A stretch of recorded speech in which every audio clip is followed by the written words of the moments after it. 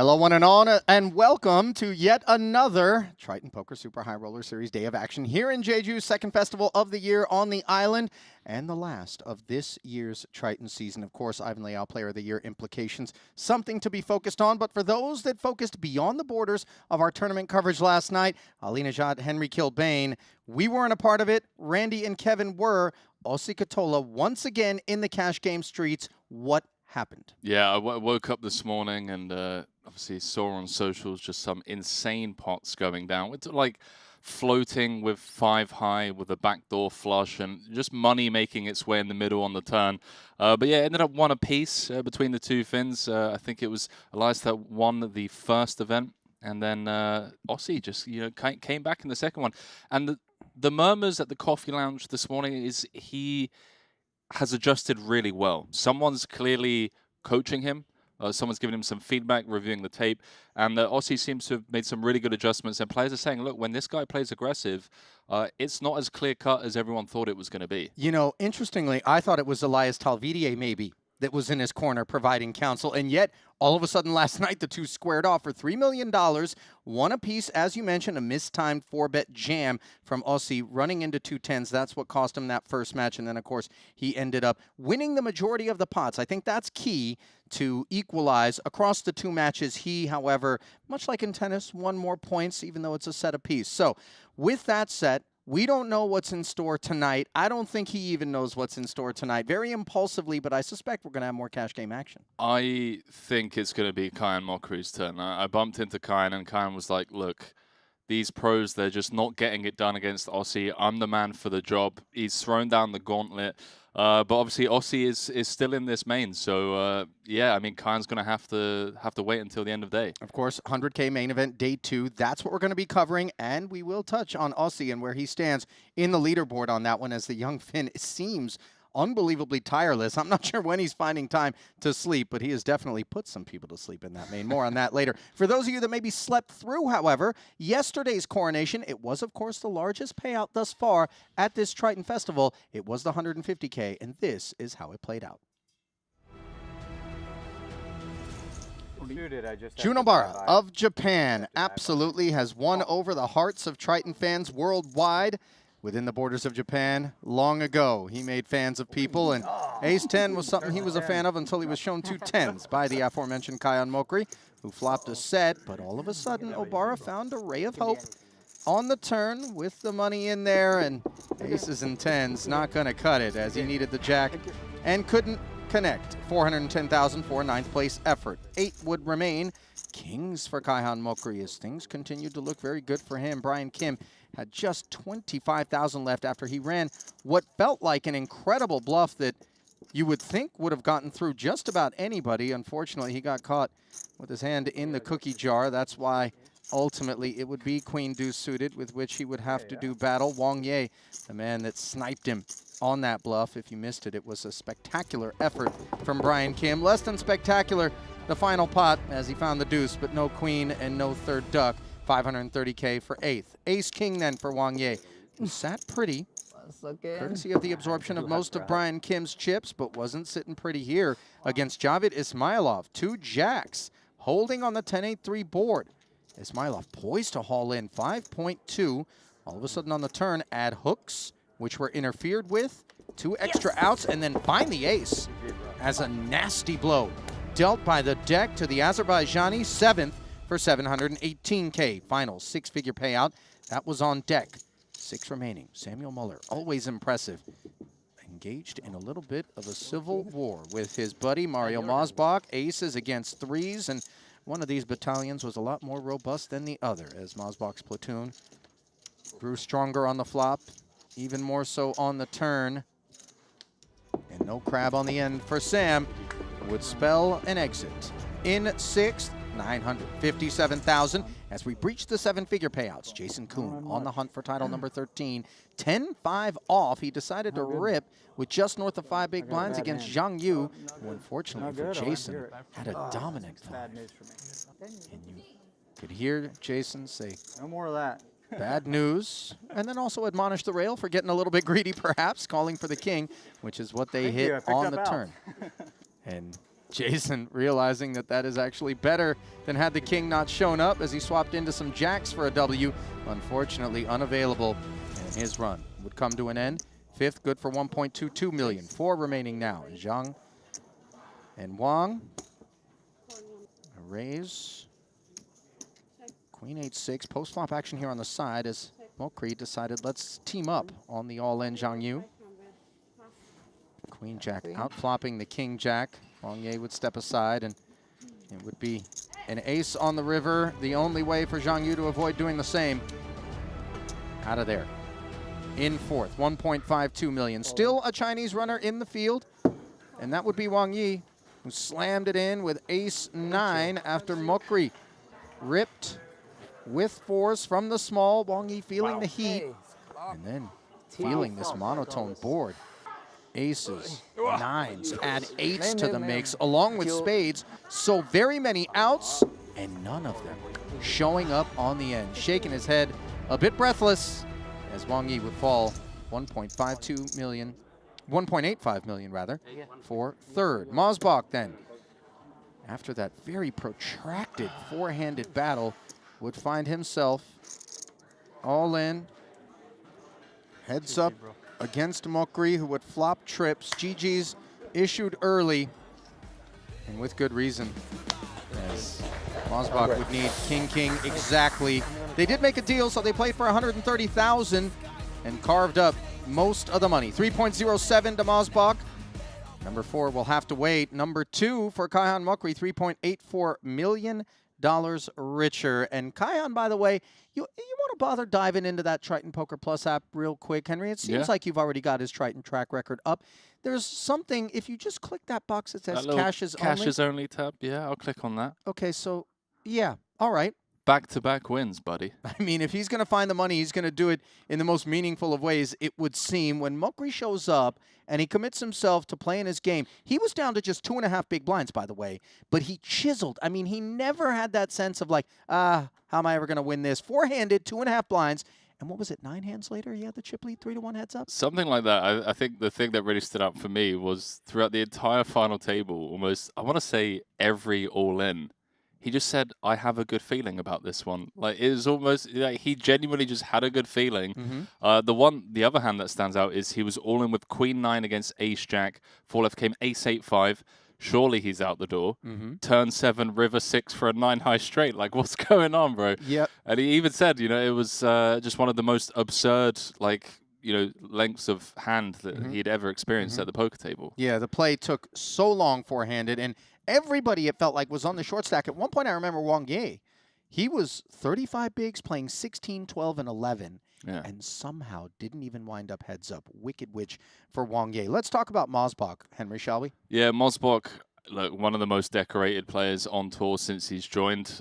He hasn't left Jeju Island without a trophy, picking up a trophy at the last 2 Jeju stops.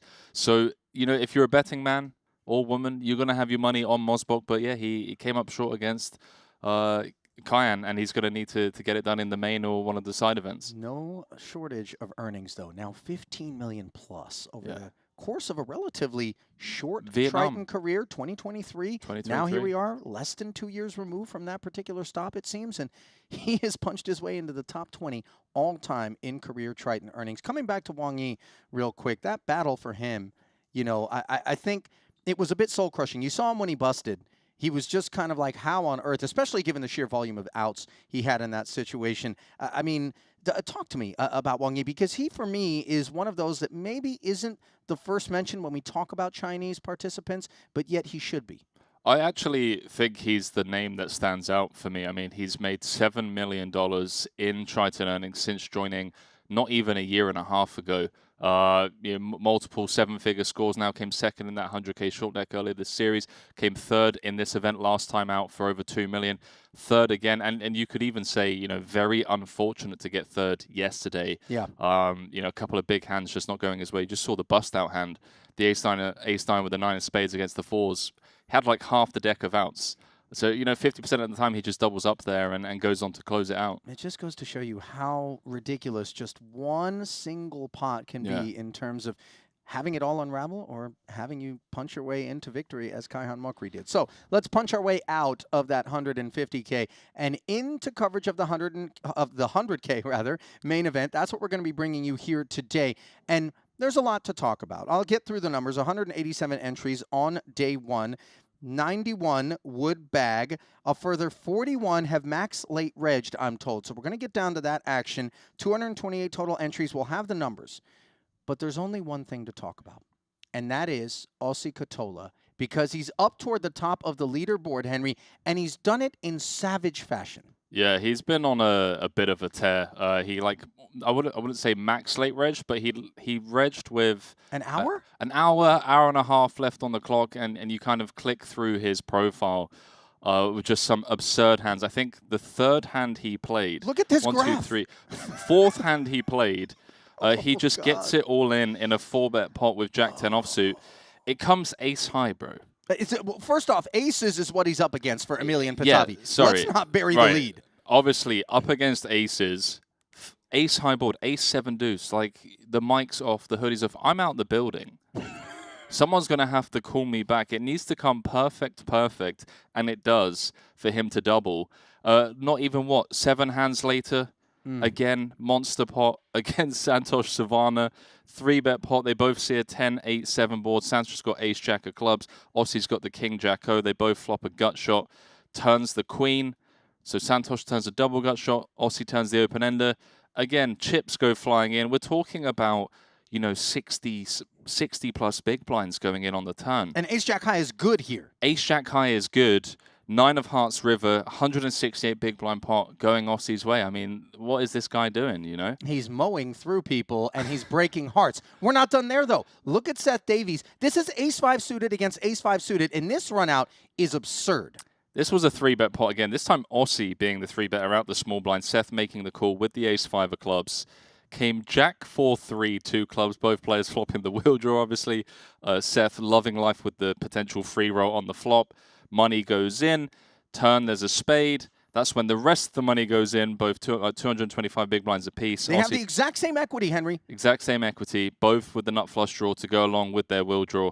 And Ossie just gets there on the river. King of spades sends Seth Davies home. Another huge, 90 big blind pot. And where has that put him? Let's dive. Third in chips overall coming into today. Incredible. 1.138 million. There you see it officially. 114 bigs to start the day. Only 2 stacks bigger than his. Let's talk about them. Matthias Eibinger, who knows a thing or two about winning a main at Triton. Yeah, Eibinger won a huge pot very early on. I want to say maybe level 5, level 6. Aces against Ace King catapulted him above the million chip mark. He was the first player to cross that 7-figure chip territory, and he's just held it ever since, playing a very healthy 6 starting stacks. And Brandon Wilson, second in chips.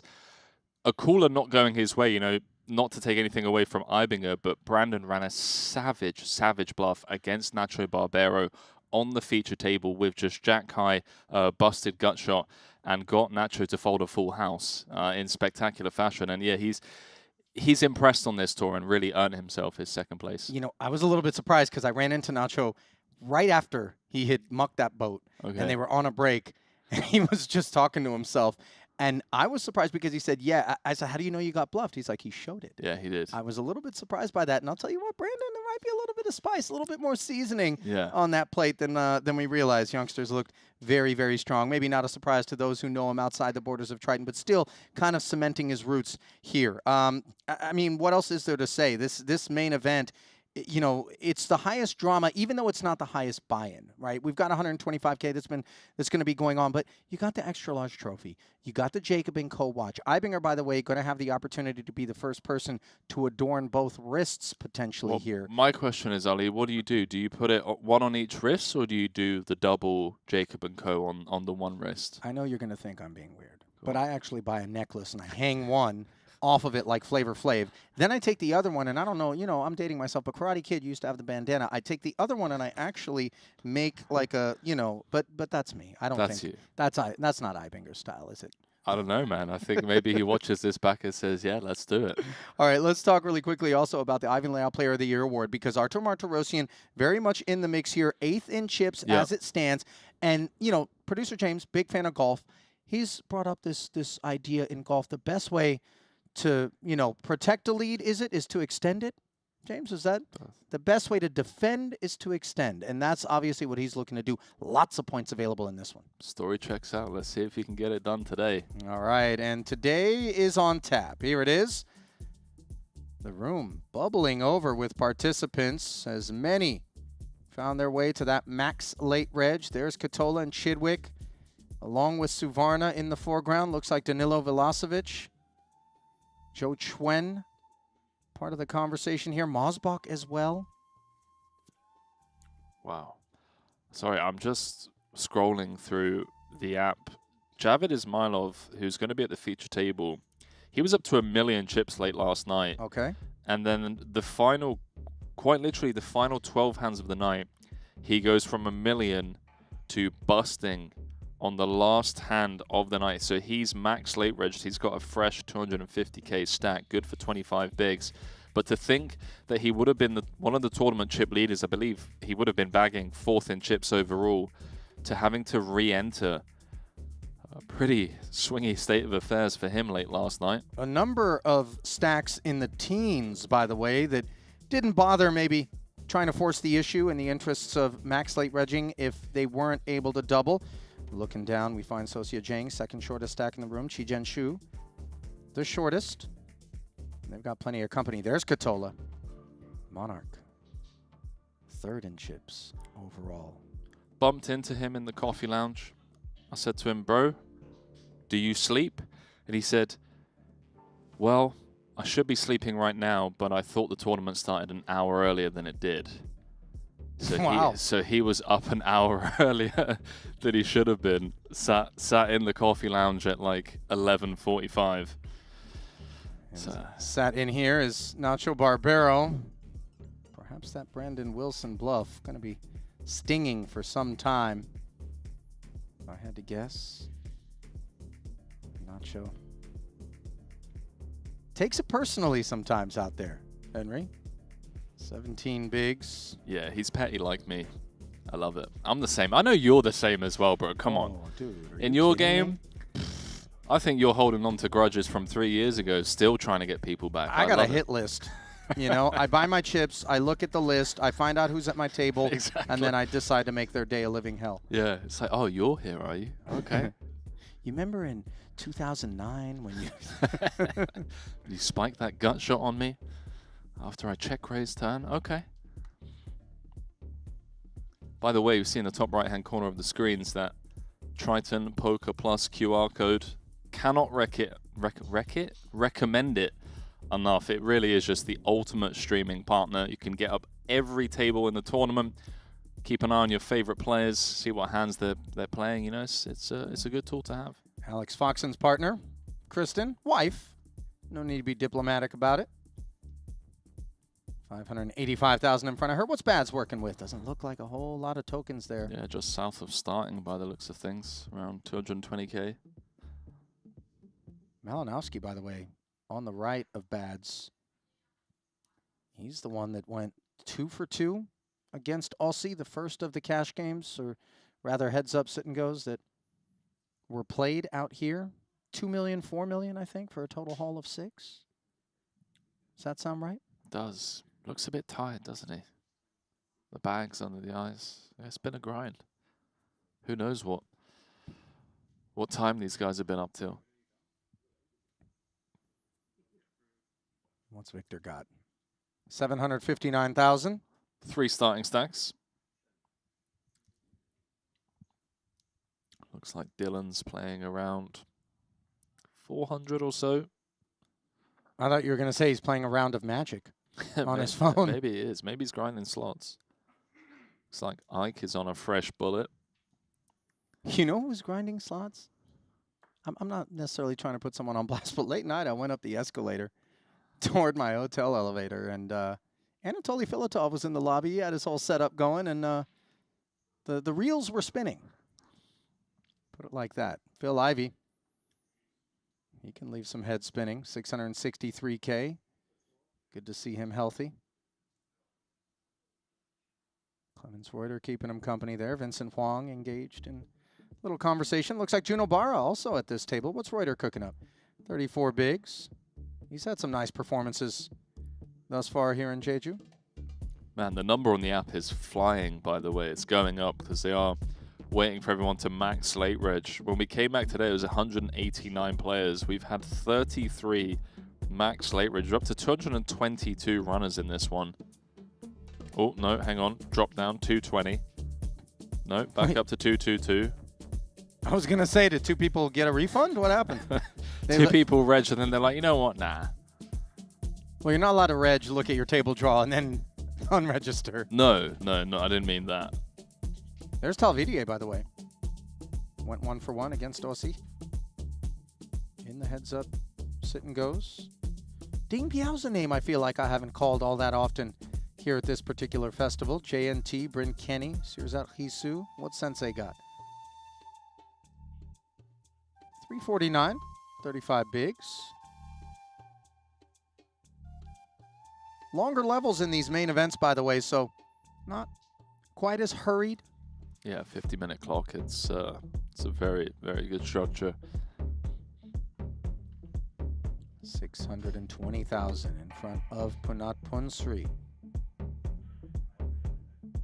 Punat, man, just don't bet against him. You see, he's got a main event watch.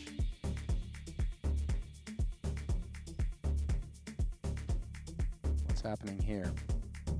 Dvoris and Heath side by side.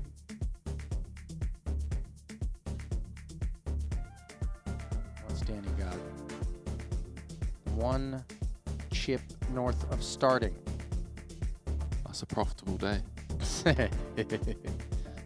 Not a ton of ROI. Pretty flat line.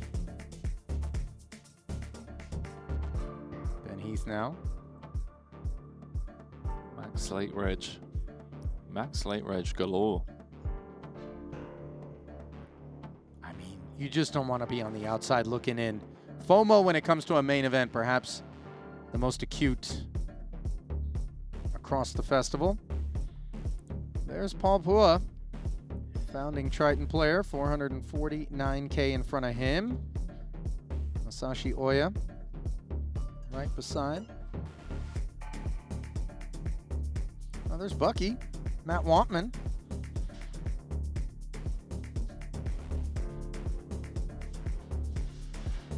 It'll be a long old day today, playing down to the final table. I think things are going to kick off somewhat fast, just due to the nature of the max late reg, 25 big blinds. I see a lot of just rejam spots for 25 bigs.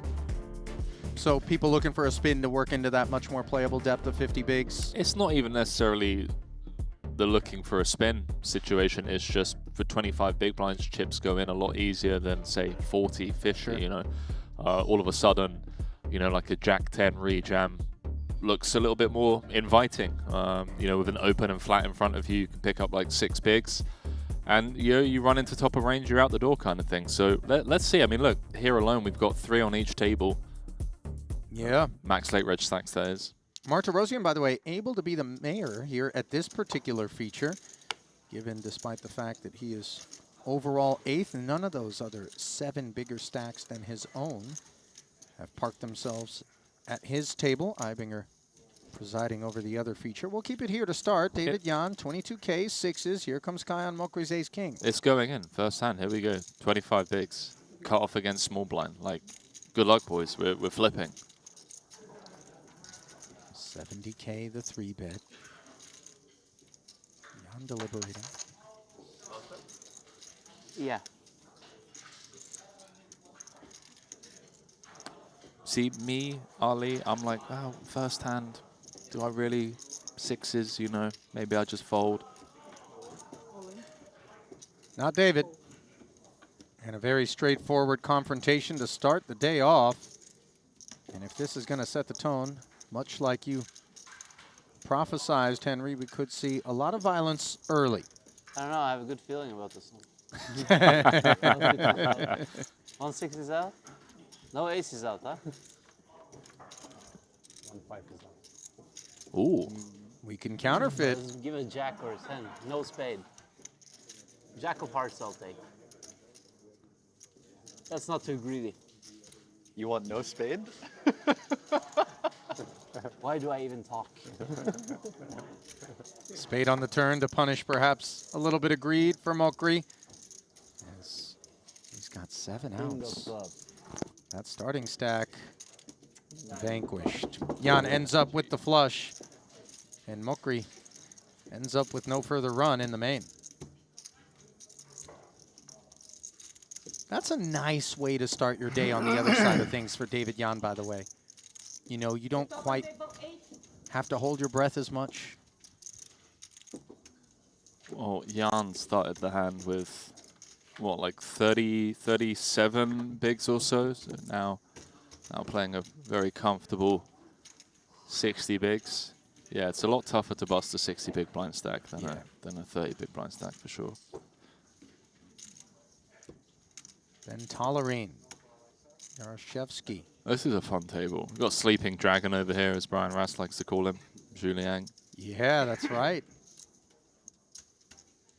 Trust Rasty to come up with a name like that as well. Like, it's a great name. It is. He gave the full backstory of the Sleeping Dragon General. It's like, Rasty knows his stuff, man. Javed Ismailov also at that table as we flip it over to the other feature where we find Jaffe, Petrangelo, Pavicevic. Yeah, 2 people that picked up titles here in Jeju, sat side by side. Alexa and Jonathan.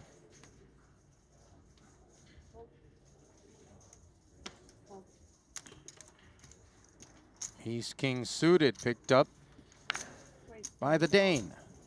Eklund.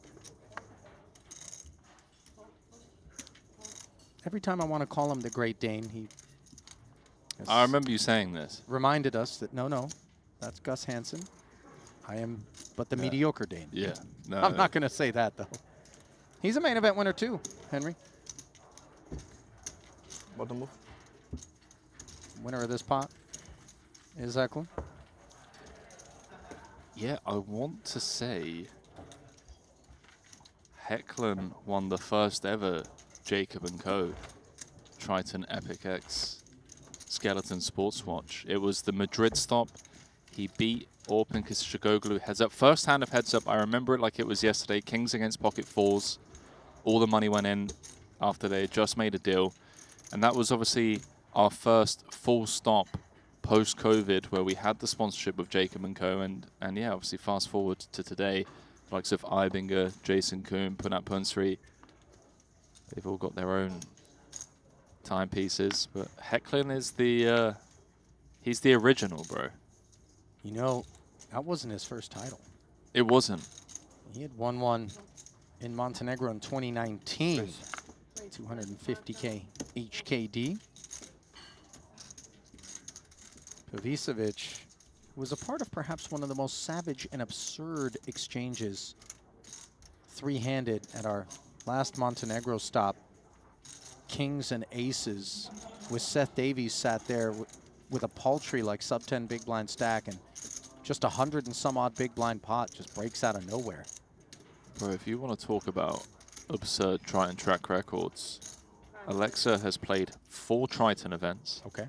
He has 2 titles. 2 titles out of 4 Triton events and 7.4 million in earnings. So he's batting 500 when it comes to titles, huh? Absolutely absurd. Well, absurd might be a way to describe this. Look at it out of the writer's room. Queen, 9, 8, and 2 spades. The joint for Kenny Shee, who defended his big against a 25K open, and Pavicevic with the nut flush draw here. SPR's around 3.5. Could certainly see Alexa take different approaches to this. Looks like he's fired out a C-bet of 25K. Apologies for the graphics delay. Action is back on Kenny, who's thrown out a couple of time bank chips. You choose on this one. It's a tough spot, you know. You got the nuts. You just think to yourself, how do I extract the maximum here?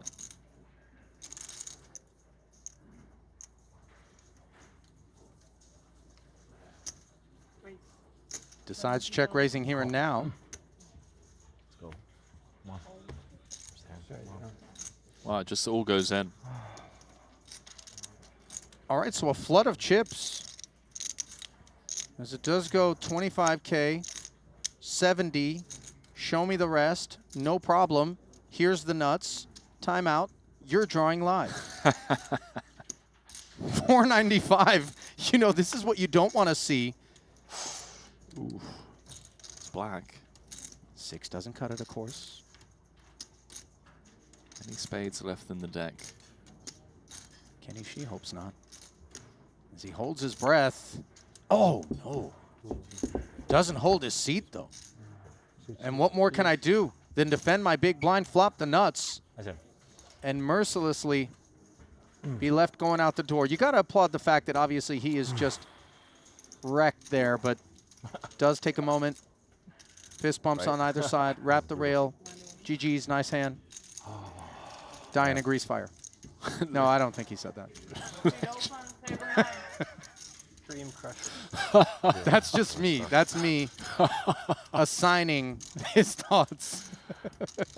Oh, man. You know, it was David Pete Viffer from way back in the day. That name may not ring a lot of bells that introduced me to that statement. Yeah. I think that's very British.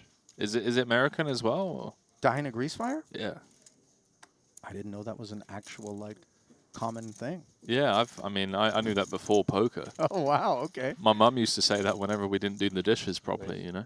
No, I'm joking. Wow. I'll put my mum on blast like that. Yeah, listen, I don't want to. I guess you're too old for me to call Child Protective Services. It's a bit late.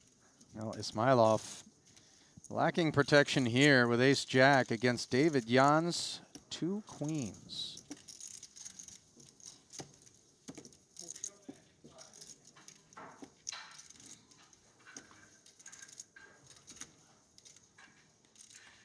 $62 as the predictable third scoop is delivered. Depending on what kind of mood Javid's in, if he's got a flight to catch, he might just rip this in. It wouldn't surprise me at all. You know, maybe more so than almost anybody out there. I feel like Tan Xuan sometimes does this to me too, where I look up at him. But even Tan, I feel like you can kind of get an idea. This guy, I look up and I just don't know what to expect. I personally think Tan's got fake gamble in him. That's my opinion. Really? I think Tan is a very, very solid poker player, and he gives off this like gambling perception in a couple of like marginal spots. Javid, on the other hand, he doesn't want to play a short stack. He wants to be either table captain or on a flight back home. It's going to get snapped off here, and it's a pretty cold flop. Yeah, they've just called his boarding group on the Jack 7-3 board where he's got top pair, top kicker, spade aspirations. Well, it's an economy class ticket on this flop. Yeah, you're right about that. All the way at the back of the plane, next to the toilets. David very much in the lie flat seats. 525 in the middle. Hang on. Hang on. Don't go reaching for that mic just yet, Javid. Got yourself heaps of outs. Excuse me, sir. Free upgrade, courtesy of the airline, perhaps. Still nothing more than premium economy. Looks like Rezai wants to see how it plays out. And the 3 of diamonds means Ismailov lands on a felted stack. Oh, what a start for David. Yeah. Big hug there from Yaroshevsky. Part of Javid's crew. I like this guy a lot, by the way. That was an unfortunate flop to send him to the rail early in this main. A lot of fun when you got him out there. The randomizer. By the way, just a footnote on Tan Xuan. I hear you.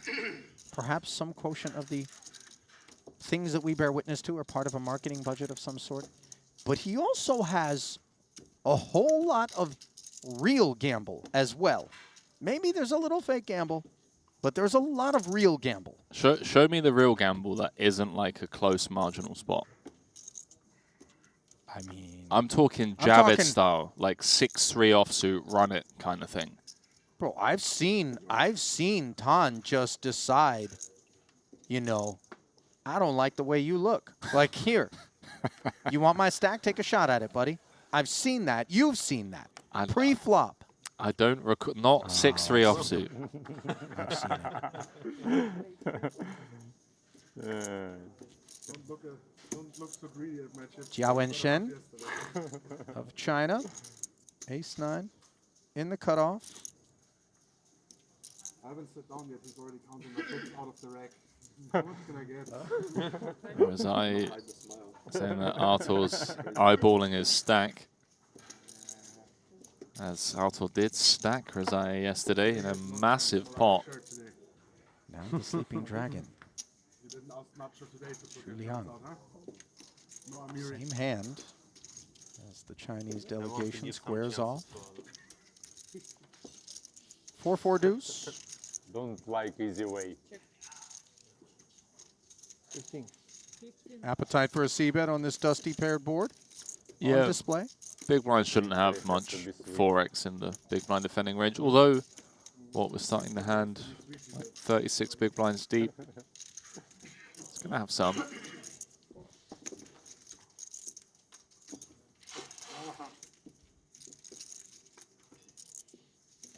Six of clubs after the peel, not something that aids either kit.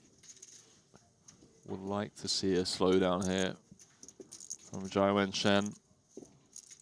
Hands like 6-5. Now turning a pair.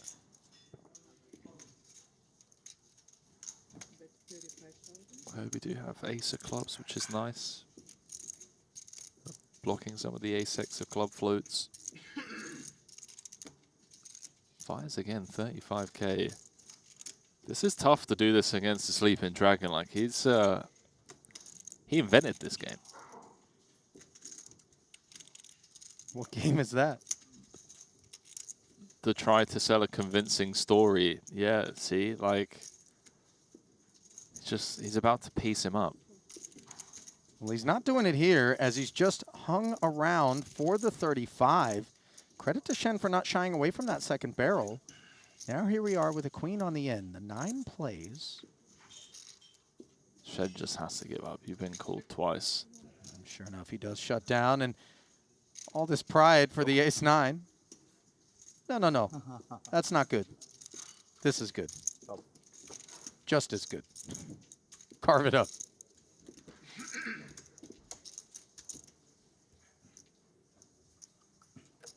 I guess some relief, right? Like you show your hand, and your opponent goes to show him, typically meaning that they have better. You're just like, oh, okay, all right, well, you got ace-10, you got me out pips by 1. Well played, mate. And then you just get shown the chop. Slight relief. Well, taking a moment, as always, to acknowledge those of you who are alongside us live here for the early portion of a long day of Day 200K main event coverage here at Jeju 2, last stop of this season of the Triton Poker Super High Roller Series. Some of you may be soaking up our inaugural Triton 1 Festival, which preceded this Super High Roller Series part of the program, which is very much in full swing, but very much not even halfway home. I saw small red card. 5 or 6. Plenty of events Maybe 5 of diamonds. still left to bring you.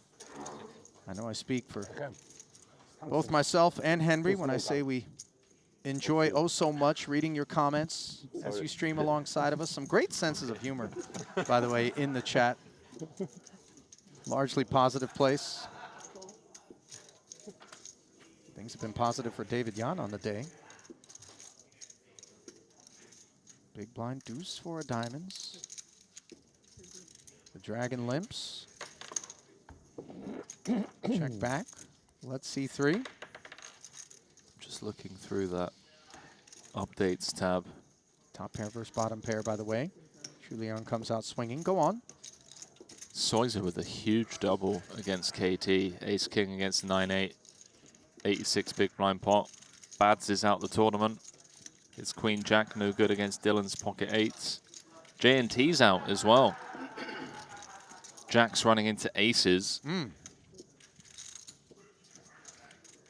Dropping like flies out there. David Yan drops 15K off to take a peek at this turn. He might think this is good news for him, but it's shared news as Liang's 4 also picking up the same open-ender.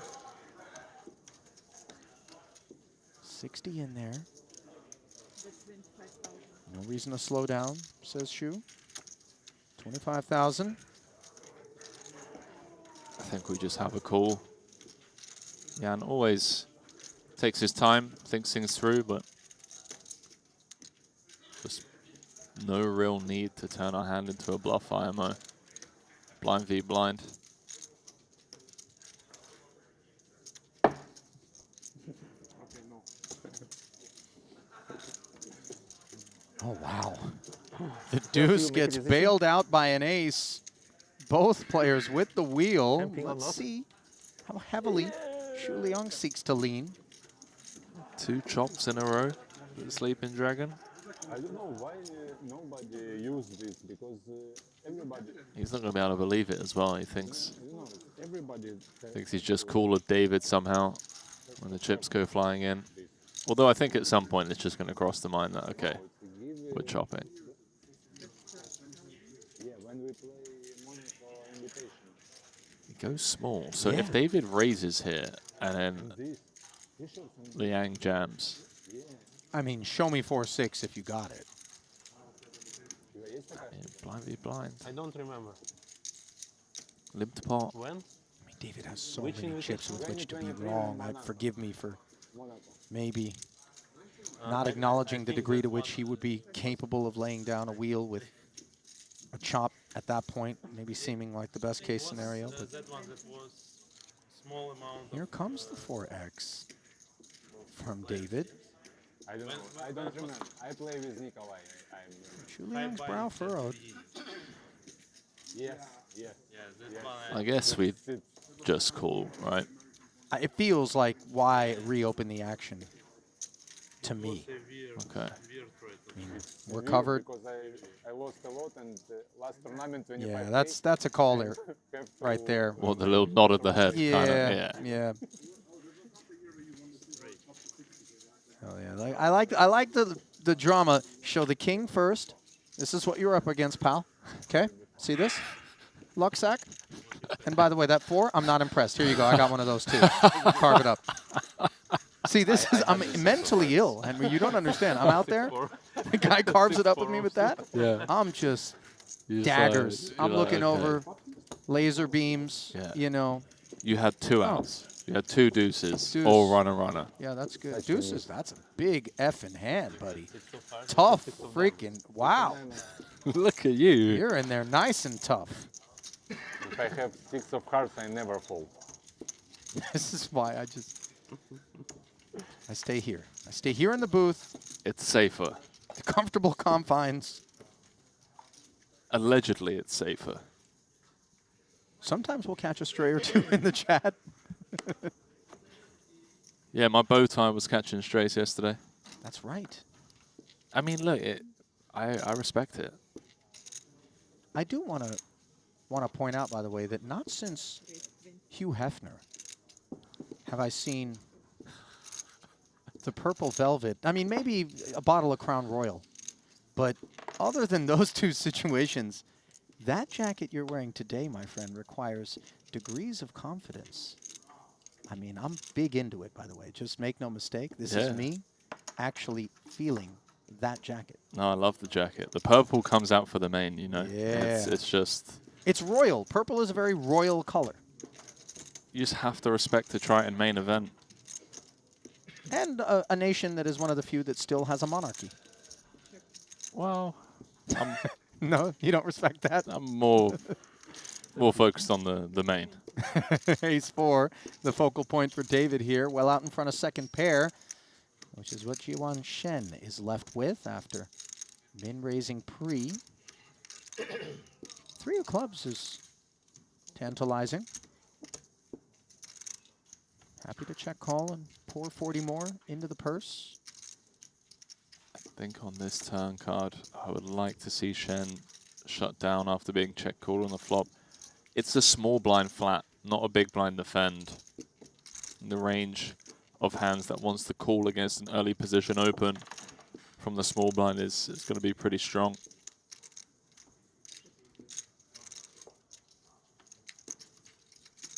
So static stays the kitty at 100K. After it goes knuckle, knuckle.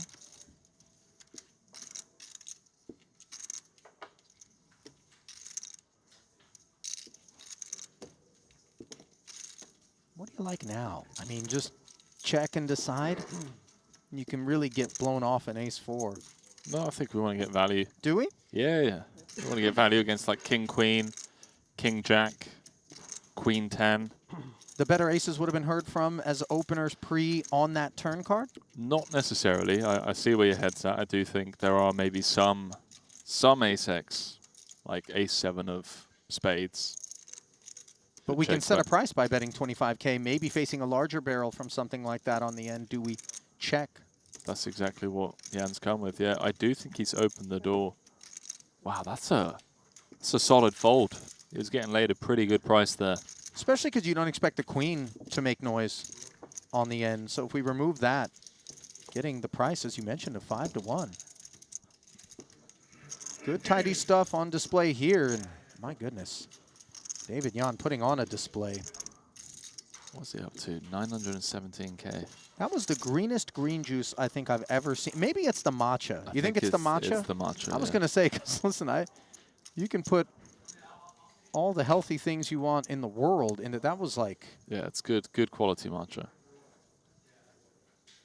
matcha high in caffeine. Is that the idea? Is it super high in caffeine or not- antioxidants? That's the thing, right? Not super high, but it does have caffeine in it. That one looked like matcha concentrate. You know, I think you could maybe cut that one with a little water. Why water it down? Well, that dose there, I think normally comes in IV bags. Straight into the veins. And straight into the pot. Comes the ace-jack from under the gun. Yaroshevsky. Give it a brief chew. Okay, there we go. What's going on? Is he okay? I think he's fine. That was like some... What's that game that Randy's really good at? That fighter game? Mortal Kombat? That's it. Yeah, that was like some Fatality move or pre-match something? Mortal Kombat move from Yaroshevsky after mucking the ace-5. Maybe he just feels like Jaiman Shen's been really active and has had a couple of interesting showdowns. I think that's what it was. I think he was just like, Igor? Yeah. It was just a conversation with himself. Yeah, exactly. Behave. It was. I think you're spot on with that read. C-bet and take there as Razai fails to connect. Well, holler at us, chat. Where on the blue marble might you be streaming us from? We love to see the corners of the globe represented, all the time zones. So many poker fans from far and wide. We'll do a little roll call, and then, while you're at it, you're at the keyboard, you're typing that in. Go ahead and click that like button and click subscribe. Why not? Such a small price, if we can even call it that, to pay in exchange for the finest in streaming poker entertainment, which we endeavor to bring you each and every festival, and for that matter, in between. Make sure you don't miss any of what we have on offer here at the Triton Poker Super High Roller Series. And I got to tell you, exciting things are in the works. 10th anniversary of Triton next year. I think there's some big plans. Can you leak anything? Or? Can't. No? Can't. Okay. But all I can say is, wait till you see what we got next. Got Jomtien, Thailand in the mix. Portugal, Virginia, Berlin, Vancouver, New Zealand. Okay. Got a mystery hand as well. So just like Luxembourg didn't make the cut for you there? Oh, sorry, I didn't. My bad. I mean, I think you hit everyone but No, Christian. I missed a couple. I think I missed a couple. My bad. Not missing this one, Razai Flats, as it is indeed mystery hand time. We should have a sliding scale of like points that we award based on how early you turn in a response. But you can only respond once. Like you can't, you know what I mean? You can't free roll it where you just write a hand pre-flop and then you keep updating it as we go. But Oh, I see. Yeah. You know what I'm saying? Okay. Yeah. The I like faster it. you come up with the right answer, the Okay. more it's worth, but obviously the riskier it is because you have less data points. Third party involved is Shen. Middle pair on a queen 10 deuce rainbow board. Gut shot. Broadway draw for Liang and a couple of knuckles in front of him.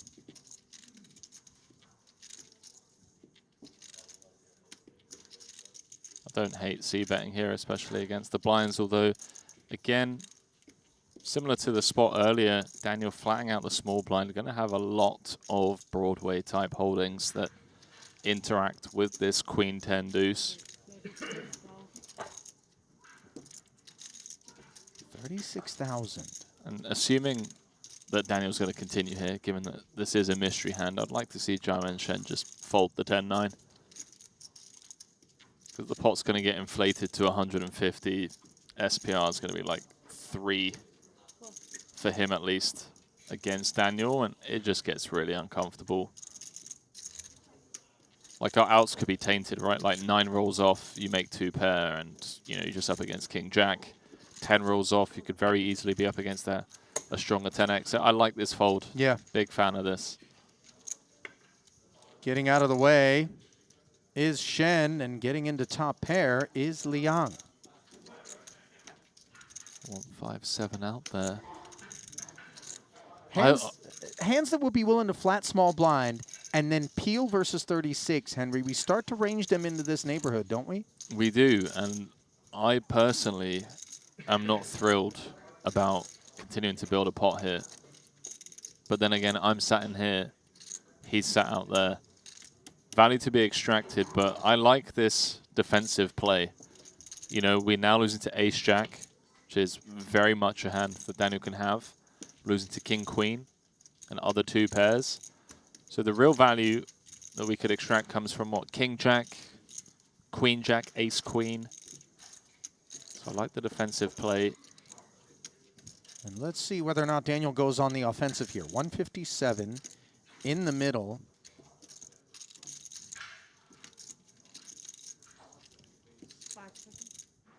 $350,000. Oh my!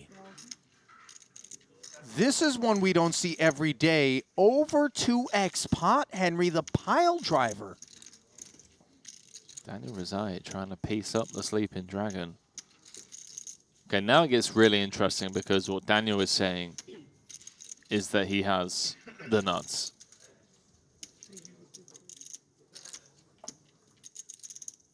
So where do the bluffs come from? Well, the bluffs come from Jack 10. Basically, any hand that contains a jack. I don't think King Jack wants to turn itself into a bluff because it just has so much showdown. Same with Queen Jack. So I think the bluffs have to come from ace something with a backdoor or like a Jack 10. Turning Jack 10 into a bluff I think is nice here. Blocking 10s, blocking ace Jack. You know what's not nice? Being in Shu Liang's seat. Because you have ace-king, you have every sense that it's all or nothing for Rizai here, and you just are left befuddled. I don't think 2 pair does this. Unless, I mean, even King Queen. What do we think, chat? Some people saying deuces. I mean, If 2 pair doesn't do this, then neither do deuces. I mean, What do you I feel like it's. I feel like 2 pair is thin. I feel like deuces is thin. I mean, Just because at this size, we don't expect to be called necessarily by... I mean, obviously, we've not been snapped, so if we did, in theory, have deuces, we're feeling pretty good about it right now. And as played, you'd think the set would have been heard from on the turn if Liang had one. This is really a blender that the dragon has been stuffed in. Very confused by this.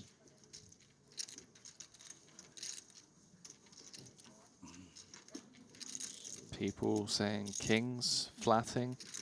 It's tough. Liang's got a king. What do you like, Henry, officially? Officially, I like Jack Jack 10? 10. Feels like that's the direction you're leaning. Officially, I like Jack 10. Deuces, I mean, I see where people are coming from, but I think Julien can have... I think Julien can have sets. I think he can have pocket 10s on the turn. I mean, this is one of those spots where I almost feel as though it's so easily all or nothing, and I don't know that a whole lot of the information that I have tilts me one direction or the other. Maybe I just flip a coin. Maybe you just stare your man down and ask yourself, has he got it?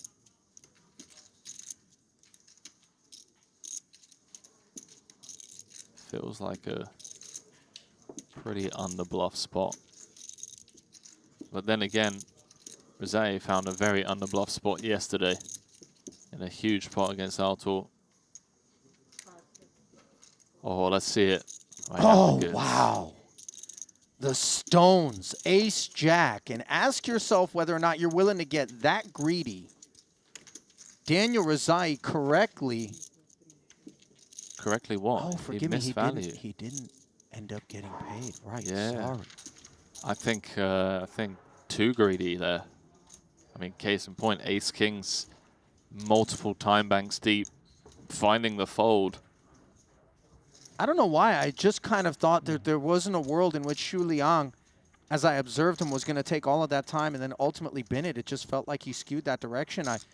I blinked and missed it, but well, I think you know what got missed was value. You're right. I think what we said, you know, it's a very underbluff spot. Very underbluff spot. Like the bluff has to come from like Jack 10, I think. And I don't think many people are finding that. And Xu Liang just correctly figuring that out. I mean, he had a very good bluff catcher. Meanwhile, ace-jack involved here. Ibinger up against the open-ender for Jaffe. Top pair, top kicker in a raise pot pre. 22 a man brought us to the 10-5-7 board. 37 ahead as Jaffe check called and picked up this open-ender. Now facing the 98K as things get more serious.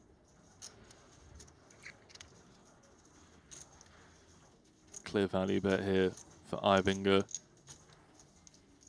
Jaffe just chewing on every option.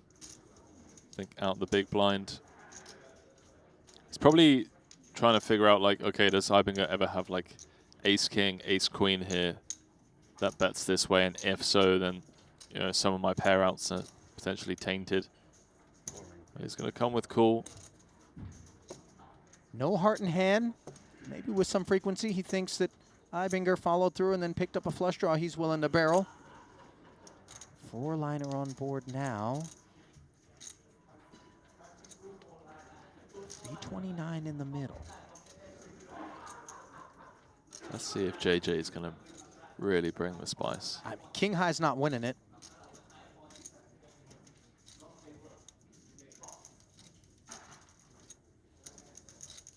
He's got more than 9X. I hear you. That's what I'm alluding to. See what kind of move JJ's woken up in.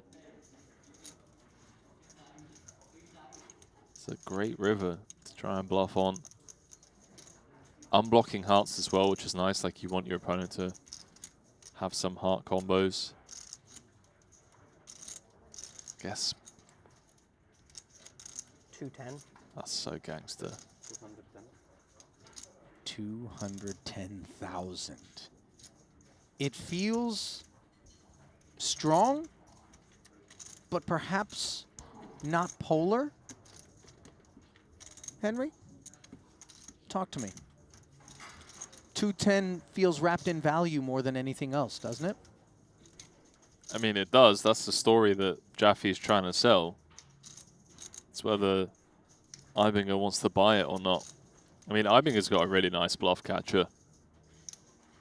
Unblocking all of those, you know, king, queen, hearts. Wow, and despite those properties, he is bullied off the best hand as Jonathan Jaffe gives you another glimpse of why he's one of the best. I agree with you. I was a little bit surprised. I thought Ibinger might click call there. Flicks in the call. Yeah, again, I think against maybe a different position at the table he does, where he's just like, sniff this one out, you're full of it. Just too credible, you think, as a big blind defender? From the big blind, yeah. I think especially the amount of money that went in, like Jaffe's going to have 10-9, Jack-9.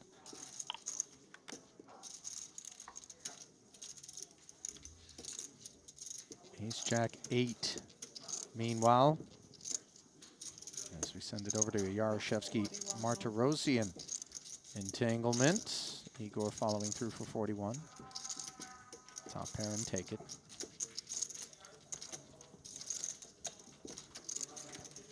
I've said this on a number of occasions already here at this festival, and I'm going to say it again, Henry. Tell I me. want your thoughts on this. Tell me. Igor Yaroshevsky No comment. goes about goes about his business unassumingly and quietly, but has grown tremendously as a player here at Triton over the successive festivals. You know, you just kind of, you see him, he can just creep up on you. You can sleep on his performances, but he turns them in stop after stop. He has 8.4 million in Triton earnings, 2 titles.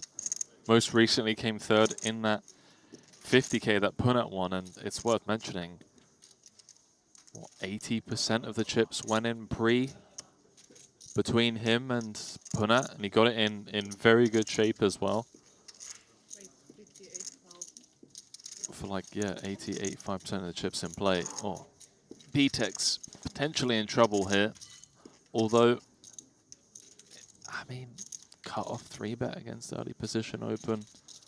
What are we playing? 8-handed here, so it's low jack open, yeah. In it goes, the 2 9s in a very rough way, Henry, and it feels as though you can sympathize with his choice. You can. I'm not too sure, actually. Against Jaiman Shen, from what I've seen, maybe we find the fold with the 9s. Queen Jack. You. Or maybe we just flop a 9, you know? Discipline. In 9 case of of diamonds. emergency, sure. That is the plan as things stand in a 417K pot. Yaroshevsky ducking out of the way, leaving these two to do battle with Ben Tollerine's fate in the balance. And he's got the only heart on a monotone board. Maybe a 9 won't be needed. 9 of diamonds. On the river. You've been pretty good at this. No, come on. On the festival. This would be absurd. Flush draw, set draw. And it's a diamond, but it's a queen, and it's the end of the road for Ben Tollerine. Whoops. I'm really curious about that spot. I'd love to pick his brain. 18 big blinds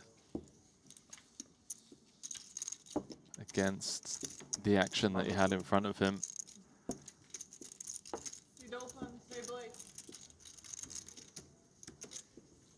Chat's still talking about that mystery hand. Well, a number of people did call ace-jack. I think it's tough to have bluffs there, because a lot of your Jack X contain pairs like Queen Jack, King Jack.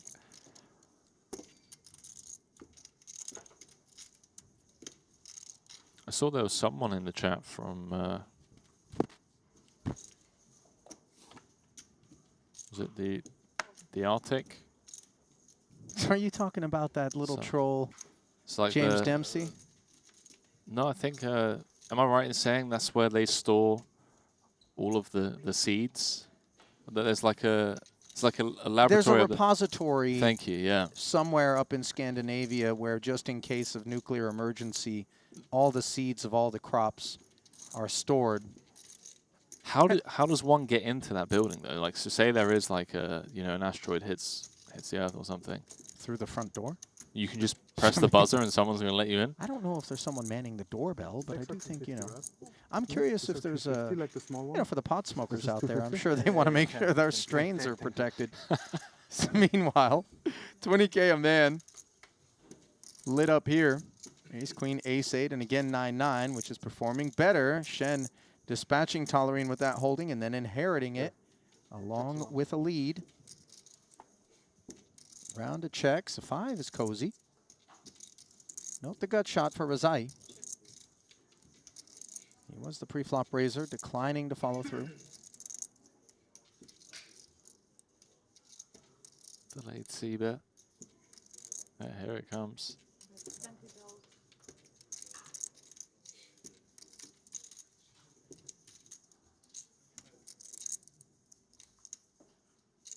$20K into 75. Very content to just flat. Couple of hands that could have potentially played a big pot here. The ace-queen flat from Poseidon. Okay, now we just check. Although, yeah, do we want to try and get like ace-jack of hearts to fold? Or do we just take our showdown, still beating hands like king-queen, king-jack, queen-jack of hearts? Well, that's the same man that brought the 350. Granted with the nuts and not ace high. It does go check, check, and ace 8 on its back, and then on its front and into the muck. Apparently the fella was from a base in the Antarctic. The fella in question is producer James, okay? Producer James stepped into the chat, tried to troll us, saying he's streaming from a base in Antarctica. He is delirious. I mean, the man is lean on REM cycles as he's been burning it at both ends, and I think we've lost producer James. Meanwhile, we've lost the lead. Not that we ever held it, but top pair, Tom Fuchs, 42,000. Raising it up against Thomas Musk, who's got middle set here. Action pre was an open to 22, big blind defense. Here's the check raise as Fuchs kind of running a test. I think that test might come back positive. Well, he flats, does Musk. So maybe results are indeterminate. Second deuce just fills the queens up.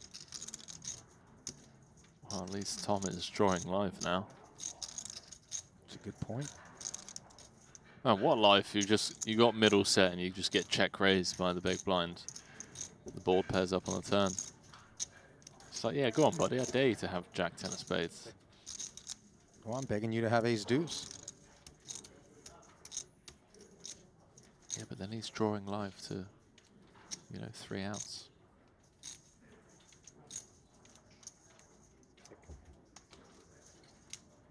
Check back with so much hand from Musk. Maybe trying to allow those semi-bluffs to get there, by the way. Oh, is 100%. Thomas. That's exactly what it is, yeah. Show me a spade. Show me some sort of gutter that fills in.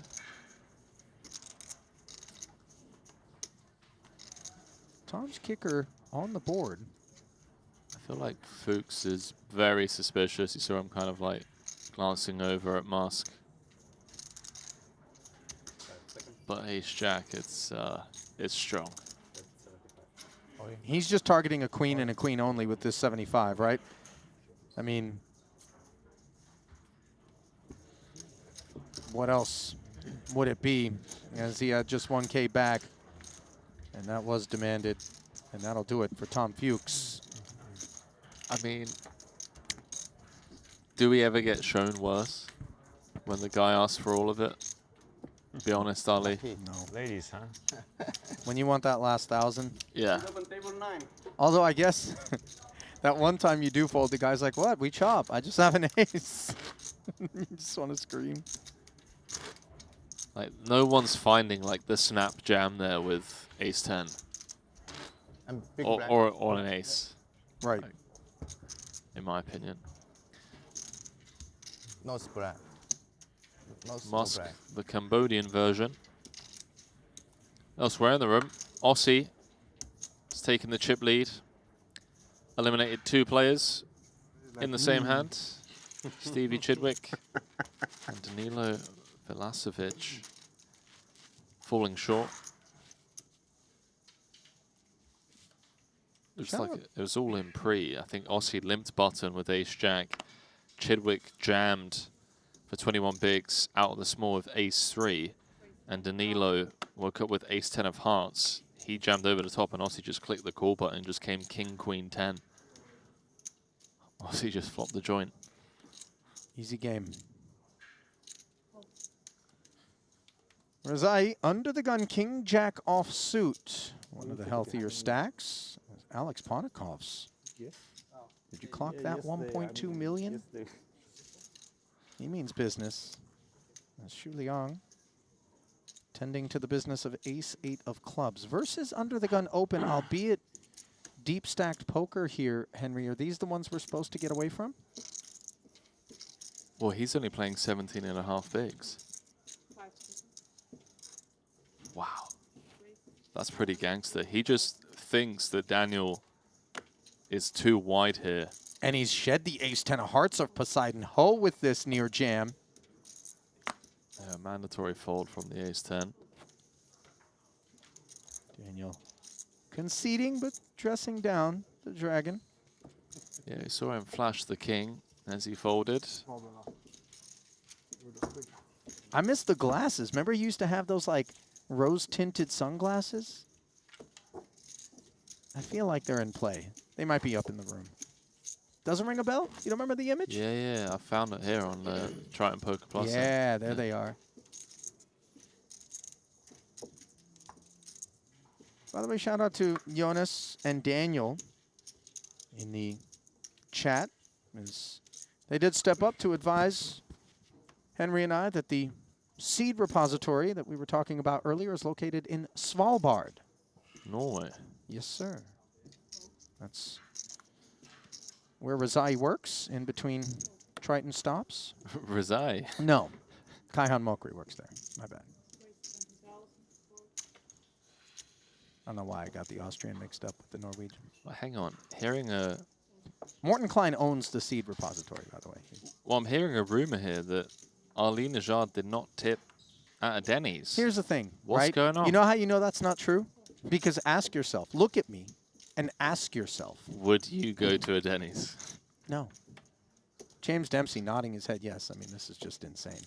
Meanwhile, the nut flush draw for Razai, the dominated ace, now sitting prettier than Shu Liang as they square off once again. Ace, jack, no diamond. We await the appetite.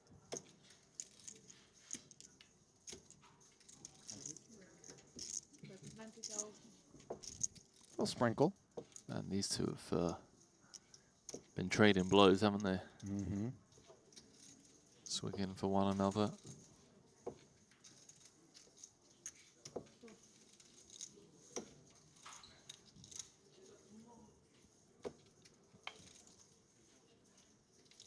Board pairing king after the extra 40. Float in there. Razai checking again. Has some chop outs.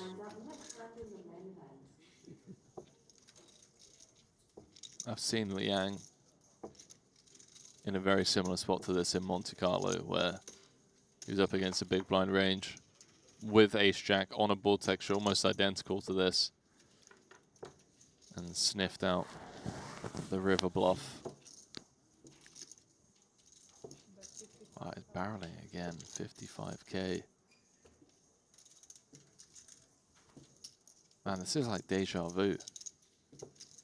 Do you know how terrifying this image is for me? I don't know what it is about Shu Liang, but when I'm sat here, if I'm in Razai's seat, and I'm looking across the way at this man, I am just scared because I don't know what to expect. Now, obviously, Liang doesn't have a whole lot of ammo. This 55,000 not going to shed the nut flush draw. But facts remain. The pot grows, but the value of ace-8 does not. It will chop at showdown, and I would imagine Liang will allow it.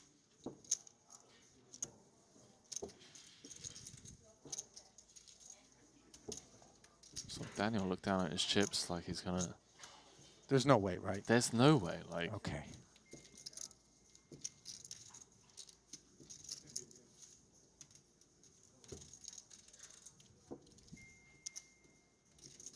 See, You tell me. Tell me what this guy's going to do. He has 125K back, can easily check back. Tell me you're 100% sure he's going to knuckle.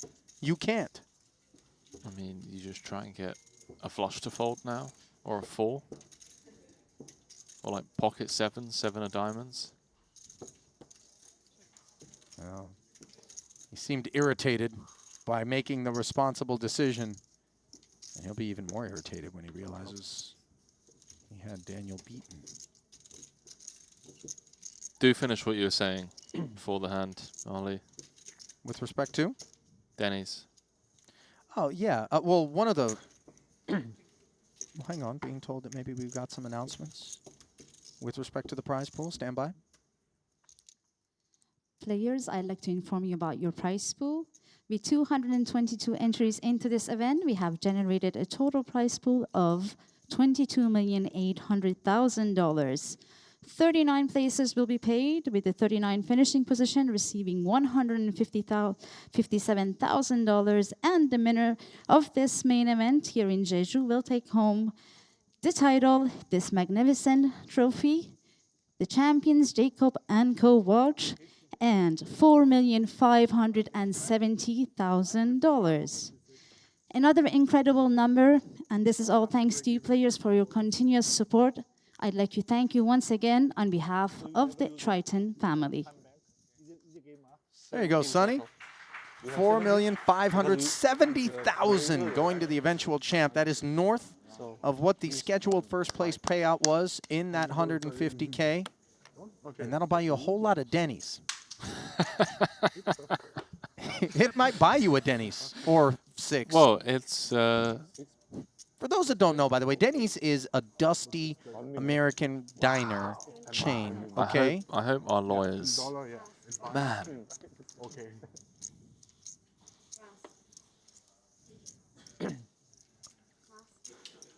And our lawyers are going to have their work cut out. They must be on edge the entire... Like, every time you're in the booth, our entire legal department is just listening in. Just like, Ali, please, we don't need another lawsuit. no, no, no. Denny's just catching strays out here. No, they're catching targeted bullets. This isn't like a, innocent bystander situation. I'm talking to you, Denny's. And what I'm saying is that... Isn't it a franchise? You can, like, buy... I don't know. Hey, but do you think this is where I want to invest my money? Serving up steak and eggs to wasted people at 3 a.m. in the morning?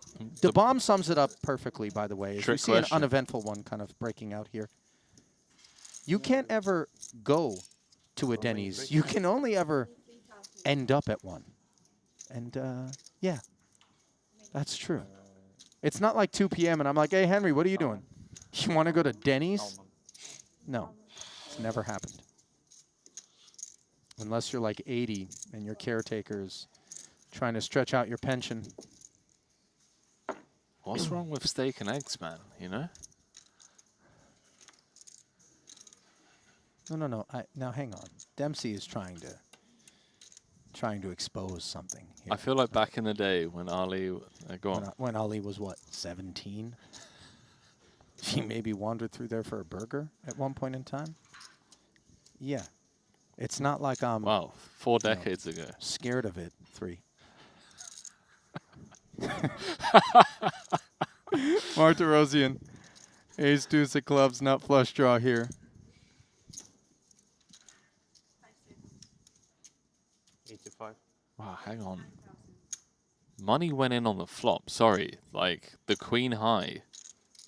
Yeah, a little check peel. That's pretty ambitious against a +1 open. I like it in the sense that, sometimes we just drill the Jack of Hearts turn, but that's very dicey against Arthur. Hang on a second. Is there Denny's in the UK? Henry? James? No? Not that I know of. I've never seen one. Edwin says he only knows it for shepherd's pie in the UK. Now, just the other day, producer James and I were talking about shepherd's pie, a delightful dish, one of very few that the English have on offer. Guinness pie, shepherd's pie, come to mind. Fish and chips can be good. And then, What about Greg's? what's that? Beef Wellington's all right, I guess. What did you just say? Greg's. Greg's. Have you never been to Greg's? What is that? Oh, man. Shout out Greg's. Is it like one place or a franchise? It's like a franchise.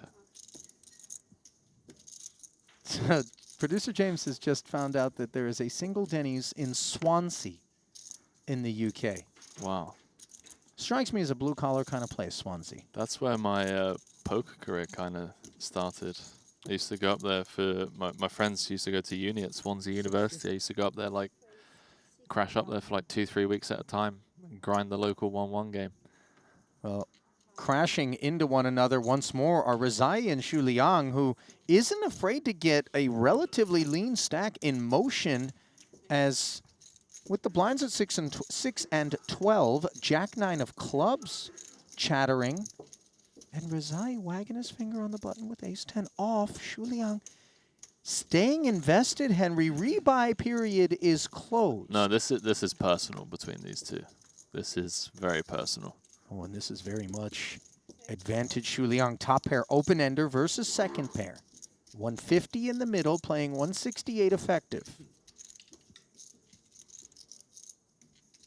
I mean, with 3-bet, SPR, 1, ace 10.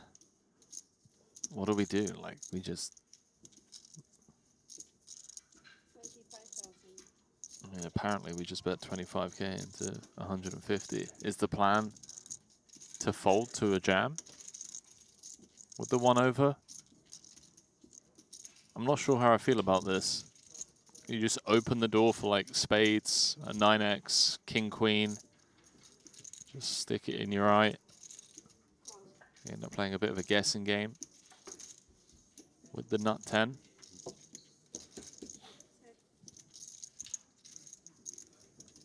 Okay, now what?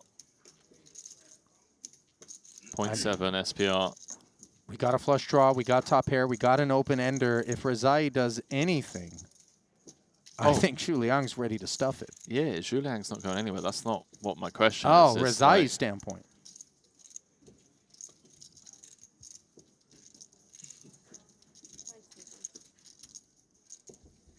goes check, check. Brick City. This is going to be tough to get away from for Daniel. Both flush draws bricking, straight draws brick, king, queen bricks. It's a 3-bet pot. We block 10s, block jack 10 suited.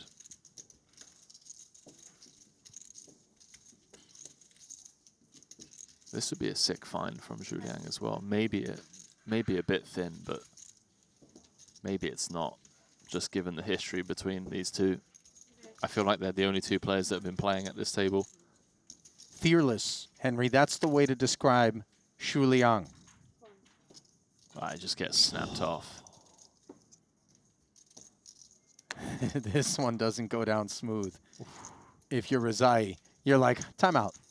Jack 9 of clubs, early position raise off of that paltry helping of chips, and then you stuck in there when I poked it in your eye, and then you wanted to poke my eye for 130 on the end? Okay. Well, it makes you kind of question. You know, I'm just gonna let them do the talking. They're both swinging for each other at the moment. Xu Liang getting the better of him.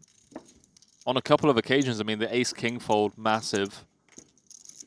Daniel got greedy, and then Xu Liang finding, like, pretty sick thin value there to get a near full-on double up. I think a whole Mate, he's ice cold. Why do you think we call him the sleeping I dragon? was kind of including Every now and again, he wakes up and breathes a little fire, and scorched was Rezai on the back end of that one. Meanwhile, Byron with the dirty diaper. This one's in the bin. That's not how I would spend my main. Thomas Musk. Would you Queen spend it Jack. bluffing Jimmy? Would you spend your first bullet bluffing Jimmy? Raise. There's a question here. Not worry about the Queen Jack for now. Saying what happened to the night shift 300. coin? You have a night shift coin?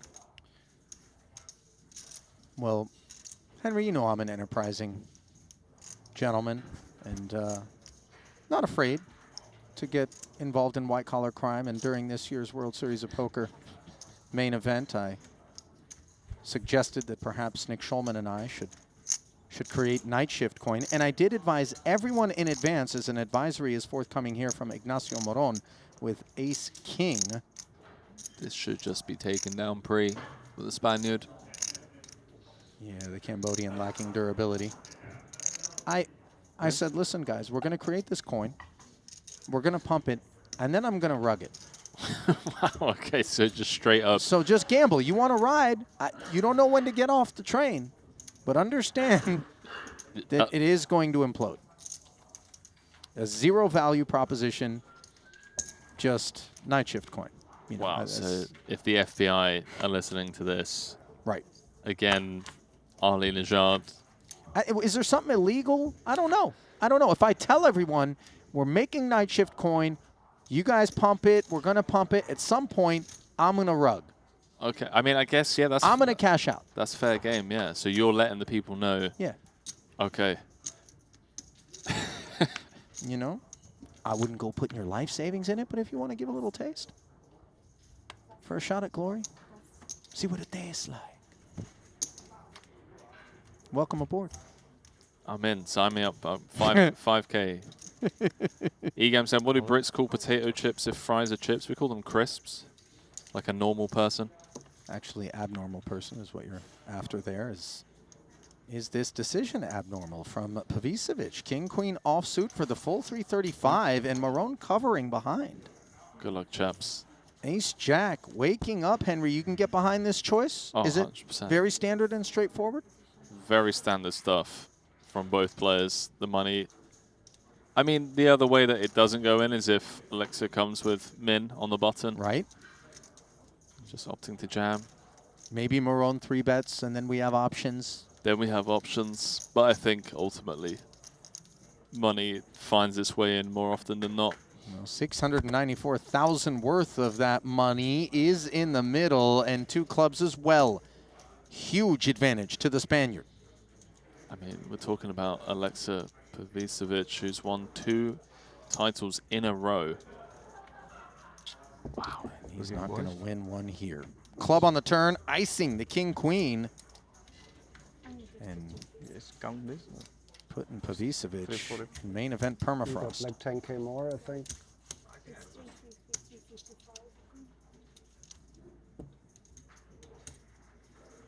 That'll do it for the Montenegrin. And when we talk about Spaniards, notably absent from this particular festival thus far, and I would anticipate isn't going to show up suddenly, Henry, is one El Conquistador, Adrian Mateos. There's a lot of people missing. Juan Pardo, Yeah. Fedor, Mm-hmm. Roman Kravitz, Do we have any intel with respect Alex to what's... Silogis. A lot of crushers. There's a massive online series going on right now. World Championships. And yeah, a lot of the online wizards have just chosen to stay home. Producer James advising Roman At the Habets start of the did series, yeah. But show up quickly, but the online Okay. stuff started a bit later. here's the thing, and you know, forgive me, maybe I'm being dense, but as I understand it, one can play online from South Korea, can't they? Is that not something that's possible? If you're, I don't know if they're blocked, you know, the sites.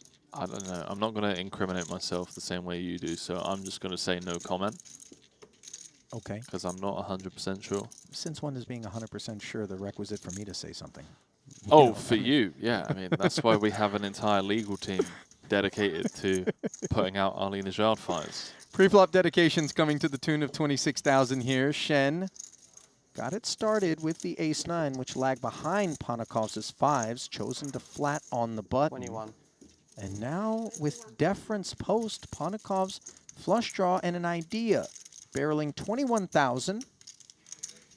21 Savage. Not savage sizing, but I hear you.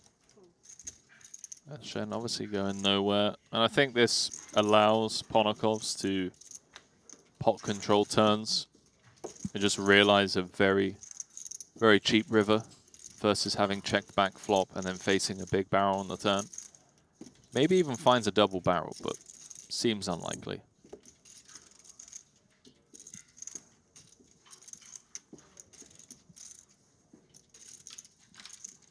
Then again, Zhao and Shen has shown some stickiness on flops. Does go check, check.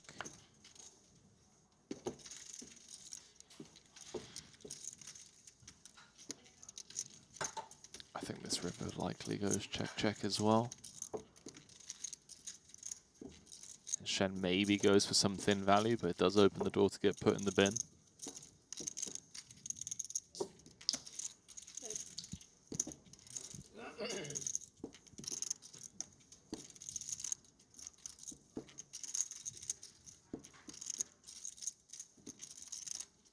Ponakov's very capable of making things uncomfortable at any given moment. This much we know about the Latvian. Oh, and it looks like this is kind of the idea that he's got. 84,000 now. How many of the hands that beat ace-9 check out in terms of a flat call pre from Ponakov's? Yeah, I mean, Ponakov's saying he's got 2-pair plus now. Don't think he ever checks turn with a flush. He's going to want to bet that 3 streets. So I think Ponakov's is just trying to get like a 10 to fold or a queen to fold. Like queen X with the queen of hearts or 10X with a heart. Maybe even like a pocket pair. Like 6s, 8s, 9s with a heart.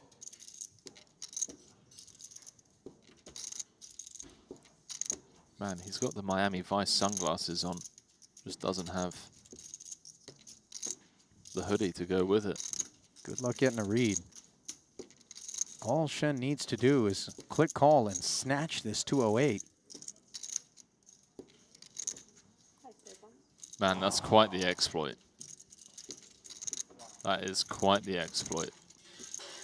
Act surprised that Ponakov's is finding it, though, because it would take acting. Just given what we know about him, he is so good, Henry. That feels like a pretty easy call. We've checked flop, like we've check called flop with top pair. Everything's bricked. Turn's gone check, check. It felt like a pretty clear call there. But I can see the cards. It's a lot different when you're out there. Very true. It's a lot different when you were allegedly sat in Denny's alone just a few weeks ago. Jack Blue saw you. Okay, listen. First off, I appreciate the desire to comedically press this narrative. Far be it from me to be against looking for a laugh.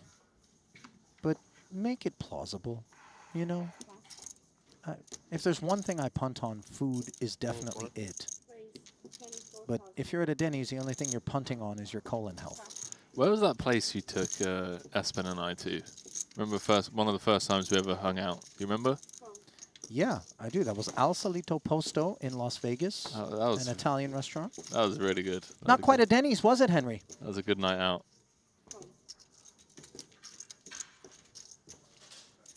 Poseidon home. Looking to step out with the 5-4, defending the big blind. Likes the price. 9s and king, queen before him. Also involved. Dragon will be first to act. He finds a king and a queen. Unfortunately, nobody's got that ace to potentially pay off. That's 5 high and a couple of 9s. Won't be so interested in this one would imagine. Sleeping Dragon for a final 2 table run. You heard it here first. I'm calling it. Down to 96 players, dropping like flies today. 39 places paid in this one, min cash of 157,000. No action on flop and turn. Understandably, the king-queen kind of eroding in pride. 4-liner out there. Now the diamond's coming in as well. Third and final check from the Dragon. Yeah, just going into check call mode. If Ponakov looks at 9s with 9 of diamonds and tries to get like a 2 pair to fold or 1 pair to fold. 84,000 out there. How credible would it be after it checked all the way down?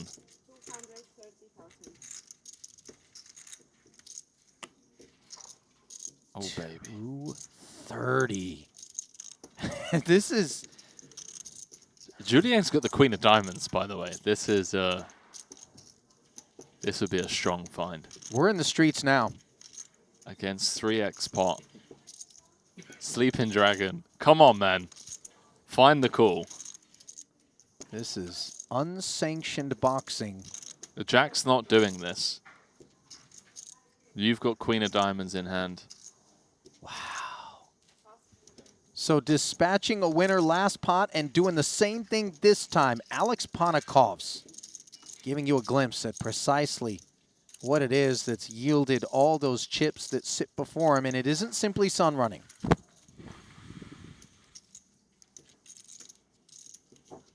It's the sunglasses. No, man. It's just simply one of the toughest customers at Triton. Look at his track record. You don't believe me? Where's the title? Wow. I'm going to tell him you said that. Tell him I said that. Say, Henry said, where's the title? I'll tell you what. Not that he doesn't want one, but that 18.1 million in career Triton earnings, Henry, you know, I'm a little bit more focused on that than the title. And by the way, he's cobbled that together after first showing up just, let's call it 3 years ago in Madrid. 2022. I remember there was a bit of a buzz around the room when he first showed up. They made the final table of the main event, if I recall correctly. 4th. In Madrid. And he had built a bit of a reputation for himself online. Now he's built a couple of aces. Unfortunately, doesn't get any action. He's never been shut out of a festival. There's been a couple where he had a lone cash. But you just come to expect this name to cross lips when you're down toward the business end of any given Triton event.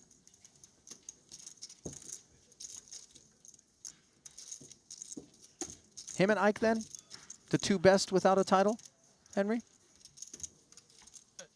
Definitely in the conversation. Yeah, those 2. Who else? I'm trying to think. Out of the newer generation.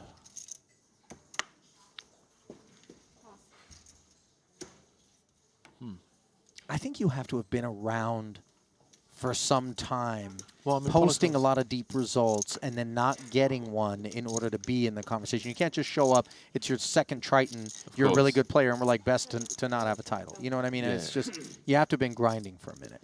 I mean, by that point, I would say that there's a big difference between Haxton and Ponakov then, because obviously Haxton, one of the OGs, he's been with us from very early days. Well, that's why his name comes up first. His name definitely comes up first. I'm trying to think out of the OG crew. Both the Greenwood brothers have a score, have a Triton. Jason Kuhn, Seth, all of those guys have one. I feel like Ike is the only person from that crew. Petrangelo? Nicky P does have one. Nicky P does it, does he? Or did he pick up one? Efforting, by the way, is top pair picked up here by Yaroshevsky. Yeah, he does have a title. Oh, so he did pick one up. Martirosyan picking up 23,000 and delivering it on the back end of the 26K before it.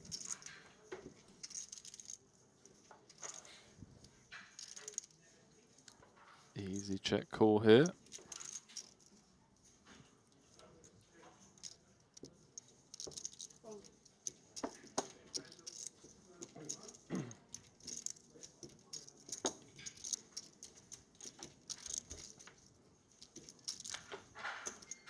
Ace on the turn. This is not what we want to see against a pre-flop opener. We have picked up the Broadway gutty. Igor checking again. Yeah, but I don't know. I mean, if we barrel this turn, I know Arthur's out of line, but This would be pretty ambitious. Glad to see it go check, check. And of course, glad to see the queen is Yarashevsky, just in case King Jack was no good, as he's got the nuts, and Martirosian with an air ball. Okay, so this hand should be over and done with. Sophie Man saying, asking if I've been studying any spots in Booth Wizard. Do you know about Booth Wizard? No, what's Booth Wizard? Is that something you came up with? Yeah, I mean, story checks out. Once again during the summer, sort of in the same time period that Night Shift Coin was conceived, I suggested that maybe the folks at GTO Wizard could come up with a solver for commentators and call it Booth Wizard, just to help people navigate some of my mischief. As the mischief comes to an end there for Martirosian. Yeah, Booth Wizard, you know. Jowl with a great shout saying Ben Heath is another one. Yeah, Ben's a good shout. Ben with over 14 million in Triton earnings, no title. And then Nick Petrangelo did win a title last Montenegro Turbo event. I wasn't there for that one. Harry Mudd saying he just generated an AI image of Arlene Najad at Denny's. Post it on Twitter, please. Or, you know, also just don't. Just post it on Twitter. Tag us, tag me, tag Ali, tag Triton. I want to see it. I mean, they're really just better use cases for that AI. You know, don't preoccupy it with heinous and, you know, just implausible images like that. It's gonna take over and destroy us all anyway, so we might as well exploit it while we still can. I agree wholeheartedly. End of days, you know. Sure, maybe it figures out how we live forever, but at the end of the day, we will all be slaves to it. I never feel older than when I make that comment, you know what I mean? Other people are like, what's the big deal? Relax. I saw Terminator 2 in theaters. You know what I mean? I know how this plays out.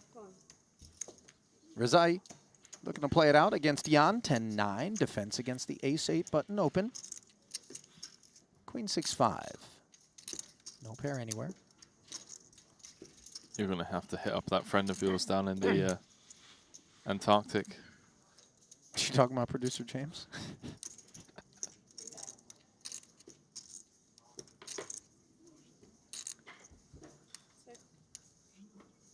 Check, check. Deuce on the turn. Things not looking particularly exciting here. I don't know, man. Rizai has played some out-of-line pots. Maybe feels like he can just get an ace high or a king high to fold here. Has that 10 of hearts. Could potentially bluff on a heart river.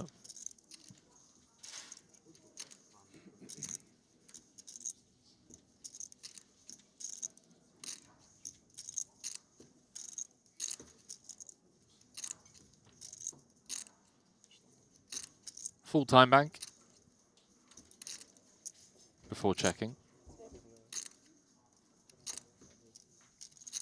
You ever use those time banks to try to make yourself look a little bit stronger and dissuade the river barrel from Rizai? No. Not a thing? No.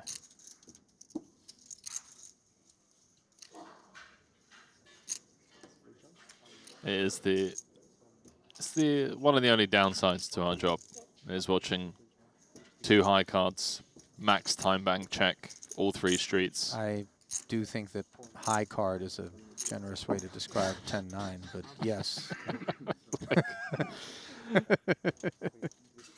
Oh man, at least we got the viewers keeping us sane. By the way, some of those viewers are keeping tabs on future stars. Paul McCaslin did talk about Brandon Wilson in the chat, and he says, Ali, look who's on top. My future superstar. I told you, this guy is going to be a good one. You know who he's talking about, of course. Brandon Wilson. Brandon Wilson. He's been very impressive. Hang on, Aussie had 1.7 million. Where is he? We'll get there. No spoilers. Should be bigger main I'll put one the winner take. 15% of the field. King, king. Then 17. This will awaken the dragon. So you're so picky. I mean, See how much fire he wants to breathe. 1.5 binds in cash. 28,000 is your answer. Since when are you caring about min People like to caches? cash the main, you know? No, I mean, you should be break even if you make money within 2 bullets at least. always a trade-off, right? And pay jumps. He say to hearts, Razai No pay jumps. climbs in there, and guess what? But this is good. Round 4, 3. Which one is it? I can't even keep track. Where Razai and Liang square off, 80K in the middle. Because There's a trade-off with everything.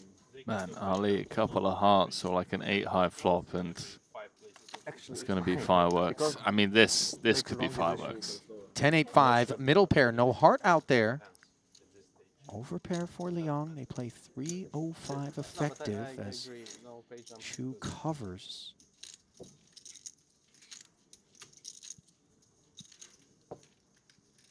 Bro, you're sitting here with a big stack and like the payouts. We hope for improvements. Try and set this up across 3 by the looks of things. Yeah. Sub half You're pot. not, basically, you're telling we are not allowed to be a little bit disappointed with something if we having. You know, we've not defended from the small blind to flop middle pair on this board texture and step aside. Not much we know. Especially not against the spicy Shu Liang. Yeah, no need to inflate the pot though. Come with check call. Good things can happen on like an ace turn where we just call on like ace king, ace queen. Wowzers. King on the turn. Top set for Shu Liang. He's got this one sewn up. Two-tone texture. Online. Maybe slightly more. 4 binds, min cash. You like the million payout? 25K. You like, no, but you like the millions, 10K payouts? Whatever. It's fine, yeah. It's fine. Just too many draws out there to get cute, despite having a whole lot of hand. 80K, the barrel. I don't know, man. There's history. I was thinking the same thing. And a lack of clubs and diamonds in hand as well, which kind of allow us to look over and decide maybe this man's on a draw. Yeah, and this is the guy that double-barreled ace jack. Let's not forget on king 4 deuce, king all diamonds board. Daniel keeping him honest for one more street, drawing dead.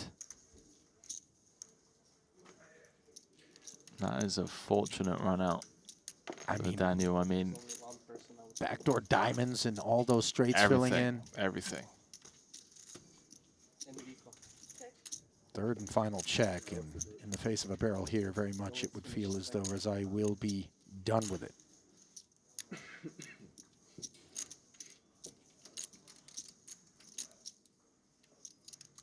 Julian going to ask for all of it. I mean, Jack 9 gets there, 10x of diamonds.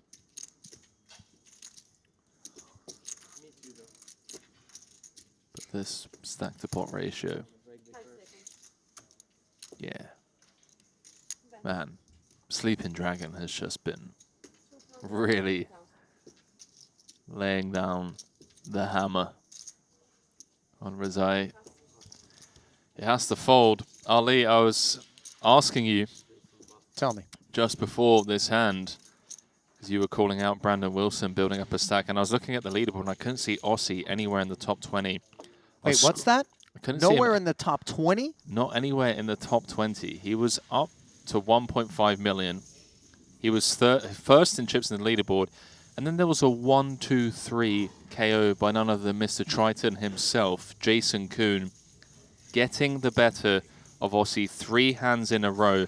The final, knockout blow came after Jason turned a set against a flopped 2 pair of Aussie. So a cooler. I mean, you could call it that. Aussie opens to 24K with Queen Jack. Jason called on the button with pocket 8s. Joe Tren defending his big blind. Came King Jack Queen, checked through. 84K in the middle, turned the 8 of spades, giving Jason bottom set. Joe led out for 32K. Aussie called. Jason raised it up to 150. And then Aussie made the call. And then on the deuce of diamonds river, Aussie ripped in his 479K and Jason snapped. He's out of there. And that was the third and final blow? That was the third and final blow, yeah. I'm just looking at that chip graph on the tablet in front of you, Henry, and it reminds me of what I envision once I bail on night shift coin. I mean, right off a cliff.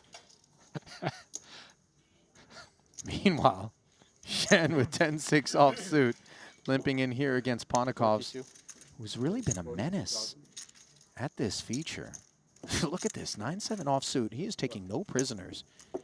Talk me through one of these other pots. You said it was a 1-2-3 KO for Aussie. Yeah. What was the first and second blow? Was it like First jab, jab, uppercut, or? First one was, yeah, it was a lot of jabbing. Like round 1, it was a single raise pot, button against big blind, and Aussie went for some thin value with ace 10 on a king 10 deuce 4-3 board that Jason had defended with king 8.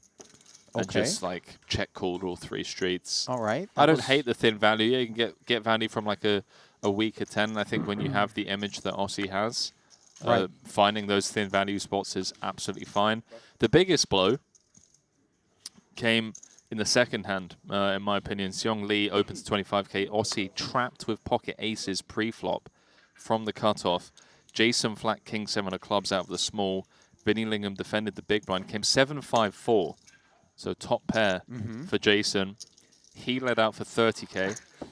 Vinny Lingham jammed with his 9-6, so an open ender for 88K. Seong Lee called, Aussie called, then Jason raised it up to 270K with just a naked top pair. Yes. Wow. Yes. So he was in a way. Yeah, he was in a way. Seong Lee folded. Aussie called with the aces. 828K to a turn king of spades. So Jason just bailed out with the 5 outer. Turn goes check, check. River queen of clubs. Jason bet 375. Aussie called. So that was the biggest pot. That's where a lot of the money went in. Check, check on the turn, though, showing a little bit of restraint there. I mean, you don't really want to be getting in 100 bigs with 2 pair in Jason's shoes. Like single raise pot. Aussie can definitely have straights, sets, some traps. So yeah, I like the pot control.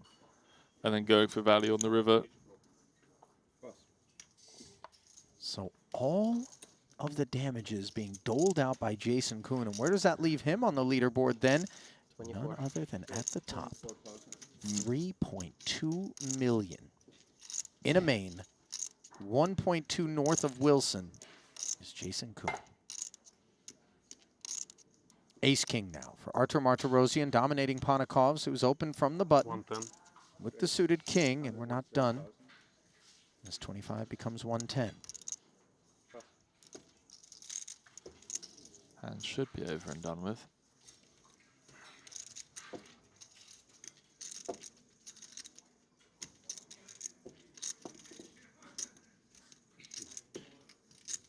Man, see Jesse Lonis elsewhere in the room knocked out. He's had no results here. Oh, Ponikovs looking for a result here with the King 5 of diamonds. Gonna need some help from the deck. Okay. Well, I think this qualifies as help as Ponikovs dug in and has devastated the ace-king.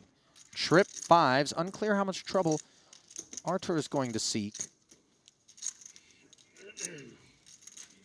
This game sucks. There's no justice at times.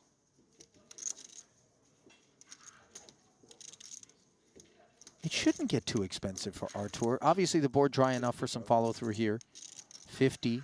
Well, I mean, you say that. Artur's got ace of diamonds, king of clubs on a queen of hearts, 5 of spades, 5 of clubs board. I think Ponikovs is going to have enough like floats here with backdoors, especially given it's rainbow, right? So 3 backdoor flush draws available. in a 3-bet pot. I think Pontikov's going to have a lot of suited like ace-x that call for one street, and I think importantly, we're unblocking all of those backdoor nut flush draws. Does that skew you toward a check? No, that skews me towards value betting the ace-king. Right, okay. So 100 more into the middle, a 9 of hearts on the turn, one of those backdoors showing up.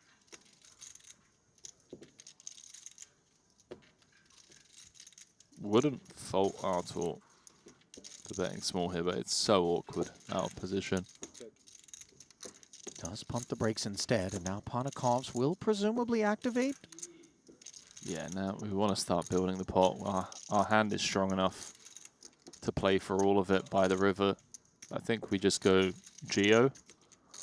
Artur's got 7-9-1 back. There's 3-4-4 in the middle.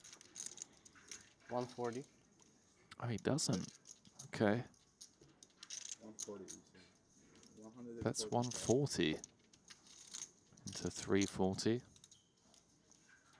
Is that someone's alarm going off in the background? Bit. I think it might be the trips alarm.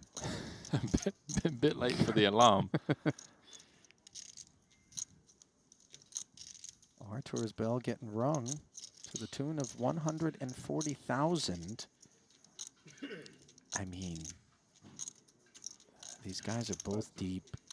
Pontikov's covers us. We know he's so capable of just asking whether or not we've got another barrel in us on the turn, and if we say no, just rising up and putting us in a spot. But we call here, pot grows to over 700. Our stack is left sub 1 SPR, and what do we do even if the driest of rivers show up? I don't know. I think folding ace-king here would be pretty tight. Artur agrees and draws dead. Against someone like Pontikov, just have to dig our heels in and, like you said, you know, see what the river brings and reevaluate. It's a brick. It is a brick. This could be huge. That's really bad news. There's the way it played out to this point with Artur a 3-better, a C-better, then a check caller as we just observed. Now checks once more, and Pontikov's is going to make this uncomfortable. Smaller or bigger in terms of sizing right now if you're Alex? Don't need to ask for all of it. I think you're targeting hands like ace-king. All of it's a bit greedy. But also polarizing, and there's some benefits to that, right? Yeah, but also we want to have some hands like king, queen that go for value. Wow, it does just go for all of it. He's a sicko. And the problem for Arturosian is he knows Alex is a sicko. He knows ace-king doesn't have to be beat.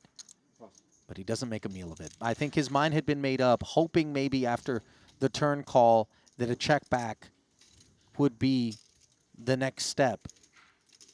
You think Pontikov's heard us say that he doesn't have a title, and now he's just like, okay, guys, I see how it is. Watch me. I mean, you know, listen, I wasn't the one that was questioning any aptitude when it came to Pontikov's title or not. You remember, that was your slant. Okay, I see how it is. Okay, so let me just back this bus right up over you. Okay. You're alone on that island. I'm telling you right now, Alex gets my respect, title or not. And he's gotten the respect of this table, surely, as he continues to just accumulate chips at this feature. Yaroshevsky going to try on the ace-king. Didn't work out well for Artur moments ago. Here's Poseidon Ho, who was grinding the laptop earlier. Maybe. Looks like some Excel sheets were being, you know, just some admin, if I'm not mistaken, a serial entrepreneur. I would imagine it wasn't kind of a how am I doing at Triton spreadsheet, but rather some of the, you know, business that he needs to tend to while he's out here playing poker. Yeah, I hope not. It's been a bit of a rough trip. I'm sure the spreadsheet would say we're down on the trip. Some red ink. Well, potential trip saver here. Over 4 million up top. Yeah, 4.5 plus. 4 million and change.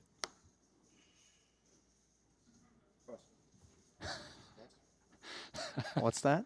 4 million What and are you, change. are you in last word mode now? Is that what's going on? Am I in what? Get the last word in mode? No. I just mean the change being 570,000. Oh, right, yeah. You know. At Triton, that is actually kind of like, oops, that fell out of my pocket. Meanwhile, 26,000 falling out of Martirosian's cutoff, and, well, he's king of clubs here for David Jan in the big blind, and I think Artur's trajectory rates to remain southbound. 5 seconds. 113. Face. 113. Plus.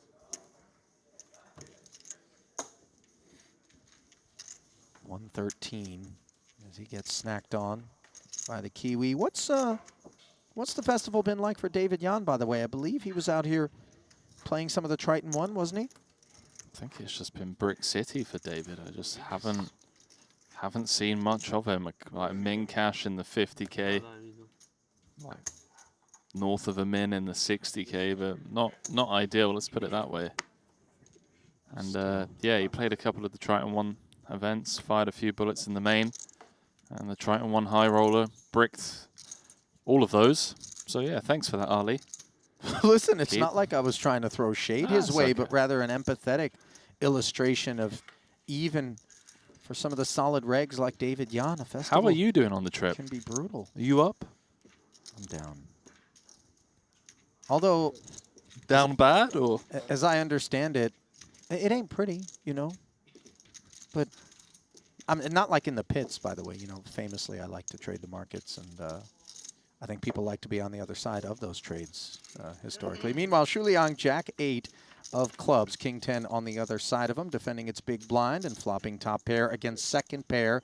Troublesome developments for Shu. Yeah, cut off against big blind. But look, man, Sleeping Dragon's one of the best defensive players on tour. You know what's crazy, though?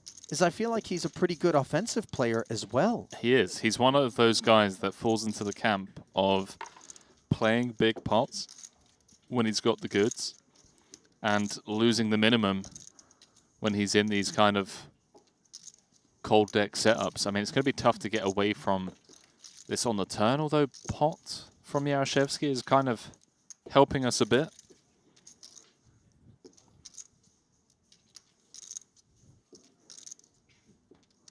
Pot size probe. It sucks. I mean, there's just so many draws we have to call for at least one street. So we never love it against pot, but 75 a man, bringing us to this ace river. We don't like it if we're Igor. we don't. But at the same time, hands like ace jack, ace queen, ace king should have folded, unless they were specifically the diamond variety. Same goes for like ace 3, ace 5. Like ace 5 of clubs is never like peeling for pot. So this is not the image of a man who is compelled to do what he should at all times, though. And I think Igor knows that. He's checked it over. Let's see whether or not Liang he's checking back. feels compelled. Just has good showdown. Look at Tanchuan. He's like, don't you dare check it back, you loser. He has no idea what anyone has. He's just like, for real? А, блядь.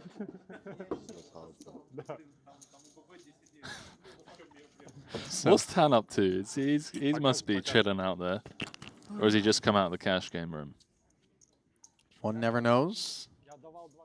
There is a search feature. Yeah, he's currently 42nd. He's got 39 bigs. All right. Kind of playing the same as Sleeping Dragon. Looks like Tan's going to be on our next feature table, actually. The likes like it. of Bring Kenny, Punsri, Peters, Ding Biao. Okay. Blind's going to be going up to 10 and 15,000 when we do introduce those two new featured tables. And, well, as we look back on that frame, a lot of the story was Daniel Rizai squaring off against Shu Liang. They were the ones that were pretty much the focal point, I would say, of at least that particular feature table, Henry. Think you'll agree? Yeah, that and Ponokov's was involved in a couple of big Sure. pots. Yeah, things going his way. David Yan doubled up, or nearly doubled up, first hand of the day, and yeah, he's been putting his chips to work. Well, slowly but steadily, we continue to work our way through this second day of a 3-day 100K main event here in Jeju. Don't go anywhere. About 10 minutes time, we'll come back and pick up where we left off. Stay close.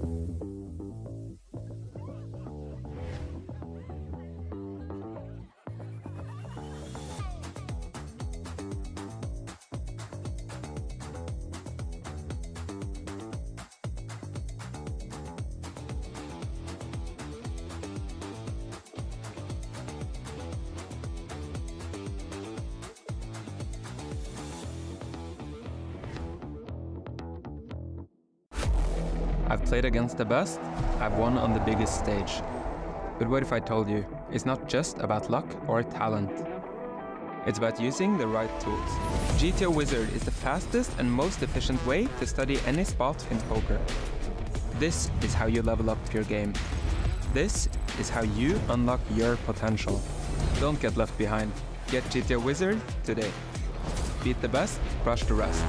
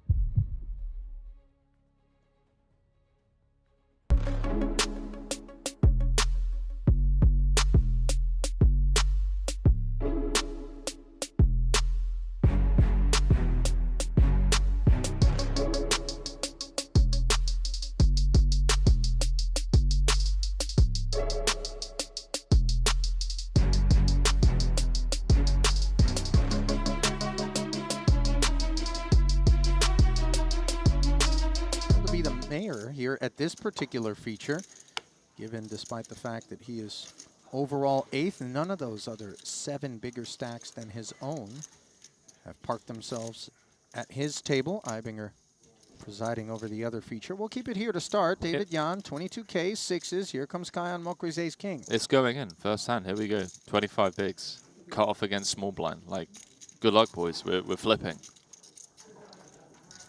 70K, the 3-bet. Yan deliberating. Yeah.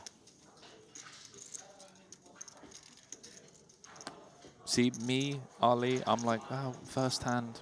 Do I really 6s, you know? Maybe I just fold. Not David. And a very straightforward confrontation to start the day off. And if this is going to set the tone, much like you prophesized, Henry, we could see a lot of violence early. I don't know, I have a good feeling about this one. 1-6 is out? No ace is out, huh? 1-5 is out. Ooh. We can counterfeit. Let's give a jack or a 10. No spade. Jack of hearts I'll take. That's not too greedy. You want no spade? Why do I even talk? Spade on the turn to punish perhaps a little bit of greed for Mokri. Yes, he's got 7 outs. That starting stack vanquished. Yan ends up with the flush, and Mokri ends up with no further run in the main. That's a nice way to start your day on the other side of things for David Yan, by the way. You know, you don't quite have to hold your breath as much. Well, Jan started the hand with, what, like 30, 37? Wait till you see what we got next. Got Jomtien, Thailand in the mix. Portugal, Virginia, Berlin, Vancouver, New Zealand. Okay. Got a mystery hand as well. So just like Luxembourg didn't make the cut for you there? Oh, sorry, I didn't. My bad. I mean, I think you hit everyone but No, Christian. I missed a couple. I think I missed a couple. My bad. Not missing this one, Razai Flats, as it is indeed mystery hand time. We should have a sliding scale of like points that we award based on how early you turn in a response. But you can only respond once. Like you can't, you know what I mean? You can't free roll it where you just write a hand pre-flop and then you keep updating it as we go. But oh, I see. Yeah. You know what I'm saying? Okay. Yeah. The I faster like it. you come up with the right answer, the more it's worth. But obviously, the riskier it is because you have less data points. Third party involved is Shen. Middle pair on a queen 10 deuce rainbow board. Gut shot. Broadway draw for Liang and a couple of knuckles in front of him.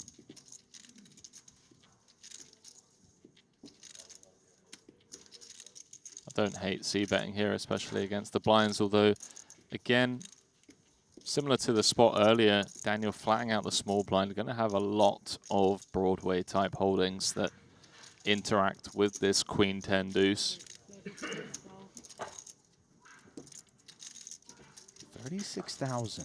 And assuming that Daniel's going to continue here, given that this is a mystery hand, I'd like to see Zhao and Shen just fold the 10-9. Because the pot's going to get inflated to 150. SPR is going to be like 3 for him at least against Daniel, and it just gets really uncomfortable. Like our outs could be tainted, right? Like 9 rolls off, you make 2 pair, and you're just up against King Jack. 10 rolls off, you could very easily be up against a stronger 10x. So I like this fold. Yeah. Big fan of this. Getting out of the way is Shen, and getting into top pair is Liang. 1-5-7 out there. Hands that would be willing to flat small blind and then peel versus 36, Henry, we start to range them into this neighborhood, don't we? We do, and I personally am not thrilled about continuing to build a pot here. But then again, I'm sat in here, he's sat out there. Value to be extracted, but I like this defensive play. We're now losing to Ace-Jack, which is very much a hand that Daniel can have. Losing to King-Queen and other 2 pairs. So the real value that we could extract comes from what? King-Jack, Queen-Jack, Ace-Queen. So I like the defensive play. And let's see whether or not Daniel goes on the offensive here. 157 in the middle.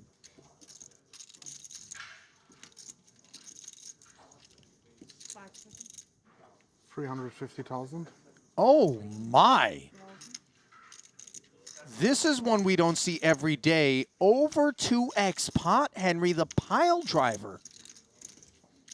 Daniel Razai trying to piece up the sleeping dragon.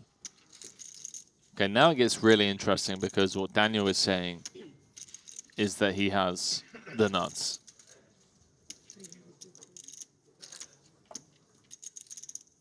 So where do the bluffs come from? Well, the bluffs come from Jack 10. Basically, any hand that contains a jack. I don't think King Jack wants to turn itself into a bluff because it just has so much showdown. Same with Queen Jack. So I think the bluffs have to come from Ace something with a backdoor or like a Jack 10. Turning Jack 10 into a bluff I think is nice here.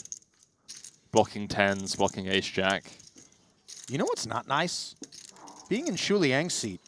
Because you have Ace-King, you have every sense that it's all or nothing for Razai here, and you just are left befuddled. I don't think 2 pair does this. Unless, I mean, even King-Queen. What do we think, chat? Some people saying deuces. I mean,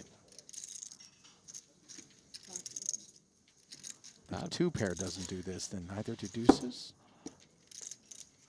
I mean, What do you I feel like it's.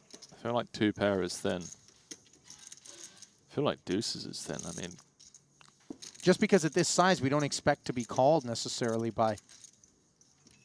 I mean, obviously, we've not been snapped, so if we did, in theory, have deuces, we're feeling pretty good about it right now. And as played, you'd think the set would have been heard from on the turn if Liang had one. This is really a blender that the dragon has been stuffed in. Very confused by this.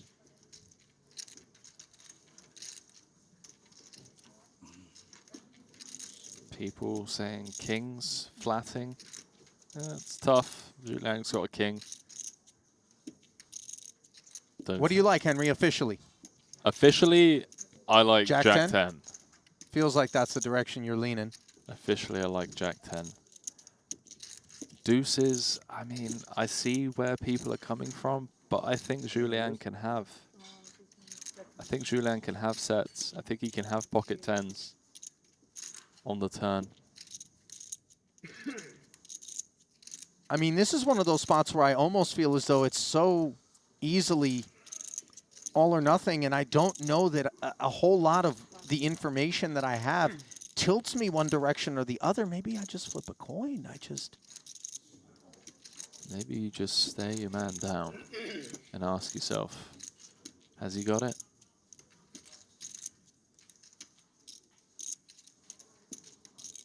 Feels like a pretty underbluff spot. But then again, Rosé found a very underbluff spot yesterday in a huge pot against Artur. Oh, let's see it. Right, oh, wow. The stones, ace, jack, and ask yourself whether or not you're willing to get that greedy.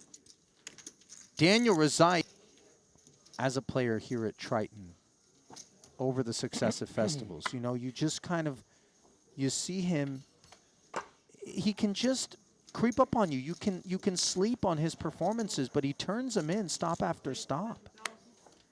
He has 8.4 million in Triton earnings, 2 titles. Most recently came third in that 50K that Punat won, and it's worth mentioning, 80% of the chips went in pre between him and Punat, and he got it in very good shape as well.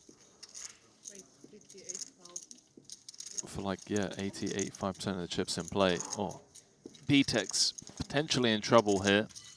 Although, I mean, cut off 3-bet against early position open. What are we playing? 8-handed here, so it's low jack open, yeah. In it goes. The 2 9s in a very rough way, Henry, and it feels as though you can sympathize with his choice. You can. I'm not too sure, actually. Against Jaiman Shen, from what I've seen, maybe we find the fold with the 9s. Queen Jack. Or maybe we just flop a 9, you know? In 9 case of of diamonds. emergency, sure. That is the plan as things stand in a 417K pot. Yarshevsky ducking out of the way, leaving these two to do battle with Ben Tollerine's fate in the balance. And he's got the only heart on a monotone board. Maybe a 9 won't be needed. 9 of diamonds. On the river. You've been pretty good at this. No, come on. On the festival. This would be absurd. Flush draw, set draw. And it's a diamond, but it's a queen, and it's the end of the road for Ben Tollerine. I'm really curious about that spot. I'd love to pick his brain. 18 big blinds against the action that he had in front of him.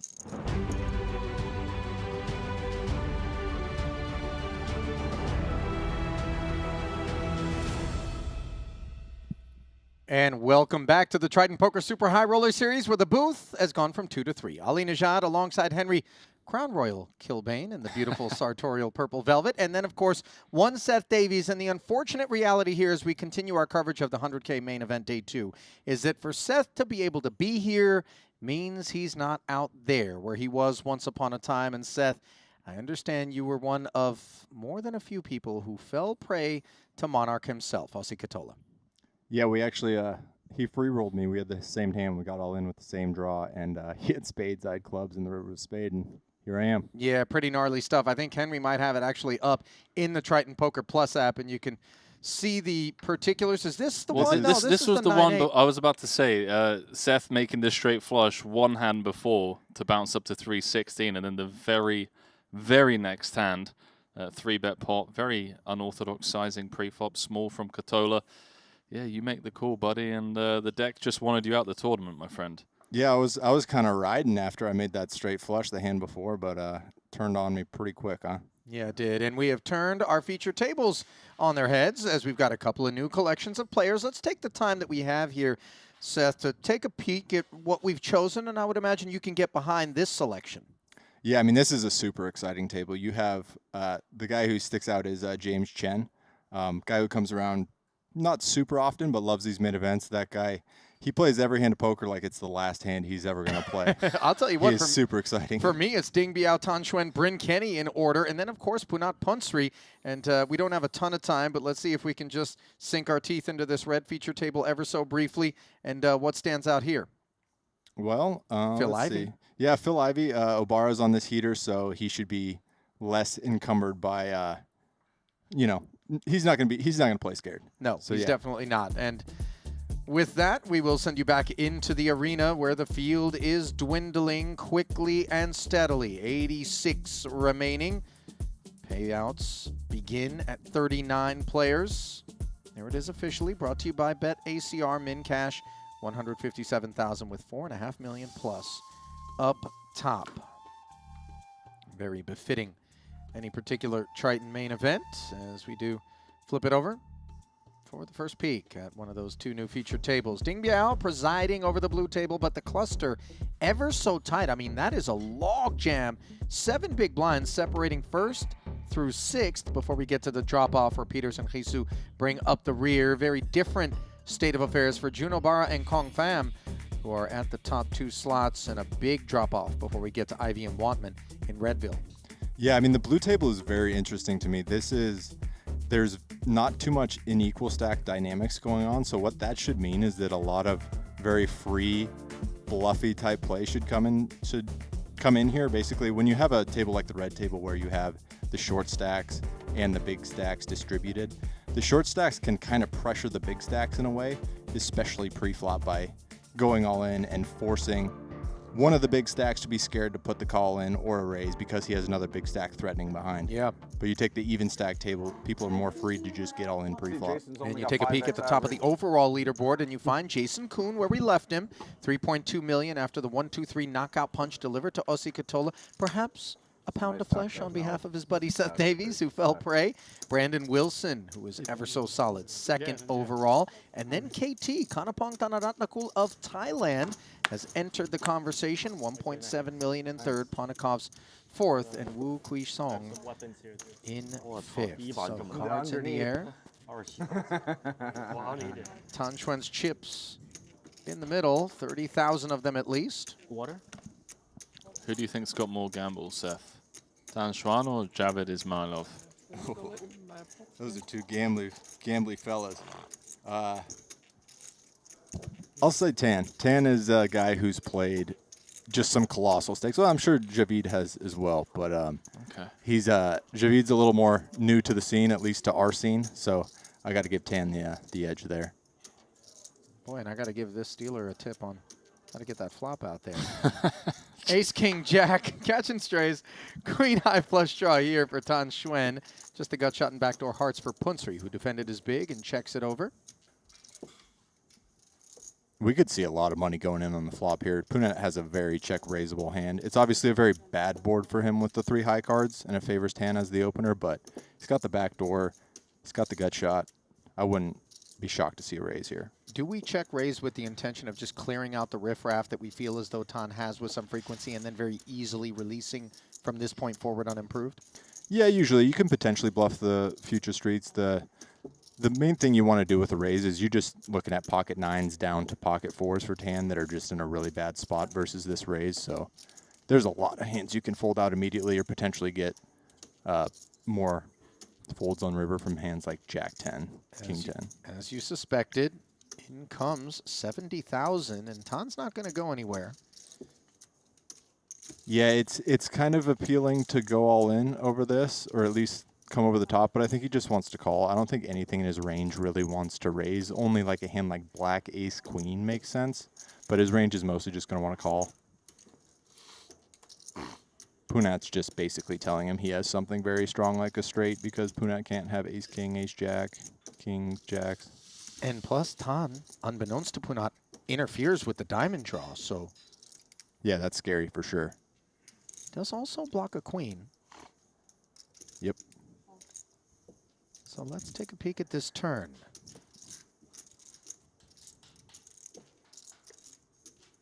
Ooh. 9 of hearts. Now the flush draw picked up for Bonsri.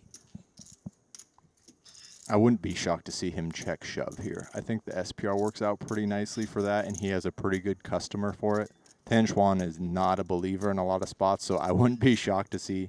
I mean, obviously we can see Tan's hand, but if I was in Punat's shoes, I would say it wouldn't be crazy if Tan just had pocket 6s and he didn't believe me on the flop, and he's going to stab the turn. So, well, there is the first piece of the puzzle with respect to possible fireworks. Tan also in a spot, you know, he can better check. Like if he bets and gets shoved on, it's pretty nasty. I would check if it was him, but he really can go ahead and put some pressure if he wants. I feel like you just never know what to expect from Tan. Yeah, he's the best. Unpredictability good is a big asset, by the way, in these streets. No question about it. So the check back by Tan. He finds a queen, and that's the card that gives Bonsri the nuts. Yeah, Punat's definitely just got a bet here. He doesn't have any pairs to the board. He really just wants to get a bet in versus a hand like king queen, ace queen potentially. What kind of size do you go for when you're targeting those 2-pair type holdings? Yeah, I think you want to go something that's chunky but not gigantic. Like you can't just bet all in or anything here because you just run into the nuts. I think this is a little too small, the third pot. I would bet something like 80% pot or so. I just don't think Punat really has any thin value bets here. Like if he has queen jack somehow, he probably doesn't want to bet. He'll just check. So I think you just bet when you have a 10 or a bluff and go a little bigger. And that's what he's representing with 1/3 sizing. You're kind of referring to the thinner value. Right. Okay. Yeah. I like that. Yeah, basically when you're using small bets like this, you can do it with your nuts, obviously, kind of as protection. Whoa, whoa. Ooh, look Perhaps at this was the plan. It's going to pay off for him. Sick. I mean, this is a sick bluff from Tan. I mean, I don't really like it because he has the 6 of diamonds, and Punat's bluffs here would generally be low miss flush draws, like 6-4 diamonds, say. So he blocks bluffs, but I mean, just a sick spot to come up with a bluff. Wow, so Punat's just played his man like a fiddle by using the smaller sizing. 215, a futile effort, smoldering before Tan Xuan. Punat's been playing great this week, man. He's really locked in. 380. No surprise, though, Seth. I mean, Punat's results speaking for themselves, and he's cobbled them together in very short order. 10 7-figure scores at Triton. I mean, astonishing. That is insane. I have 2, I think, and I've been playing longer than he has. Right. So if he 10 is stay in wild. Chinese, Yeah, he's definitely one of the biggest winners. I think he's the biggest winner since he joined the tour. Yeah. 24 million nearly in career earnings, 5 titles, 32 cashes, and one of those titles he picked up right here, the 50K 7 max. So what is the? But I think this is just a crazy resume. Dealer didn't make a. So dealer didn't make any changes. So we just. I think that. But in the future. Second in a Triton 1 main earlier here in Jeju. This spring in Jeju, he won the 125K for 2.6. Lol. 25K PLO win. I mean, just as good as it gets. So it's English only for I have to ask, because I've seen a lot of like Instagram stories from people out there playing in some of these fields, like without putting anyone in particular on blast, a lot of people like sharing hand histories from 150K and from some of the bigger bind events, kind of shocked at some of the get-ins from certain players. Again, don't want to put any names out there, but the general vibe is like poker is alive and well at the Triton series right now. Yeah, I think this one has been particularly good with a lot of punting around, and Jeju's kind of a hot spot for that. The poker here is very fun, very action-packed, and we're seeing a lot of that for sure. Watson showing all of his chips to Kong Pham, who decided to 3-bet the cutoff open and was heard from. Watson with the ace-jack, taking it down pre. Nice, profitable exchange there. Elsewhere in the room, Seong Lee eliminated in 85th. Paul Pua's doubled up to 1.1 million. Monster pot for him. Aces against Manuel Fritz's ace-king of clubs. The coldest of decks. Mosbach's been eliminated. Ace-jack once more here for Watson as Clemens Reuter open the sixes under the gun. By the way, this updates tab, Ali. A graveyard? It's pretty dope, man, especially when you have like 10 tables left to just keep clicking the reload button. You've been using this? I haven't seen this update. Yeah, this is really tell cool. me about it. They're just like in-app. You can click on the event, and then you obviously have the leaders, the tables, but then you also have this new updates tab, and it just gives you all of the big hands. All the big pots. That's awesome. This app is ridiculous. It's so cool. Yeah. Like there's nothing even close to it anywhere else. Just when you think they can't come up with anything new, it seems like every festival there is an update and then an innovation. As we update from 30 to 70,000 by virtue of Watson's hijack posture.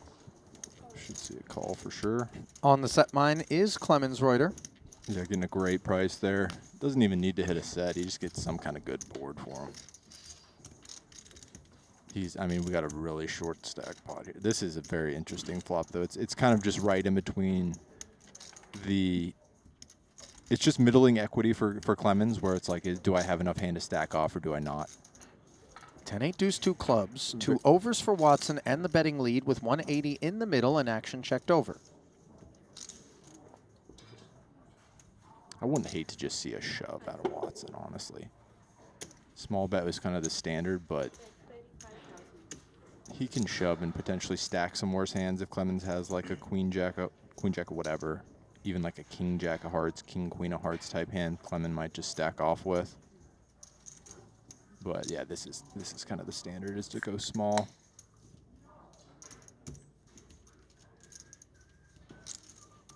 Jam incoming. I think he's just gonna call. Yeah, I wouldn't hate jam. You know, like he gets to stack ace king, a hand like Watson does have, will probably call as well. Well, now all of a sudden, both players picking up straight draws, advantage Watson in the open-ender department.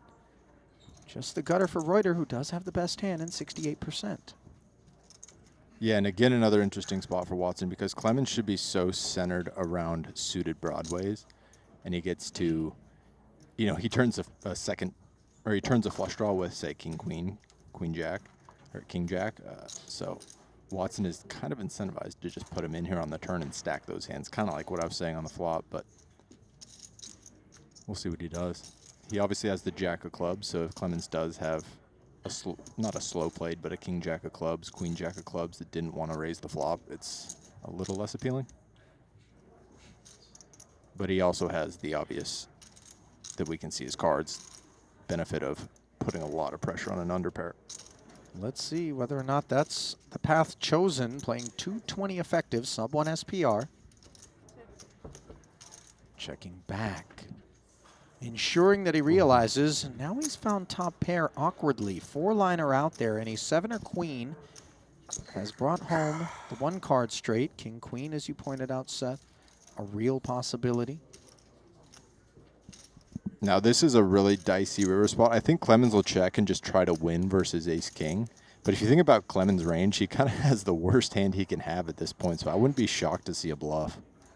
And it's specifically those scenarios where we are sitting on the very bottom of our range, arrived at the river with the opportunity, given the Watson checkback, to lay claim.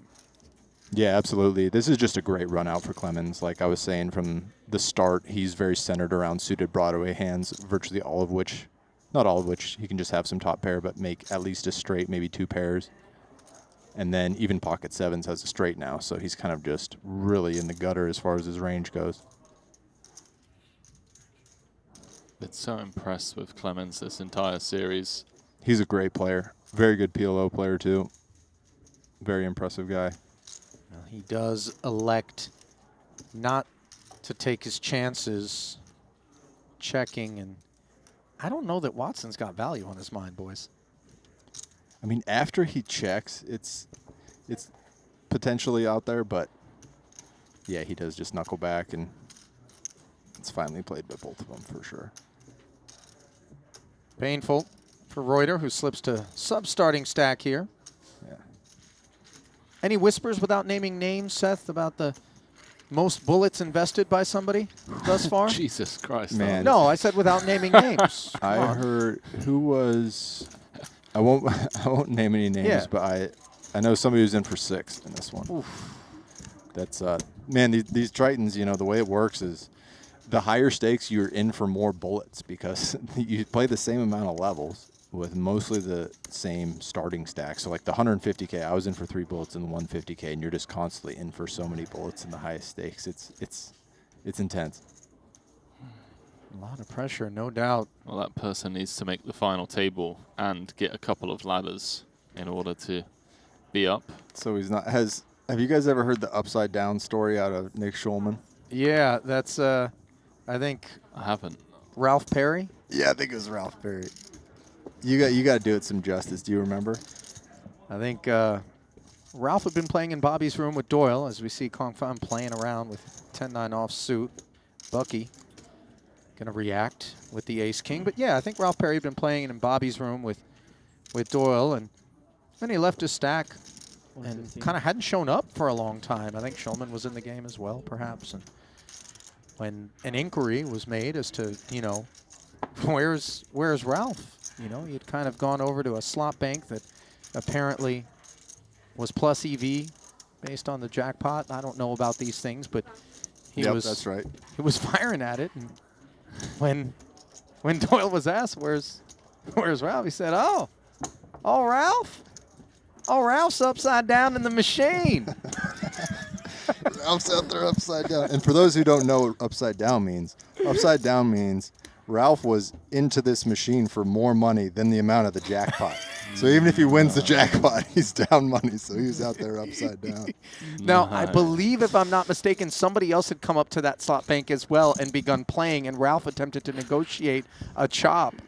Yep. Because this guy's got a shot at the jackpot. He's now pumped a bunch into himself, and the dude turned him down and won it. The other guy won it.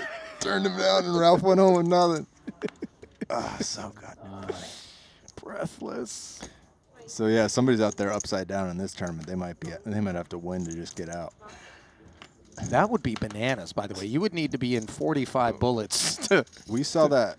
It wasn't, I mean, obviously this is a big tournament. It's pretty much impossible, but there was a PLO series in the Aria where Negreanu, so there's these big side bets that usually go on at these Aria series. Big pairs, by the way, going on right now. Queens, 9s, Reuter getting it in there. Let's put a pin in the story as Kong Pham looking to put a skewer into Clemens. Dead 9. Yeah, that's Dead 9 for Clemens. Yeah, Suits flush covered. is This covered is as grim. well, Yeah, very grim. Any 9 of hearts available? 8, 7, 6 flop maybe. Couple of spades to keep it fair. Ace, ace, king, king, ace. that would keep him in his chair. Really stretching. 440, listing heavily in the direction of the queens.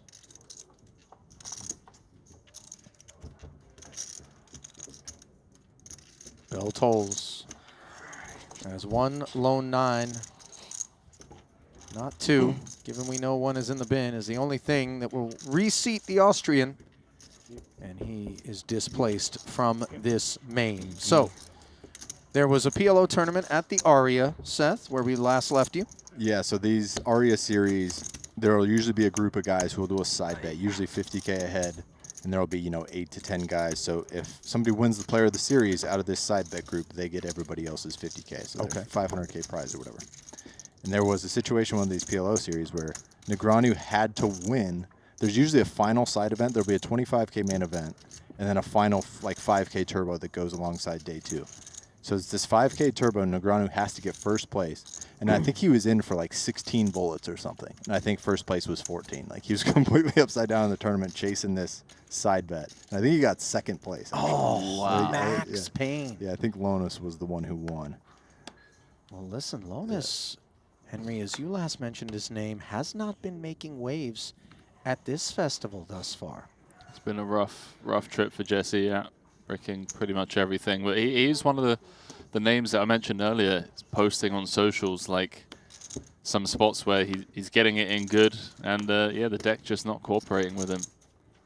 Yeah, it happens out here, and when it happens here, it hurts a lot. I remember last time round earlier this year. I think it was pretty rough for your crew as well, and for a lot of the Europeans as well. Mm-hmm.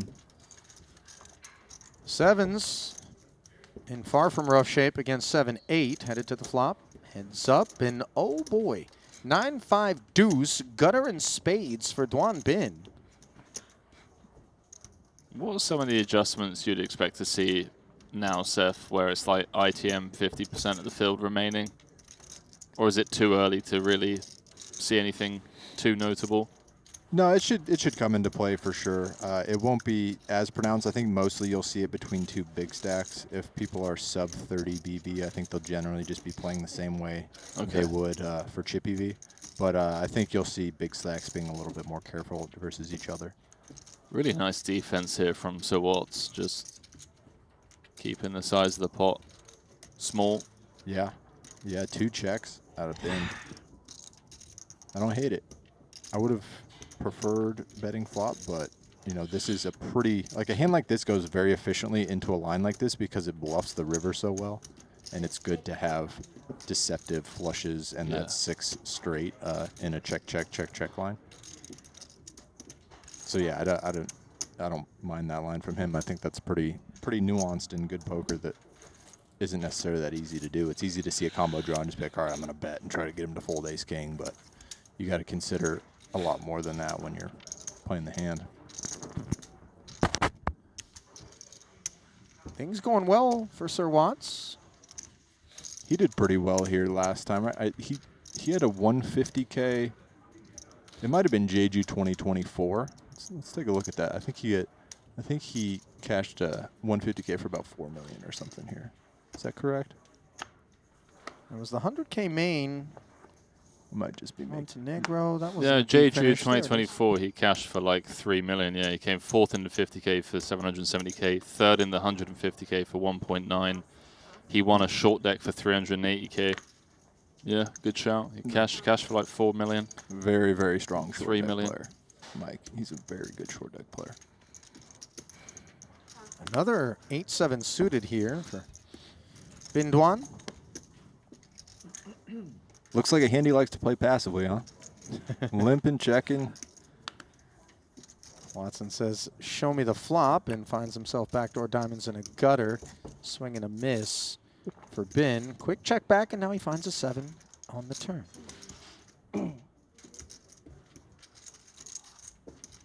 feel like Sir Watts is one of the best in the business. You think of like longevity as well, like how long this guy has just been at the top of No Limit Hold'em tournaments. Pretty good at PLO as well, if I'm not mistaken, and like you said, short deck. Yep, he's a true poker player. He's been playing high stakes for a very long time. Always keeps his cool, very collected. Ooh, quick fold. 65K question from Mike, and you can kind of understand why Bin Duan wasn't so interested in proceeding. He just seems to really want to be careful with those suited connectors, I guess. Deep stack, though, you know, we're supposed to be playing a good bit of those speculative sorts of holdings. Those are the ones that earn us the biggest of pots. Yeah, that's the way it works with deep stacks is a hand like, you know, 4-5 suited, 6-5 suited, 7-8 suited. Not only do you make these like super disguised flushes, straights, and trips, but they just work really efficiently as bluffs when you're just trying to get unpaired overcards to fold. So that's why you're going to see so many big pots and so many big bluffs out of those cards. So many chips in front of Confam. 1.36 million. 13 bigs north of June Obara. Punat Punsri creating some separation. That exchange with Tan Xuan aiding his presence at the top of the charts. The blue table. Xuan now down to sub 30 bigs.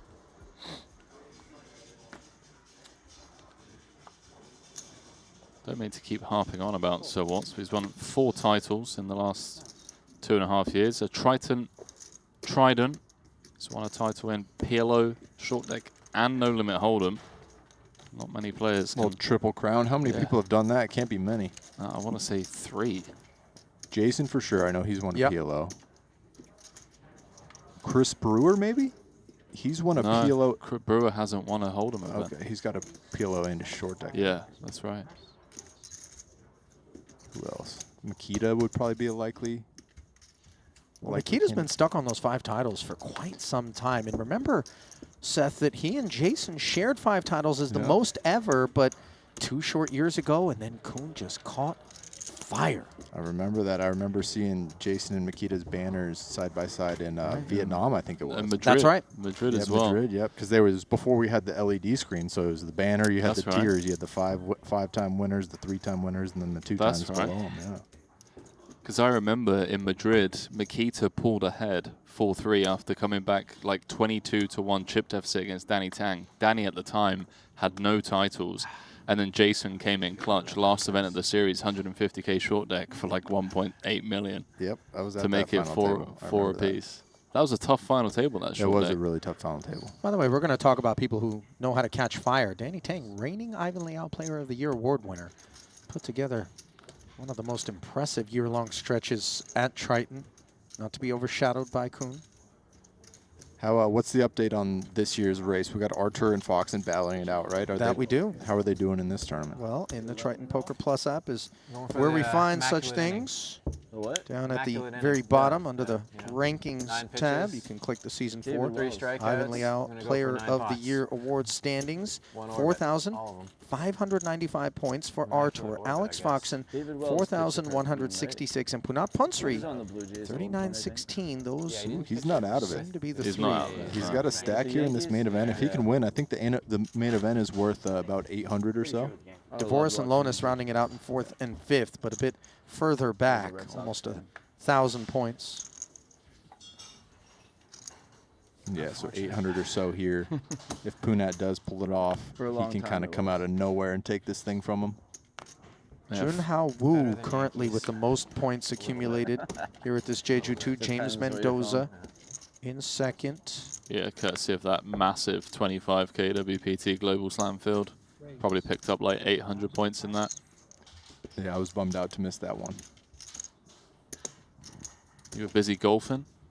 No, I was just back home. I instead of doing this whole long trip, I decided to go to a different poker trip in August and go home for a while. And fair play, mate.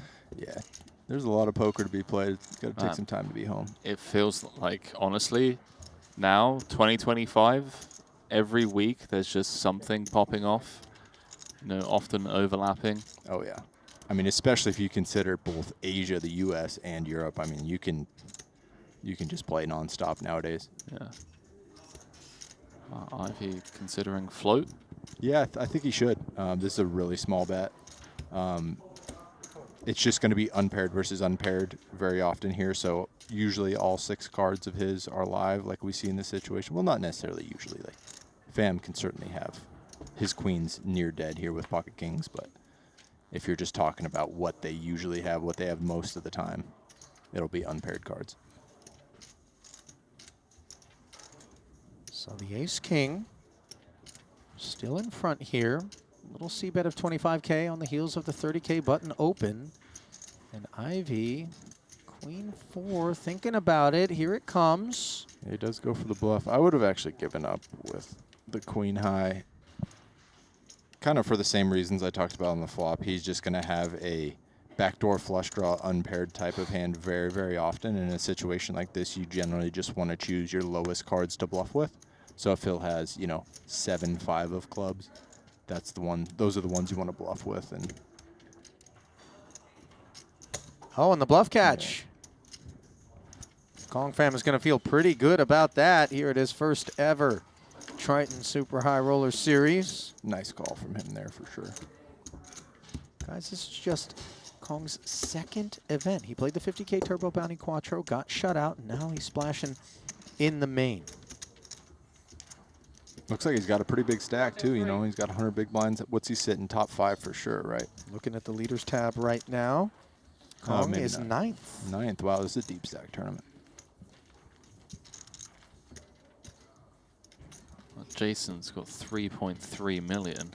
Average stack is what? 731K? That can't be right. 200. It might be. Let's see if he's Just playing a has big hand. 5 times average. Yeah, I mean, he had those huge 3 hands in a row with Aussie. Wow. That's pretty absurd. This could be a long old journey to the bubble. Yes, I did. Yeah, it'll take a while. These day twos, they go fast at the start when you have so many last-minute entries coming in. We saw that. Yeah, then it really slows down.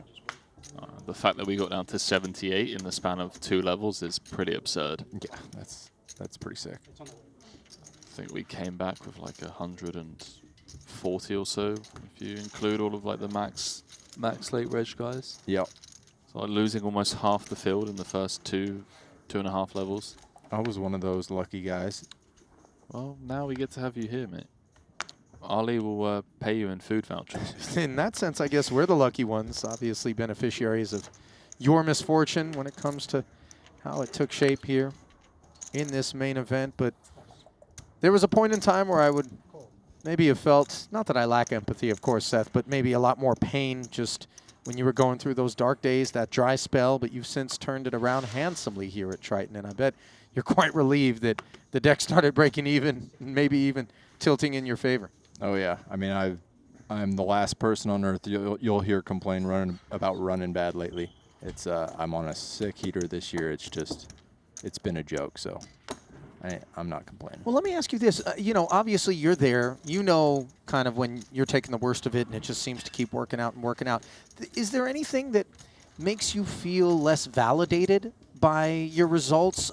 You know, if that's kind of the means by which you're finding your way into some of this stuff, or are you just going, look, this is the game. It is what it is. I'm just putting myself in good situations and doing what I should be.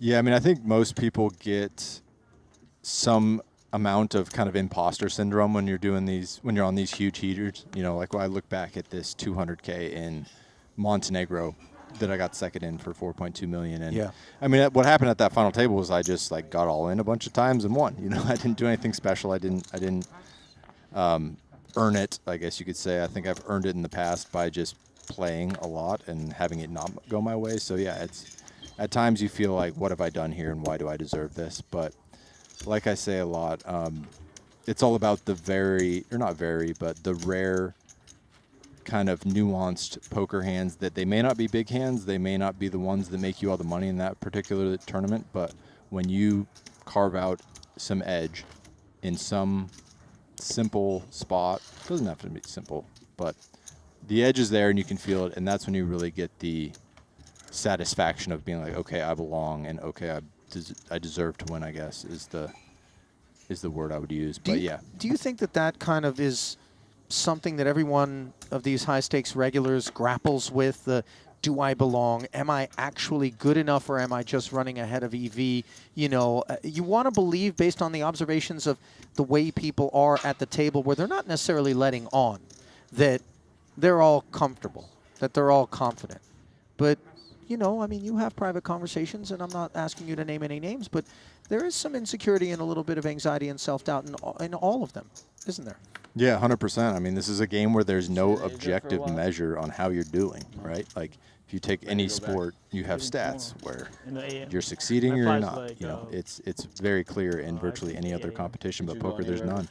And because the money doesn't count in that respect, it's not a proper metric? Yeah. I mean, it's just, you know, like I just was saying, if you're four-handed in a tournament and you get all in and you have kings and the other guy have aces, right, and you win, and you just cash for $3 million more than him because of that, you know, you haven't.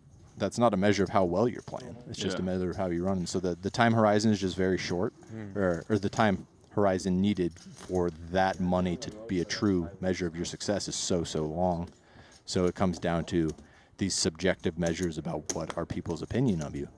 And yeah, it's hard to deal with at times when you're constantly losing and being like, do I belong here? Is this a realistic way for me to make money? You know. Well, both blinds worked their way to a flop in what turns out to be a raised pot as Lisawat tried to limp into Obara. Finger wag coming bottom of range, 6 deuce, which is out flop the jack high. Bottom pair on the 10-9-6 board. Yeah, good pre-flop play from Obara here. This is a short stacked, less than 20 big blinds, blind on blind spot where Obara just takes a very polarized approach from raising the big blind versus the limp. Lisawat turning the open-ender with a 4-liner on board along with clubs. Obara did not barrel. And as such, Pakinai taking the initiative.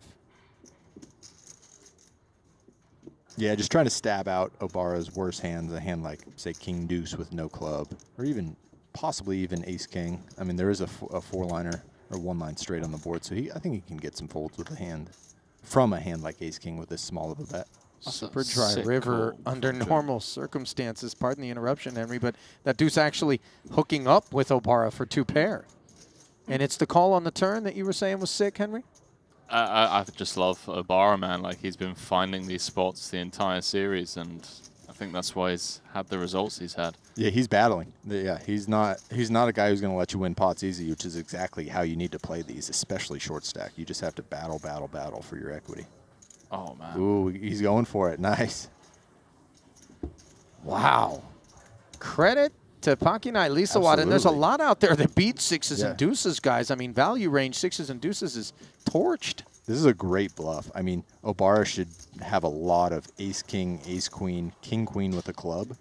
So this is a very effective hand to be bluffing with. I really like this. Yeah, I'm a big fan of this. I don't know if it's going to work, though. Yeah, Obara, I mean, the fact is, or the clear thing about Obara's hand is that I have 2 paired cards. These are cards that he's never going to bluff with. So I unblock all the bluffs, and I block some value, so. Limp calling actually puts him very much in this territory, doesn't it? Yeah. Pre-flop. Yep.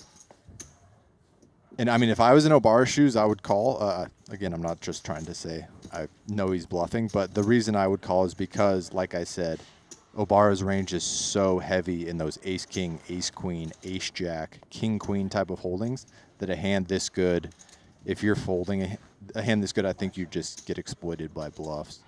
So it's a sick hand. We'll see if you can find the call, but I think in theory you're at least always supposed to call this hand.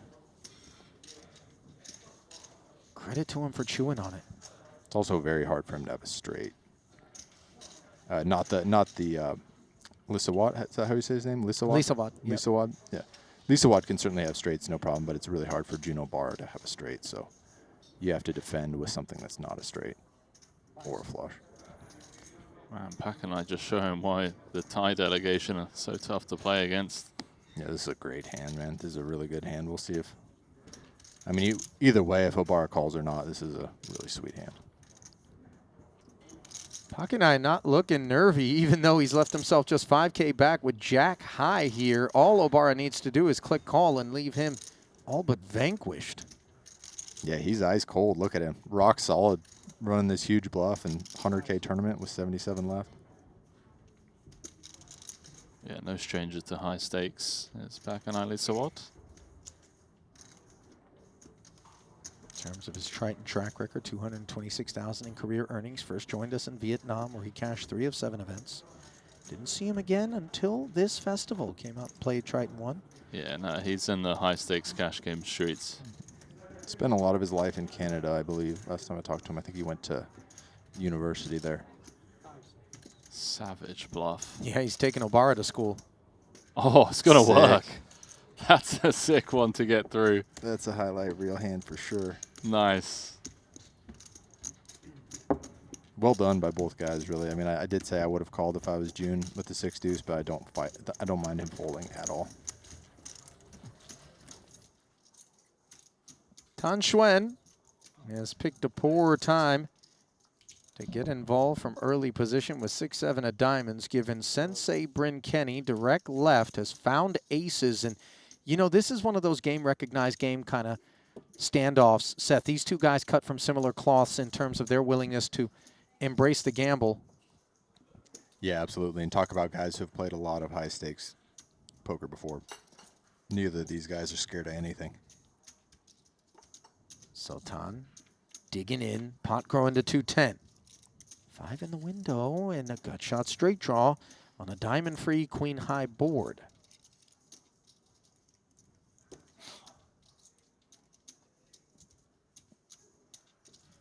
This stack to pot ratio, though, I mean, assuming that Bryn is going to size down here, given that it is a 3-bet pot, something like 45K, 50K. Yep, sounds about right. Maybe Tan sticks around, but it's tough, man. No diamond. Ooh, he sizes up a little bit. This might be enough to get him to fold. But yeah, Henry, if you, like you said, if he would have bet about quarter pot or a little less, which is kind of more standard in this spot, I would have expected to see 10 continue with a call. But now I think we're just going to see a fold. But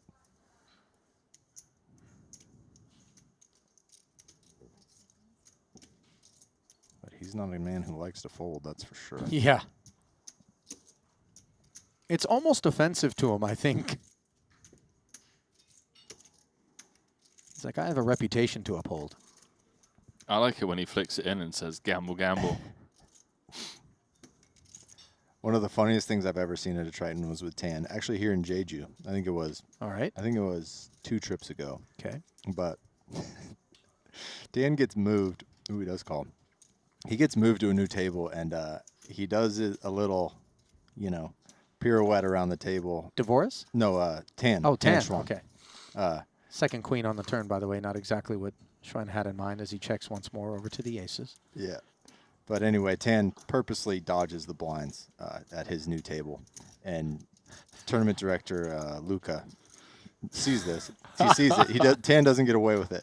So Luca comes to the table and he says, okay, we're gonna issue a punishment that's a little old school, but I think it's fine. So it was the 2K, 4K level, so it was 10K that he had skipped. Luca says, we're going to take 10K out of Tan's hand, or Tan's stack, put it next to the dealer, and every hand will add 1K to the pot for the next 10 hands. And everyone's like, okay, that's fine. So, but every time we start a new hand, the dealer takes 1K chip and puts it in the pot, and Tan looks at her and just goes, my money.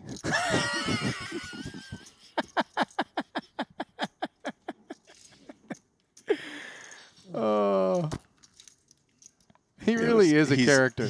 I mean, he speaks like 10 words of English, but is still the funniest guy in the room. It's so funny.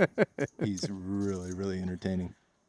Great gambler. Yeah. I actually want to learn Chinese. Here we go. Going for the bluff. To be able to understand what I have to imagine is a great sense of humor. Nothing funny about this, though. Risking his tournament life against Bryn.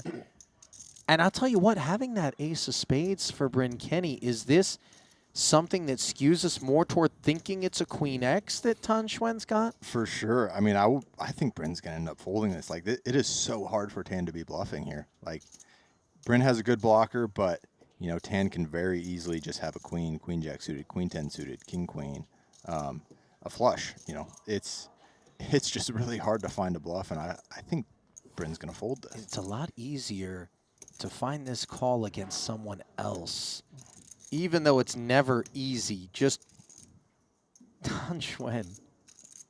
Gosh, this is a sick spot for Bryn. I would fold, I think, if I was him. Sick spot. Like, he also blocks the potential ace-4 suited, ace-deuce suited hands that can bluff this. Ace-jack of hearts that could potentially bluff, ace-10 of hearts. Like, he has a really tough decision. It's Tan, though. Oh, there it is. Yeah. Wow. Sick call. Toji. Bryn's made a couple sick calls this trip. You saw the king high against the Brazilian? The king high versus queen 8, right? Yeah. That one was perhaps the dirtiest. Turn check, you have it. And Tan Xuan. Gamble look real now? I mean, props to him for finding that bluff there. You know, that's why he's so tough to play against. He's very hard to put on a hand. 901. You know, I think I phrased it the opposite of what I was seeking to. I was saying, you know, against Tan, because of his reputation, I think the laydown is maybe a little bit harder, not the call. Yeah. Yeah, for sure. Thinking, Yeah, the way things work, he's a guy who can kind of show up with any hand at any gonna be time, bluffing and it's here very hard to because react to that. And the chip and that makes you play a big pot without a worst great run hand, out, and but- that's what makes him tough. Could be worse. Boy, yeah, it could have Sensei, been a 4. tough as well. 75 bigs now. Big pickup for him. As Xuan is eliminated, that brings us down to 73 left. I mean, if Bryn makes a run at this, we have to all just stop playing Tritons, right? Like every single time there's a giant tournament, he's just going to end up winning, right? How does he not make a big run at it? It Yeah, genuinely feels we like. all knew. We know. What's his total earnings? That they have to be outrageous, right? Well, we know that He's number one all time. winningest of all gotta be. time. Yeah. $48.5 million collected at Triton. 5-time title winner, 21 caches. And if it's the big stuff, he's Teamwork. down there deep. I remember him saying when he came into the booth that someone had like data mined all of the buy-ins and cashes, and Bryn was up like 35 million profit at Triton, and the second highest profit in the room was like 11 million, 12 million, or something crazy like that. Yeah. Yeah, I mean, don't forget, it's been a while, but he won the Triton Million for 20 million US back in 2019. That's right. He actually finished second technically, but he won the most money when the deal was made with Aaron Zhang. Now, winning the Battle of the Pocket Pairs pre-flop is Ding Biao with a raise to 30 from Punsri's hijack and a flat from Lun Lun in front of us. In the big, Ding's going to ring the bell. 140. 8 strong enough to stick around here, Seth? I think so. I don't think it should fold. Both options are on the table for him, both a shove and a call. I would lean towards call, but, you know, shove is certainly a good option. I would not like to see a fold. I don't think he will. How much impact does Lun Lun's flat from the small blind have on our decision as Punsri in terms of the way we interpret Ding Biao's range? What it should do is it should make Ding a little bit more high card heavy. Whereas, say if they were heads up, just a big blind versus a hijack open, Ding would choose his 3-bets from hands like King 5 offsuit, Ace 5 offsuit, Ace 6 offsuit. Oh, Ooh, no. there's the shove. Whereas, like, once it's a squeeze spot with a small blind in there, Ding should start choosing King 10 offsuit, Queen Jack offsuit, stuff like that. And, of course, King, as we can see, Punsri asked for it all, and yeah, all too happy to give it to him. 1.675 million chip pot. This is for 55 bigs effective. Like, this is no, it's insane. for 105.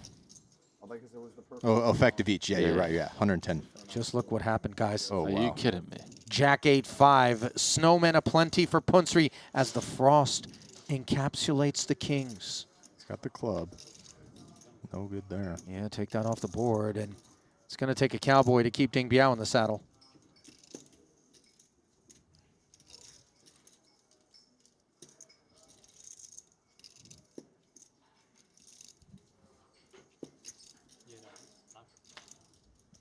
Not there. Unlucky Bill. Sorry. Rough go for Ding there. That's a huge pot, huge swing. That pot's worth a lot of money. No kidding. Punsri immediately saying, unlucky, bro. Sorry about that. Realizes he was very, very fortunate. Oh, man. Well, he keeps saying it's lucky tie money, tie magic. At this point, I don't even know.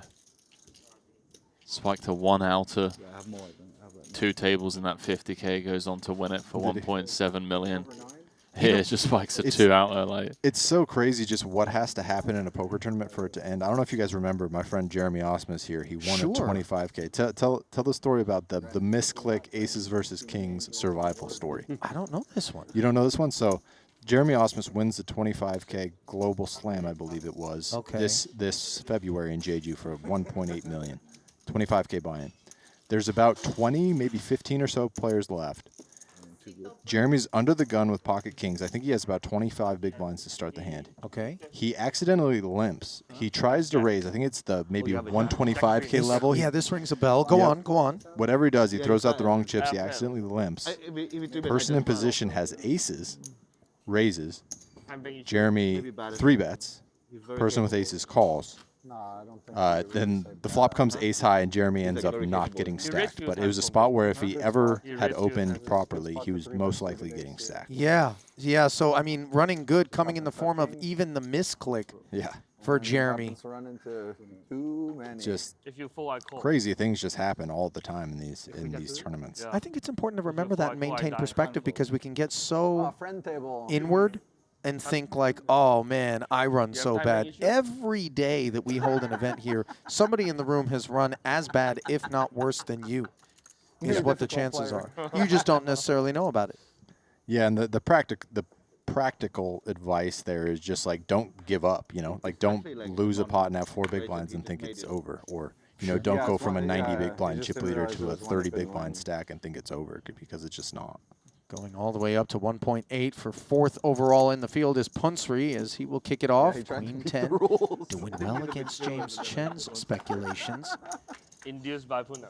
Chen's got heart coverage, pocket 3s for Lun Lun, set mining and coming up short. 8-4 deuce 2 spade board, pair of 4s for Bryn.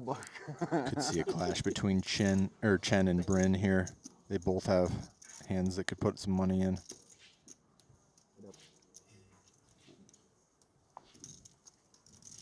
What was it you said about Chen at the top of the show? Like, he fights for every pot like it's his last. Plays every hand like it's last, like it's his last. That's so. I'm going to use that. Yeah, that's brilliant. I can think of a few players that I played with. That I can't take credit for that. I think it was Henrik Hecklin who first told me that. I thought it was so funny. He's played those two have played a ton of cash together in Macau. 45K does clear Lun Lun's pair, not Bryn's. Punsri steps aside, down to heads up. Field paired in half. 6 of spades turn. Yeah, a bit of an action killer there. It does give Bryn the gut shot, but as well as Chen. Yeah, Chen has the gut shot as well, but just both of them should have a fair bit of flushes in their range, so it's a little bit of a killer, but maybe we'll see some river action. Just always expecting Chen to shut down on this turn. I mean, he can bet. I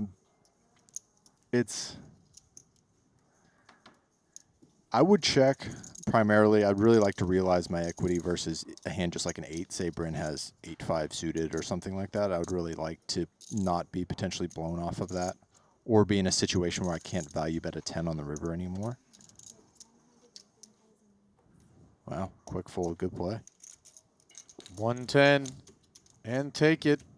And this will not be the last pot that James Chen plays.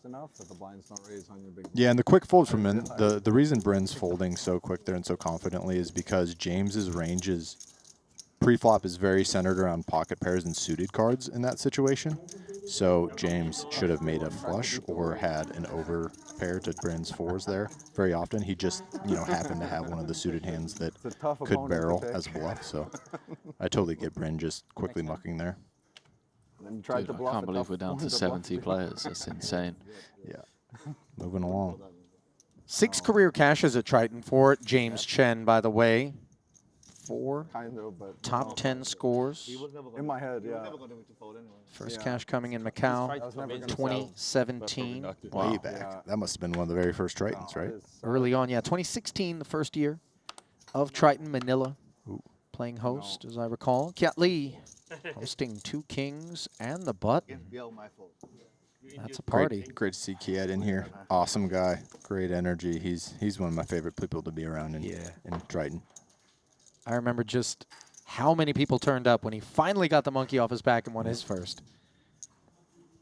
I mean, he had like an astonishing number of second place finishes. It was like 5, 6. He had another one here this trip. I know. 200K. He already won a title now, but yeah. He's got 2 now, right? Yeah, I think he won Montenegro. He won his second on the same night that I won my first That's in Montenegro. Right. We took a picture together. That is right, yeah. Yeah. He won like the turbo that night. Yeah. He was due, as were you, Seth. Yeah, Kiet's paid his dues for sure. Both games. I guess he doesn't play PLO, but he's played a lot of short deck, a lot of hold'em throughout his career, so he's earned it. And he and the boys are now playing 10, 20, and 20, 50K in orbit, the price of poker. Things will thin out a little bit, but not Punsri unbothered, of course. Ball stack there. Let's flip over and find Nacho Barbero, 40. who seems to have paid a visit to a Louis store. A bit of an influencer now. Yeah, Nacho loves his Louis, huh? Tell you what, there's a few fashion houses that get proper representation out here. Balenciaga, Denny Tang, and some of the crew leaning into. Louis is a Tan Xuan favorite. A lot of Moncler out there. Sure. Dior for Elton. Mm-hmm. What is Obara? that? Fear of God Essentials. That's all over. That's a Kiet. Kiet's always rocking their stuff. Fearless is June. Although playing with a lot of confidence. I love this. Yeah. King Jack offsuit, not exactly a deity. But Trying to piece up Barbero. Nacho's kind of in a dicey spot here, you know, like we're getting to the point where ICM is real. It's not exactly a thrilling hand to continue with. He has one of the worst suited Broadways. It is a suited Broadway, which is nice, but not so nice. The 9-5-3 board for Barbero's prospects.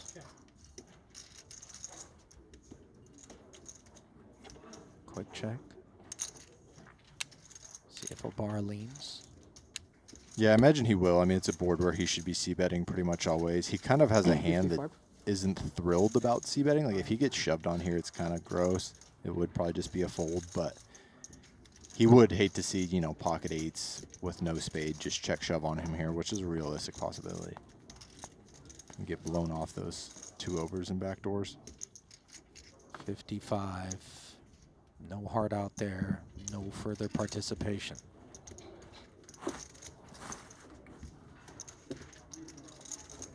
Death by a dozen cuts, maybe. Just given where the blinds are right now, every little slice off our stack. Do you guys know much about poker in Japan? I hear it's kind of booming. Talking about Obara. Listen, I know that the chat blows up every time one of the Japanese crushers are on the screen. Yeah. I know that some casino licenses have been issued out there, and I think poker is very much enjoying a boom, and it's not over yet. What in terms of stops, Seth, is there one that you like more than others? Is there one you'd like to see us go back to, maybe a Vietnam, a Macau kind of thing, or a market you'd like us to pay a visit to that we haven't yet? For me, Vancouver came to mind as a potentially awesome North American. Yeah, anything in North America would be amazing. My favorite stop in the past was Vietnam. I would love to go back to Hoi An. That was a really, really cool place. Madrid was great too, but you know, Madrid was amazing. Just getting a different vibe. You know, we get a lot of these kind of resort trips where you're kind of just in a hotel for the whole time, but a place like Madrid where you're actually in the city, that was really cool. Well, Pakanai Lisawad, not in a cool spot here. Pocket nines, and his full 410 unloaded against Matt Wampman's aces. Bucky loves to see it. Time magic. Stop. Why don't we have Triton Hawaii? It's kind of halfway in between for the North Americans and the Asians. Man, no poker would get played, man. Everyone would just be out surfing. Yeah. Hawaii. You know what? Surfing and beach volleyball. I'll bet the don't on that. I know these people.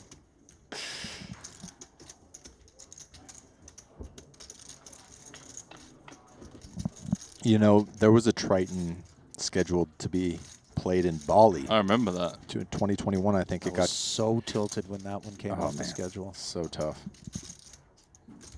Triton Bali would have been amazing. So would a 9. But that Punsri magic not making a cameo just yet. 1 to come, 2 outs. Can Pakinai keep his seat? GG. No.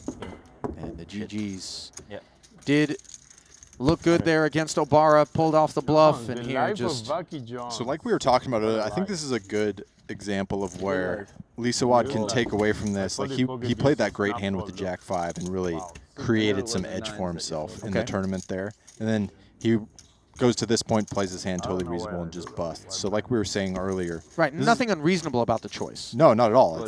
He played the hand great. He should absolutely be going all in with 9s there. But he can take away from this, even though he lost today, that he, you know, played well and, you know, just wasn't his day. It's just kind of tough, man. Nobody is quite that receptive to hearing that once they get showered. Yeah. Yeah. And that's the battle, you know. I hope he can look back on the last couple hours and be satisfied with it and know he played well, because if he's not going to take positivity away from, you know, that great hand he played with the Jack 5 of hearts, it's going to be hard for him to be satisfied. Is that a Helmuthian adjective deployment there? Positivity? Positivity. That literally crossed my mind as soon as I heard that word. Yeah, me, 2 peas in a pod, me and old Phil Hellman. Matt Waltman back at it here, this time considerably off of aces, but ace-3 suited, under the gun. He wants to book a trip. Bin Duan says, pack your bags. Small blind, Queen Jack of hearts, and that's not what Bin Duan had in mind. Very much in Waltman's range. Not range, but rather arena. Bucky's just going to try and put him in the bin. I would go small. I think he should try to induce some action from hands he is crushing. Like, I think Ben should have a lot of suited 8x in his hand, like 10-8, Jack-8, Queen-8 suited. So, yeah, I like this. I want to keep those hands in the pot because you just have them in pretty bad shape. Seth, I have to ask you whilst you're here in the booth, what is the goal, if any, like the end goal for you with socials? Because I've saw that kind of viral clip of yours talking about like empathy at final tables, and just, you know, you have so many people in the chat and viewers around the world talking about like, oh, why is there no emotion and like no celebration? I think you really nailed that on, you know, you nailed that on the head for as the reasons why you're not just like celebrating all the time. Empathy playing a major role. So what is the goal for you with some of this content you're creating? Yeah, so one of the reasons I wanted to start doing this is I felt that there was a lot of misconceptions about us and just about the high roller scene in general at this point, because, you know, you have a situation where Twitter, Instagram, whatever, like these ideas that are basically rumors about just, you know, random people speculating on what pieces people have of themselves, like why they're, you know, they're just, you know, personality-less robots or whatever. So I thought it'd be good to just kind of be a mouthpiece for the group here in general, and also just give people insight into what it actually looks like to play all these things and prepare for all these things and kind of live this life, which I think it's a pretty cool thing. You know, it's a pretty cool way to make a living, and it's pretty interesting, and I get a lot of questions about it. So yeah. That was kind of the goal of, or the motivation for starting it off.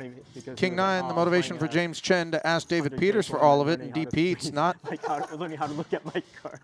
a lot of chips, but a lot of hand against James's King 9. Yeah. Dominating. No, he's a good player. I'm just saying. Yeah. Peters has been quiet at this this feature table. He has been short though, and just hasn't gotten dealt much. How about at this festival? I feel like I've not said his name much. Yep. He's been bricking me and him are the. Had one final table. Did he? Yeah, okay, mystery bounty. I've been putting up zeros left and right. Yeah, 7th place finish there. Yep. A tournament. What's his Triton resume look like? He hasn't played a ton of them for. He's got a title, 7.7 million in Triton earnings. 7 million. Going way back. He's got top pair, but he's not out of the woods here on this 2-club flop. Well, Peters was hangs on. He does hang on. He was at that initial Triton stop back in 2016 in the got 2nd place in. Yeah, to Fedor. Yeah, 2.7 million. Those tournaments were big.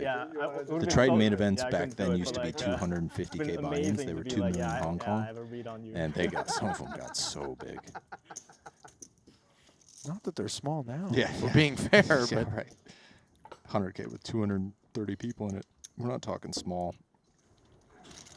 It'd be interesting to see the inflation. How much was 100K in 2016? It's got to be quite a bit more than now, right? Yeah, maybe sure. 130 or something. Once the printing press got turned on by the federal government in the United States, quantitative easing, shredding our cash.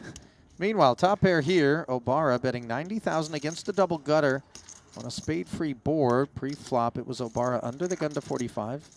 Barbero defended. Check call 25, and here he is, deliberating. Any merit to just folding this because of tainted outs? Like, it's a pretty small size. It's about half pot, right? Yeah. I would have continued, but yeah, that's definitely worth considering for sure. The jack is a bit tainted, but the thing is, I would rather continue that hand than I would a hand like say 5-4, a hand that's just a pair that doesn't have much going on to it. And the main reason being, if you have 9-8 suited there, there's quite a few ways to win besides just making a straight on the river. You can either make a pair and check down. You can get a 6 or a 5 or a 10 and lead all in. Maybe a heart you could lead all in as well. So I think that hand just functions a little bit better EV-wise than a hand that might have more pure equity like a pair. So I would continue with the double gutter and fold more of the pair hands. Guys, George in the YouTube chat, going back to kind of markets that maybe we should tap, says come to Australia.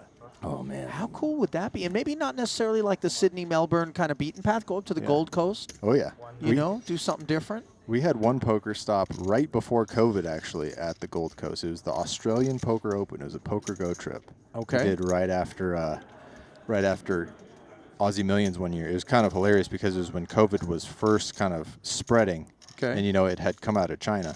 But it was Chinese New Year at the time, so the entire hotel was just all like Chinese tourists. And this was just like, you know, when COVID was brand new. So it was a touchy situation. You're saying you were double masked? Oh yeah, we were all masked. That was even before they even told you to really Yeah, it was wash your hands, don't touch stuff initially. Exactly. That no one was wearing masks back then. It was too early. Well, wearing ace-8 of diamonds is Barbaros. He reaches out and touches his 290. Going to haul 100 of it back as he covers Bin Duan, who doesn't look like he's particularly optimistic with these fives. He is in the lead. 5% advantage. Barbaro looking to haul in this 420. Pretty crucial pot for both of these guys. If Nacho loses, he'll be pretty crippled. And obviously, Ben will be out.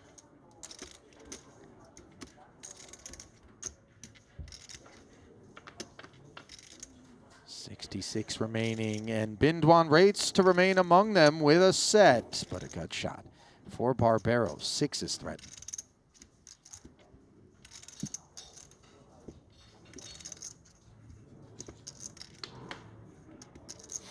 Queen is clean.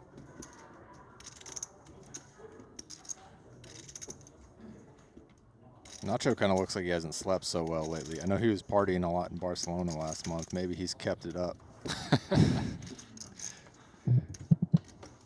Oh, baby.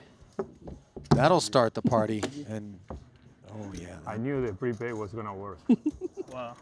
Bin Duan just. Ben's a guy who loves disgusted. it. He really cares about, you know, playing good and winning with sets. Yeah, and winning. Yeah, I just love to see these guys who are so into the game, you know, and he's one of them. Boy, Nacho. Like I get tilted at guys that like suited, I fold. Whether they're pros or VIPs alike who just kind of minimize the moment or whatever, or just feel like, you know, I'm just here screwing around and I like this is. There was a situation at the 200K final table in Montenegro that I got second in that was really cool. Where you had Ramin Hijev, you know, a VIP. Sure. I love Who, great energy, loves poker. And when we were about to start this tournament, he says, like, enjoy this, guys, enjoy the moment. And there was a couple other guys at the table who were kind of like, you know, we're too cool for this. Let's Wait, get some were you in the drinks." money, by the way? No, this was final table.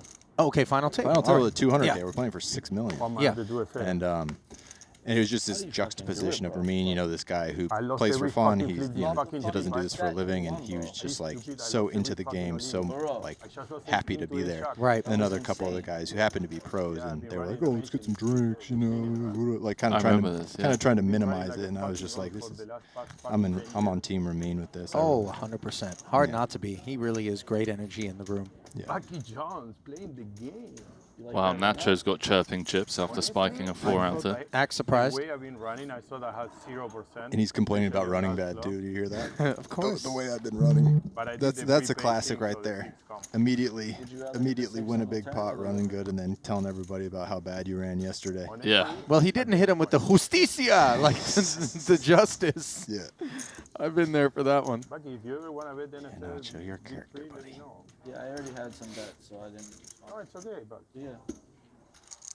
I mean, if you give me like the your money, option puppy. to add the nacho or remove it, Oh yeah, keep I him wanna around add for the sure. nacho. Yeah, Yeah. we want him around for sure. If it's day 12 and everyone's exhausted and tired, it gets to be a lot. But yeah, I'm happy to see Nacho in the room for the most part. I mean, the thing is, he's harmless. I mean, there's Totally not harmless. venom there, right? Yeah, He's totally just harmless. Can you watch you? He's just a guy where it's like, you know, if you're just on the end of your rope and he won't stop talking, it's You can watch tough to it. bear. fray a nerve or I two. watch on Yeah. Dazn, on VPN. But yeah, from his Spain. bits are pretty I have a funny. good site that you can use. Gets all the games and it never freezes. Which one? Like some of those other ones. Oh, really? Send it to me. Yeah, it's a new one. Because I have to be on VPN all the time to watch it here. 40,000. Also a man who loves No, good you don't sports have to be on bet. a Sounds like VPN. that's what they're talking about. Sure. Ivy's talking about a King Jack.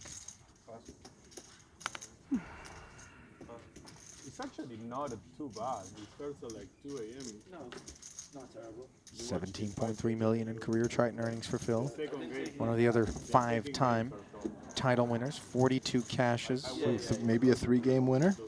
No. No PLO for him. Definitely a short that can hold him. First joined us 2016 in the Philippines. Has a couple of final tables in Montenegro in the 150K 8 max and the 100K PLO. Producer James was saying that there's only 2 Triple Crown winners. Jason, and who's the other? So Watts. Sir Watts, all right, yeah. Man, how are we only 25 off the money, bro? Like, did everyone just have like a triple espresso for breakfast up in the lounge before coming down? Like, Seen a lot of chips flying around. Halfway through. And I would have won some of them because I would have bet. You didn't I mean, we had Aussie in there. I know know. Jason I saw busted they him in studied some like- I didn't gigantic know there was pots, a but game he on? drives the action. I wouldn't be surprised to see if Yeah. he was on a table where you just had 5 busted outs in the first 20 yeah, minutes or well, something. he had a double elimination, like hand 7 of the day, Yep. where he eliminated Stevie and someone else at the same hand. Yeah. Who are the other action drivers in Triton Fields, Seth, in your experience? Guys that they park at your table and you just know it's going to be that It's day. like, buckle up. Yeah, Drop no, them and grab them, boys. Aussie for sure. Javid is going to be a guy like that. Let's see who. Santosh has kind of cooled off a little bit. He's mostly just trying to, play good. He cares a lot about. Peter Wang comes to mind. Yep, for sure. Wang Ye, he's a very aggressive player, gets action going. Very good player. Who else? Very good flop, by the way, Alex not to cut Ponikoffs? you off. Yeah. 9-7 of spades, gut shot straight, and flush draw for Ivy, the big blind defender, against Wantman, who's eyeballing the 6 of clubs as he delivers this C-bet, and Ponikovs definitely qualifies. Yep. Very aggressive, very action. If given the choice, you prefer to have those types at your table, or you like to keep them at bay? That's a hard question to answer. It depends a lot on who else is there, to be honest with you. If you have a situation where you have, there we go, just a check shove. Yeah, feels sound. Like let's say you have Aussie at your table and also Ponikovs. I would certainly prefer not to have Ponikovs there, just because they're just going to try to play gigantic pots against each other, and it makes it less likely that you're going to win a pot off of Aussie with him going crazy. Yeah, it's one thing to have an open container of gasoline, but then to also have a book of matches. Yep. That's dangerous. You want to be the guy waiting. You want to be the match guy. You don't want.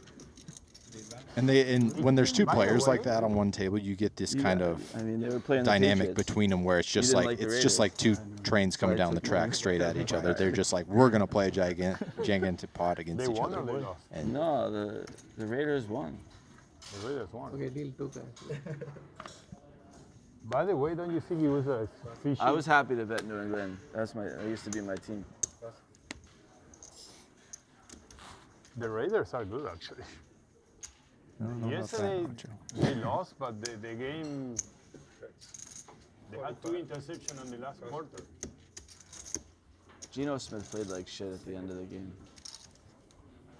Phil Ivy, Yeah, I understand, but bro. once again, the putting game his would stack have in been motion, super snacking close on if they don't Watson. get the 2 interceptions on the last 15 minutes. They got 2 interceptions. Yeah. One was on the 5-yard line. You saw it? Yeah, I saw it. I saw it. I believe it was a couple of Jeju stops ago when Nick Schulman was joining us here. We got completely scammed. Had that legendary Nacho Barbero impersonation LA, at the right? booth. So Chargers. good. Chargers, yeah. It's just so spot on. Their It's more defensive Nacho line than is insane. Nacho. So good. Nick's got some incredible impressions in his back pocket. He's the best. I prefer NFL. He does I a great prefer Billy NFL to Baxter as soccer. well. Oh, yeah? He tells those Yeah, stories. it's way I gotta better. ask him about Sure, that one. you know nothing. That's a about great it. Phil Ivey.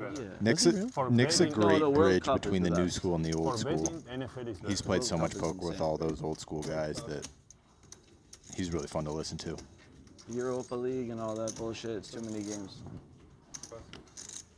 I told this story earlier in the festival, but I was in New York Fucking City with my baccarat girlfriend never at the have this time when shit. Nick and I used to scrap online and didn't know one another well. It's a And sign. Maybe she was taking a long time to get ready, so I Bucky. fired up some shorthanded 100, 200 limit hold'em with Nick there and got upside down. And by the time she got ready, I was like, well, listen, you know, we're not gonna go to dinner just yet. We're gonna try to get Get even. unstuck. She fell asleep in her dress on the bed, and needless to say, I was in the doghouse for quite some time. I did get unstuck, That's a very classic online poker story right there. but yeah. I just feel so sorry for her. She spent the whole night getting ready, dressed up to go for a night out, You hung out with Nick Schulman instead. getting buried as well. We got out, guys. Everybody relax. yeah, We got out. We got out of the doghouse eventually. We got out from the game. Like, it was all good, you know? Young Ali learning lessons out there. We learned some lessons, all right. Joe's More trying, ways than none. trying to teach someone a lesson with ace jack under the gun +2.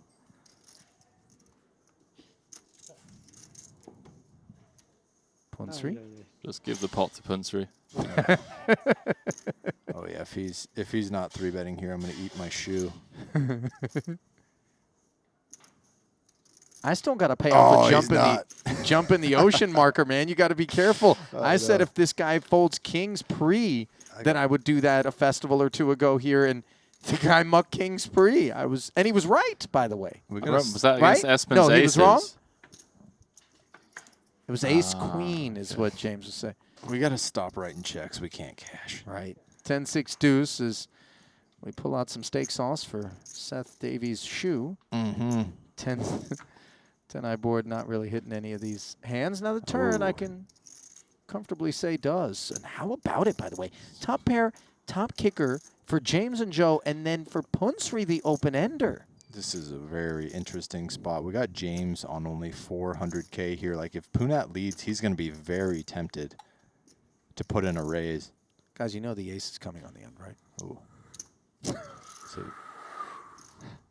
yeah, this is going to be very interesting to see what James does here, because Quan, he shouldn't have an overpair at all behind him. He's not really worried at all about what's waiting for him behind. 90. So I would expect to see a raise. He should feel like his hand is basically the nuts.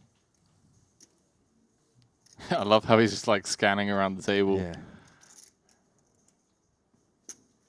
Like staring down Punsri, and he's like, "Oh, hang on, Joe's still in the hand as well." that's Let me, So this is kind of the tamest of outcomes, I think, unless Joe wants to raise.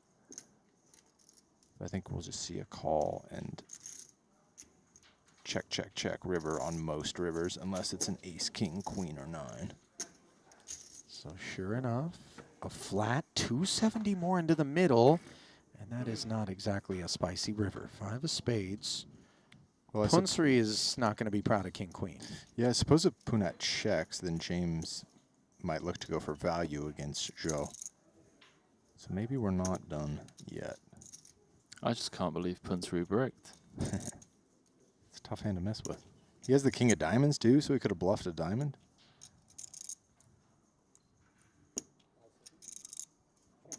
There's the check we expected. And now, James Chen playing 310. I mean, he can certainly get called by worse if he does value bet. It's, you know, he's going to have lots of missed straight draws. So if he does shove, Quan Zhou's in a interesting bluff catching spot. I think we'll see a shove and a call. It's got so quiet out there. Yeah, it's starting to get pretty serious with 60-some% of the field paying.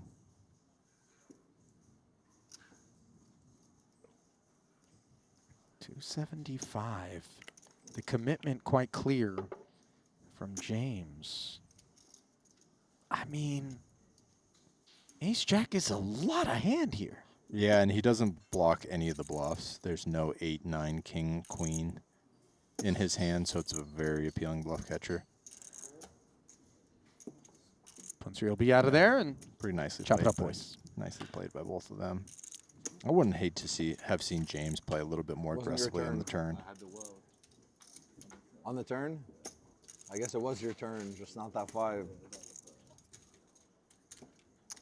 Like queen 9 of diamonds? Joe Chuen, by the way, don't sleep on that guy.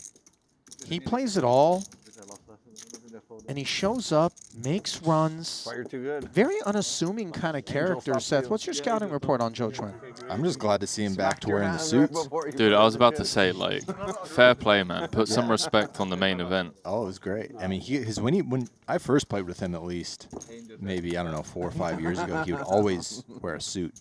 And I think he was kind of trying to play up the I'm a businessman thing, and he's actually just a pro. But then he kind of stopped wearing suits, and now he's back to wearing suits. So maybe he's back to pretending he's a businessman again. For sure. I mean, it's a good place to do it, right? You get a lot of like mainland Chinese players show up that have never really played a Triton stop, and he can probably sell the story. Easier story to sell over here for sure than Vegas. Boys, he's on the radar.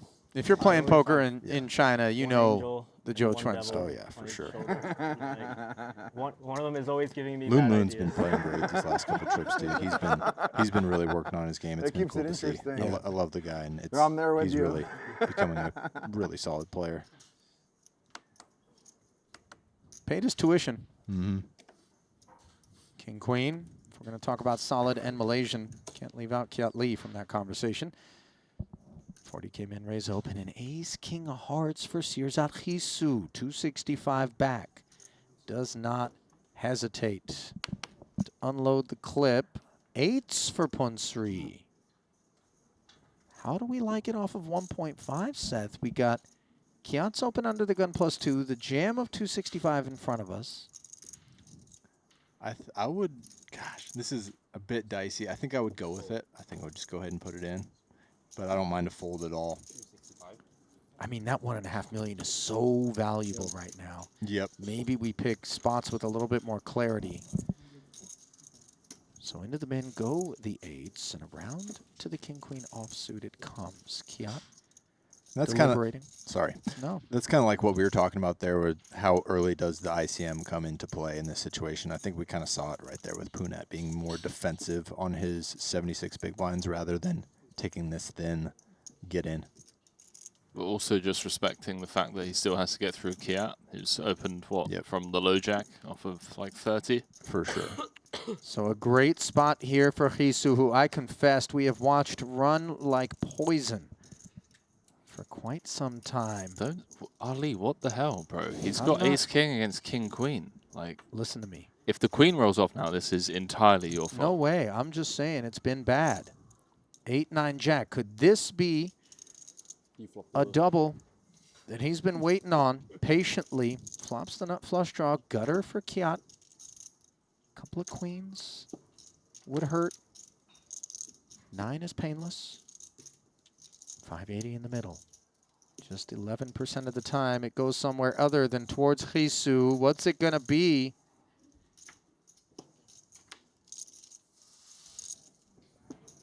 You know, somebody tap him, you know, okay. It held, Sirzat, and I promise you he was concerned about the same thing I was. That maybe he was going to get snake bitten once more, but not this time. Yes, bro. You've been there, man. When you think the doom switch is flipped, Henry, pretend that you don't have those same vibes where you're like, well, yeah, no, I know what's supposed to happen here. Well, it's interesting, actually, because I'm on a probably like biggest downswing of my life this year. Really? However, I have never been more optimistic, and I think that's just been a byproduct of like meditating and working on like the mental game and whatnot. Whereas like a few years ago, every all-in, even when I just get it in like 4-1, I was just like expecting the 20% to just get me. Whereas now I'll get it in with like 30%, and I'm like, yeah, baby, this is me. You know, I'm feeling really good about the runouts. Oh yeah. Feeling really good about a couple of kings, rather, no doubt, will be Joe. I don't know. I think there's something to be said about just like even when you get it in bad, just I don't know, tricking your brain into thinking that Well, you're gonna get for sure. I mean, you just want. Ooh, we got. Wow, something to feel Freudian bad about slip, here. Barley, Yeah, maybe I smelled something in the air, and it stinks if you're Kiat Lee. I mean, he just goes from like 35 bigs to out the tournament in 2 hands. Hey, we were just talking about how when you get it in bad, that is true. It's not necessarily over for you. I mean, Punsri put 2 8s down the throat of 2 kings. So here we are with the fuse lit. 45 becoming 115.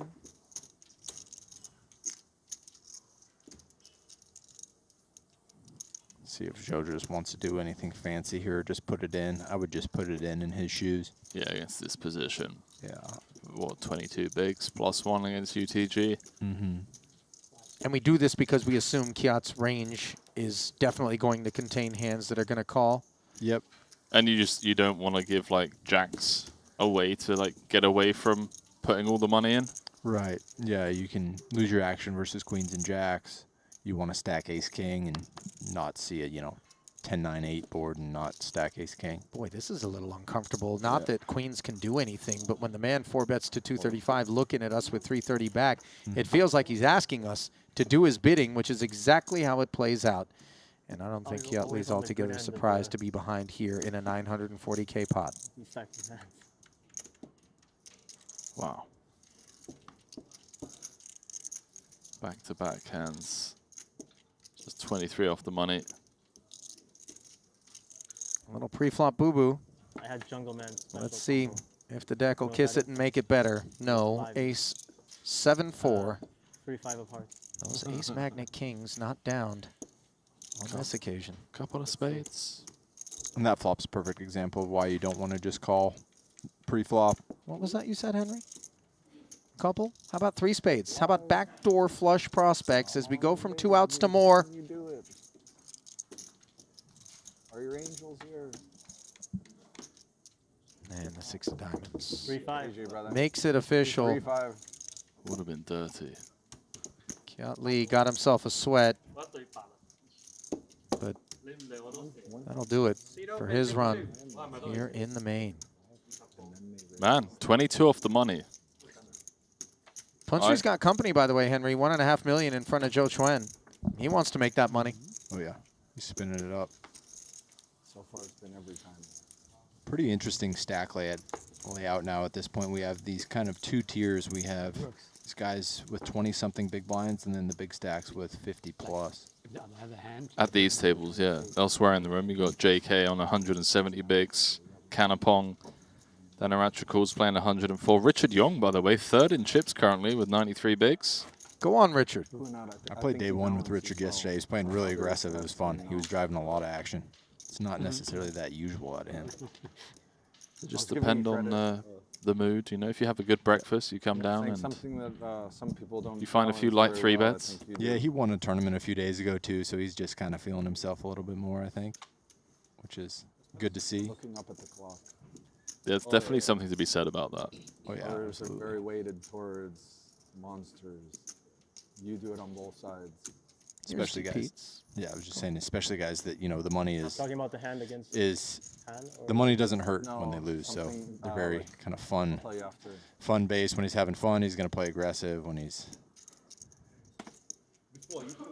not as thrilled about it, he might just play a little bit more. So now when they have this, I just try to... You pretty much just look every single time. So. Yeah. Tight fold from D. Peters on the button there. Just like, I was worried about that as well. Yeah. Just make it like a habit. Yeah. Howdy. Loon Loon getting his hand smacked. Jack deuce, offsuit. A little loose of a limp. I would have just open folded that one. Yeah. With a little bit of pressure from the. If you're just playing for chips, yeah. But there's a little bit of pressure from the state of the tournament and also just the big blind being such a big stack.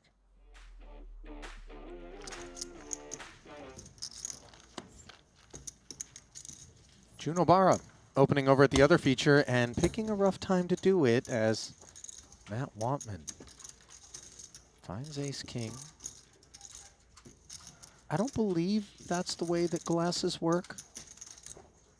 I think what happened was he was midway through taking them off, quickly peeked his cards, and then he was like, hang on.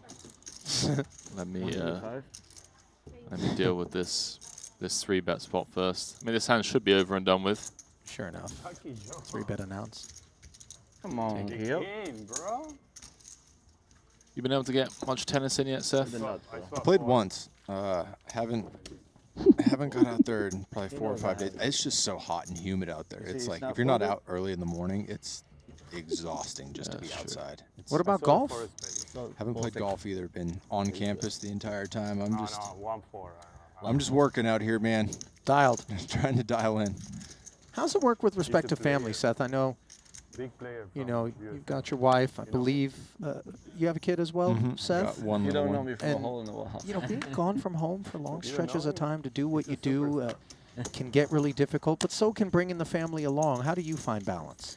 Yeah, absolutely. You just got to do it sometimes as a family, sometimes not, whichever one's as convenient as possible for that. You know, I brought my family with me to Europe when we went to Montenegro this spring, which was cool. It was, you know, it was more family-friendly place. And then here I've just kind of decided to go a little bit shorter of a trip so I didn't have to spend too much time away from them. But yeah, this is a trip that's very poker work centered as opposed to say Montenegro where it's a little nicer to be like, okay, let's go to the beach, let's go walk together. Whereas here in Jeju, you're mostly just in the resort playing poker every day, not doing much else. Easy to get buried in the task as you get a glimpse at one of 2 new feature tables that will come your way on the backside of the break. And boy, I'm looking forward to those ones, especially when I see Brandon Wilson. Smooth operator. Talk about action. Ooh, He Wang is Ye. very aggressive. Oh, Wang Ye and Brandon Wilson. That's going to be a fun table to watch. But for now, we wind down with this crew.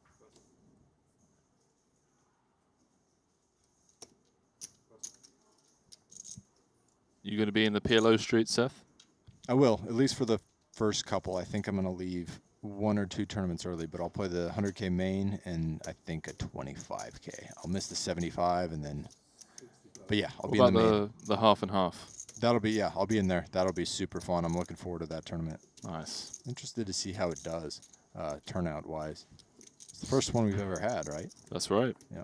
6-4 clubs, raise and take. Rumor had it that there was one other one way back in the day, but certainly in terms of kind of the This time more modern It was no, not the other portion side. of the That was Triton a pretty one. Still. Super High Roller Series. It's Definitely wasn't as strong as a Ace novel King. item I on the don't know how many docket. Ace Kings can I get dealt in this small? By the way, good luck trying It to was get a off pretty the one. island, Seth. I don't know if you're aware, but the strike, right? South Korean airport workers strike slated to begin September 19th and end as pretty, on but- October 9th. And I don't know what the penalty for murder is, but at the back end of this one, Well, it depends how you if think of it. You know, sometimes some those, sort of like, striking low-suited airport agent connecting, decides to light one up in my face and casually one-off, prevent so me the from ones getting that win home, big pots. I could see myself snatching the Where the life out queen of nines just that sort of, like, individual. You gotta do what you gotta do, man. when you get And this called is an island that has some way of just driving people out of their goddamn minds.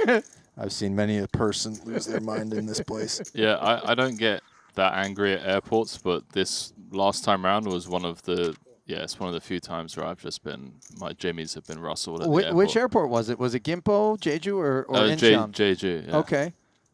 Yeah, I got pretty riled up. What happened? They just said that I didn't book business when I did, and they tried putting me at the back of the plane. I was like, guys, I'm not getting on this plane. One of my finer practical jokes, by the way, Seth. I know some people down there at the Jeju airport. I would have put it past you, man. That'd be a good one. Listen, I've been watching some videos. I reckon we could put together a dinghy or 2 and get off the island. Let's row our way out of here. Listen, across the Pacific. I'll swim, bro. I'm going home on the 24th. We could make it to Shanghai, I bet. There's got to be a ferry you know, in some direction. I think Japan's a little far to be on the boat, but yeah.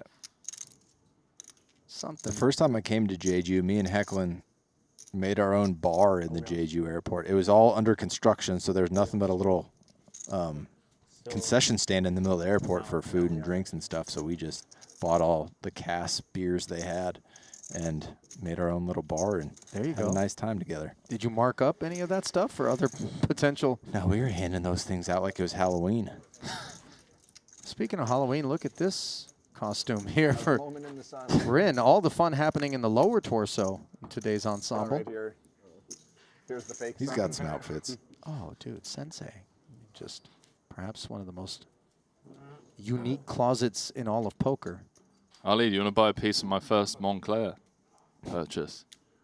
What do you mean? Where's the ROI in buying a piece of your first get it. Montclair purchase? Why don't I sell you some of mine I'm not wearing anymore? I like that better. Yeah, not a fun commodity to own, someone else's clothes. Oh, man, if you go and you look, as fun to own as Ace King on the button here for Hisu. You know, you go to some of these sites where, like, these super expensive high-end designer things are real, you know, and far-fetched. A used thing, it's like 20% of the retail value of it. Oh, yeah. It's insane. And especially, like, by season, too, right? Like, Right. it doesn't get way cheaper in spring or winter for summer clothes or whatever. There is no winter in Vegas. No, that's not true. It gets cold. It gets a little cold. Yeah. Winters are nice, though. I mean, it's not unbearable by any means. Queen 8 looking to cool off Hisu. Going to have a tough time on this deuce 7-2 diamond flop. I wouldn't put it past James to stick around, though. He's got 2 overs to the 7 and the queen working for him. Maybe he could perceive Surzat as a guy who might be a little under-defend type. Now he's kind of opened the door for him to really go after him.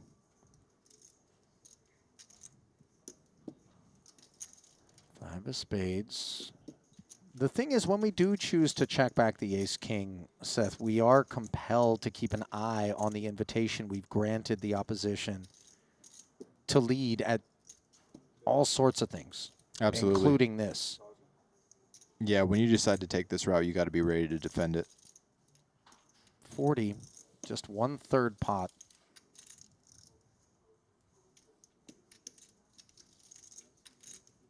Hisu very up to the task. Glad to see him digging in his heels. 10 of clubs, river.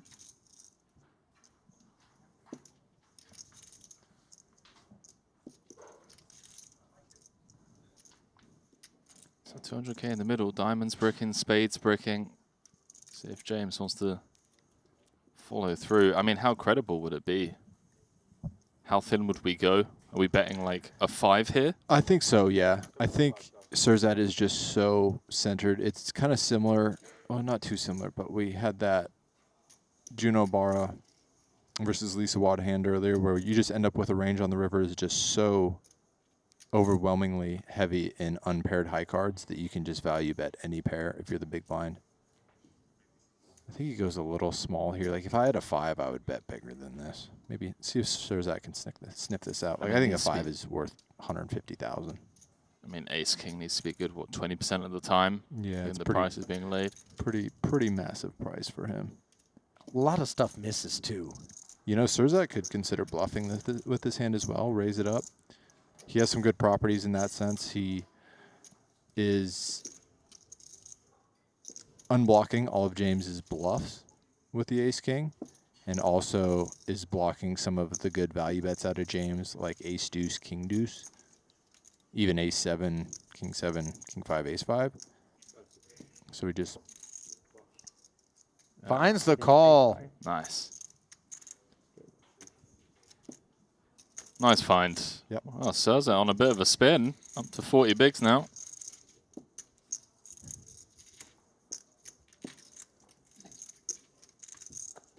A lot of intensity in that seat.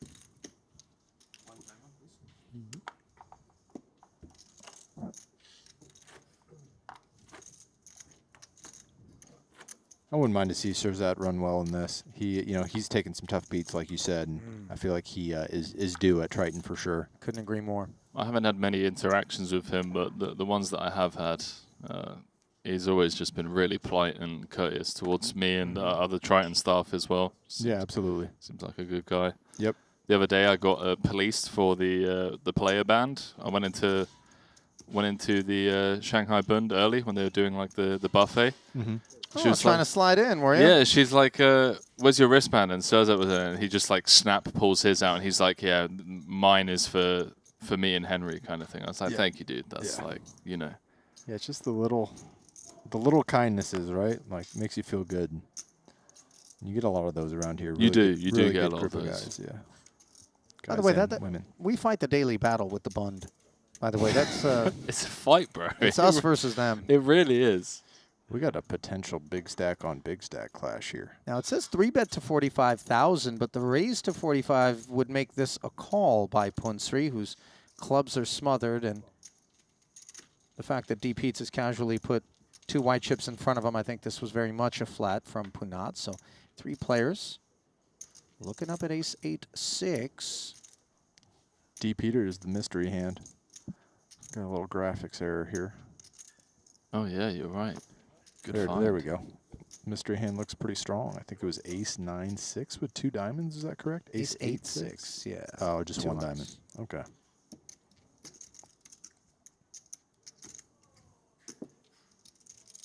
See, I thought I saw 2 diamonds as well, so now I'm tripping. So what has happened here? Joe C-bets. Yeah. Okay. And just kind of repping this ace. Mm-hmm. And David's in pretty interesting spot here. He has a hand that's pretty playable. He's got some great backdoors. But the problem is he only has 275K. He can't really raise here and then have anything left on the turn to do battle with. So, oh, wow. Well, this is what we have in mind when we peel, and Punsri is running pure, boys. can we see Joe just get really out of line one time and try to put max pressure on him? I don't expect it, but it would be some fireworks. This is not the usual suspect of a hand, and Punsri's flats on the button will contain things that aren't going to go away to another bet. For sure. Oh, he's going for it, though. Yikes.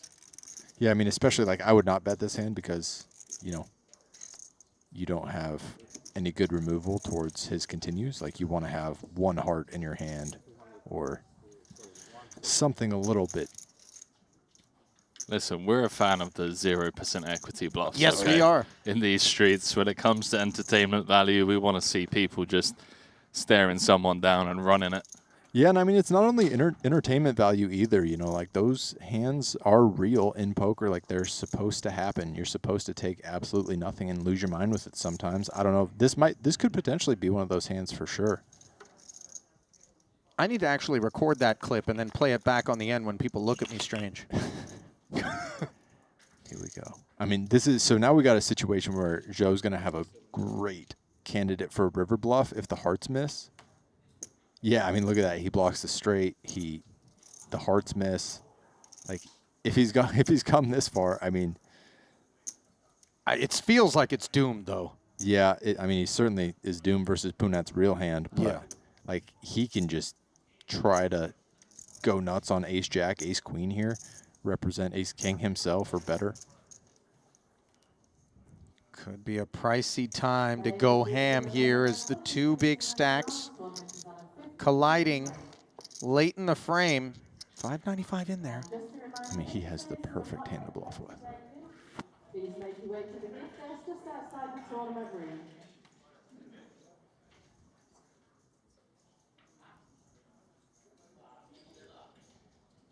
Anything to be said about trying to run one against the likes of Punsri? Maybe not the customer. Yeah, I mean, but Punat's a great player. You know, he's nuanced. He's going to fold. He's going to make big folds when he needs to. Oh, he's checked to him. Yeah, I mean, I don't think Punat's a particularly big calling station or anything like that. And well, he can be sticky, though. I mean, maybe above average in adhesive qualities. For sure, absolutely. But he's just a good player. He's a guy you have to play tough poker against. You have to bluff. You have to value bet thinly. He's not a guy you can really skew in either direction against. Credit to Joe Chuen for finding the check, because we all presume whatever chips he were to put in front of him, they were never coming home. And 420. Now we can go away. What's Punat smoking? Something out of the golden triangle is my guess. Bit of posturing here from Joe. Yeah, it would be very heroic to turn this one into a bluff, but I mean, I've seen crazier things. Most of them involving Osi Katola, Yeah. I would imagine, if we're talking about this main event. Crazy guy number 1. Well, making a bid to be number 1 in this one is Punat Punsri as he continues to compile a stack. And taking him away from Joe Chuen means he's put daylight between himself and number 2 at that blue table, which will give way to a new feature along with the red table. Richard Young, 1.8 million. Let's not overlook him. One of the founding players here at Triton, 7th overall, but Jason Kuhn still occupying the top slot, while Italy's Mustafa Kanit has now entered 2nd. We enter the booth once more. Ali Nijad, Henry Kilbane, and of course Seth Davies gracing us with his time. Been a real pleasure, Seth, obviously. Are we going to see some more of you? Going to come back? You know what? I hope we don't see any more of you because I know what that would mean in terms of your availability. But when you are, I assume you're going to come back and see us again? Yeah, I have a ton of fun in here with you guys. So hopefully Stop I'm losing out. all ins, please. Yeah, hopefully I go on a little Punat run and win a couple tournaments and can't be in here at all. But yeah, I'll come back if I am unlucky enough. All right, I'm going to go on a little run right out of here along with Seth. Randy's going to join you, and then Henry's going to stick around as this 100K main event day 2 rolls on in about 10. Stay close.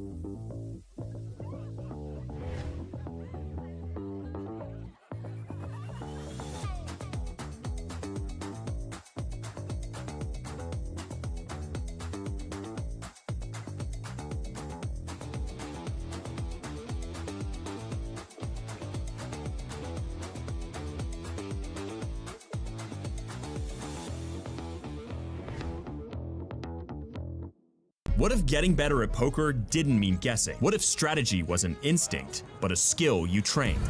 It's time to enter the poker arena. The moment you join, you begin your climb. Choose your path. Start playing. Dive into competitive mode. Play for glory, ratings, and bragging rights. Track your stats. Climb the global leaderboard. Then go back. Analyze it all. League by league. Line by line. Play on desktop or mobile. Poker arena. Compete. Analyze. Rank up for free.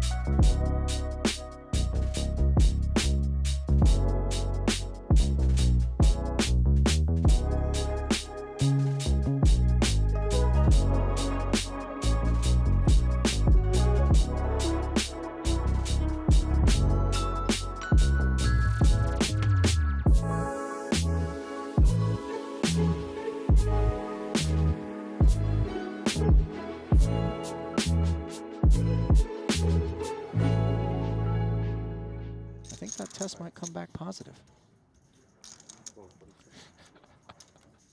Well, he flats, does Musk. So maybe results are indeterminate. Second deuce just fills the queens up. Well, at least Tom is drawing live now. That's a good point. Oh, what life? You got middle set and you just get check raised by the big blind.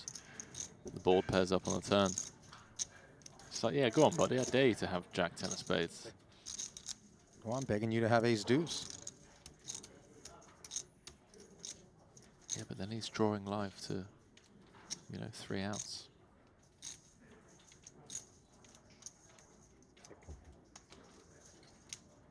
Check back with so much hand from Musk. Maybe trying to allow those semi-bluffs to get there, by the way. Oh, is 100%. Thomas. That's exactly what it is, yeah. Show me a spade. Show me some sort of gutter that fills in.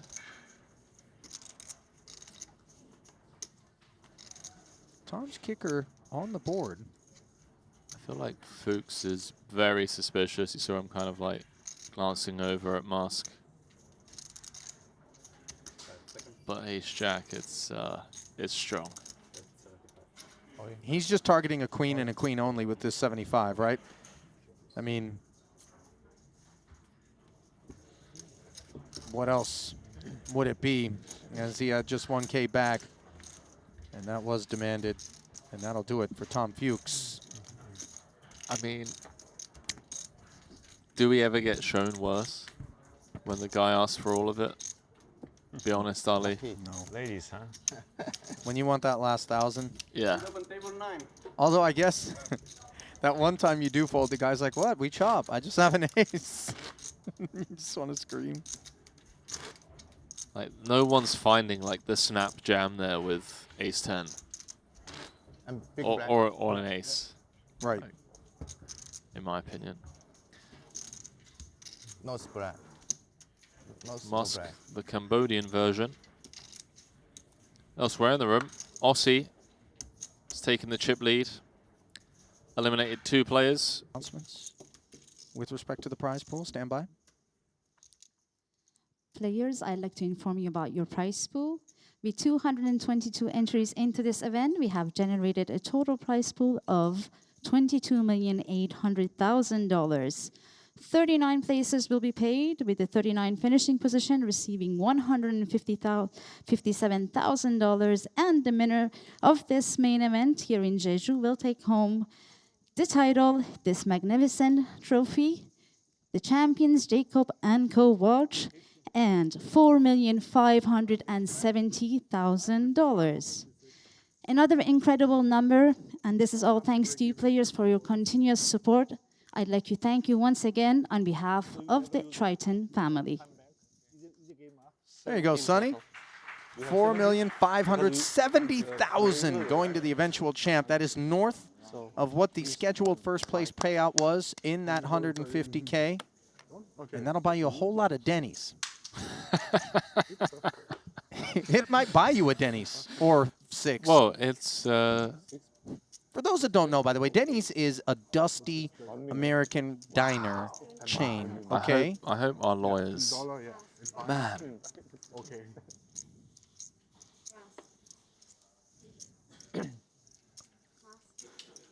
And our lawyers are going to have their work cut out. They must be on edge the entire... Like, every time you're in the booth, our entire legal department is just listening in.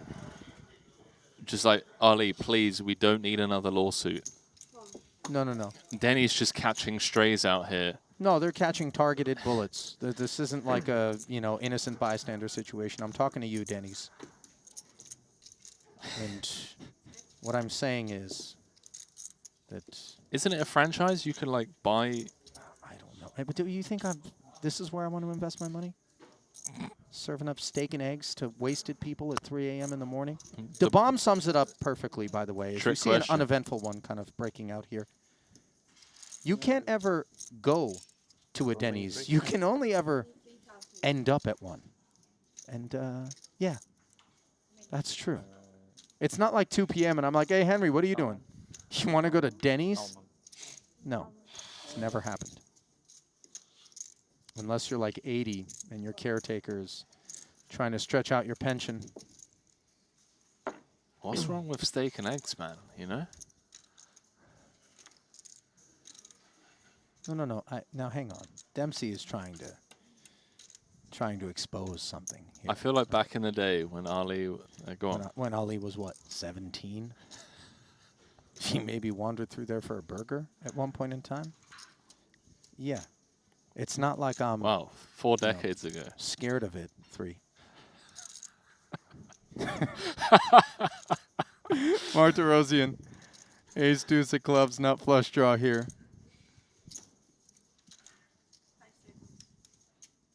85. Wow, hang on. Money went in on the flop. Sorry, like the queen high. Yeah, a little check peel. That's pretty ambitious against a +1 open. I like it in the sense that, you know, sometimes we just drill the Jack of Hearts turn, but that's very dicey against Arthur. Hang on a second. Is there Denny's in the UK? Henry? James? No? Not that I know of. I've never seen one. Edwin says he only knows it for Shepherd's Pie, where he cashed 3 of 7 events. Didn't see him again until this festival. Came out and played Triton 1. Yeah, no, he's in the high-stakes cash game streets. Spent a lot of his life in Canada, I believe. Last time I talked to him, I think he went to university there. Savage bluff. Yeah, he's taking Obara to school. Oh, it's going to work. That's a sick one to get through. That's a highlight reel hand for sure. Nice. Well done by both guys, really. I mean, I did say I would have called if I was June with the 6 deuce, but I don't mind him folding at all. Tan Xuan has picked a poor time to get involved from early position with 6-7 of diamonds, given Sensei Bryn Kenny direct left, has found aces. And, you know, this is one of those game-recognized game kind of standoffs, Seth. These two guys cut from similar cloths in terms of their willingness to embrace the gamble. Yeah, absolutely. And talk about guys who have played a lot of high-stakes poker before. Neither of these guys are scared of anything. Sultan digging in, pot growing to 210. 5 in the window.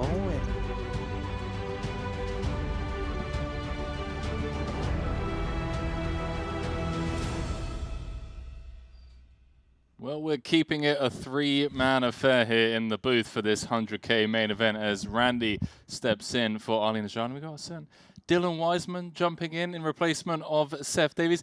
Dylan, welcome to the booth, man. How are you doing? Feeling great. Yeah? Super happy to be here. Are you happy because there's now 6 PLO events? I mean, 5, including the half and half. You're going to be jumping in the half and half streets? 100%. Love to see it. Yeah, get some 2-card experience today. Watch the best players. Right. Duck and dive. I've been paying attention to all the coverage that's been going on. Fantastic series. Absolutely great. It's really smart, actually. Yeah, jump in here, get a front row seat to some of the best in the world playing some 2-card, and then try and implement that strategy in the half and half, and then crush the Hold'em regs, I guess, in the PLO portion of that tournament. It's good. They're so much better than me at 2-card that the 4-card balances out. It's a great turn. I'm on it. Triton is so fantastic at iterating over time. It's like they see what the people want, they give the people what they want. Having the half and half is going to be a great segue to getting more players into the 4-card streets. That's a really good point. Yeah, I would love to see those field size growing. And talking of field sizes growing, 228 runners in this 100K main event. We're just 18 off the money. I have absolutely no idea how we've lost 70 players in the span of 4 levels. But here we are, Jason Kuhn, chip leader, surprise, surprise, 39 paid. Mustafa Kanat, second in chips. Alex Ponakov's currently third. So a stacked field with some star-studded names left in the hunt for this main event trophy. Over 4.5 million up top. Playing down to a final table today. A couple of fun feature tables, the likes of Kanat, Ibinger, Gomes, Muller, Paul Pua, one of the founding players, and then over on table 5, got you, Lee. Oh, Wang Ye's in the mix, Randy. Let's go. Oh, yeah. Nakai in the mix. Wilson, who has really impressed, one of the young American high rollers, kind of, yeah, making a bit of a name for himself. I mean, he's got 4 cashes at a Triton stop. 5. And 4 of them are final table runs. Brandon plays fantastic. We've put some volume in against each other in the PGT studio in Las Vegas, and he is a fierce competitor. You can tell that his theory is obviously very sound, but it's not just that. His table presence, his ability to make good choices, given how much how long he's been playing, his execution really is above that. Like, you can see that some of the better online players having good theory, but to be able to come and execute at the highest level, that takes something else, and I think Brandon really has that. Give me a bit of insight. When you say how long he's been playing, does that mean he's like relatively new to the high roller scene in the States? Or? I believe that he's been playing the high rollers for maybe the last 3 years in the US, so at least that's when I started playing against him. Right. But I know that he's been playing online before that, because you don't just show up and execute as well as he does without having some sort of online background, from my understanding. Okay. Well, good to see. And yeah, I mean, that bluff that he ran yesterday on Nacho Barbero. Look, running bluffs when you're not on the TV table, I don't know, man. It's just like, yeah, no one's going to see it. Being able to do that when the entire poker world is watching and not being afraid to, like, you know, look like a fool, if you will. I think that you can read into people's mindsets, you know, like who are the people that are willing to just take a spot that they deem profitable and run it versus who are the people that are shy, you know, too shy to pull the trigger. Yeah, I like Brandon. I completely agree with that. The best players in the world, doesn't matter if the cameras are off and on, they're just going to execute what they believe is the best tactic for that specific situation, whether it be mixing in a certain way or making a read and taking a certain line. The best players will show up and execute. And to do that at the highest stakes with the TV on, it really shows that Brandon's put in the work, and not just in his theoretical game, but in his, like, being at the table. Yeah, I agree. I think if you want to play the highest stakes and be one of the best, I think Bryn Kenny, actually, he was in the booth, said it really well. Like, it's him against him. He doesn't care what anyone else thinks or feels about him. He just wants to play the best poker he can. Oh, what's going on here? Well, I was about to say, talking of best poker, Foxon, typically one of the best. Unfortunate to run into the aces here against Sam Muller, who's having a very solid trip. Fresh off that final table in the 150K just the other night. Came 6th in that one for 957K. Muller's building a stack here. I mean, 1.1 million. Thoughts on what to do here, Dylan, with the aces? That's a great question. I think that the min click sometimes shows up here. How deep are we? We are 14 bigs. 14 bigs effective. The min click exists at a frequency, I believe, in this spot, but no, we're not in ICM. So I'm not sure. I mean, you're allowed to click call, but no, here it is. Here's the min click. It's really cool. Essentially, what Muller's saying is that he knows that Foxon is relatively polar in this spot, given how short they are. And so he is giving himself the opportunity to find bluffs, even though we're 14 big blinds deep. Yeah, so this is crazy. Yeah, it's a cool find. And it's what came to my mind first initially. I wasn't quite sure if it showed up at this specific dynamic without ICM, but it's a really good find. I love having you here in the booth, bro. Honestly, I swear to God, like, I'm never thinking like, oh, Muller's going to find the min click here. So it's always refreshing having people such as you, Seth, in the booth, people that are actually out there playing these tournaments, because you guys see things that we don't. Yeah. Seth, by the way, did a fantastic job. Good. He's strong. Just being able to listen to someone of his technical ability in the booth, it's like getting free coaching. I love it. It is, and also for me, it shows me if I'm ever like seeing a couple of hands where I'm like, maybe I could hold my own. You know, maybe I'll flick in a couple of these, and then I have someone like you or Seth come in and articulate things in such a simplistic way, and I'm just there like, okay, no, I'm safe in here. I'm not going out there. These guys are thinking on another level. It's the reps. It's putting in the work from a theoretical perspective. It's being in the seat for as long as they have. Yeah. It really takes time to get to this level. It's not something that shows up randomly for the best professionals. Randy, how you feeling today? I'm good. I'm still recovering from the Monarch games, you know. But I respect you. You take a nap if you need to. Me and Henry can carry you if necessary. Good. Yeah, honestly, bro. I'm like, here just listening. I don't even know why James has got you in here. Me and Dylan can talk for our respective countries. You know, we both go like 100 words a minute when we need to. So, Randy, if you want to go for a stroll for 2 hours, feel free. Maybe go for another like 90-minute power nap. We got you, buddy. Got to open from Yule, Ace King. See if anyone behind wakes up with something. Defendable one, 7-6. Pretty one to defend with. Yeah, especially as the covering stack. 18 off the money, a lot of good things can happen, of course. You get a lot of lower flops that you can lead out of the big blind as well, big blind versus hijack. So this is a cool combination to have in the flatting range because when the two cards are connected, there's more gutters that you can flop, like on the 3-4 boards, like the low 3-4 boards. This will probably not be one that he finds a lead on just because it's two-tone with a jack, but it's an above average flop for sure for the 7-6 suited. Of course, with middle pair. Going to check it over to the pre-flop raiser.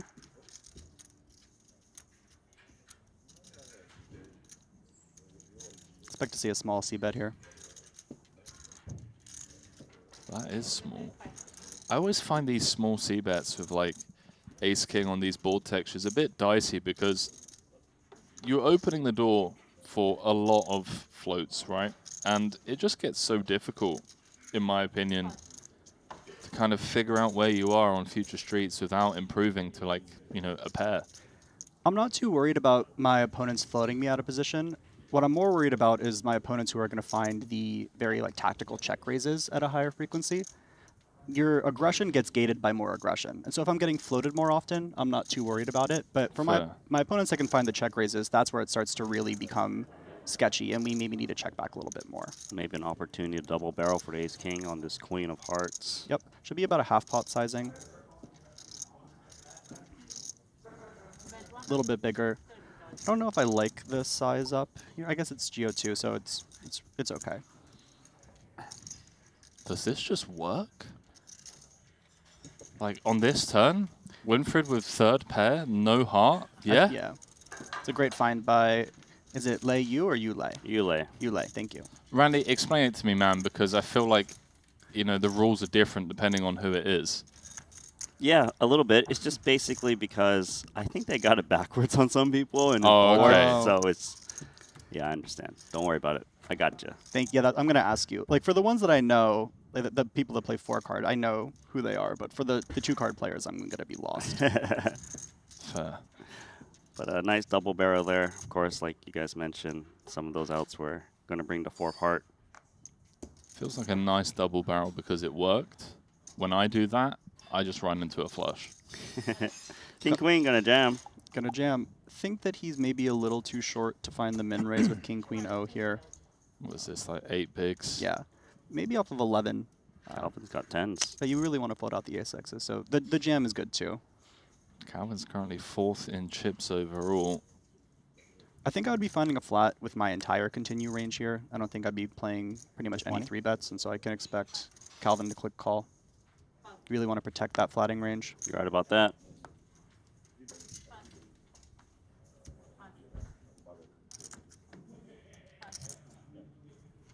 Anyone going to pick up the hand? Looks like Petrangelo's left. Yeah, he just got moved into the big. Ooh. Yeah, it's a pretty quick fold once Calvin clicks call, for the same reason that Calvin's going to have an uncapped flatting range here, so the King-Jack suited's not performing well against all the good hands that are going to call the under-the-gun jam for 8 bigs. I know, but it's 40% of a royal, you know? Yeah, pretty cards. Call me an optimist. Pretty cards. 18 off the money here in this 100K main. Gotta feel all right about King Queen when you get snapped off by 2 10s. You got 2 overs from Mongolia. This is one of the best situations you're going to find yourself in. Well. Oh, that's terrible. Unlucky. GG's 95% of the time. See if he can pick up a sweat on the turn. Ace, King, Queen, Jack, 9 needed to be live. He's drawing dead. Calvin Lee moves up to 3rd in chips. Just 16 off the money. Eliminates, I want to say, the only player I've ever seen from Mongolia in the field. You ever been, Randy?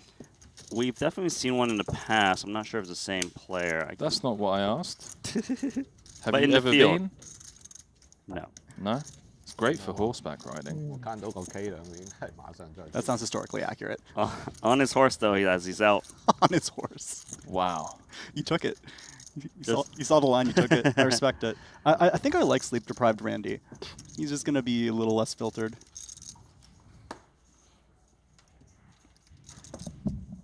No word of a lie, I had a buddy that drove his motorcycle from Bulgaria to Malaysia, drove through Mongolia, and actually got chased by a man on horseback in Mongolia by a very protective farmer, apparently, as he was like middle of nowhere, you know, 100 kilometers in any direction. There's just not a living soul. He's there riding his bike and apparently, you know, straight into someone's land. And yeah, he's lucky to have escaped that one. He got chased off, eh? Dude, middle of nowhere, Mongolia, bro. Like, no one knows you're out there. No one's going to hear you scream, Randy. That's strong. Speaking of strong, pocket jacks here from Nikki P.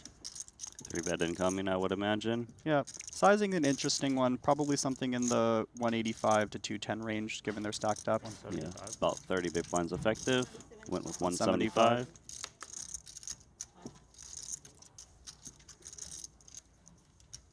Queen 9 suited for Wilson. Yeah. Pretty looking one. It's an interesting choice. It's one of our worst suited Queen X's from the cutoff, but I don't see it folding.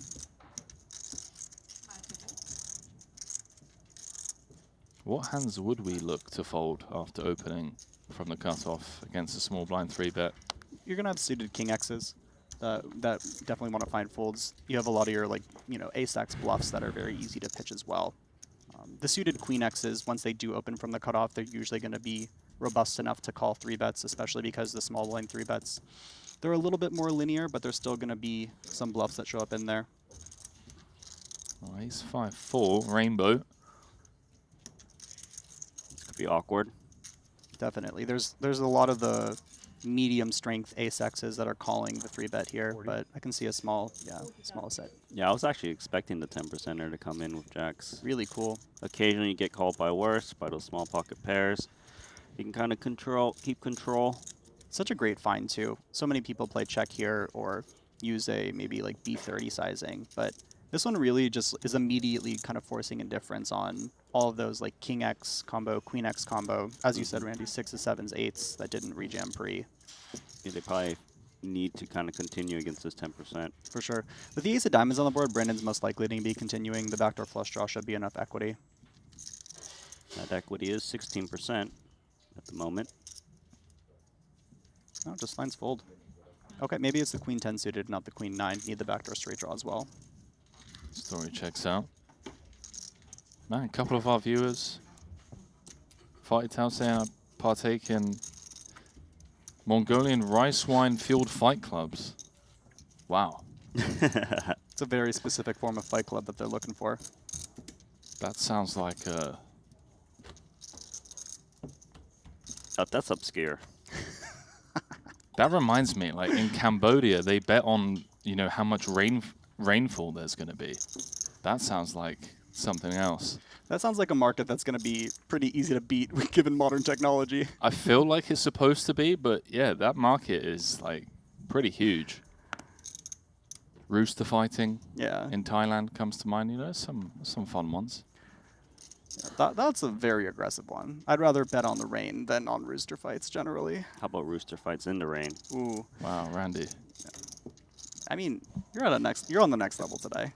You really are. 10-9 offsuit for Winfred. Close. Over to our blinds. All right, really random question for you. There's a nothing bird going on here. What's the name of your barber? The name of my barber? I actually got this done in Vietnam, so random place in Vietnam. Okay, what about back home though? Do you have like one barber that you go to when you're at home? Yeah, I mean I don't even know what's the name. I should give them a shout out. Yeah, my homie owns a barbershop. I don't even know the name, but they do a great job. What's your homie's name? He doesn't know his homie's name either. Sorry for putting you on blast here, but I'm trying to. There's something. I want to just fact check this. Let me check. They're not homies. No, let's be honest. I'm on stream right now, Randy. My brain's in a very specific place. I agree. I've thrown him off. I've thrown him a curveball out of nowhere. It's not every day you get asked what's the name. Randy, what's the name of your barber? Yoon. See, I knew 0.1 seconds. He's my homie. Barber named Yoon.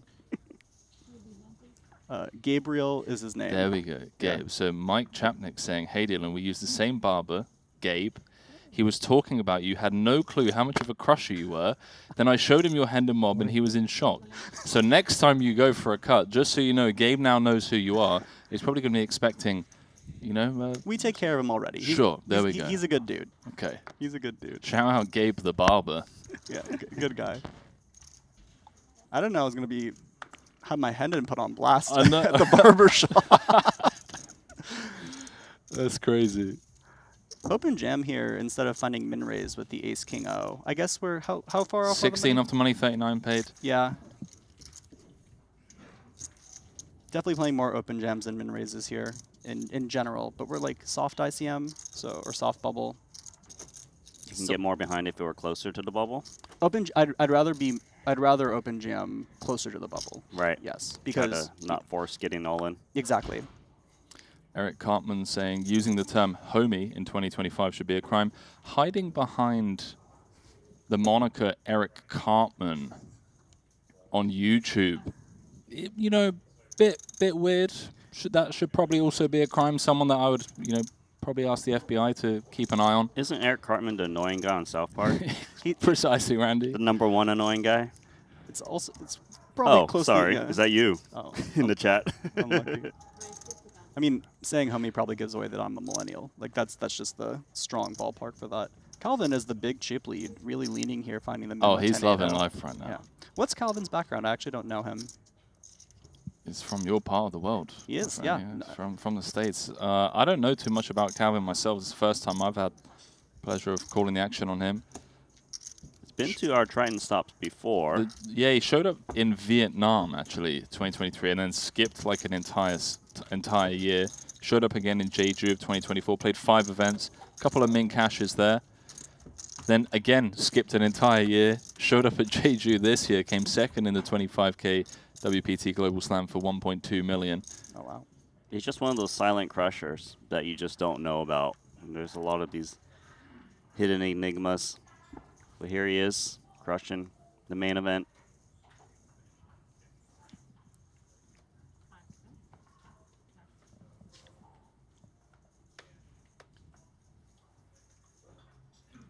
See how much he's feeling himself right now. Yeah, the 8-7 suited from the hijack. It's probably the bottom with his stack. 8-6 is a little out of line. Wang Yi's been having a great series too, right? He has, yeah. Second in the 100K short deck and third in the 150K. Man, it seemed like he was going to take down the 150K. He had a big chip lead with 3 remaining. Yeah, he ran into some negative variance on that one. I was watching that FT. Played well. Got a spot here for Wilson, ace-jack. Got a preferred line here? It's a great question. This one probably can mix into call at a frequency, but we do have him covered and we're close to the bubble, so applying pressure is not a bad idea either. I don't think we want to go for jam. It kind of becomes a spot where we only get called by better and we don't force a lot of like hands with good equity to fold, really. But no, he still finds it. Okay. He's aggressive. Yeah. Pure jamming. That's strong. I guess he's looking to get folds from the suited connector combos, the king queens of the world, essentially. Power poker. Power poker. Yeah, I wouldn't have found that jam, so it's good to see from Brandon there, because if he's doing it, it probably is correct. He's a bit of a stud, this guy. Yeah. 5 cashes, 4 final tables, second the other night. In somewhat unfortunate fashion, I mean, losing to Punat Punsuri in a kind of cold deck spot, the final hand of that tournament. Kind of hard to beat Punat right now, though. Feels like it. Yeah. I've just seen him hit some wild hands. Well, he just spiked a 2-outer before that. you guys jumped in for like 120 bigs. The magic never stops for him, huh? Thai magic, baby. At least he's a good dude. You know, it's like easy to root for him. That's very genuinely. true. Yeah, that's very true. Such a nice person, at least in my interactions with him. Yeah, he does a lot of awesome stuff. Nice opportunity for Japan's Ryuta Nakai. So I'm surprised you didn't take the speaking of awesome stuff line there, Randy. It was really teed up for you, and you just... 365. Yeah.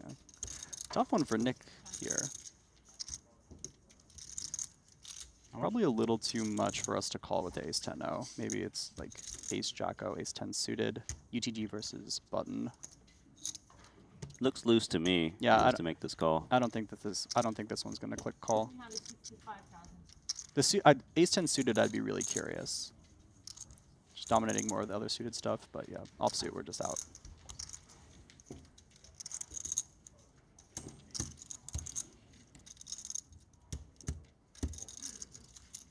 I really love watching these guys play 2-card. It's so cool that this is free. I say that every time I'm in the booth, but the fact that we just get to sit here and watch it at this production quality, it's fantastic.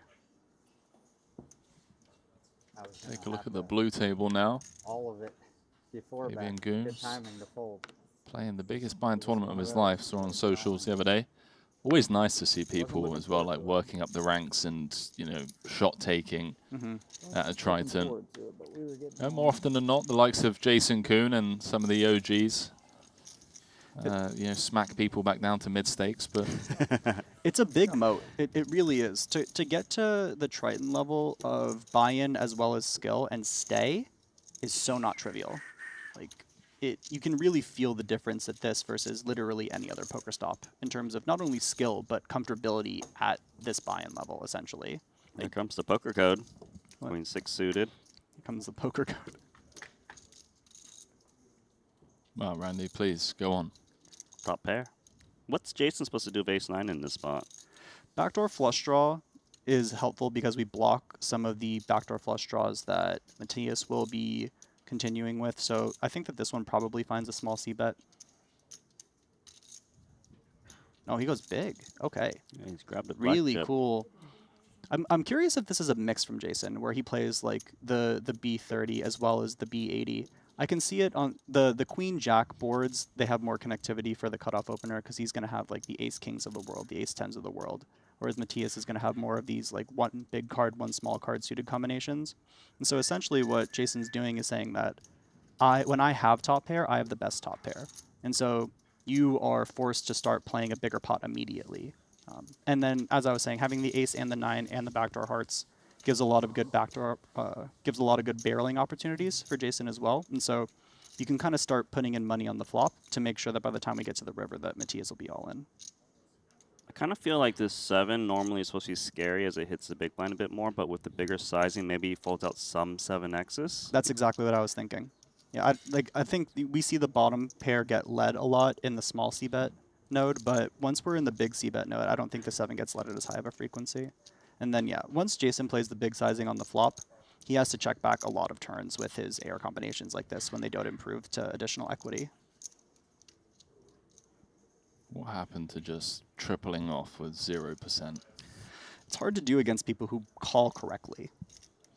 That's fair. Yeah. Against some players, I think it's a valid strategy, but against someone like Ibinger who is going to put the correct combinations in his flop check call line, and then like the Queen 6 suited is actually a really good combo to call with because you unblock all of Jason's bluffs. Like you unblock the backdoor hearts, you unblock the 10-9, the ace 10, the ace king, all those combos.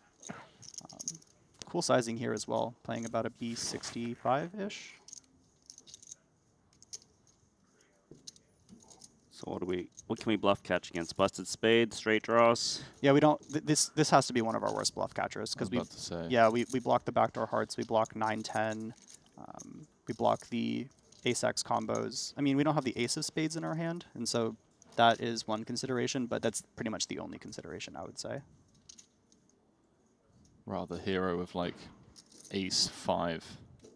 I think so.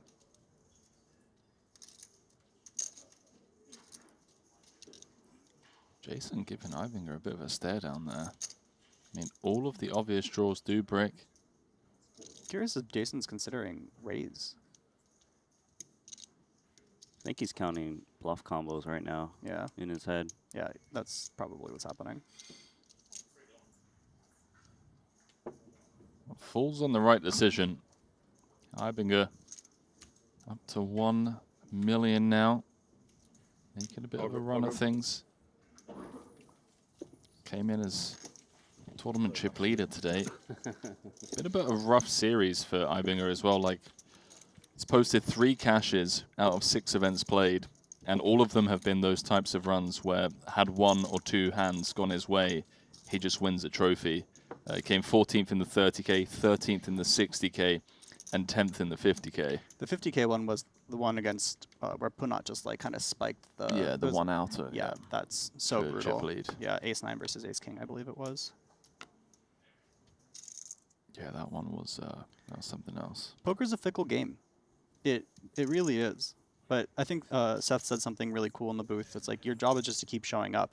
Right? And as long as you can do that and your strategy is sound and your execution sound, the results will show up. What about when the bankroll is, you know, running empty? That's a you problem, and you got to move back down or find some new backers. Like that's a you problem for sure. Foxen's showing up with a min raise from Underground +1 off of this stack. Yeah, essentially, this is what I was talking about earlier with the King Queen No. Like, which combos do we want to play min raises with? The King 10, I think, is a good choice. Look at this. Yeah, really cool. I mean, both players that that Matthias is raising into have shorter stacks, and so you really can just clear out a ton of equity, especially because Foxen's opening range when it plays min is very polar to having like these kind of high card combos that'll fold to 3-bet. Like Alex shouldn't have pocket 6s or pocket 7s when he plays min raise, and so he doesn't have to worry about being paired over paired as much. Exactly. Like Alex will have, you know, his very good pocket pairs, but it'll usually just be 2 overcards, a lot of which will fold to the 3-bet. And I guess he's very aware that Foxen is min raising with like those key blockers, whether it be like Ace X or the King X. Yep, exactly. The best players in the world have a very sound 2-sizing strategy in like 10 to 15 big blinds. It's probably one of the biggest iterations that we've seen in the last 5 years with the advent of ICM and things like that, is that you really know that when you have a short stack, it's not just push fold anymore. You have to be able to still steal chips, essentially. Now we got pocket 9s for Jason Kuhn.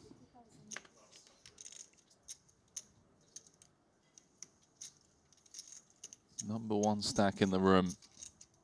Scary person to have the number 1 stack in the room. Yeah, we were crunching the numbers the other day when he made the final table of the 150K. He's cashed in 20% of all of the Triton tournaments ever held. That's absolutely wild. Like, there's about just under 300 Triton events ever held. He's cashed in like 63 of them. And then to go on and say that he's won 12 of those tournaments out of the 63 he's cashed, that means that he's got a 1 in 5 conversion rate of winning the tournament outright once he makes it into the money. Yeah, he's won 4% of all Tritons. That's Look at crazy. this just call from Samuel Muller from the big line with Jacks. Yeah, definitely ICM considerations going on right now. Jacks are... Ooh, gosh. Yeah. Top set. Oh, baby. I was about to say we haven't had like a set over set situation so far this series, but how about, you know, a top set against an overpair? This is also one that Jason's going to maybe size up on, the 379 rainbow board. If he goes small, Mueller might actually find a check raise as well, because this board can connect with his, like he'll have the 9-7 suiteds, the 3-7 suiteds, maybe not the 9-3 suiteds, but yeah. Jason, not a big size up, just a B25 it looks like. Is Mueller going broke here, by the way? Oh, no, not B25. No, it is a little bit bigger. That's B33. Is Mueller going broke? I don't think so, but we are getting into precarious territory where check raise is definitely on the table because we're so under-repped. Well, let's see how he wants to play this one. Wow. He's finding a great line so far to lose the minimum. Great defense being displayed here. So this is a situation where I think the lead is a lot more likely to show up than the previous. We're really winning in the 7x here as the big blind defense, and jacks are a great hand to start putting some more money in, especially when Jason's going to have 2 overcards at a decent frequency. You can tell that Muller's thinking about leading, and he is going to reach for chips. How nice is this for Jason Kuhn? Yep. Really curious to see what Jason comes up with here, because if he does raise, it has to be big, essentially, that he's just representing the overpair portion of range, and that Mueller's just not going to have enough 7x to defend against that. But, like, yeah, this is one where I haven't studied the spot, so interested to see what Jason comes up with. Just call? No, there's some black chips in there. Yeah. Cool. and then doesn't use the big sizing. So he uses a like R40, R50 sizing, essentially saying that I don't have as much 7x, but I will have more overpairs. And so when you do have 9x, I need to put those hands in the bin. That's essentially what this raise sizing is saying. Right, he doesn't want his opponent to also hero fold some kind of draw to the big sizing, like 8-6, 10-8. Yep. That's drawing dead, clearly. Don't see how jacks could fold as played right now. This is not the street to fold, because Jason's also going to have 2 overcards plus flush draw here. Like, he'll have the king-queen suiteds that might get into raise at a frequency. I don't know how those quite mix, but maybe it's like a king-5 suited that he'll have from +2 sometimes even, because he has the big stack. Dude, if jacks fold here, it's like the biggest ownage spot I've seen in a long time. You don't have the jack of spades in your hand, and so I don't think that this particular combination of jacks can fold, because jack 10 suited still exists as well. Ace, like, queen jack suited still exists for Jason. 705k in the middle. Brick City. That's like the perfect run out. It really is. 7x is getting stacked.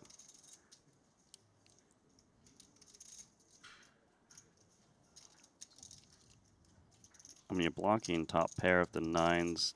Do we just ask for all of it? That was my thought. It's like when you have 2 9s in your hand, it really is putting Mueller into, it's corralling Mueller into having 7x. And a lot of, if he did have a draw, like let's say the 4 or 5 suiteds of the world, those are just folding anyways. Yeah. This makes a lot of sense. And it might actually let Mueller off the hook. It might. The thing is, he knows Jason's the type of guy who's capable of some heroic bluffs. Definitely. My question, if I'm in Mueller's seat right now, is Jason taking this river sizing with pocket aces, pocket kings, pocket queens, essentially? Especially when it goes 7 and then 3 on river. That's what I'm thinking as well, right? Like in Muller's shoes, he can have all of the 7x, right? Whereas Jason doesn't have many. Yeah, this might even be one of our, it's not like one of our worst combos, because we'll have some 9x in our range as well. We'll have like the 9-10 suiteds, the jack-9 suiteds of the world as well that will play call to raise on the turn. So this isn't the bottom of our range for sure.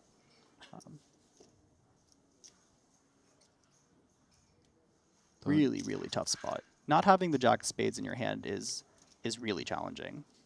Don't do it, Sammy boy. Find the fold.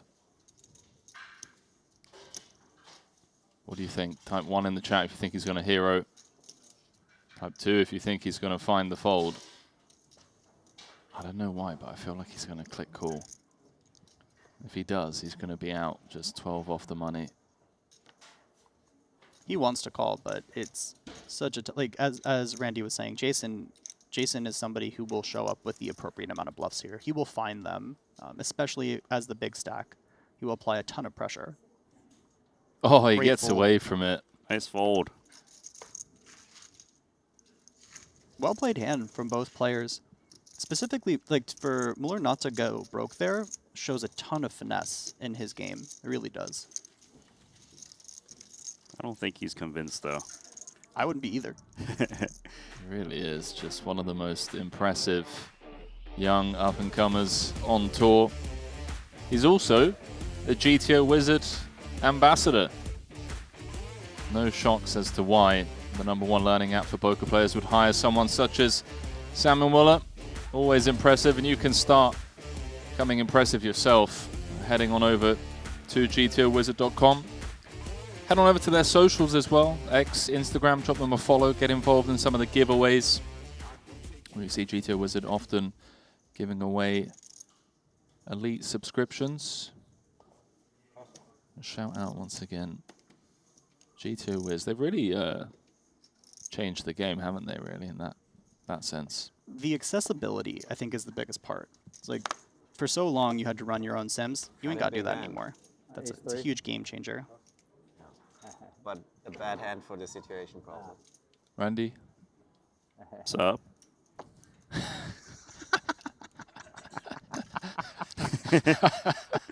You want to talk about GTO Wizard or something? I was about to ask you if you've ever ran a sim. Not very many, I'll say that. You know, I've looked at it, just not. No, I jacks. You just don't need to anymore. Don't need to. I'm just natural field player, you know what I'm saying? Same. Big old field player over here. You weren't in the Monkasolva streets? No. You don't bluff. File off. No one believes me when I say that. So yeah, it's tough on the call. When I say I'm a field player, it's like I just got to feel where people are, you know? I don't know if you believe that. I don't. I'm trying to be more. I'm listening to you. I'm like, there's no way. I'm trying to You've be. never looked at us. I'm trying to become more of a field player. Dylan, are you image building in the booth? How dare you? I mean that for real. Like sometimes Felt like 9. I've looked at too much, especially in 4-card, and my brain will tell me that this is what's supposed to be happening, but I'm playing against human beings who have never looked at a sim in their life, and I have to turn that part of my brain off because I'm going to get myself in trouble. And so, yeah, my current goal is to be less of a theoretical player if Look at this possible. defense here from Fox and 5-3 Opsy off of this stack. I'm surprised, but I guess it's the 5-3 and not the 5-2, but yeah, I would. It looks light. Yeah, it does to me as well. Maybe the 5-3 haunting him from the other night, Randy. Remember that? Oh, He yes. Made a straight against the flush. Where he lost millions of dollars. No, I thought those were just tournament chips. Wait, how could they have been real dollars? $12 million, crazy. This is nice for the bottom pair. Yeah, it's going to be hard to get away from when you have this few chips and you defend to the big. When you make a pair, kind of got to go with it. Yeah, just jam here from Matthias. I like that. Gotta call at this point, right? Yeah, yeah. If we're calling pre, we got to call here. Especially because Matthias is doing this with like all of his 2 high card combinations. Here we go. This could have huge Ivan Liao Player of the Year leaderboard implications. If Foxen can double up and hold here, stays in the hunt. If not, he allows Artur Martirosyan to run away with it once more. Artur currently sat 12th in chips with 1.6 million.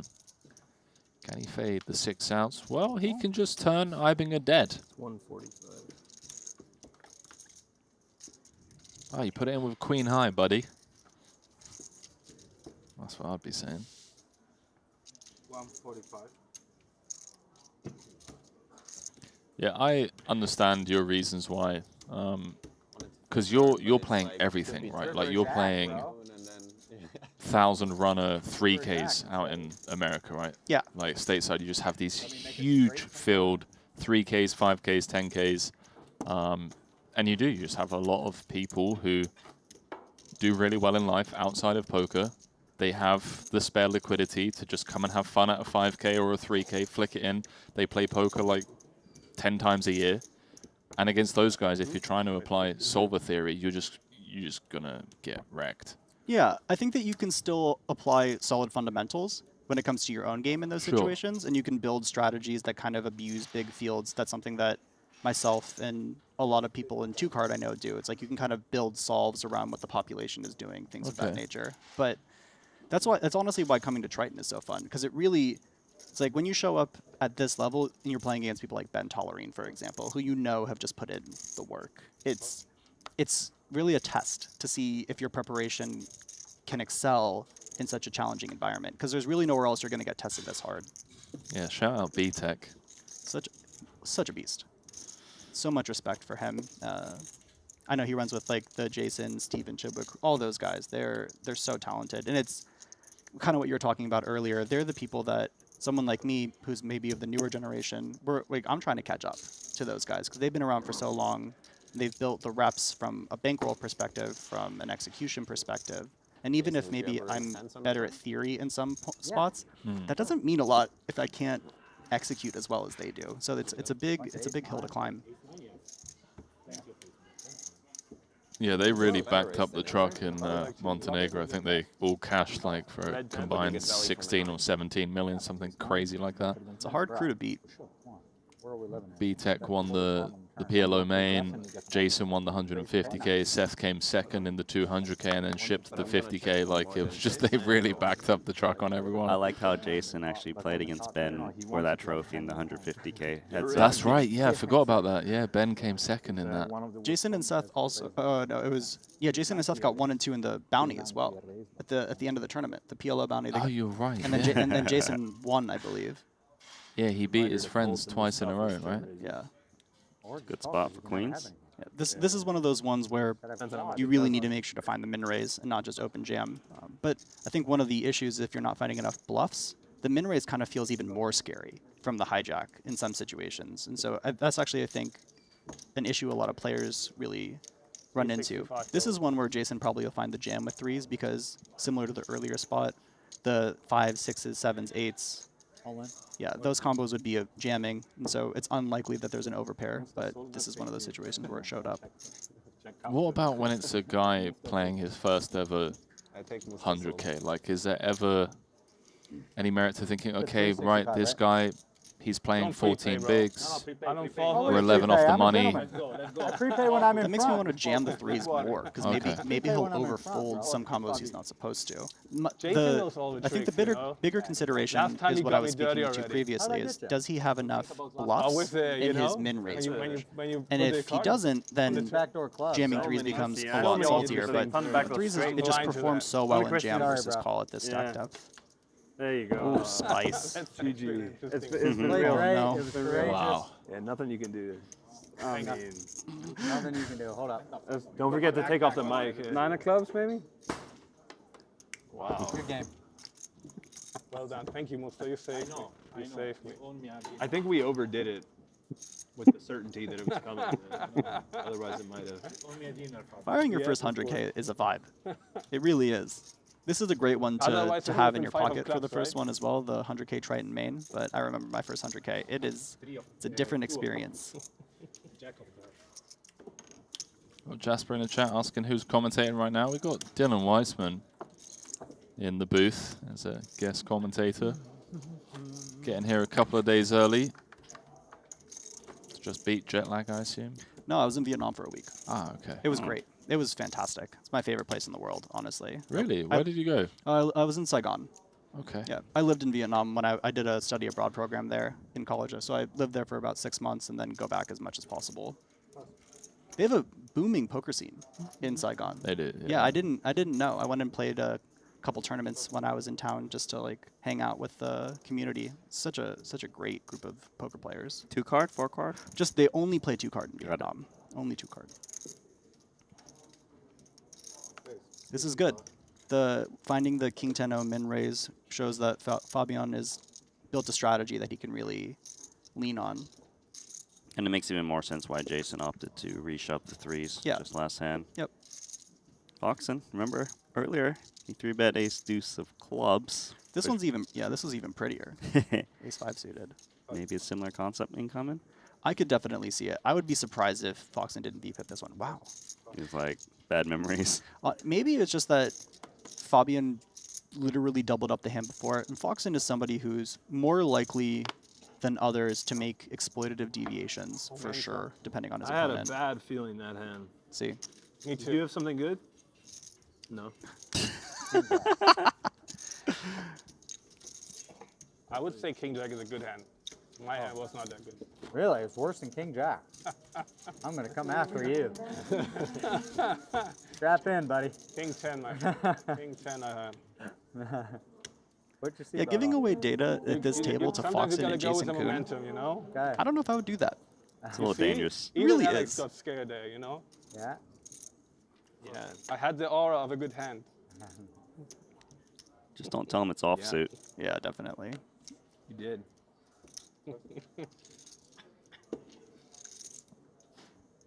What are we cashing out in this event? 38? 39. 39. Okay, so 12 off the money. 457,000. 457,000. For a 150,000. I know, right, Dylan. Yeah. I'm just trying. He's half asleep. He needs some help. I said 157,000. You said 457,000. That's what you heard. I mean, sure. Henrik, BVB into a covering stack, 40 bigs. This is honestly a time I kind of like finding more aggression in general, because if we can build a stack leading up to the money, maybe we can abuse it. But this table has so many deeper stacks. Cut it with the 9-8 suited. Trying to trap him with the queens. Yeah, he is. My mummy. Beautiful looking hand. He's going to step right into it. This one probably won't fold to the limb 3-bet either. That's why we find raise with the 9-8 suited, maybe check back the 9-6 suited. Curious to see what raise size Henrik comes into, because the limb 3-bet is just so polar. Yeah, it should be very nutted or just key blockers. Yep, exactly. Not expecting too many calls of the 3-bets. Yep, just 3x. So you're expecting to call 9-8 suited in this spot? I think I am. I don't think that 9-8 suit is a hand that we want to be raise folding, especially against someone like Hecklin, who we know is going to be able to find bluffs in this situation. Mustafa also isn't someone, at least in my experience playing with him, that likes to fold ever, especially when he takes aggression. Okay. Here we go. We're in a real intricate part of the game tree here. Limp 3-bet. Blind versus blind in 2-card is so challenging. It's like, if you take time to look at it, there's just so much nuance and mixing and all this stuff in theory. And so I love watching players like this navigate. We may be seeing a turn card. 2 overs. Nut shot, backdoor spades. Assuming a small sizing here from Hecklin with this combo. Kind of want our opponent to continue wide. We want to get the polar part of our range forward. Yeah.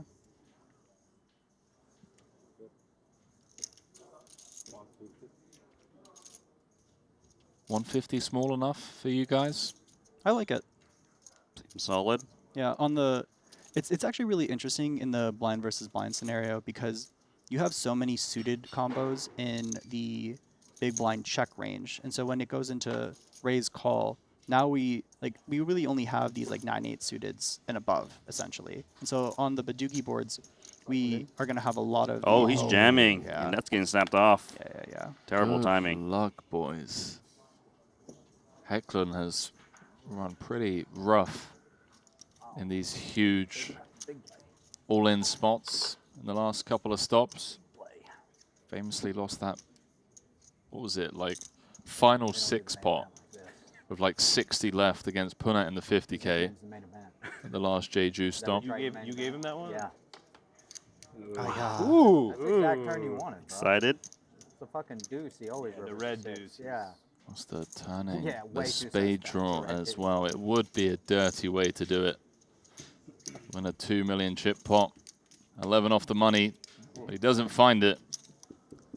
Henrik Hecklin with the double up to 2 million. Definitely have the action turn on here at this table, huh?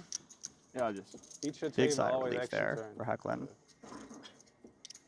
Somebody sitting up there pressing the button. You saw this sweaty turn. Yeah, I saw it. I saw it. That was funny. I hope they want me to stay in, whoever they are. You mean at real, right? There's the day they want you in the tournament. You mean at real, right? Yeah. Seems Two like true OGs, by the way. I mean, Yeah. I've been watching Canet since I was like 14 years old, man. Just playing all the bigger buying stuff for a very long time. Disappeared for a bit as well. Felt like there was like a period I probably could have folded the flop already. where he just disappeared, but now he's back, baby. He had that really deep run in the super main at the Yes. WSOP, right? Yeah, he did, yeah. Paid the FT. He did with Liv. I think I want to say he came fourth, she came third, or maybe the other way around. Yeah, I think it was her fourth, him third. If I remember. Okay. That was, I mean, That's that was right. I think you're right. That was yeah. a tough FT. It was Adamo, Bonomo was at it as well. So very, and then the player who ended up winning was a relatively unknown and had a fantastic strategy. Played super aggressively. So it's a very fun FT. Then I couldn't. I got you. You know that. Yeah, I actually kind of. I love tables like this at Triton. We're playing 100K. We're approaching the bubble, and it feels literally like we're just hanging out with friends. I love it so much. Like everyone's kind of needling each other, calling for the sweaty turns, things like that. It's something that's very unique to the high roller scene, I'd say, generally. Wow, Queen's previous hand, now Kings. Expect to see a small 3-bet here, something like 115. A little bit. No, he's going 3. Cut out more. Wow, that's surprising. I guess he's on the button, and so he actually gets to play flats. Therefore, his 3-bets are a little bit more polar. But he's against +1. I'm surprised to see this big of a sizing. How deep are we? 30. We're about 35 big blinds. Yeah, I wouldn't have found this big of a sizing, so interesting to see Henrik finding it. Ace-Queen is a combo that likes to jam a lot of the time. I don't know if he'll find it in this spot. Couple of tough hands being dealt for Muller. Yeah. Wow, just he folds. What a Yeah, it's great really fold. coming in waves, huh? Wow, I'm sorry, Hecklin, but you just got binned, mate. Momentum is a thing, man. You know it. The guy's just like snap folding ace queen against you. You're in the bin. That's crazy, honestly. He didn't even think about it. Maybe that's, I mean, we are approaching ICM territory. So, and then he did use the bigger 3-bet sizing, so peeling is much less appealing. I was like, yeah, it's pretty crazy. Just like the drive from Calgary to like the Banff is like Lads, insane. hold down the fort for me. RB, BRB. So much stuff. Like I used to, when I bought that place, All I was good. playing online all the time. Yeah, I believe in us, Randy. Going up there to play online and not traveling as much for these. This I heard table there's also like very chatty. A big rehab center up there. Is that true? Rehab? It's like a big rehab place too. Oh, really? Yeah, it kind of makes sense, right? Yeah, there's. I know. I mean, there's. I wasn't familiar about that, but like. Yeah. It's a special place. Yeah. Did you do a bunch of stuff here there? Did you outdoor? No, yeah. Probably just going to be a raise and take here. Should be. Yeah, like mountain biking is one of my main things I love, and up there is unbelievable. These Triton hoodies are also super swaggy. I don't think I have this one. You don't have this one? No, I don't. I think I might want to pick it up though. It's got cursive print is nice. It's the cursive print. It's got the arm sleeve too, like with the zip on the arm. How many Triton pieces of apparel do you own, Randy? I've got a lot. I believe you. Did you have to buy them all yourself, or was some given to you? Some were given, some were purchased, but you know, I've got the ones that they don't sell anymore from way back when, 2018 or so. That's cool. Jason, 3.1 million.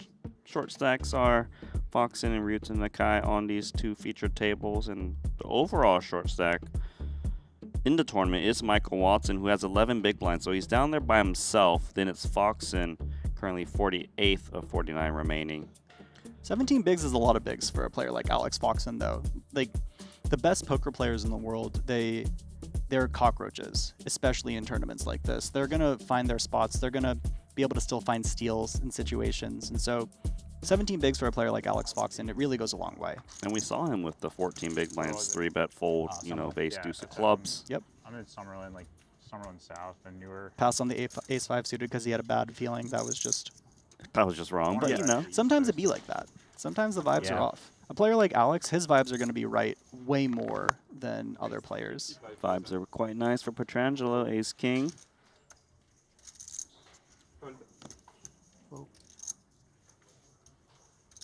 Thank you. Gonna get over to Wilson.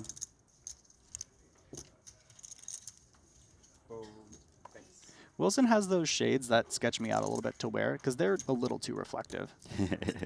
Like I mean, he's obviously making a bunch of FTs, and I think, you know, at a place like Triton, maybe someone would give him the heads up, but it's pretty reflective, at least from that angle. Really? Yeah, I'm back, by the way. Yeah, no, look Just at his sunglasses.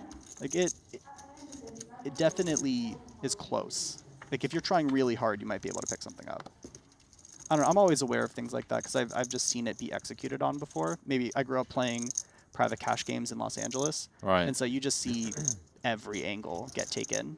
So if you peel too high, you can see his cards, is what you're saying. Look how reflective his sunglasses are. I know, I can see clearly the... Yeah, like the chips that are getting shuffled. Fair point. I mean, you'd have to have a sharp eye, though. Yeah, but you play with some, especially the higher stakes you get, the sharper the eyes become. The higher the risk. Yeah. I know what you mean. Just the one big blind c-bet here from Petrangelo. These paired boards are really hard for the big blind to continue on, and you just have such a too high card advantage over pair advantage. 5 seconds. I'd be surprised to see a peel here from Brandon. Wow, he's peeling queen 7 high with no spade in hand. Yeah, that's honestly surprising to me. Yeah, but sometimes you just know that the 7 of clubs is coming on the turn. That it do be like that sometimes. Can you play lead on this card? I was just thinking, if you're going to play check call with queen 7-0, essentially it's so that when the 5, the 6, and the 7 come off, you can play leads. Because your lead sizing also isn't big. You play like a 40K bet or a 50K bet here, but decides to find check.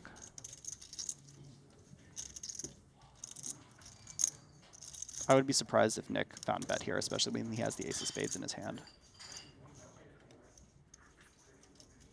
Or bet, set the price, and then check back most rivers. It just feels really bad to get check raised with this combo. Sometimes the deck has plans for you. It's like a nice spot for the 7 to go for a value bet against ace high. I agree. I'd probably find a smaller sizing as well. It is possible that Nick played check back with some of his nutted hands, and so if you go big, I mean, maybe it sets a price, but I'd be surprised if Brandon found like a larger sizing here. I think that it's more likely to be in the block sizing range. Having the queen is nice because you block the queen jack suited of the world. Like the queen jack of diamonds are still in Nick's range, which is, or out of Nick's range, excuse me. Yeah, finds a small sizing. Right about that. Quarter pot. Yeah, queen of diamonds actually is a very key card here, and yeah, Nick just pays it off very fast. I'm just flipping the table. This guy called me a queen 7 offsuit. It is a spicy. look at it. Yeah, it's spicy. I don't think Nick was giving. There was Randy. There was some words exchanged there as well. One gauge, just like you see this guy. Fair. Look, image building. I respect it. You gotta respect the hustle. See, the thing about Triton is that you can data mine the Triton Poker Plus app, and so I don't know if you need to image build that hard on stream. You can find ways to get the information out of people. That be true. It is crazy though. Every hand is recorded. You can look up anybody and every hand that they've played through a bunch of different tournaments. Sick. I can't wait to look at the 50 hands that I played. You made it 50 hands. I think so, yeah. Hell yeah. How long does it take to get into the money? Depends on when you enter. Did you found a max and then a min cash? No, I found a start. Okay. Start and then min cash. Oh, nice. Probably played like what? Yeah, about 100 hands. Yeah, way more than 50 hands. Like day one was like what, 10 hours? Yeah, you get like 30-ish hands an hour. Fair. I just wanted to brag about my min cash. Yeah, I haven't found a min cash in 2 whole Triton series, and so you're doing better than me recently. Doing better than everyone else in the booth as well, on my team. That's why I'll never play a Triton event again, just so that I can hold that record over the boys. Are you 1 for 1? I'm 1 for 1. Oh yeah, no, you got to walk that one off for sure. 100%. Maybe one of these days you'll get in a 4-card though, so you can say you have a perfect Hold'em record in case you want to blast in some 4-card. Yeah. I want to play a bounty. Like I like the bounty quattro ones, like the turbo bounty quattros, because I feel like you max late reg that and you just find a bit of run good. Yeah. Yeah. You don't want to do the mystery bounty thing? No, not the mystery, but the turbo bounty quattro. That seems like a fun one. The PLO one is great because it's at the end of the series when everyone is absolutely stuck out of their mind, and so they're firing max bullets. That is true. It's a great tournament to play every series. Jason's the king. I think he's won 2 of the last 3 of those or something like that. I call then. Okay. Elimination on got me. I the outer wanted to- table. Zhu Yang anything out in raises. 50th. Looked like was that a flush v? Yeah, flush v In flush for situation. 12 against me only.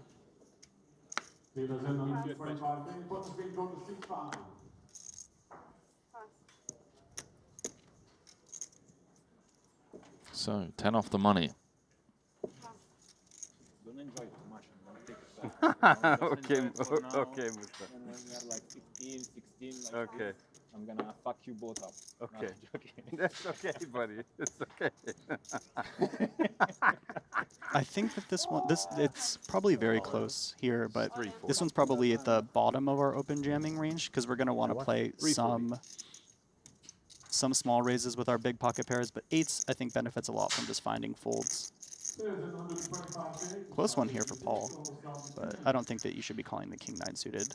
Yeah, you got Jason behind as well. Yeah, defending the big be very different, but calling from the small blind you have to play very linearly, and then King-9 just is probably a couple pips too wide.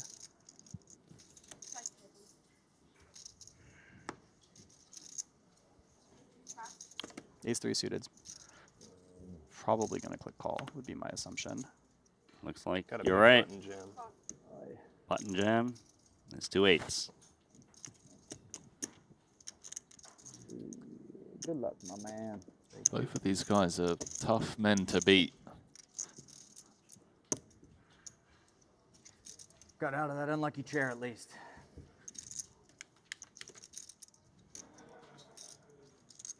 Spadeless, Oh, Jack down. 9-5. 4. It's about as good as you can hope for as Alex. Thank you. That's what 'Cause friends even do. if I Jason like hits, let's say, the ace of diamonds on the turn, you got backup. 4 is good.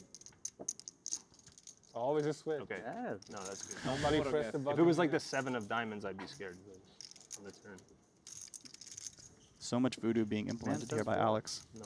Everyone's up to no good. You got to take every edge you can get when you're out here at Triton. Win rates are small. Rake is not insubstantial. I've seen so many of the tricks being like thrown out this trip. Like the prepay, the unmic, put the backpack on. When the turn card rolls off and you got one card to come, just like flicking your chips in the middle towards the dealer kind of thing. Like everyone's trying. So it actually increases your equity. Is that what you're saying? Yeah, exactly. I mean, I'm not going to confirm or deny anything because I don't want to give away edges, but we're just going to say that there's some voodoo that might be real out here. We're doing our best. Just in case. Yeah, we're just doing our best.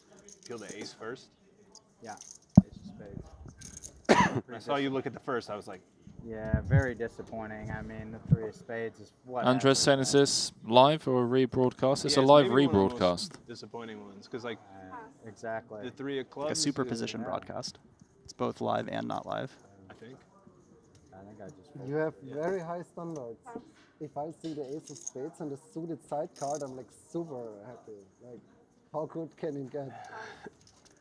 There really is nothing that lights up gotta some understand, poker my nerds average like some feel good is like poker ace strategy king talk. suited. Just look at him. He just loves it. These guys, I love it. These guys all love it. Fucking hope not.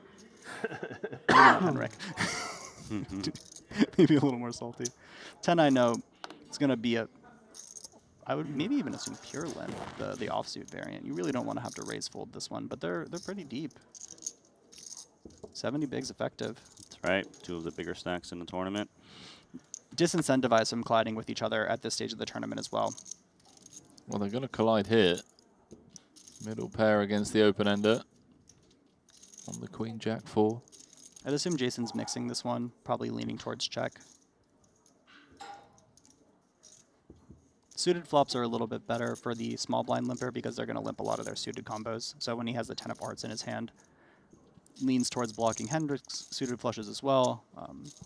I love the check back with the Jack 3-0. It's a hand that does well absorbing aggression. And look at this, Jason finding the overbet. So cool.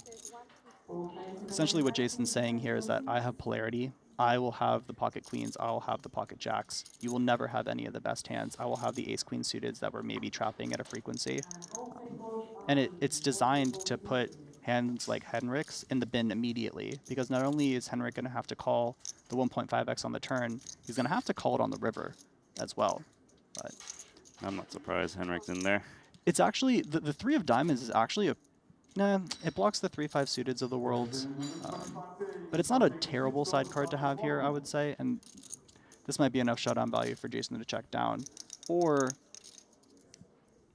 maybe not, especially because the 4x's and the 2x's should have been folding to the overbet. So this could also just be one that Jason starts blasting on really hard, because we block so much of the polarity from Henrik. No, finds check.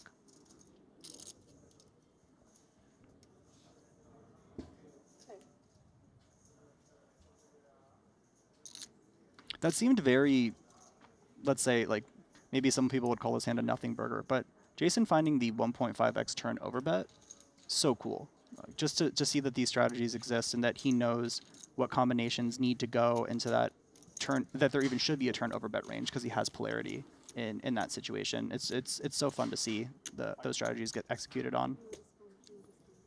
Would have been fun to see like a brick river. Yeah. Or like maybe like the 7 of hearts roll off. Yeah.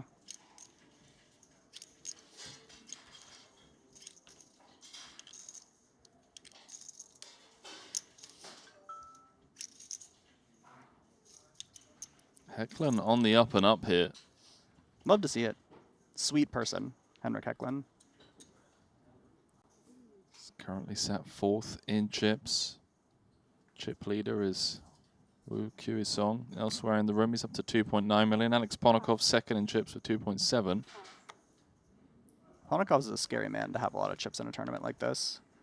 He's going to be executing really well theoretically. He's also going to have a lot of exploits that he's finding against a field of this composition.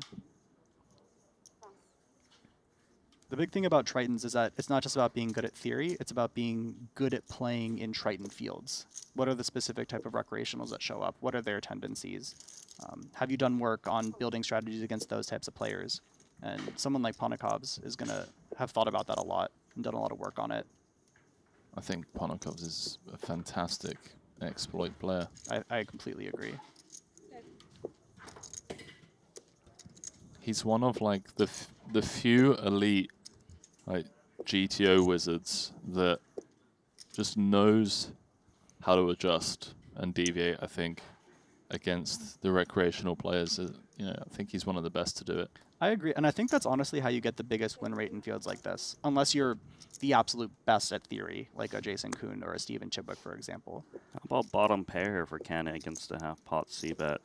Half pot, kind of a big sizing, but I like the fold against this sizing specifically.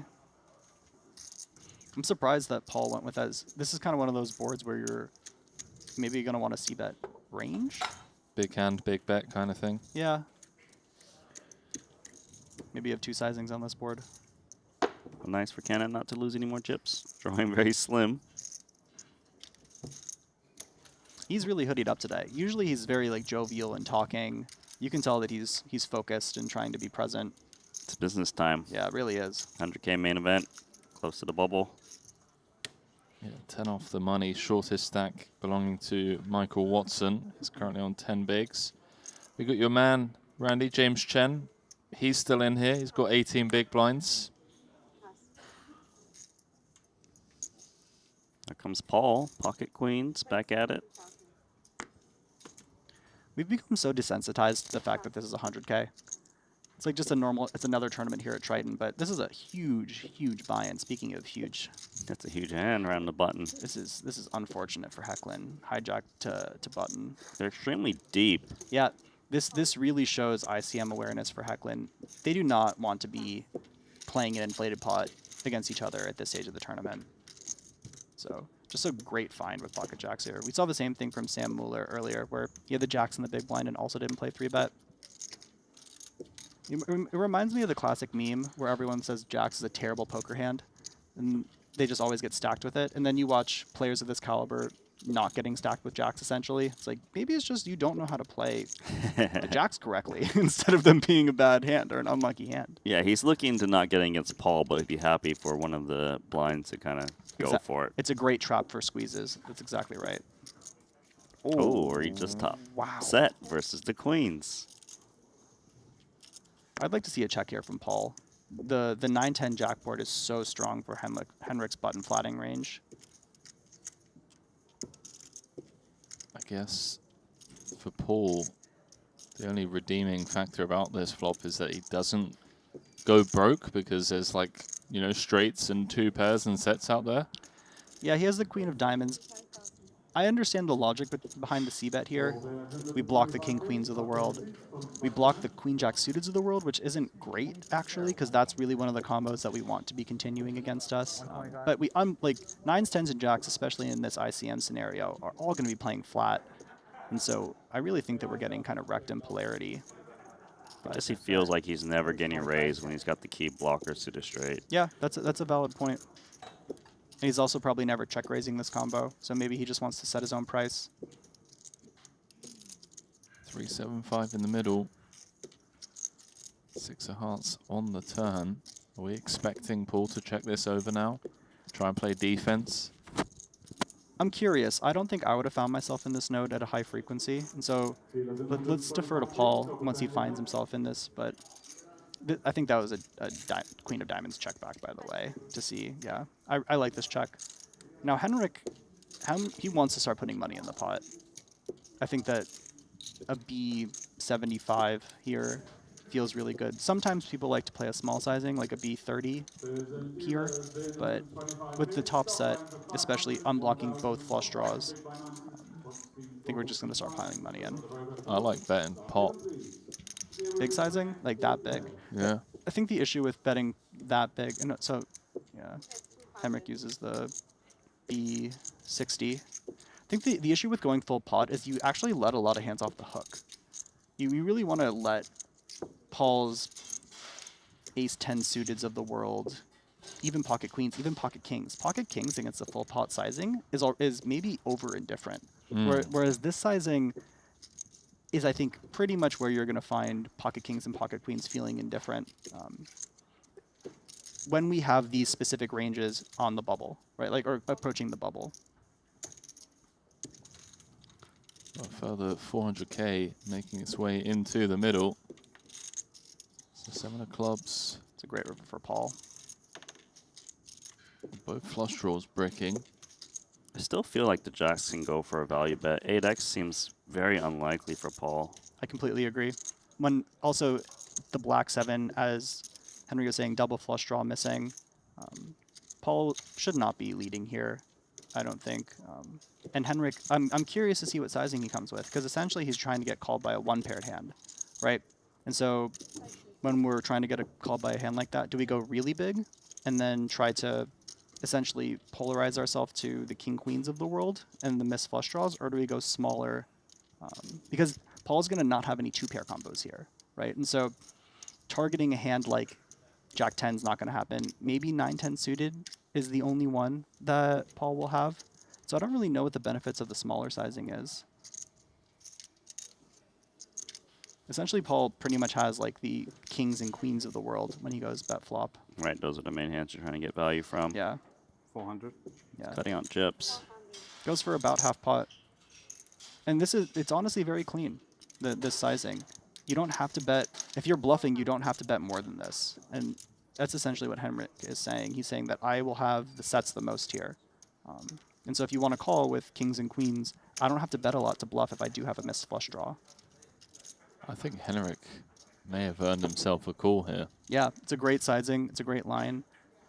It's very interesting. Paul, I don't know, maybe he can't turn this one into a bluff because he doesn't really have a lot of value combos here.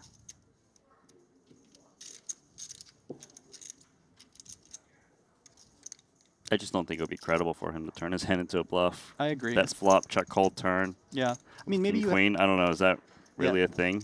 Not really. Yeah, the queen of diamonds is hurting him now, right? Like the queen of diamonds was good on previous streets and now is bad here because it blocks Henrik from having the ace queen of diamonds specifically. Queen jack of diamonds, I don't think needs to turn itself into a bluff. Great fold here. Oh, looks like he's making it. Yeah, it's a good fold. Very well nice. done, mate. Well done. I think a lot of people fall in love with their hand and stubbornly call off. I think good fold. It's my Paul's read. saying he should bet turn. I think he played it great.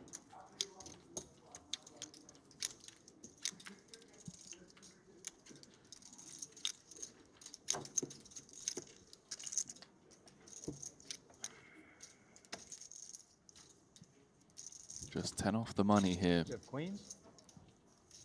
In this 100k That's what you had? main event. Henrik Hecklund knows a thing or two about taking down a Triton main.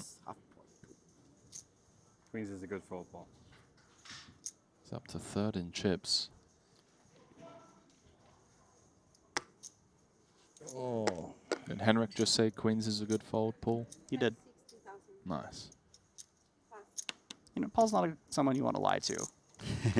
It's like he finds out, what'd you tell me? Yeah, I wouldn't lie to Paul. You had ace queen. I wouldn't lie to Paul in these spots. I really wouldn't. Here comes the call from Jason Kuhn. I really like the call with ace queen O here. Too good of a hand to 3-bet bluff with.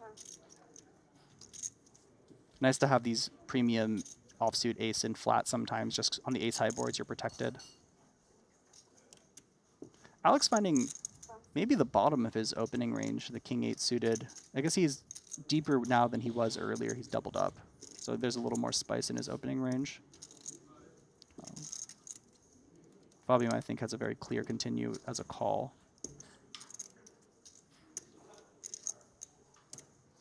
It's a discount, 50% off. What?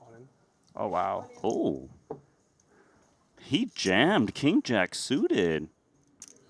And it's going to get back to Kuhn. How do we respond? I think Jason's calling this one. A little bit surprised that he found the jam here. as deep as we are, 24 bigs. I guess the intention is to get all of the ace-X's to fold, which makes sense. 7-3-0. I think it's pretty gangster. Yeah, it's cool. It's very cool. I wouldn't have found it. First Maybe 100K. yeah, maybe it's pure even. Like I definitely see the logic behind it. Jason's scared of ace king, of course. He is, but essentially we're at the top of our 730. Yeah, the top of our hijack flatting range, right? And I think the issue is that Fabian isn't jamming his worst ace-X combos, and so it's very hard for Jason to be dominating. Okay. Unless that Fabian found like the ace-5 suited, Good thing essentially. is you don't have queens plus, but you have a fuck ton of ace king. Yep. Jason's really scared about ace king, like you were saying, Randy. Just have so much ace king, man. Still.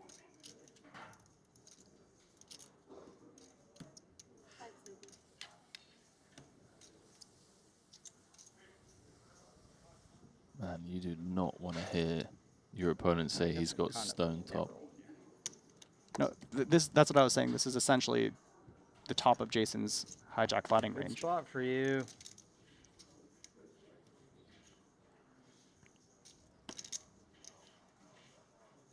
Like maybe Jason has 10s as well, jacks sometimes.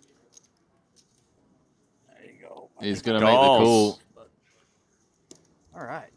Not my initials again against me. You know what happened last time? You had king jack, I had ace queen. Don't do it to me again. Now it's the other way around. I feel like I'm favored.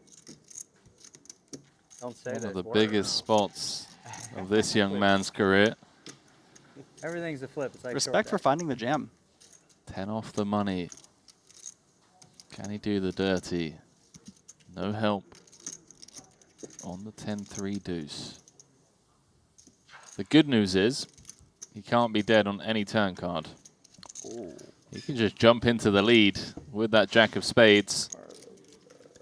Needs to fade an ace, king, or a queen. Maybe give him 2 pair. No 2 pair. 730. Maybe an up to 1.6 million. Stone cold. Easy come, easy go.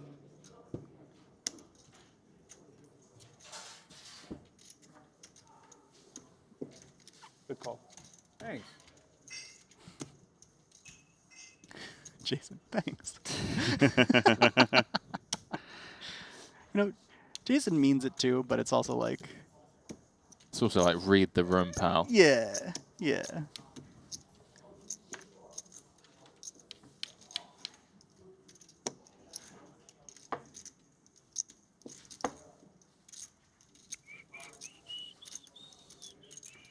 Disappointing, of course, for Kuhn. Really challenging because now he's back into the precarious stack depth in the tournament where he really has to just tighten up with 10 off the money. Win that pot, you get to kind of steam. This is honestly one of the most crucial part of a poker tournament is, you know, approaching the bubble, because if you can build a stack, you can really steamroll. And this essentially just reduced Jason's equity in the tournament, not just based on the chips that he lost, but his inability to now snowball a stack into the higher portions of the tournament. I haven't enjoyed them. Haven't enjoyed those long hands. Me too. Have not enjoyed. Do not recommend. The long hand.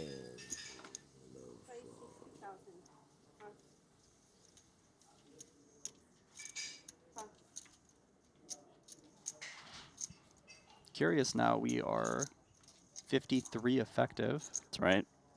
Pocket 10s. Does this find its way into flat, especially with Foxen in the big blind off a shorter stack? Yep, I like this. Yeah, it feels like the 50 big blind territory. All these 10s, jacks, 9s, Yeah. ace, queens, they come in as flat now. Yep, I agree. More value in trying to induce Foxen to squeeze it in and not actually get in a ton of chips with 10s, of course. Yep, exactly right.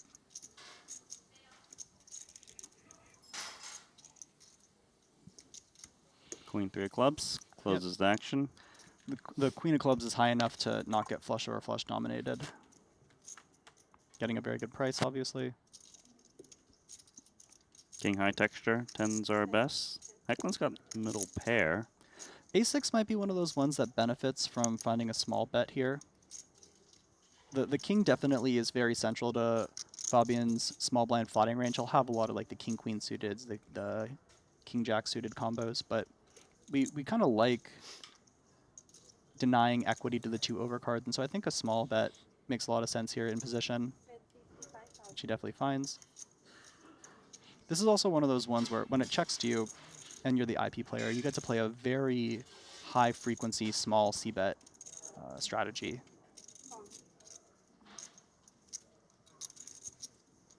Looks like the 10s are going to hang in as expected.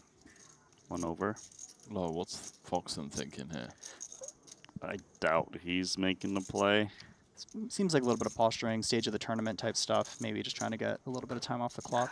And small blind also has a lot of king X's that you mentioned, king jack suited, king queen offs. Yep. 175. Come on. I don't know, bro. Foxen scares me. Small blind doesn't, big blind doesn't find check raise on this board at a high frequency, even when they have it. And so it's kind of a hard one to find. Wow, nice life, Henrik Hecklund. Binked it. Although I guess Fabian just binked it on the turn as well, so.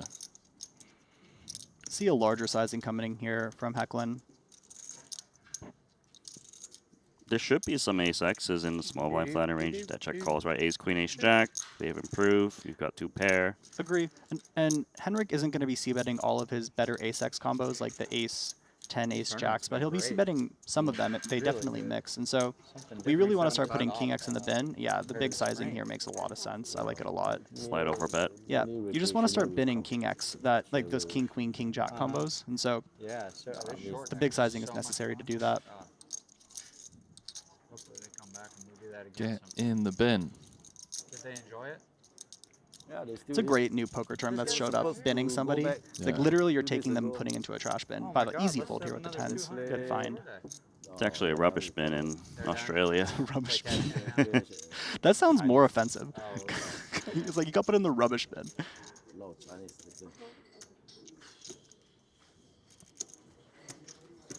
Big bet poker, Henrik.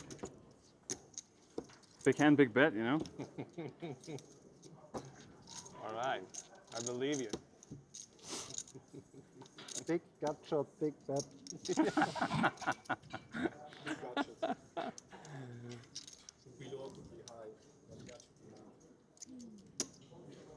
Big check. Maybe 5-4. Good. No. Carlota, how you holding up? 10. Queen check. How are you Queen doing? 10. Still not too tired yet? Okay. Something around that. Sisa? Huh? We might find Me out. too. We might. I mean, I don't know. Maybe. Maybe dealing out back? Oh yeah, are you not dealing Omaha? Yeah. Okay. So not almost. 6 more days, is that all there is? I don't even know. I'm just like, stay until somebody tells me to leave. It's been a long trip. It really does feel like that in the middle of these long stops, especially if you've been here the whole time. It's like you just show up every day and like, all right, what do I play today? And then you go give them money, they give you chips. Hopefully you don't have to do that too many times. Looks like final 6 tables of 8. Also looks like Jonathan Jaffe joining our feature table. Was his title his first Triton title that he won at this stop? Second. Second, okay.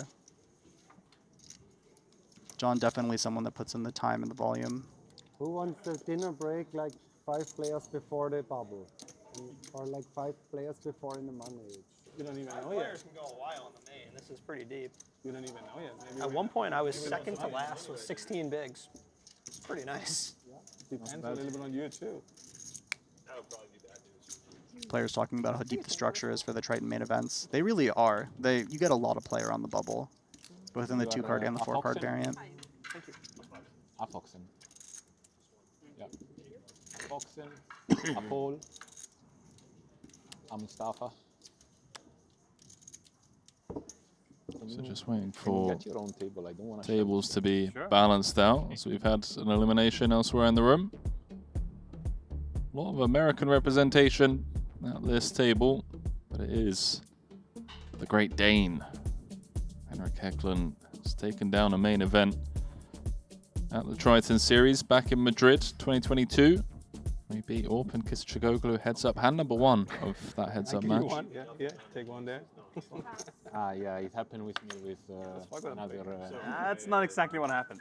You asked if you could take my table and situate it elsewhere in the room. You know?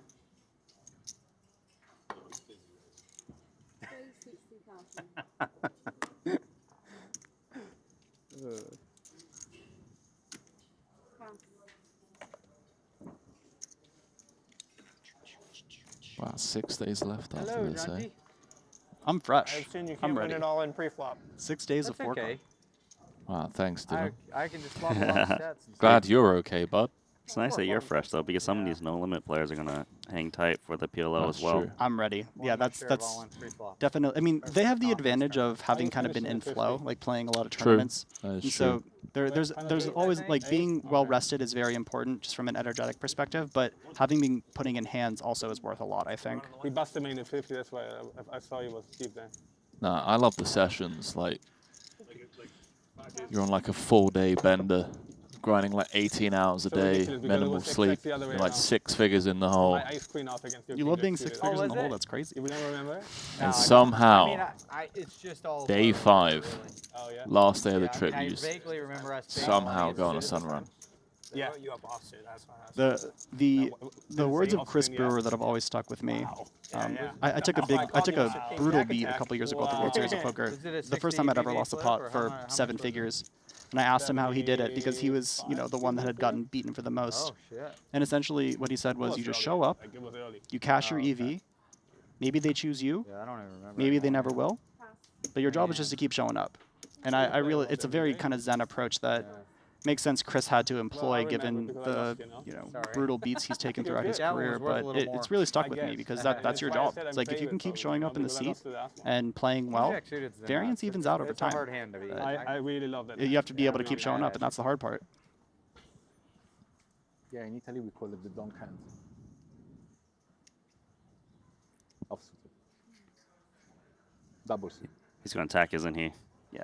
I mean, he's attacking with King Jack suited in that spot earlier. No surprise with Ace 5 of hearts.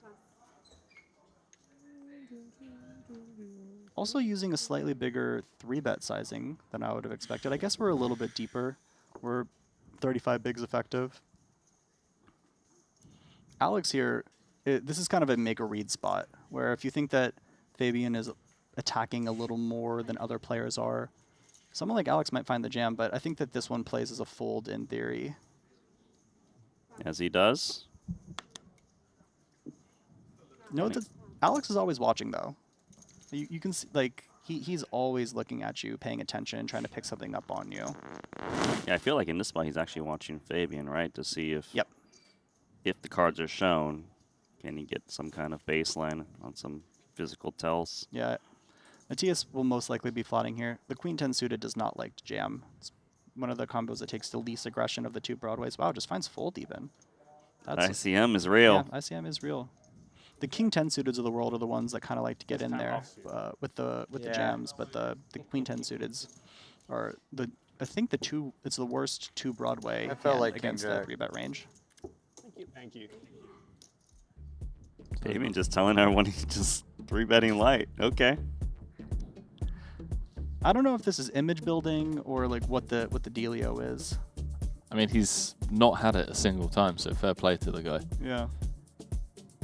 He's having a time of his life. You saying this is his biggest buy-in? Yeah. He's making moves. Casual 1.6 million in chips, 53 bigs now for Fabian. Gonna be sticking with this table. Looks like, what, 26 minutes left I mean, on the clock? I think they have fair dinner play break to after him, this to be as honest. well. I might have folded the ace queen against me, in that spot. 80% of the field makes some money there, Moose. I don't know about you, bro, but guy goes all in for 28 bigs over a U7 raise and a low jack call or hijack call. 24, right? 730? 24-ish. 24.333 repeating, of course. Periodic. Periodic? Yeah, periodic. Is that how you say Periodic it? in 53 repeating. Remember the Is that Leroy like, Jenkins? Yeah. Yeah, odds of success are 18.333%, of course. Nice little min race spot here for Mr. Jaffe. Oh man, I always wondered that whole thing was staged. I don't know. You know, man, it probably wasn't. Damn it, Leroy. You guys know the Leroy Jenkins? Wow, this is grim. Go on, Randy. No. Oh, that's what they're just referencing. Just a huge meme. If you don't know it, it's kind of hard to explain. But grim for Foxen, right? I'm sure you can explain it for us, Randy. 420 Well, behind here. if Foxen goes in, it would be a Leroy Jenkins. This would not classify as a Leroy Jenkins. Maybe like a 9-8 suited would Yeah, be. the pocket nines for sub 20 versus the hijack open. Yeah, this one's got to go. Unfortunate for Alex so far. Don't know, never know how it'll show up at the end. Huge leaderboard implications. He's got to do the Alex Foxen. God damn. You first. Numero uno. Spades working for him. One of the 2 remaining 9s. Can he pull a Jason Kuhn? Find a set of 9s against the overpair.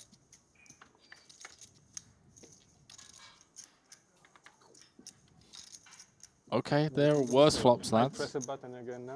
Got him surrounded. Might be 7 or jack on its turn.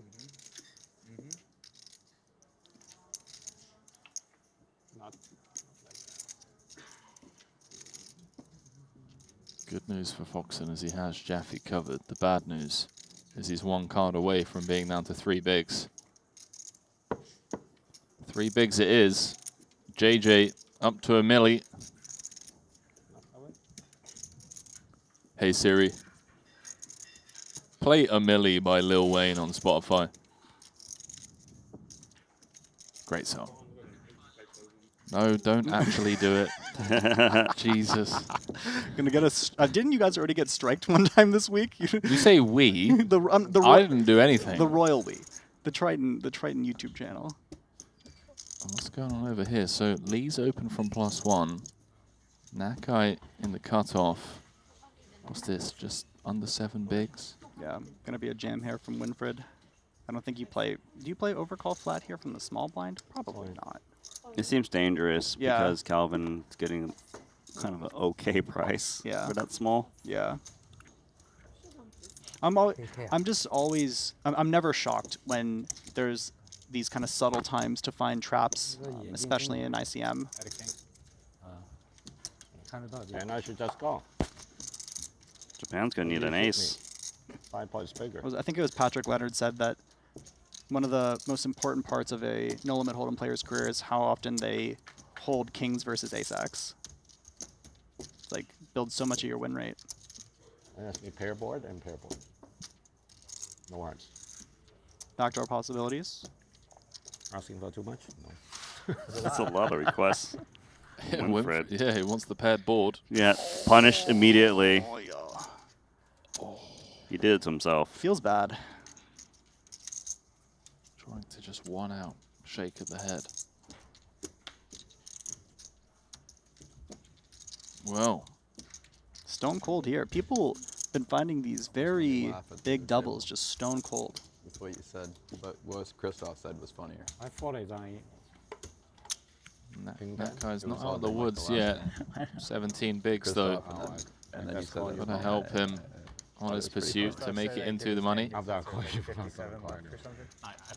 right, Randy, tell me, what is a Leroy Jenkins? I think Dylan knows. Do you know what it is? Yeah, I don't remember the specific meme, but it's essentially when you YOLO something really hard is a Leroy Jenkins. It was a computer game, and then they were going raiding, and then this one guy, they're all like planning as a whole group, a whole party, and then one guy just showed up. He goes, Leroy Jenkins, and then he just starts running in, and they all died, and they're like, at least I got chicken. They just died. And the thing is, when you die in that game, it's brutal. Yeah. Because you put in so much work, and it was a huge meme. I guess you had to be there, kind of thing. You should watch it. It's funny, even if you don't understand the game. No, I will. It's hilarious. What game was it? It's World of Warcraft, I believe. I think it was Oh, WoW. okay. I there's- think I have seen that actually. Yeah. There's been so many memes brought after it that I forget which one is the original. Like there are card games that have built Leroy Jenkins as a character because of that. But It's like those two arguments fighting against each other. You know, like, oh, I have such a nice hand. Or check down here to the river. Henrik might be able to find a block when he makes the 6. Like just a nice little one big blind bet. If he does find it, Mustafa might find a raise too with his combo. It's clearly better than a hand like kings. Like way better. Something like that. So A little bit greedier. Goes for the half pot sizing. What if Mustafa just says raise? Now this is a cool combo to find it with, right? Jack of Diamonds +3. Two very good blockers. Never winning at showdown, or very unlikely to be winning at showdown.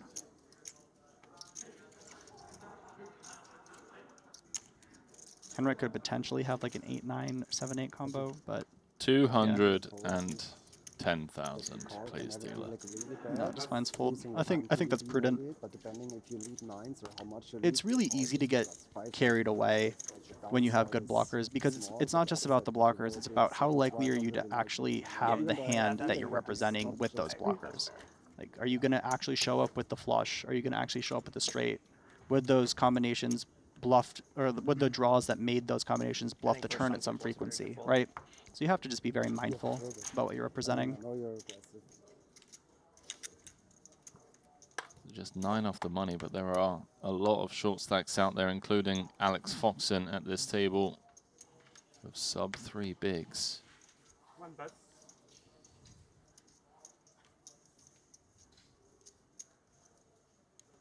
$65,000.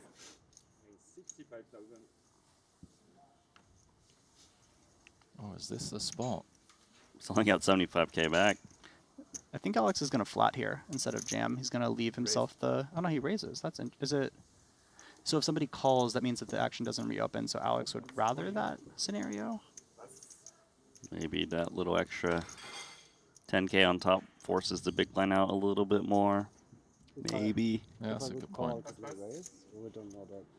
But if the big blind calls, then the action isn't reopened to Can I ask Jonathan. that? If I call, could John raise? Well, you already know. Call, will you raise? Hand, of course. I just don't know I'm not certain on the ruling. Yeah. So this is a, as a 4-card player, you're very aware of how the pot structure works, right? For reopening the action. The 2-card players aren't as used to it. Come on, man. He has. How long has he been playing this game? He just said he wasn't sure of the rule. He said it. The platforms, they all have like different rulings on those things. He can't reopen the action. Is he trolling? Right. This is like the best rage bait. That's why I was kind of. That's why I wasn't sure if it makes more sense for Alex to play the raise versus the call, because you might want the ability to have the action reopened. Right, to get a heads up. Yeah. Yeah, I think so. I would think so also. Yeah. Yeah? Yeah, because what if someone didn't know? Yeah. I mean, if you literally don't know. New guy, play somewhere else, different rules. Yeah, the rules, I mean. But it's just because Carl doesn't want to tell you. Clean board for Alex. No, I remember. It was Definitely doesn't want to chop here, so it's nice to have the undercards to the 10. How about that undercard? Unlucky. Don't sleep on it, Alex. Don't sleep on that 10 of hearts, buddy. That'd be cool. Needs to find Messi. 9 deuce. If I knew, I would have called.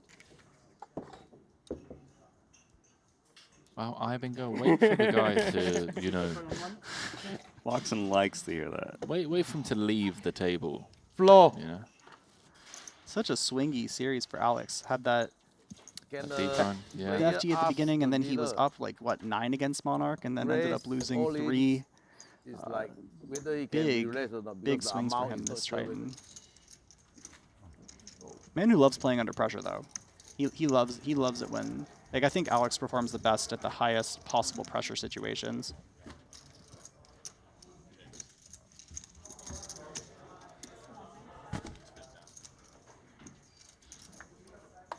Over here, our tournament chip leader, Byron Caverman, playing 3.2 million.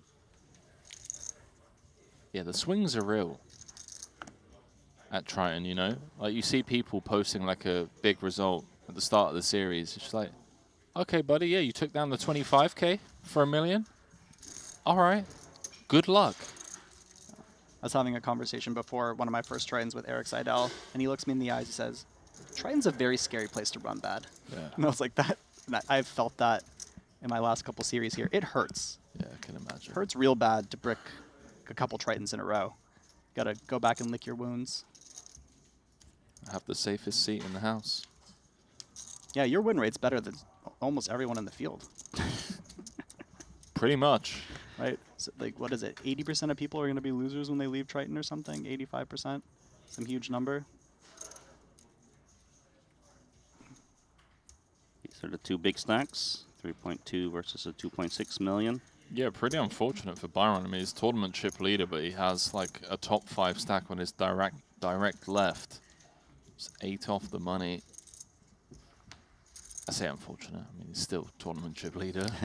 For sure. Byron's also not somebody to shy away from. Like, he's a smart poker player. He's not going to create bad ICM situations for himself, but he's not afraid in these spots. He won't back down to somebody trying to apply pressure, things like that. When I see Byron, I always think about the original like 25K high rollers, 100K. He was like there when there was only like one a year. So it's really cool to see him back in the mix. Yeah, he took a couple years off, and then he's been back in the last couple of years. Right? Exactly. Him and I played together a decent amount in Las Vegas in the PGT 2-card events. I thought he retired when he disappeared. I thought he did too. And then, yeah, we made an FT together, and he was playing incredibly well. He's finding like nuanced ICM shoves that other people weren't finding. So you can tell that he didn't just leave and come back without putting in work.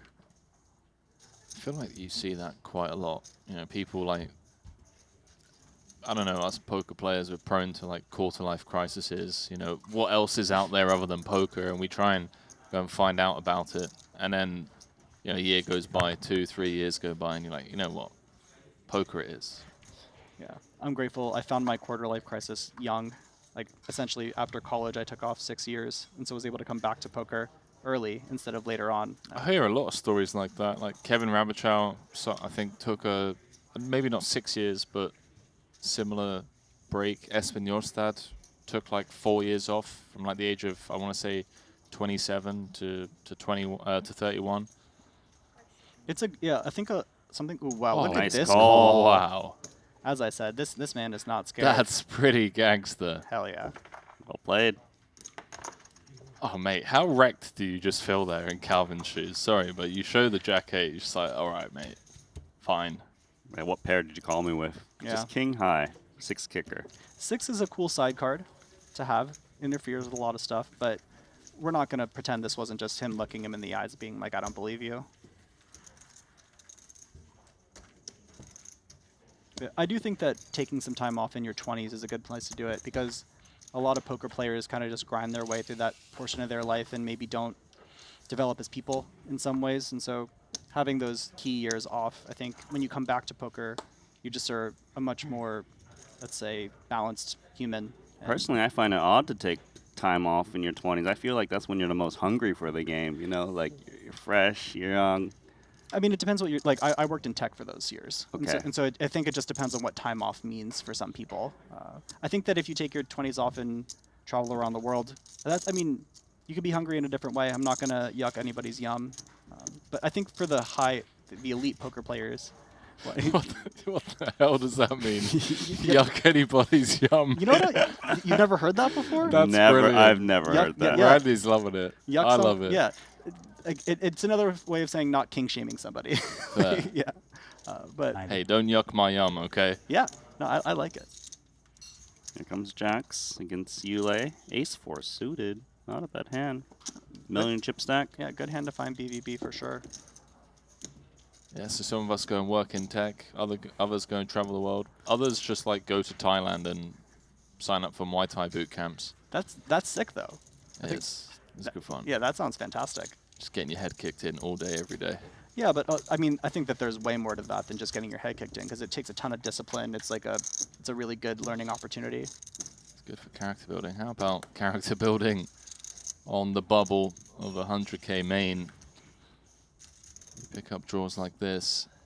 2-10 in the middle. I'd like to see Calvin start with a check with the 2 jacks here. It's kind of a way ahead, way behind scenario. You maybe want your opponent to turn a pair. Having the jack of clubs is really pretty. Your hand's just super protected. I can't wait. Sorry, I just can't wait to use "Don't You Dare Yuck My Yum, Pal" on someone. That's becoming a thing. Happy to bring some new vernacular into the booth. Thanks. Can see now Calvin playing a small bet or a check again. Try to play defensively. Yeah, goes a defensive route. I like Yule. There's some merits to betting in getting maybe the better ace X's to fold, but all those ones that play raise blind versus blind are going to have a gutter as well. You're not going to be raising the ace 8 offsuits at a high frequency. That's a great point. And so I'm actually not as big of a fan of this bet. I don't think it has as much positive outcomes as you need it to, given the pre-flop. Yeah, I just think he doesn't get anything to fold. Yeah, I agree. Especially for this really small sizing. Which is nice for Calvin. Yeah. Clear check call. Brick City for the nut flush draw. Calvin really showing he understands how his hand is going to generate the most value. As I was saying earlier, some hands, they want to create aggression. Some hands want to trap aggression. Secret info about John Sheffield. Loves me on the river. A little picture of my face on a dartboard.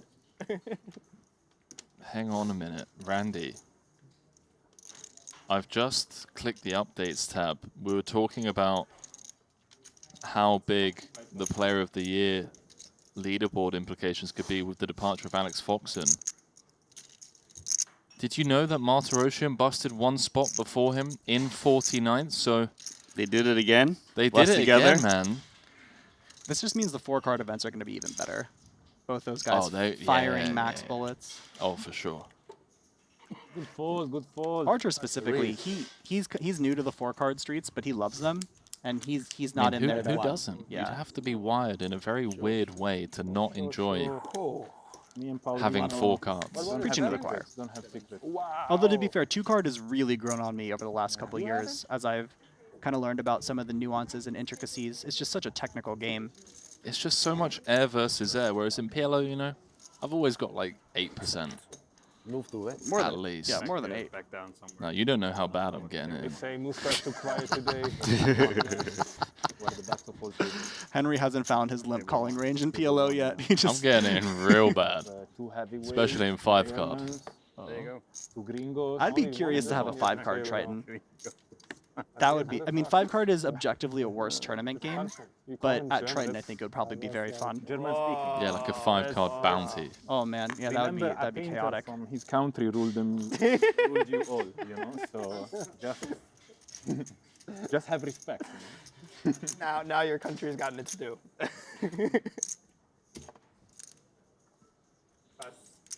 You're playing with fire. Me? Yeah. Always. Dial me up. He likes of my life. He likes the cheese, man. 40 bigs, 9-6 suited, approaching the bubble, and I think he's raising Very brave into with like a two big stack that German speaking covers. on the left, But note the very subtle size up from We like John Jaffe.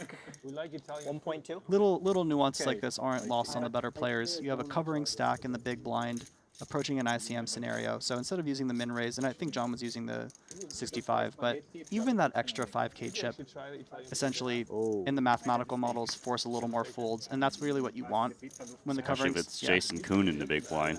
And he's covering you, right? So just there are these very subtle things that show up when you're paying close attention. But that's why I said, I think even like for Italian, I thought they might look good, but no, bro, look target. Okay. Maybe that extra 5k got the fold from the Queen 4. Yeah. For the 4-card aficionados, the interesting thing is that it's reversed in 4-card versus 2-card. In 2-card, you raise bigger into the big stack, whereas in 4-card, you actually raise, you limp, or you make a smaller raise size, because they're never folding anyways. Also, the mozzarella is very So it's the Next opposite. time, take me. I wanna go. I sent you a recommendation for Rome. Yeah. Did you been to some place? I couldn't because You just lost a friend. Yeah.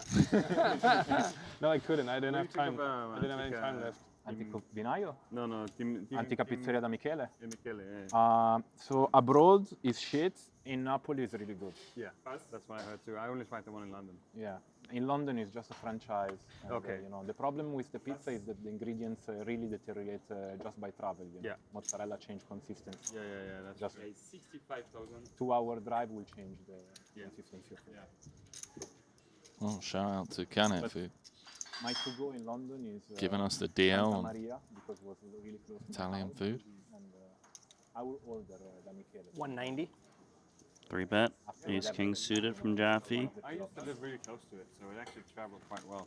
That's the main thing. Like you want to order Against the guy who's been telling everyone he's been raising light. To be fair, John wasn't at the table for all that. That's true. Doesn't even think about the ace-10 out here. Just bins it. I actually went to New York, and in 3 days I went to all the pizza places. Like I just eat pizza for 3 days, and he's not in the level. Like, there was a discussion at one of the tables where the guy was 100% sure they have the best pizza in the world, but he was never in Italy. Yeah, and I was not participating, but I was thinking myself, how can you claim that? If you How were is there never in not like Italy, any discussion that taste is subjective? What is going on here? Bro, taste is not subjective. If you go to it, it's not. What you grew up with is what you like. Yeah, that's the main. Yeah, it's true. It's true. I don't judge, bro. Like, I'm happy. It sounds like born where I Mustafa was yucks born. some You know, people's we have yum. less money, but Go to Italy and judge him. you know, like whatever. You like Domino's, good for you. You like Pizza Hut, God bless you. You know, He's hitting some sore spots here. I mean, you know. Yeah, he's raging right now. Yeah. I love it. I'd like to claim you have The God bless you after eating Pizza Can't do Hut. it. This is what he did. Eat Domino's is at your own risk, actually. I couldn't agree more with. I had in London one Domino's Mustafa. pizza, literally 1 minute walk from my house, 8 years. They never saw me, and they will never will. Note the quick I made the binning five of the for it. King 10 It offsuit. will be UTG versus Big Blind. Oh, you wouldn't fold. Yeah, Mustafa pointing it out. He's not as good as a player. He's really good. I agree. Have you been to Italy? Oh, yes, I have. Yeah, I mean, Italy, and then across the sea, Montenegro, Croatia, like the Adriatic coast, the food down there, man, it's just out of this world. Like none of this nonsense. You know, you order a salad and you actually get fresh vegetables, just sourced locally. It's, yeah. They don't take. I think that high quality food is a given there, whereas somewhere like the United States, we don't take that as a given. It's like people don't have access to high quality food, where everyone in that part of the world, just like is a basic human right, essentially. Yeah. I'm actually going to Italy after this Triton. Oh, nice. Yeah. Yeah. I think we're doing Swiss Alps and then I Italy. haven't seen you win one of those in a while. No, it was new. Bit Especially cold not this in time of year, no? It's just starting to get cold. Thank you, Mustafa. Packing for this trip was challenging. I went Vietnam to Jeju to Europe. 5 seconds. We are coming up to the dinner break. 47 left, 39 paid.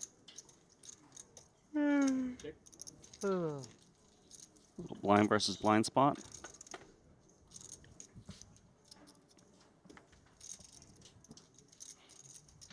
So far, advantage Ibinger.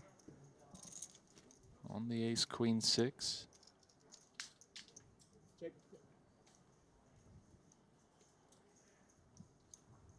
Check.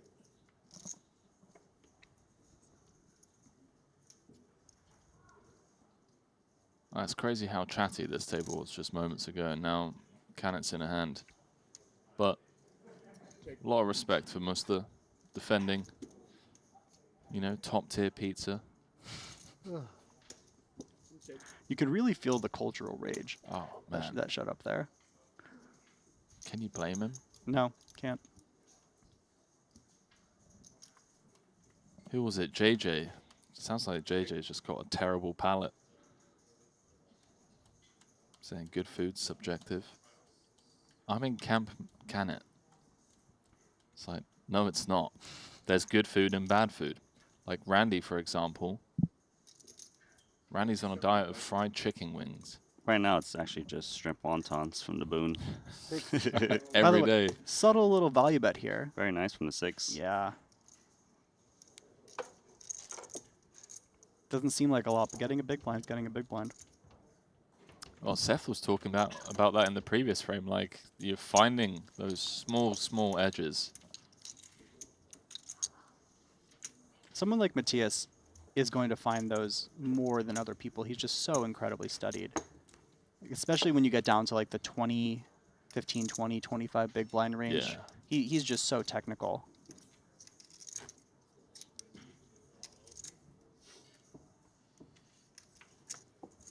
Just checking that. Big blind you got there on the river. You can buy a lot of pizzas. Updates tab. I used to think in cheeseburgers, if I'm honest with you. Elsewhere in the room. Did you see the hand from Chris and Fox and Shu Liang in the updates tab? Henry? Yeah, I'm also just looking at this Thomas Musk hand. He's somehow won like a million chip pot They're better for the fried stuff. with Jack 6 offsuit, just like digging in against the Brink any river bomb. That's Third pair is good. Yeah, and what you're saying, the Juliang hand? Yeah, apparently Foxen jammed into Shu Liang's last 10 big blinds. Blind versus blind of ace-3 offsuit, and Shu Liang just called with 9-7 offsuit and just big 2 pair. Wow. He's like, you know what? Wow. I don't care about ECM. That much cheeseburger. Yeah, that guy's got money for days apparently. Sleeping Dragon. Do you think that was just like that's like a cash game course? Just like, well, if I bust, there's a little 1K, 2K, 4K PLO running. Oh, shit. Yeah, with squid, by the way. Wait, the PLO has squid here. Yeah. Oh. I would say under. Are we? How does the booth get to play in those games? I think you'll struggle to get an invite into that one, my friend. Yeah, good luck, buddy. I know. Can't hurt to ask. Let's say just under. Yeah, wait. Let's say once a week you eat it, and then it's already kind of over. Maybe like it's 10% then. I don't know. 1K, 2K, 4K squid. I mean, the thing is about that game is that the squid is just insignificant because the squid's only like 2K. Yeah, but I mean, everyone's V-pipping a bunch anyways. Ooh, mystery hand time. Love this stuff. Fun. Can it open from the button? King Jack offsuit. Keep in mind, Ibinger's playing a 33 big blind stack from the small. So when you see the flat here, Randy, at this stage of the tournament, what are you giving Matthias? I think he can have a lot of still strong hands, right? Just because we're getting close to the money. He could even have hands like ace-jack, you know, eights, things like this. Might be a little bit too deep to try to 3-bet and get it in. Yep, agree. I think that we also have to give him a lot of like the king 8 suiteds of the world, king 10 suiteds of the world, of course, queen 8 suiteds of the world, 5s, 6s, 7s. We're maybe a little too deep to jam those. A three-way affair here. 2-10 in the middle. Top for Fabian. Jack-high diamonds for Canet. Lots of suited combos as well. So the monotone boards are actually going to be really nice for the small blind flatting range. Jack of diamonds does do a lot of interfering. I'm putting him on queen 9 of diamonds. Queen 9 of diamonds is like, it's a very valid candidate. We'll have the sets here as well. We'll have the pocket 3s, pocket 4s, maybe not the pocket 10s. We'll have the pocket 5s. Should we seek clarity of ace-10 now? No diamond in hand? I think that this one, at this stage of the tournament, might even like still checking. If we do bet, it should be for a small sizing. That's small? Yep. Mustafa, I think, honestly just has to be out, even for the small sizing, because Matthias is going to be playing a significant check-raising range here. As we said, the Jack of Diamonds, 2 overcards, is nice for this price. And heads up, I think we could peel, but it's a tough one. Yeah, just finds the fold. I like it.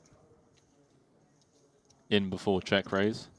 It's a pretty prime strategy. Having the data of seeing the Jack of Diamonds is very significant, right? Jack 9 suited, Queen Jack suited, those now are no longer in Matthias's range, but the sets still are, right? 2 friends of mine, super foodie.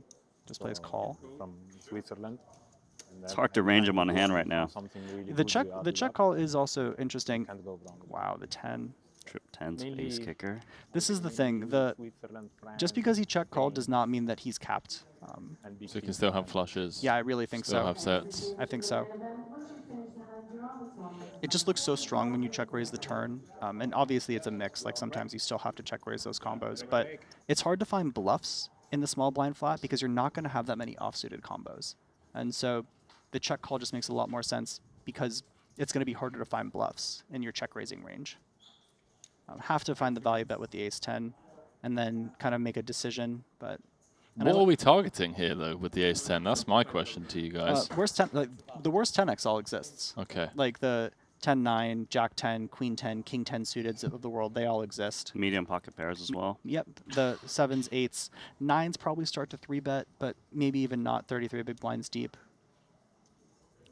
Ibinger about to piece up Fabian. One would imagine, given that this is a mystery hand. Yeah, this is genuinely going to be a really tough spot for Fabian because when he uses this sizing, the 10x is kind of gone now. And there's no 10x's that make boats. Like there's no 10-5 suiteds of the world in Matthias's range. And so essentially it's the pocket 3s, pocket 4s, pocket 5s. And if he is bluffing, he has to turn a hand like pocket 6s with the 6 of diamonds or pocket 7s with the 7 of diamonds into a bluff, unless he has the maybe occasional ace-jack-o combo. But Fabian can still have all of the boats here, though, right? Like, is he defending 10-5 of hearts, 10-4 of hearts? In the multi-way node, less likely Okay. to defend the suited combos. 3s, 4s, 5s? 3s, 4s, 5s are all in there. You could have flushes, of course, right, Fabian? 100%. But yeah. And I really like the sizing that Matthias is choosing as well, because you don't need to raise big here, because you just have it when you raise. You have all those suited combos. You have the full houses. When he doesn't check raise the turn and is check raising the river, maybe slightly more likely to be one of the pocket pairs, but I don't even know. It should never be a naked 10, right, from Ibinger? I don't think so, unless it's exactly ace-10 with the ace of diamonds. An ace-10-0 with the ace of diamonds can maybe find its way into this line because it wants to allow the worst flushes to get there on the river. But I don't think that, like, for example, King 10-0 is going to be in here with the King of Diamonds. You think he's got it? You think he's got a bluff? It's just so hard to find bluffs here in the small blind flat because you have so many suited combos. And so there's no, like, pure turn floats either. Hence why he's using this small river sizing. He just has it so often that he needs to get called. I'm leaning towards him having it, but of all the people that are going to find I don't even know what what the out of line bluffs would look like here. Like I don't know I can't even put them together in my head. So he's got the goods. Really feels like it, unless he has specifically some like ace, jack, O, ace of diamonds combo, but even that one 3-bets pre at a frequency. It's a tough spot, very tough spot for Fabian. You can see that he knows that the 10x combos aren't in there, and so he essentially has a bluff catcher.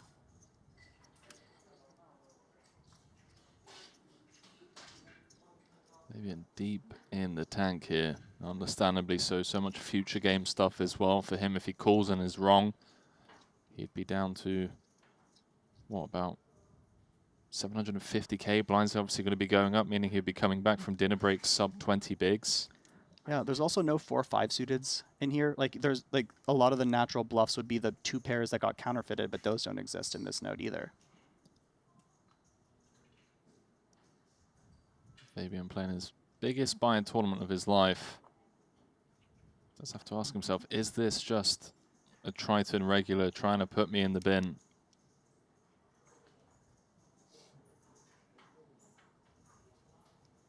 What do we think, chat? 1, if you think Ibinger's got the goods, that's the camp we're leaning into here in the booth. Or 2, if you think he's up to no good.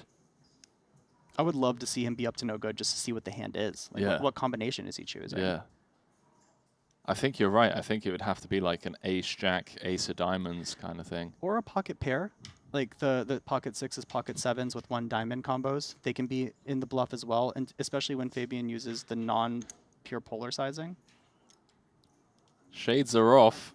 He's trying to get a read. Ibinger's giving nothing away. Yeah, there it is. Nut flush. Yep, it's really what it feels like. Second one. Shows the ace Yeah, of you have diamonds. this Yeah, I one. mean, that's the bluff card. Yeah. Yeah. Wow, wow, wow. I think Yeah. my feeling says bluff. 20 minutes can be It's a good long fold. time. Was a good fold.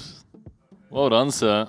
Maybe managing to get away from it on the river. So, dinner break it is. Elsewhere in the room, Lunlun's been eliminated. Tens against Bryn Kenny's pocket kings. Means we're going to be coming back from dinner break with 46 players remaining, just 7 off the money as we welcome you back to the break desk. Randy Lou, Dylan Wiseman alongside myself.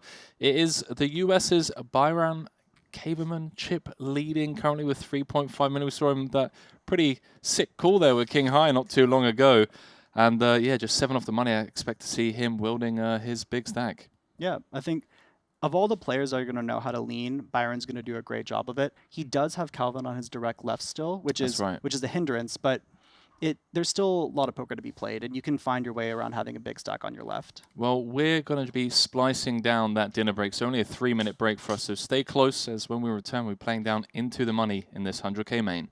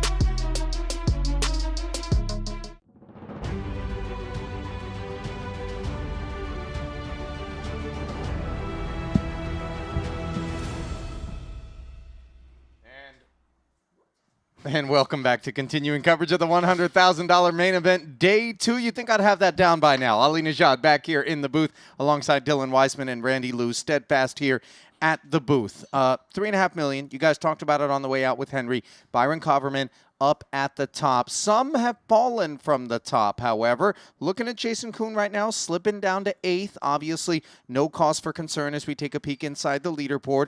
40 bigs for him. And based on that last frame, Dylan, observations across those 2 feature tables, along with kind of a sense of what's happening toward the top of this leaderboard, who is it that you think we should be keeping an eye on, if anyone in particular, as maybe a surprise surge is in store? It's a great question. I think that Byron surging when he is, Randy was alluding to it before the break, he really knows how to take a chip lead and soar with it. And so I want to see how he executes, especially with Calvin being directly on his left. Jason, kind of in a tougher spot now. Henrik Hecklin, we haven't seen him for a while have a really good run, but he is a phenomenal poker player. And so giving him some chips and then some maneuverability, even though his table's a little bit tougher, I think that he's got a great shot. Henrik, obviously a former main event winner, knows what it takes to get it done. We talk about this a lot, but it does matter. Randy, Alex Ponikov's, in that conversation, I think he and Ike Haxton, the ones that we continue to refer to with respect to why don't these guys have a title yet? And not because there's something wrong with their game, because everything's right with their game, and he's here fourth right now. Yeah, and he is one of our winningest players at Triton with huge scores, but no title like you mentioned.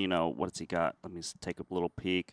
18 million in Triton earnings, so he's still a very profitable player, clearly, but, maybe this is the one he finally converts, the main event. Guys, $22.8 million in this prize pool, not to be sold short, as you did get that quick peek there at Ponikov's, but when you're already in for, let's hope, just 100K, but realistically speaking, nobody bows out after a single bullet, and things can go wrong in a hurry, as Seth Davies at the booth alluded to, somebody in for 6 bullets. No name's name, but the idea is 157K might not even get you right side up. So when we look down toward the bottom of this leaderboard and we find the desperation of Sirzat Hisu, Aram Oganyan, Ryuta Nakai, things very real for them as 39 are paid and we're 7 away. Chiseling or just looking for that spot to double and then loosen the collar? What do you think? I think that the players at the bottom, it doesn't really matter how many bullets you're in for. You're just going to play good poker. And so we see it as, if I min cash, I get a buy-in and a half. How do I have to play effectively in order to capture that? Does it make sense for me to maybe take a slightly more aggressive spot for a future game if I double up once or twice? All those things these players are going to be very well aware of. And it's less about how much money am I stuck, but more what's the right action at this stage of the tournament, and how do I best get myself over that cash finish line? Yeah, everything very situationally specific. And I know what I'm going to bring up right now is a very different scenario because it was at a final table. But with 4 left in the 150K, Randy, we observed one Kaihan Mokri, who ultimately went on to win this thing, come back from 2.5 bigs to win the thing. And when he got down to heads up, he had a 3-1 chip lead over Mosbach. So, nothing's impossible. Nothing's impossible, and 2 big blinds to a W, that's a good day. Yeah, very much so. We're still a good ways away from the W. Not going to be crowning a winner here tonight, but we are going to be sending it back down for the resumption of action here in this main. And we're going to walk around the room as per usual. There we find Oganyan, outer table, nursing. Second shortest stack in the room with 10 bigs, 385,000. As we get it back underway, there's Henrik. 46 officially of our 228 entries. That brought to you by Jacob & Co.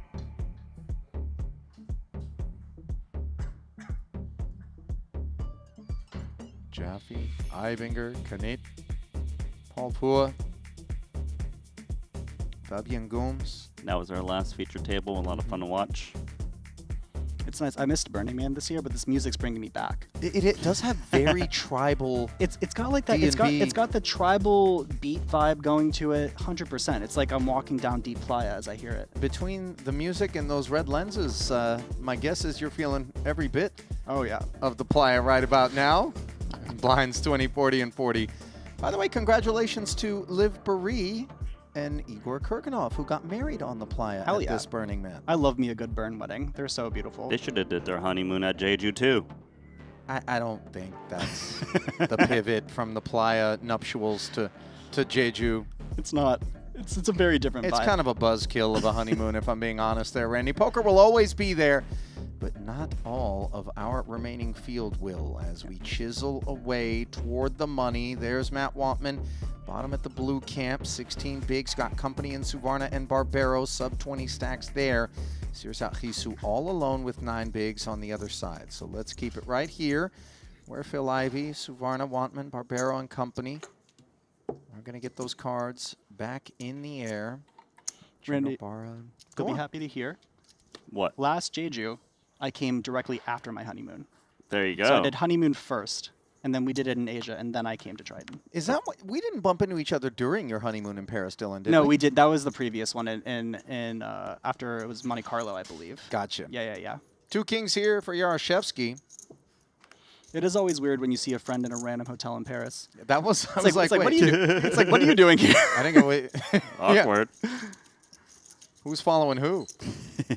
9-4 suited. Let's see whether or not additional investments will follow the big blind and big blind ante that Ivy has already committed. Running 1 million deep. He will take a peek at a flop. Ivy not one to shy away from a suited connector or a suited combo out of the big blind. Oh, 3, 4, 5. I would say above average interactions for this particular holding. Second pair. Backdoor diamonds, of course, the ace-X stuff. Has a wheel draw, and that rates to be often what Yaroshevsky is cooking up over there. As we can see, it's far greater than that. As the two kings will be facing a lead, Dylan. What I was going to say is this is a board that the big blind likes to lead at a decently high frequency, just because we're going to have the low 3-4 suited, 3-5 suited, 4-5 suited. We're going to have the 6-7 suited of the world. We might not have the pocket 5s, pocket 4s, because we could have jammed those pre. But with that being said, a little surprised that Phil found the lead, specifically in this kind of ICM dynamic, but he does have Igor covered. So it is a board texture that if Igor were to have just the ace and the king, especially without a backdoor flush draw, or the king and the queen without the backdoor flush draw, they might just have to bin it immediately. How troublesome is a jack of clubs on the turn if you're sat where Ivy is? Incredibly. This is one of the worst turn cards in the deck. When you have two diamonds yourself, it kind of blocks Igor from having the backdoor flush draws of the diamond variety, so it pushes him more into having a club in his hand.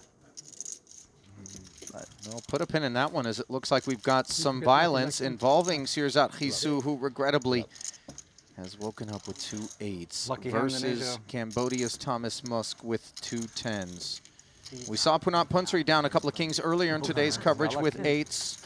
It ain't impossible, but it's looking improbable. 6-5 tray. Sirzat on his feet. On the hunt for a 2-outer. Now maybe a chop. Musk sportingly offering it. With the 4.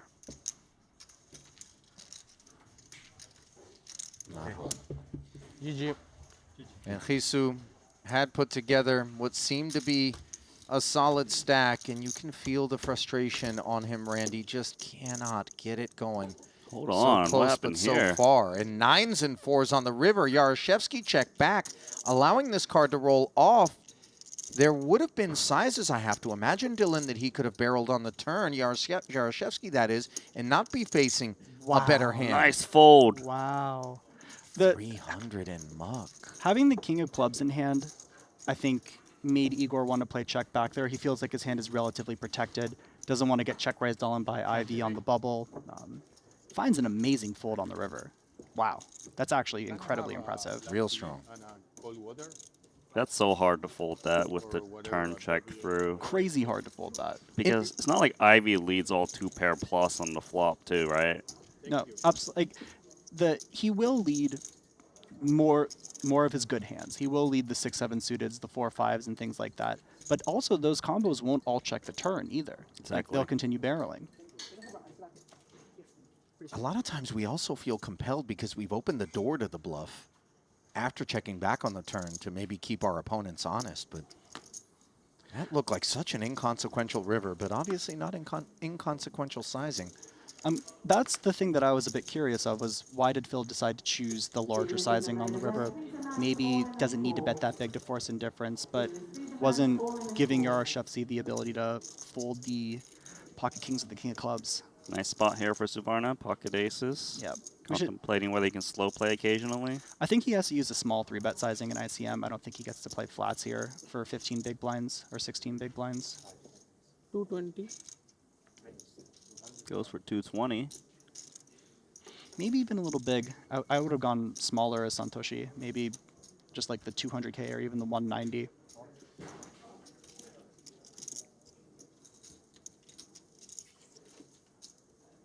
Wantman steps aside, back over to Kong Pham now.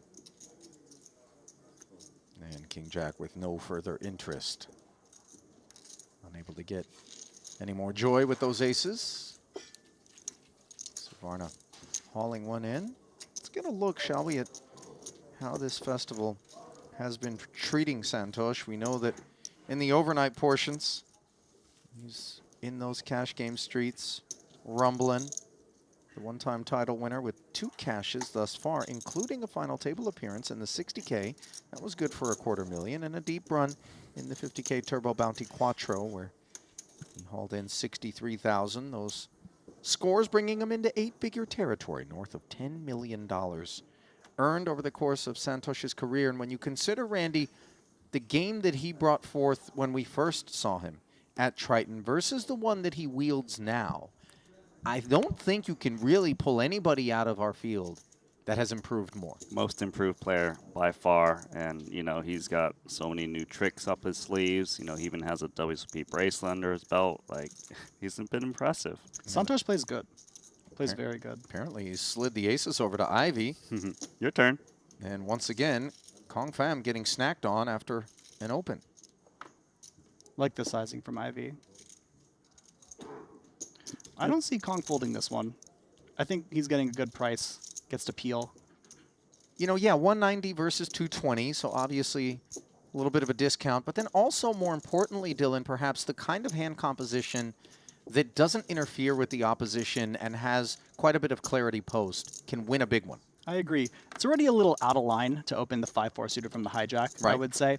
And so if we're opening that combo and we get 3-bet to the small sizing, my read is that the type of player who's doing that's not going to fold to the 3-bet. And sure enough, Kong Pham says, this time I want to see 3, not those 3, dealer.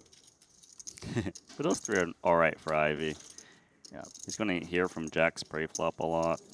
Deuces is not normally opening. Yeah. We need to see the money starting to pile in here with aces. No real reason to check it back. Gonna have enough of the, you know, ace king, ace queen o variety, ace x bluffs in there. Wanted to bet. Note Phil just going for a meeting sizing already, trying to get hands like king jack, queen jack, jack 10 suited to start piling in dollars. And instead, piling it into the muck is Kong Pham. Couple of bites taken out of his stack as we flip it back over and find Taiwan's James Chen with an inferior jack versus Thomas Musk, and the Cambodian backs up the dump truck. And James Chen dumps queen high. That one.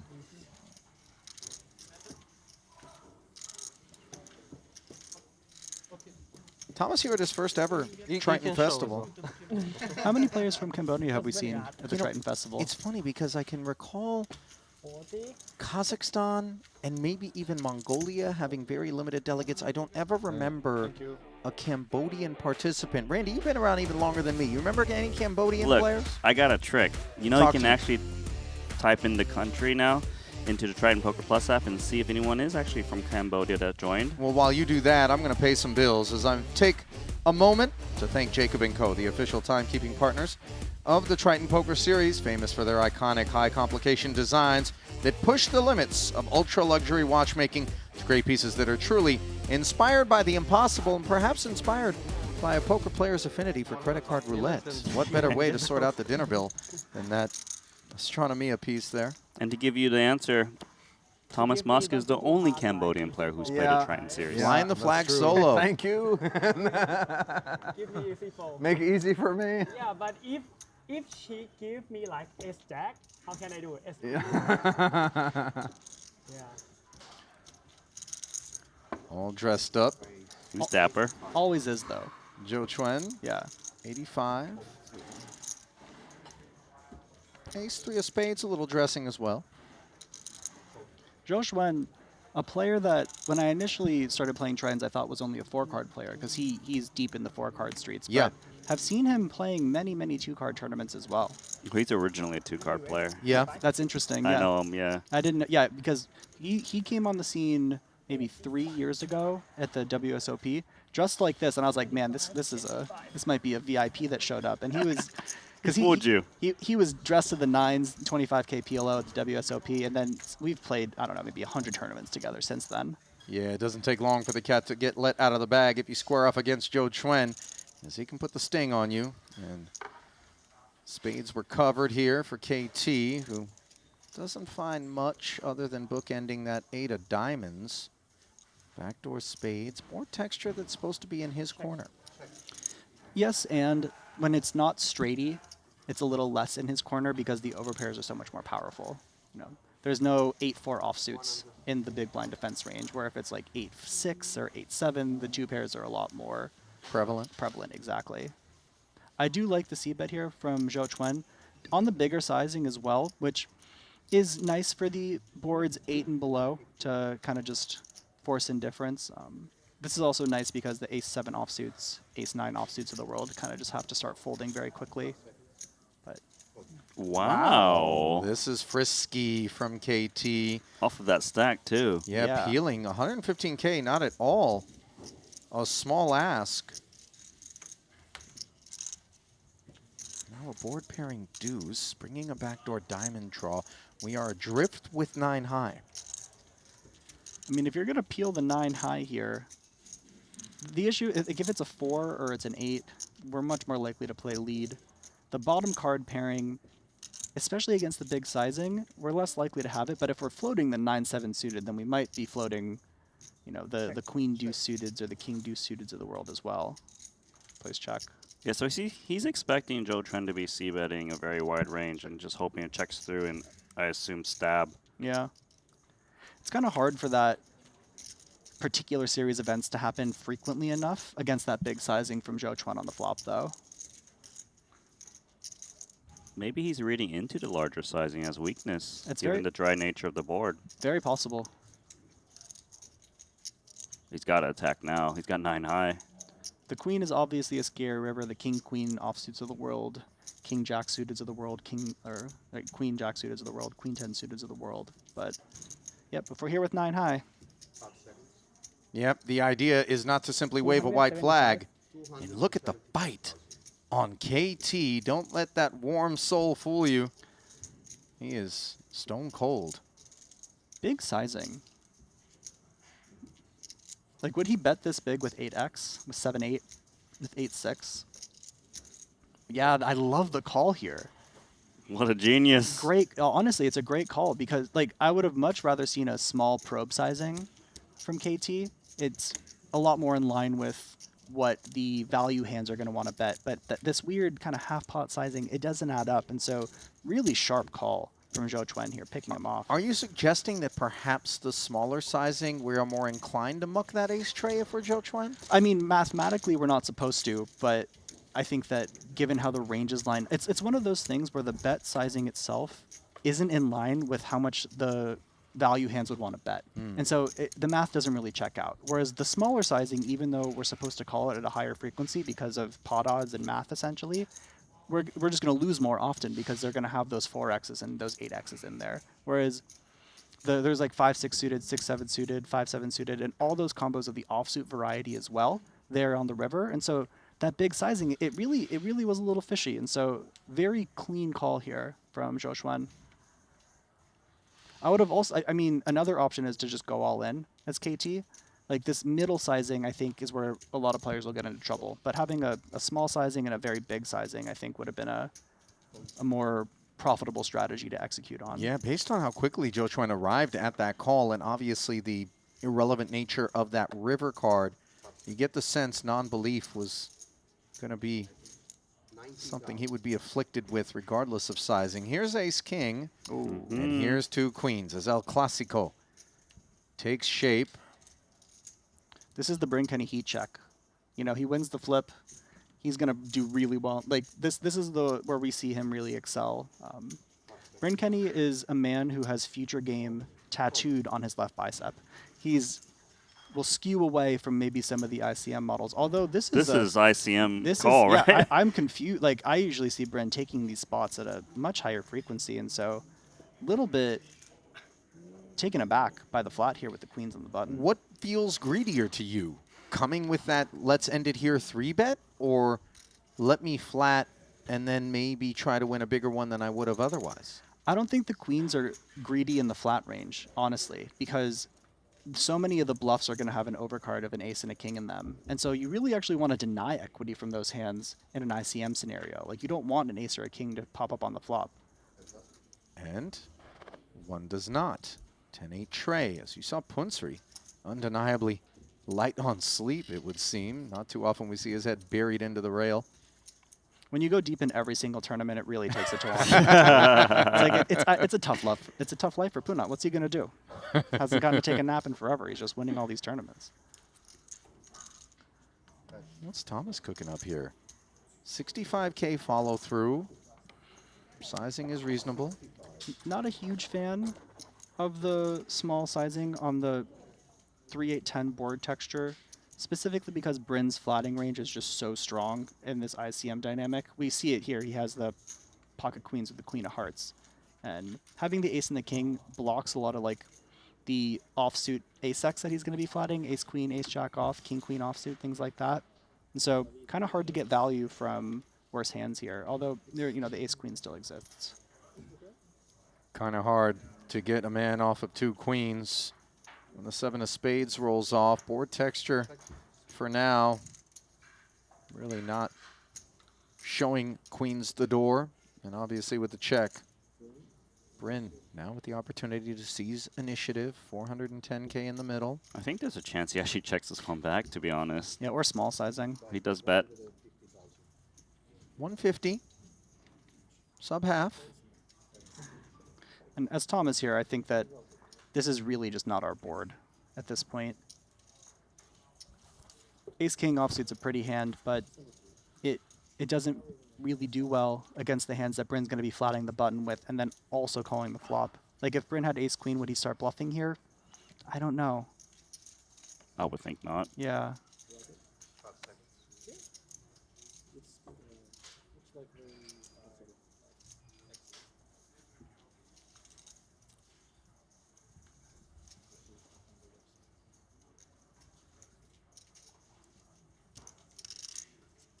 This doesn't look like a man who likes to fold. I know nothing about his game. Here's the thing I'm going to say. Bryn Kenny, his reputation precedes him. If Thomas knows anything about the man to his left, it's that he'll show up and do some things. Yeah. But check fold. What Musk opts to do. 69. Thomas's brother Elon, of course, a very polarizing figure of late. I wasn't aware of Elon's Cambodian heritage. Yeah, me neither. Shocking, but nice to see he's putting his brother in. Don't want to bubble. Strong. I have a And hoping that Punat wakes up for the ace-3 suited or something. One thing that Bryn organized. does So more he than almost plays. anyone else is just tell the we'll truth see at the poker later. table We'll see later. about his hands and what he's thinking and what he's doing. I've seen it happen a ton. Well, the thing is, a lot of times it's a pretty unbelievable statement, even though we know it to be true. Yeah. In unseen spots, It's not because he folding. really, you know, he can show up with a variety of things. His feel is insane. Insane. It's actually insane. To be able to execute Hard to continue as with well ace as he does, when his technical skill Because set ace is, king you know, man not up, sucks. it's just objectively not up to par Well, with maybe some it of the would've other came on the players, river. but that Good doesn't thing mean I that his didn't win get it rate is in. lower because his feel is just wild. More than compensates. Yeah, it really does. Yeah, he just told everyone he had queens. So now they got to be scared of Yeah. squeezing his flats. And he's one of those players that literally everything he's doing at a poker table, he's doing with intention. How he shows up, how he has conversations, what he is, you know, off-putting from a like quote-unquote energy or vibes perspective. Sure. It's all tactical, essentially. And he's been doing it for so long. He's so comfortable being in this zone.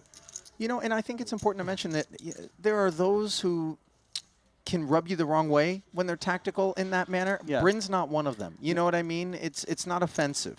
As you would lovingly say, he doesn't give the goo. No, he doesn't give you the goo. Yeah. For those of you who have never played poker with Ali, the man oozes goo. Oh, He is goo. 100% goo. He really... Epitome of goo. We were playing a private game one time. He was giving off so much goo that we had to close the barrier. Nice That's job. right. We had to frost the tint between the two games. There was a goo spill in the main game. Meanwhile, spilling 755 over the top of this 85 is James Chen. Well timed and a6 of hearts. Almost me. Nice find by James here. Yeah, he knows this man. Yeah, he really does. James not one to back away from finding an aggressive action Maybe either. our best hand, king 5 suited. I block 1-5. Jack 10.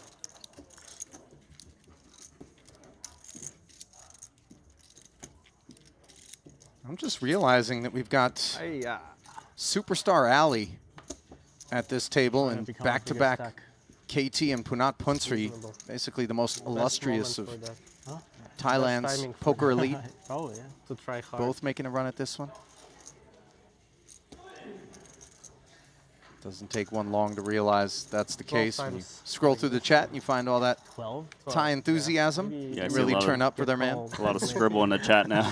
Scribble's maybe not a fair way to describe it, you know, Randy. Maybe Thai writing.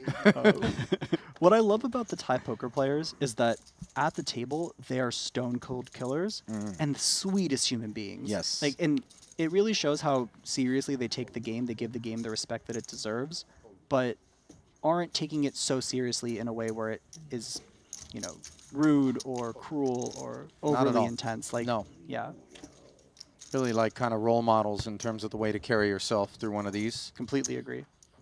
Ponikov's carrying the big blind defense and ace deuce to a 10-6-5 board over pair for Thomas.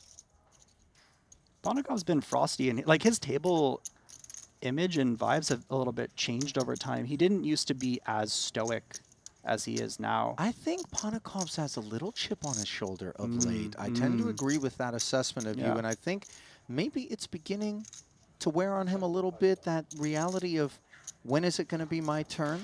You know, I think deserve is always a weird one to throw around, right? But he is so good. Objectively. He's insane. That for him to look around and see perhaps some of those winners' photos, you know, overhear some of those interviews, to look up and go, that guy? You know, it's difficult at times. I know we're not supposed to make it about ourselves, but, you know, for a guy like Alex, he's due. Yeah. It's always challenging, I think, when you know that you are one of the best to kind of rein it in. But I think that someone like Ponikov's, he's going to be aware that his job is just to show up and execute. And so I do think that if the chip exists, it's not in a tangible way, but more so in a focusing way. It's like, all right, my job is to show up and execute here again. And so when I see him being a little more dialed at the table in terms of his like physicality and his table demeanor, what I see is less of a chip on my shoulder, but more like, I'm just going to be as present and dialed as I can be because I want to execute on this to my best of my ability. Yeah.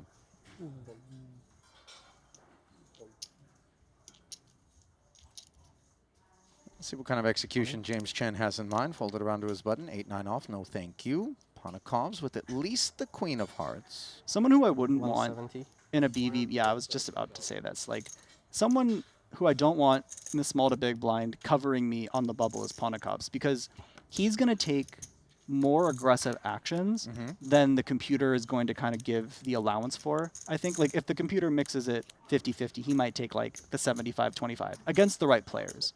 Against, you know, the solver wizards, he's going to be playing the appropriate frequencies. But, like, getting Zhou Xuan to bin the ace here, BVB, very, very strong play here, no matter what his second card was. A bit surprised. Big win.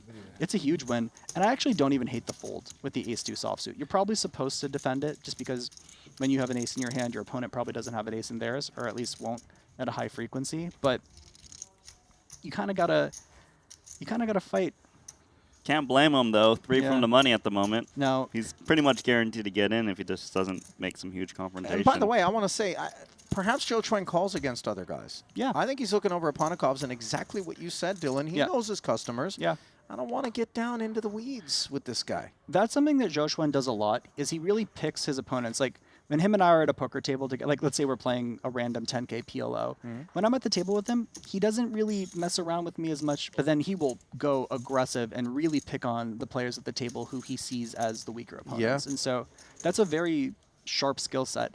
Little bit harder to do at Triton because there's so many sharks. Like, where are the soft spots at this table, right? Which shark am I getting to exactly. paddle with? Yeah, exactly. It's much tougher here at Triton. You're choosing between tigers and great whites. Yeah. I mean, it's never good. And even the quote-unquote recreational players here play incredibly aggressive. Like, it's not like you're going to be given free chips from anybody. Aggressive or just solid. Yeah. You No, know, yeah, osmosis is a real thing. Oh, for sure. Time in and time out, these guys get the front row seat to the best in the world doing their thing, and they collect the ideas. As Ponikov's is open, collects King 10 of hearts and 9-6. King deuce of diamonds on the button versus the blinds. 280 in the middle. 3 more. Ace 8-6 all spades. Bottom pair for Musk. Not anything altogether exciting. And this is really deeply divorced board texture for Ponikovs. Let's see what he comes with. I still think Ponikovs is going to find the bet here because Zhou Xuan has to effectively, like when he's playing small blind flat, he's either going to smash this board or he's going to brick essentially, especially when we're 3 off the money. And so a small size at a high frequency is just going to be so efficient to generate folds from these two players. And does a C-bet not allow us more credibly to represent the spade later on down the streets than the check back? It does. The issue is that when someone like Zhou Xuan continues, he either has a set, a flush, or like ace-x with good side cards, essentially. And so it's harder to kind of get that strong of a range to fold further down the line. I think the main idea here is just that we're going to bet small this one time. It's going to work at a really high frequency. And when it doesn't, the hand's over for us. We just kind of check it down. Significant little pickup there. Yeah, great. It's a great find. Yeah, he downed the best hand, which was the pair of 6s. Yeah, he down and a dominating hand. Of course. Power of position and perhaps a dose of reputation. Ponikov's very much built for this.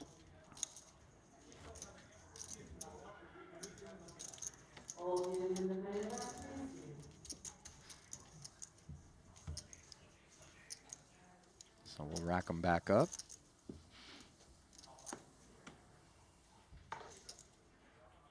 Is that a permanently asleep stuffed animal, Randy? I don't think that has eyes open action. If you poke it, it wakes up. Does it? I mean, that thing's out.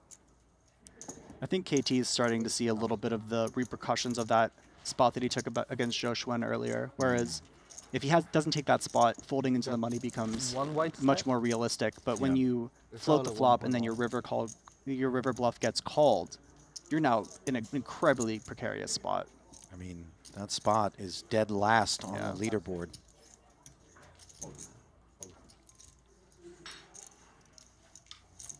Three away from the money.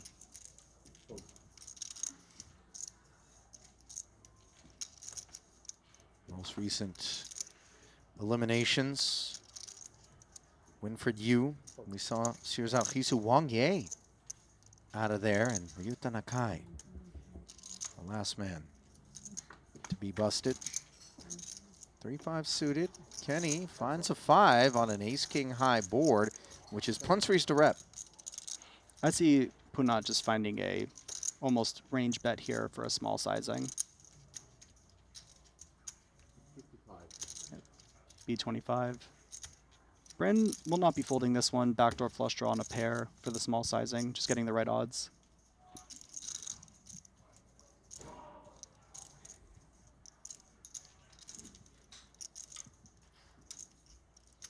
Machination's definitely going on here. Does he want to find a raise?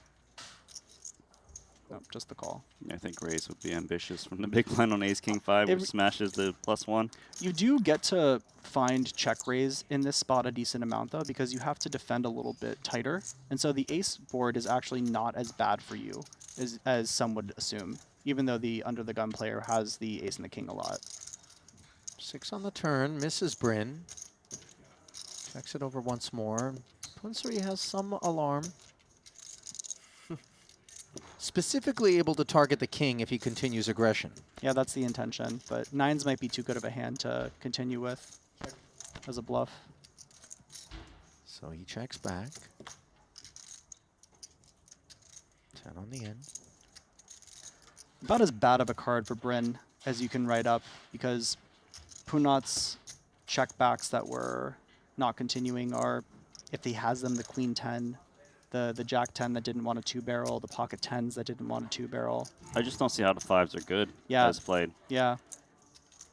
But is it one of those situations where even though they're never good, the card is just so bad for you that you have to check it back? With that being said, Punat has the 9s here, so one of the combos that he will fold to a bet. Ooh, This is really good. Good find. Fold out bigger pairs. The 10x's probably can't really hero call in this spot. And this is a situation where I actually like the half pot sizing, and the other spot didn't make as much sense. But this is maybe B40.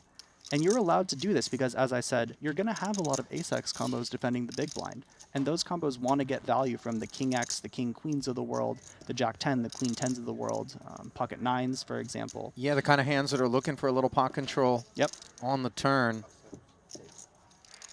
And Kenny taking control. Nines. A winner. So nice from 5-3. It's a great find. Into the muck. And those aren't easy finds either. You know, just put yourself in that seat and ask yourself what you do with that pair of fives. You know, I mean, these barrels, they may seem very straightforward. They look like just standard everyday fanfare, but, you know, it's just not closing in on this insane money bubble. Yeah, it's about recognizing when to turn your hand into a bluff. If the river card wasn't a 10, then he may just try to shut down the 5s because the 10, like you mentioned, hits some of these semi-bluffing hands that pair up, like Jack 10, Queen 10, things like that. Where if it came out like 2 or 3 on the river, he probably just checks down the 5s, I would imagine. Yep. Bryn also somebody who, not just in terms of like people feel, but like feeling where people's ranges are, where they are, where their hands are. I really think that he has a strong grasp of that. Natural intuition. The other player that comes to mind, and one who absolutely dominated the summer, of course, is your main event and Poker Players Championship winner, Michael the Grinder Mizrachi, who at one point told me, I've never read a poker book. Pretty tough to do what he's done unless you have extraordinary talent. I want to also say that the fact that he's still using poker books as the main mechanism for poker knowledge in 2025 is like there's other options. Yeah, it's like another layer of just how out of touch the grinder is with modern theory. And that's not to say that he's not incredible at understanding what's going on at a poker table. I had a conversation with Ollie, one of our mutual friends, who I'm not going to name on stream, but he was saying that, like, I was talking about a stud 8 hand with him, and I asked him, like, how would you play this spot? And he goes, well, I would have played it like you, but grinder would have attacked, and the grinder's winning everything, so maybe we're both wrong. Right, sure. Like, it's interesting to see someone with so much card sense. Card sense does go a long way, and then when you're able to supplement it with all of the fundamentals, which, you know, the evolution of the game providing so many arenas in which to get brushed up on that stuff, you become lethal. And that's most of what we're going to see on our screen as we get down to a winner in this one. 100%. The issue is when the players with card sense maybe pick the wrong game. So, like, the grinder was playing some quarter 50 online PLO after the main event, and with all the people who are just playing exactly like the solver, that's maybe not the best place to put your card sense into play. Yeah. Whereas the big live tournaments and things like that, where you can look at your opponent, it's really all about kind of picking your spots. What's crazy for someone like Bryn Kenny is that his spots are Triton poker. Like, his card sense is playing against all the best theoretical players in the world. But doing it live, and that, you know, there's a huge distinction there. There is a lot to be said for just physically being able to look over. It's easy to hide behind a monitor and a mouse in terms of any of the tells. Yep. A lot less given Within off. like 800 or 900, No, right? the way that I describe coming to Triton is that you're playing with a bunch of human lie For detectors. some, mine's like, you have like a Bryn Kenny or a Jesse Lonis or an Alex Fox, and these guys are incredibly perceptive at picking things up. And so there's some players, like, for example, a Ben Tollerine, where they're not trying to pick things up on people, but their defense game is insane. Like, picking something up on Ben is so challenging because he defends his body really well, whereas other players are on the aggressive side. They're trying to pick things up on other people. Yeah, interesting. His game more tailored toward absconding his own affect than maybe picking something up off of yours, and then other players very much aggressively trying to discombobulate you and get you to give them something that'll skew in one direction or the other. Yeah, obvious. This goes without saying, but someone like Phil Ivey is insane at it. Like, a subtle comment or a subtle look, Phil is so good at picking up on the nuances. Whereas, as I said, Ben Tollerine, he knows that his game theoretically, if he can just execute it over time, and they're not picking up live reads on him, he's just going to win. He's so good. And so he doesn't need to get into that second layer. That's not where he puts his effort. He puts his effort into the theory and into the execution. Yeah, not so good, but good enough Yeah. for the ever-dwindling stack of KT. Is this ace-9? Moving over the top of the fives, Musk with enough chips to make the call, and we're off to the races. Note that Musk limped as well. hijack limp with the pocket fives, and so that's actually a better spot for KT to find versus an open raise. 那肯定，再多一点接。 Kanapong with the 2 overs in a 350K chip pot. Tough to wipe a smile off of his face.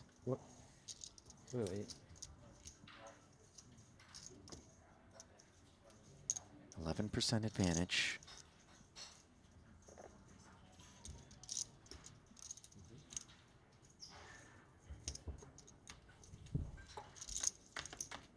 Flop will bring focus,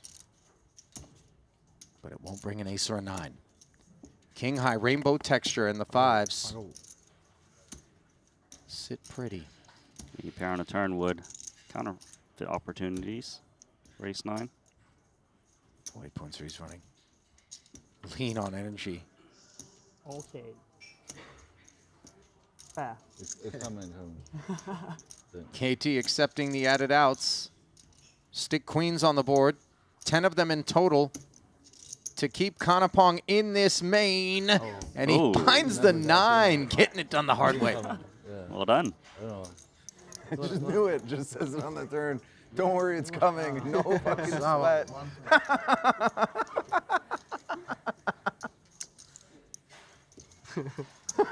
You know what? That's a strong I one want right KT's there. phone number just so I can video call that guy when I'm having a bad day. You know, just be like, hey, bro, I just wanted to see you smile. Do you mean a bad day in the markets? At least you can maybe ask for a little bit of backing. That's also just known as day in the markets when it comes to my trading. I choose, right? I mean, But truly, I mean, I would like. I'm having a tough time identifying somebody in the field who is more consistently happy to be here and never bothered by what transpires than KT.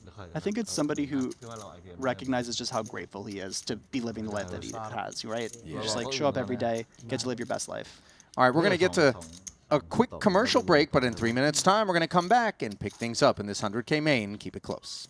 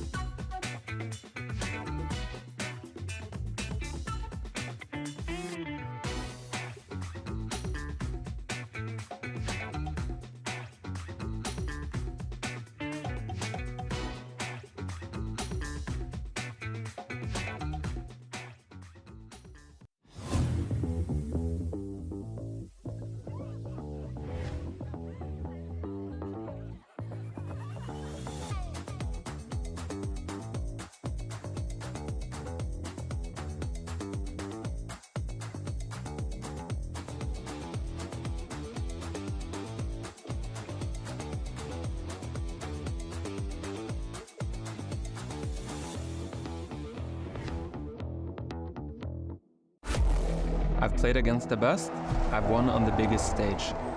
But what if I told you, it's not just about luck or talent. It's about using the right tools. GTO Wizard is the fastest and most efficient way to study any spot in poker. This is how you level up your game. This is how you unlock your potential. Don't get left behind. Get GTO Wizard today. Beat the best, crush the rest.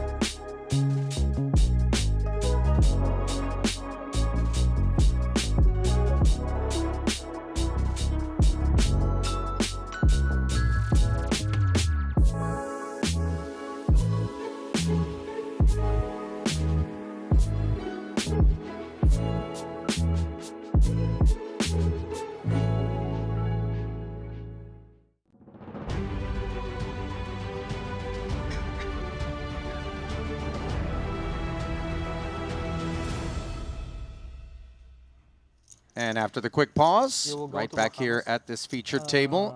Not sure yet. I tried to Dylan make him come. and Randy.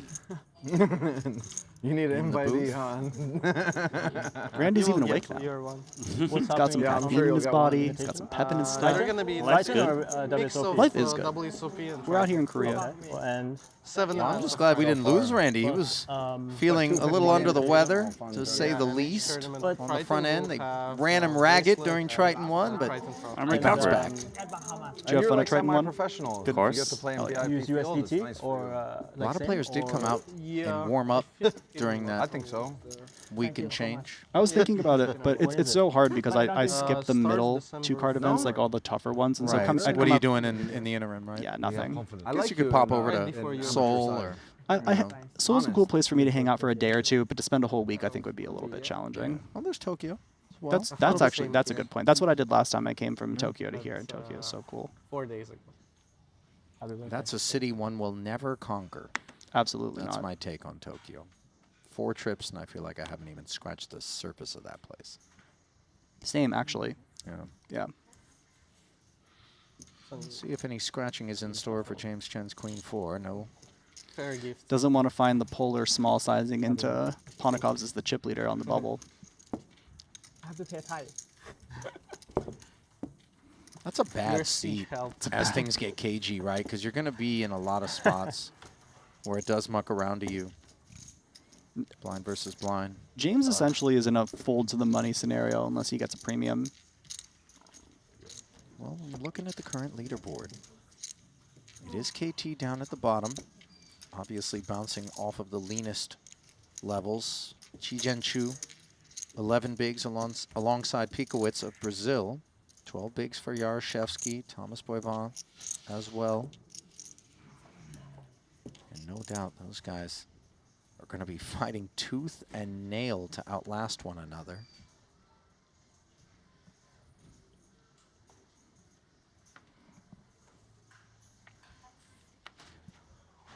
All right, Kenny's got King 5 suited. Gonna imagine he's gonna want to raise in the spot. Especially, yeah, Ponikov's in the small blind as well. 41 right now ถ้าเกิดอีกคนหนึ่งก็โต๊ะแตกโต๊ะหนึง ใครตกไม่รู้ วายเวน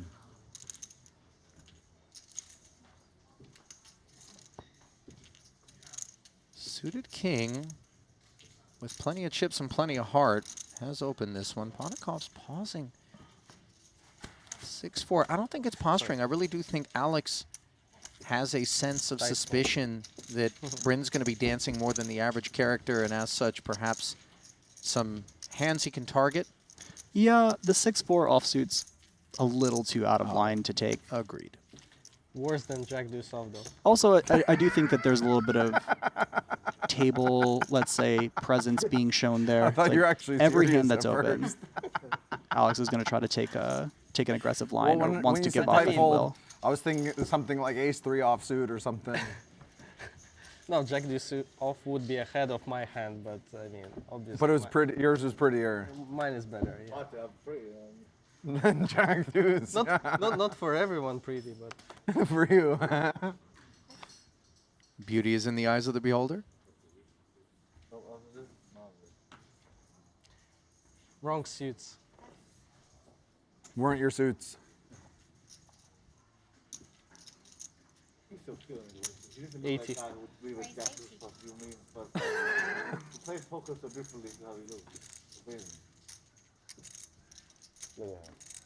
Maybe could be said the same about me as well.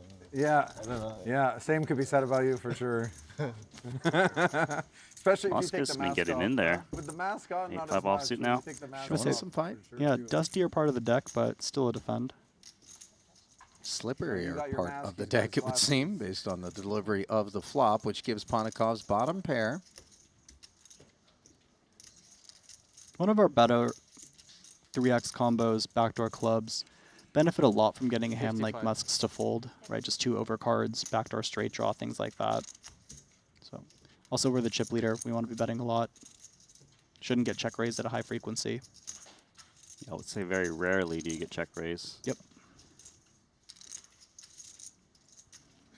55 being considered an Musk. This guy. Non-believing. As I was saying earlier in the hand against Bryn Kenny where he was folding the ace-king, doesn't seem like someone who wants to fold. Just has that air about him. And that's what you need showing up to these big Triton tournaments. You got to fight. But you also have to make sure that that not fold gear isn't simply passively tagging along. Seizing initiative here with the check raise. Board texture he feels like is going to be in his camp, perhaps a little bit more often than Ponikov's. Board pairing 4 now. Adrift with the 8 high. Plan obviously was to just push Ponikov's, but that's easier said than done. I don't think we love the 4 here as Musk, specifically because our 4Xs shouldn't be check raising at a very high frequency. And so when we bet again, we're essentially saying we have a good 9X combo, like an ace-9 or a king-9. Or maybe some forceful. 4-3 suited would be the combo. 9-4 suited, I guess, also exists. As Ivy showed us earlier. Yeah, it's in there.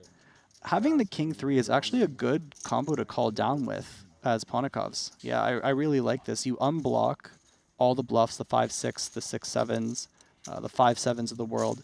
You have the backdoor clubs, and so now the backdoor hearts can exist. This is the bad river card for Ponikov's, because the bluffs were the 5-6 combos or the backdoor heart combos if they did exist. Like maybe somehow we found the 7-8 suited check raise of hearts. When we have the 2 clubs, the hearts become more prevalent in the check raising range. Note, by the way, that Musk does not have a heart, and maybe that's why he doesn't show the heart to fire the river. Yeah. Well played hand by Alex here. Boy, and when you turn that one face up, you're letting people know I'm not the one. That's right, especially because he was very healthy with 1.9 million in chips, and just went for it against the table chip leader. I think the flop check raise is completely reasonable. Maybe the sizing was a little bit too small, so he couldn't really force indifference against the 2 overcard hands. The turn barrel, I think, is where you're going to run into a lot of issues when it's the 4 specifically, because it's just so hard for you to have that card in your hand. By the way, Ali. Talk to me. We lost Thomas Boivon in 42nd place. Wow, so he wasn't the shortest of those short stacks. he reshoved pocket 10s into Shu Liang's pocket queens for Right about into it. 13 blinds. Can't blame a spot like that. So 2 away from the money now. It's always tough when it's Zhu Liang as well. The sleeping dragon, as christened by Brian Rast. Yeah, but sometimes he wakes up. Yeah. And he has queens. And breathes fire. All over your stack. So stone hand for hand right now, Randy? No, 2 away, or? I'm not sure. What is the rule that we do here at Triton? For sure, when it's 1 away, Of course. it's hand for hand. I think Luca and company do reserve the right, but talk to me, Dylan. In the mains, I think that they do 2. Okay. If I remember it correctly. Because, I mean, at least in the PLO, it was hard hand for hand 2 off the money. I know that's because I bubbled that specific tournament 2 times ago. So from that record, but maybe that was, PLO is different than 2 card as well. The bubble dynamics are even more intense in 4 card than they are in 2 cards. So maybe that was just an iteration that the Triton staff made. But with that being said, they always make the right choice. Like, I've never seen them make a bad decision. And if they did make a subtly bad one, the players would call them out on it and they would adjust immediately, kind of a thing. Let's look outside. Yeah, hand in progress here. Obviously no RFID, so we don't know what the hands are. We do know that Henrik Hecklin is on the attack. Min raising. I believe being 3-bet. Is he not? Yeah, he's been 3-bet by Mustafa. Yeah. Oh, yeah, to the left. Didn't see that. Yeah. Over to Jaffe in the small blind. First and second in raise and 3-bet for Jaffe to be chewing, Randy. This has got to be something. Especially when he deposits a time bank. Curious if he ever has a non-all-in sizing here, because his hands that he have, yeah. This is really cool. He's essentially min clicking here, because when he does 4-bet, his hands are just so good that he doesn't need to make a large 4-bet. I mean, any willingness to get involved with the action that precedes him, 17th in chips, 2 away from the money, is ridiculously strong. Yeah, and what bluffs does he have, essentially, right? Like, you don't use an ace-5 suited here, you use like an ace-jack suited, possibly. Like the best ace-x combos that aren't for value. Took it down pre. Yeah. Mustafa was bluffing. What's your take on Mustafa Kanit's game? Dylan, have you had opportunities to square off against him? Yeah, he plays very good. He's a definitely skewing towards aggressive player. He's also very willing to make some exploitative adjustments. I think he's somebody that can get a little bit streaky, and so if he is not as dialed, he's maybe not quite on the elite level, but when he's like really, really dialed, he's the best player at the table. It's within it. Yeah, 100%. But I also think that like that's like when I say he's not elite, quote unquote, he's still an insanely good poker player, no matter what. You're right. Yeah, very hard to score off against. Watson digesting ace-7 of clubs. Mike was one of the short stocks for a long time too. He's definitely been able to check back up. Burps 90K out there. Burps 90K. I said he was digesting the ace-7 of clubs. Yeah, So just keeping it in that that makes sense. GI theme. Yeah, I understand now. That's Ollie for you. No, it's good. We call that yes-anding. Oh, yeah, I know what that is. Ace-queen, I know what that's about. Barbero, you know, this is where it gets cagey with hands specifically like this one, doesn't it? Yes. The ace-queen tends to want to jam at a higher frequency than other combos. I don't think the ace-queen offsuit wants to flat. Like, please fold, Watson. Yeah. It is really unfortunate when you get He said snapped. to me, I have ace queen, I go all in. So I got this queen and I go all in. I didn't know what to do. Outside again. Yeah, what it do here? Looks like they're on their backs, by the way. Wow. Table being wrapped. Oh, no. Oh, she runs so bad. She's out. In these big spots. Kristen Foxen. She had ace-king suited against pocket kings of Nick Petrangelo. Couldn't find an ace. She had 900,000 in chips when she went out just now. Yeah. I've literally chatted with Chrissy about Triton specifically and all of her big buy-ins, and it's really hard when she's obviously a phenomenal poker player, but to run salty in the big spots, it hurts. It really does. Yeah, I kept it gracious there, but you know, as fearsome as a competitor as she is, to be downed in a spot where the cards kind of just dictated the action and nothing more. Yeah. The old cooler. That's what it takes to get rid of Chrissy, as deep as she was. Maybe. I don't know. I don't fucking know. You know, there are those rare occasions, Dylan, and this is not a critique of Chrissy whatsoever, but just in general. We're so used to ace-king desperately piling chips into a pot. Yeah. Are there not very specific ICM occasions on which maybe we are less inclined to They're do usually things like that? In fact, I confess the ace-queen jam from Barbero surprised me. They're usually at a final table. It's essentially in situations where... May I interrupt? Because it looks like something's going on once again as we're on the stone cold bubble. All right, put a pin in that response. As we put a pin in showdown, I think, unless the action is not complete, this was an 85K open from Dylan Lindy. Chi-Jen Shu jammed the 330, and Dylan has announced call. So we're waiting for all hands on other tables to finish before we reveal the hands. Among them, this one here in progress, nearby. Looks like we're going to take a river.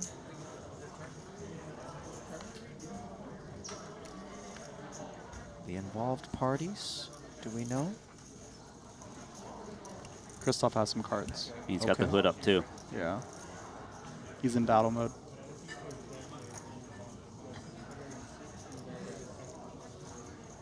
Shu Liang on hand.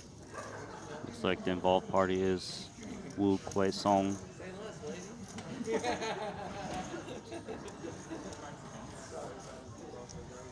Two short stacks, very happy that there are all-in players on another table.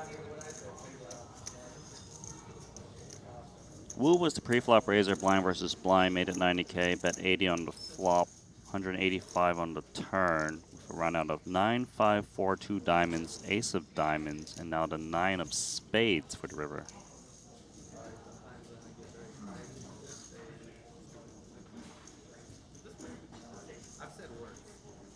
Out of position, still waiting on Wu.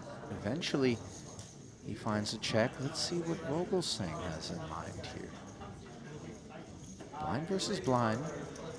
90 ahead pre, 80 ahead on the flop as Wu followed through. Second barrel on the turn was 185. Christoph didn't go away and now checks down and says, show me. Looks like an ace for Christoph. And 7-8 for a busted flush and straight draw for Song. We don't mind those. And for Christoph, obviously, Song rather, not going to be panicking. Dust clears and he's still got 2 million in front of him. We're back here. No, not quite. I think I heard that there's 2 all-in calls Yeah, happening. I think it was Armaganian who advised that, and is it? Yes, it is. Back here at Hecklin and Company, Eibinger and Fabian Gooms. This one was 90 from Matthias, all in from Gooms, and then Eibinger called, and I'll tell you what, 90 and then 950. This better be some real kit. It's going to be 2 big cards for both players, very likely. Gooms found a very, let's say, aggressive jam earlier at the King-Jack suited in a squeeze spot, close to the bubble as well. Ended up getting there against Jason Kuhn. So not afraid to find rejams. And that, not to say that that King-Jack suited was bad. It actually probably was correct. But we know that he's willing to take spots, and players at the table have seen it. We wonder whether or not that data point influenced Eibinger's decision to call. Still don't know, as the hands have not been revealed, and you can see some curious people lurking about, trying to figure out whether or not they're going to burst this bubble. You know who's the most curious? The shortest stacks. Yeah.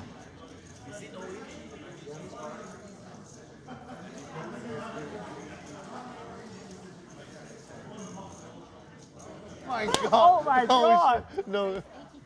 Let's finish a hand on the featured table first. Here today. Joe Chuan, Queen Jack opening kings for Sensei. Thank you so much. I want to reel him for sure. If I cash this tomorrow, I'm going to come. Of course. Dan. Thai flag behind me. No, I like your cow, super cow. Curious what Zazing Brim was going to come with here, but 3.5x makes a lot of sense given how deep they are. You think I should put it on final table? Tomorrow, yeah. Okay. But maybe for Triton, you have your other. All your outfits are playing. Showdowns, this is not like a fake tank, by the way. He is willing to die on the bubble. He will attack if he thinks that people are attacking him. Well, Bryn Kinney is definitely one of those types that on the Stone Money Bubble looks at it like opportunity. 100%. And Joe Chuan knows this. That's why it's so, especially a hand like Queen Jack offsuit. The Queen and the Jack, I think, are better blockers in different situations, but he might see this like, all right, Bryn doesn't have Queens, Bryn doesn't have Jacks, Bryn doesn't have Ace Queen suited, for example. So maybe I can re-attack here. Oh, man. Yeah. He goes with his reads. He's very much a situational type poker player. He sees this as a situation that Bryn Kenny would attack him, and so he's attacking back. The sizing is also cool. Like if you're going to 4-bet here, use the min click. With all that being said, it's a tough spot to run into kings. I think it has to be more, right?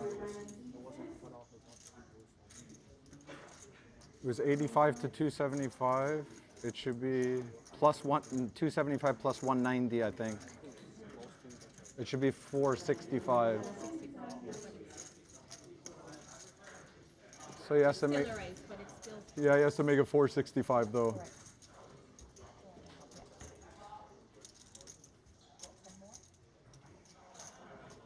One cool way to make sure you always min click it is throw out one chip and say raise. Well, Bryn wants to make sure that the pot is right because he's got 2 kings. I know. You sniffed this one out, Dylan. The 4-bet to 465 as Joe Chuan ran a test, and the test came back positive. Yeah. He's a situational poker player. He sees it as a spot that Bryn Kenny would attack him. He has 2 cards that are Looks relatively like good perfect time blockers, to and so bluff. he fired back. Kenny pointing out it did look like the perfect time to bluff. You're like, that's not a fold. He wants more. I need a little more over. Surging at the right time is Kenny. Now second in chips at that table behind Ponikov's. What's going on here? This is back to the Chi-Jen move? That's right. Chi-Jen Chu. Tournament short stack against Dylan Lindy.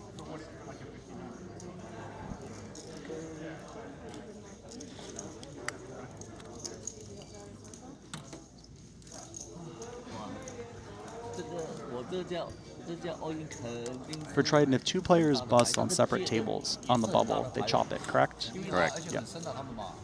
不是短码呀，那两个人没有，因为那个很短码的 all in 肯定是很强的牌，不是那我那做的很奇怪，那个 all in 的人很短码的嘛，他肯定很强的牌，最少看一下他们什么牌。那很简单的嘛，如果他 bubble 他们嘛，如果他不强了怎么 all in？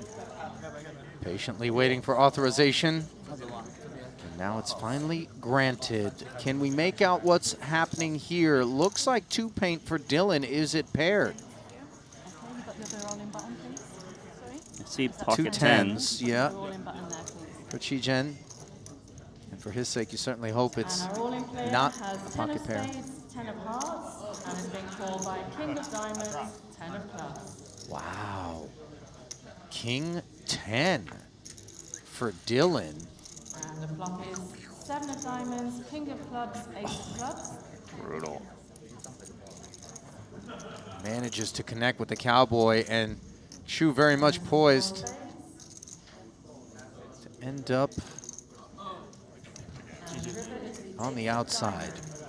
And that's exactly where he'll be. So now he has to anti-sweat the other all-in.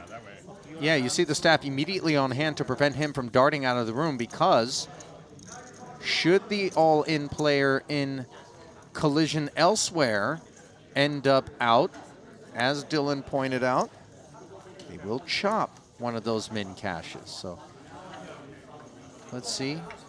Bowser backpack. Throw a bomb. Turtle shell. Okay. Ibinger and Gooms.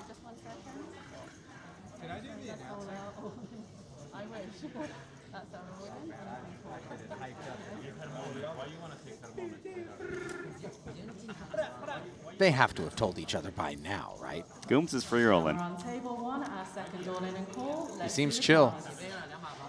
What do we got? Our Ace all-in King? player has Ace of hearts, against King what? of spades, and has been called by King of hearts, King of diamonds. Ooh. That doesn't feel like a free roll. Let's see the flop. I know what you mean in terms of chopping a min cache. I see an ace. That's 2 aces. Ace of diamonds, Queen of diamonds. And blocking the king. You see the disgust come over Ibinger there. What a nasty one this is. Oh, he turned a flush draw. Let's see the river. The river is the 2 of clubs. Our all-in player has doubled up. And we're going to go to our third all-in and call. The third all-in and call. Wow, I don't remember seeing this one. Who's going to be in this time? So 2 short stacks, actually.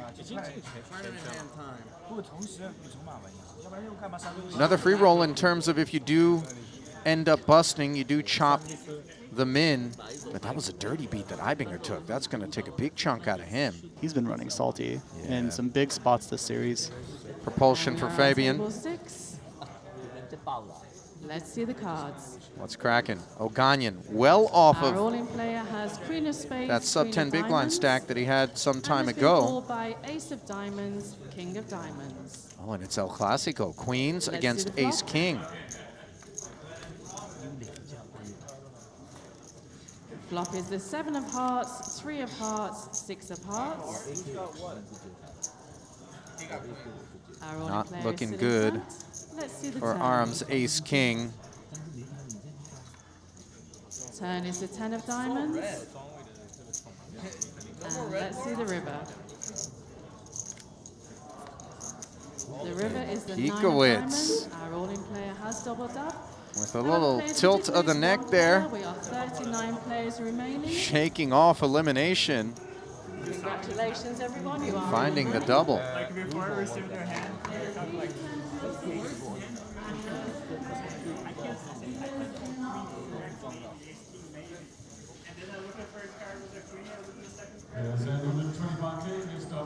So the bubble has officially burst. 39 remaining. All of them will enjoy, at minimum, $157,000.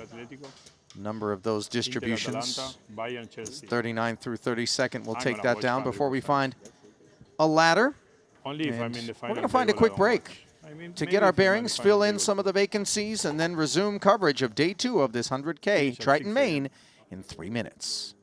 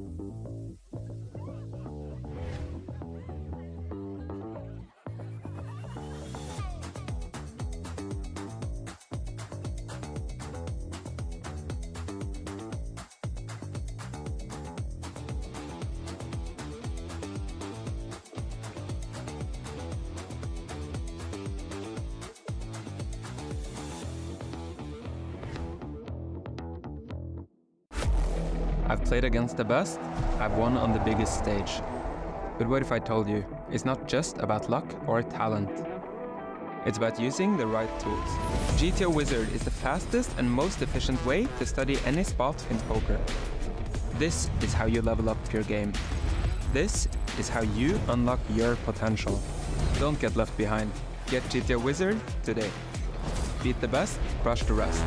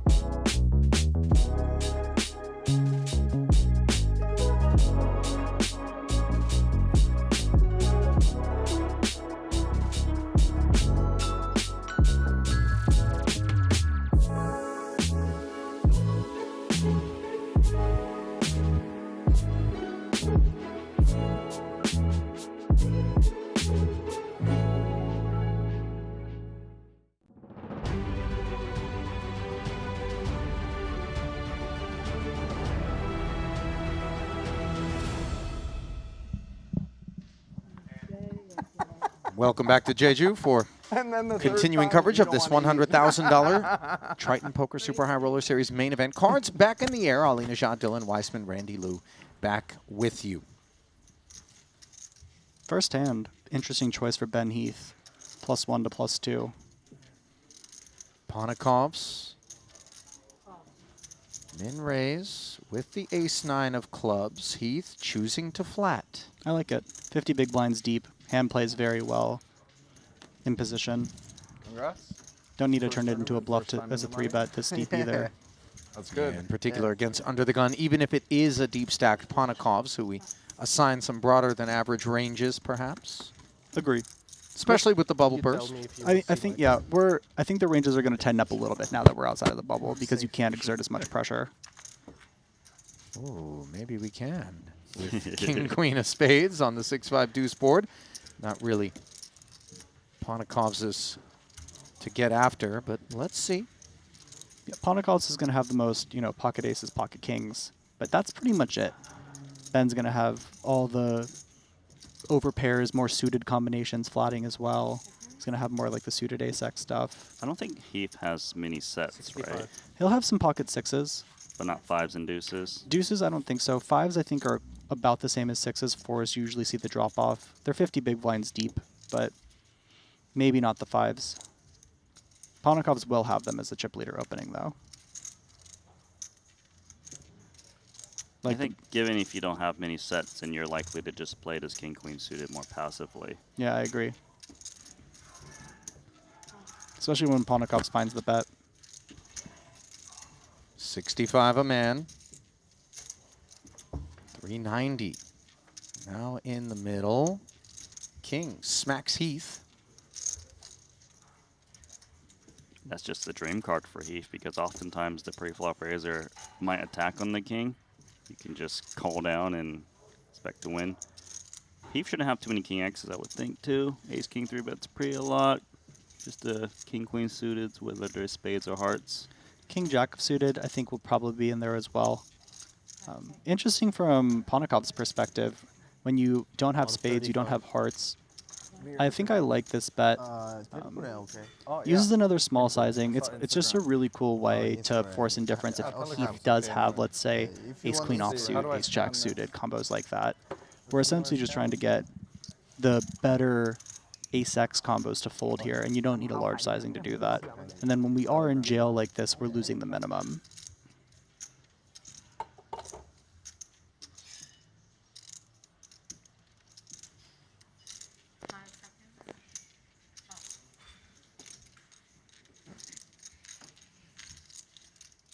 $135 ahead now as Heath continues to tread lightly. Ponikov's needed the ace. Instead, Heath finds improvement yet again to the king-high flush. We're about as far down in our range as we can be for Ponikov's. This hand's never winning at showdown. The question we have to ask ourselves is, who is winning in the flushes? And does this combo unblock the correct hands to make it so that Ben Heath will have enough folds in his range? I like the check here. I think that Ben's going to have those suited combos. He's going to have those King X combos. Even though we aren't ever winning at showdown, it still will lose us less money to check than to bet and have to give up more of our stack.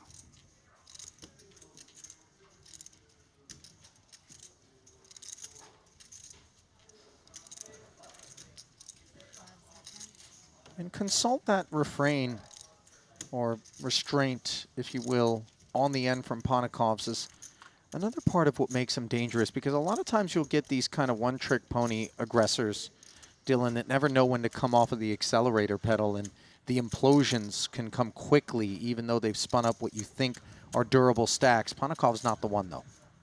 Yeah, I agree. And this is a very carefree barrel that never had a chance of being called. It's always tough when you have the king and the flush, just blocking so much of your opponent's calling range. Note Ben used a smaller sizing on the river, about not small, but half pot instead of something larger. Just holding the deck.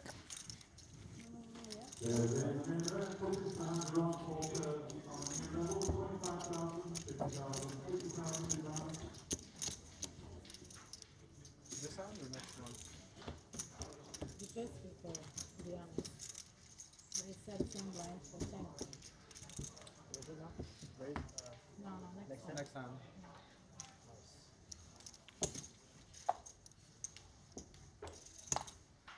Racket back up on the back end of that. Heath now playing 59 bigs. Ponikov still the boss stack.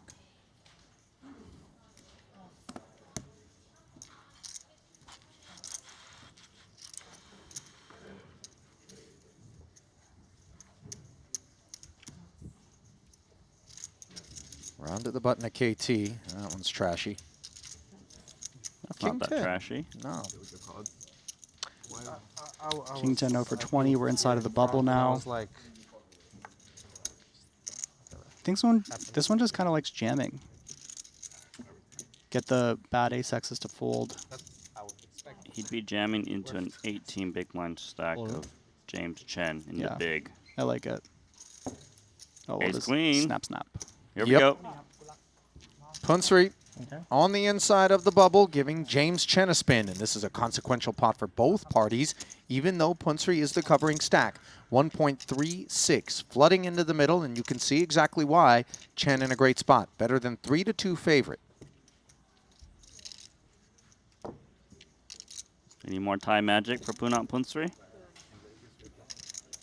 We're about to find out. Both players very happy to be in the bubble here. We're inside of the bubble here, taking this spot. I mean, yeah, it's just so much easier. Really is. That ace-queen's chewing quite a bit harder on the outside of the bubble. Yeah, might even be folding. Probably not. 8, 8, 9, no buckling for the ace high. Kings and tens, the threats. Heart coverage is good for Chen. As is the queen. Though we just swapped the tens for jacks, of which there are more to connect with, as Punsri immediately pointing out. Going from 6 to 7 outs. That ain't one of them. There you go, James Chen. That's what we patiently wait for. After the shackles of the bubble are removed.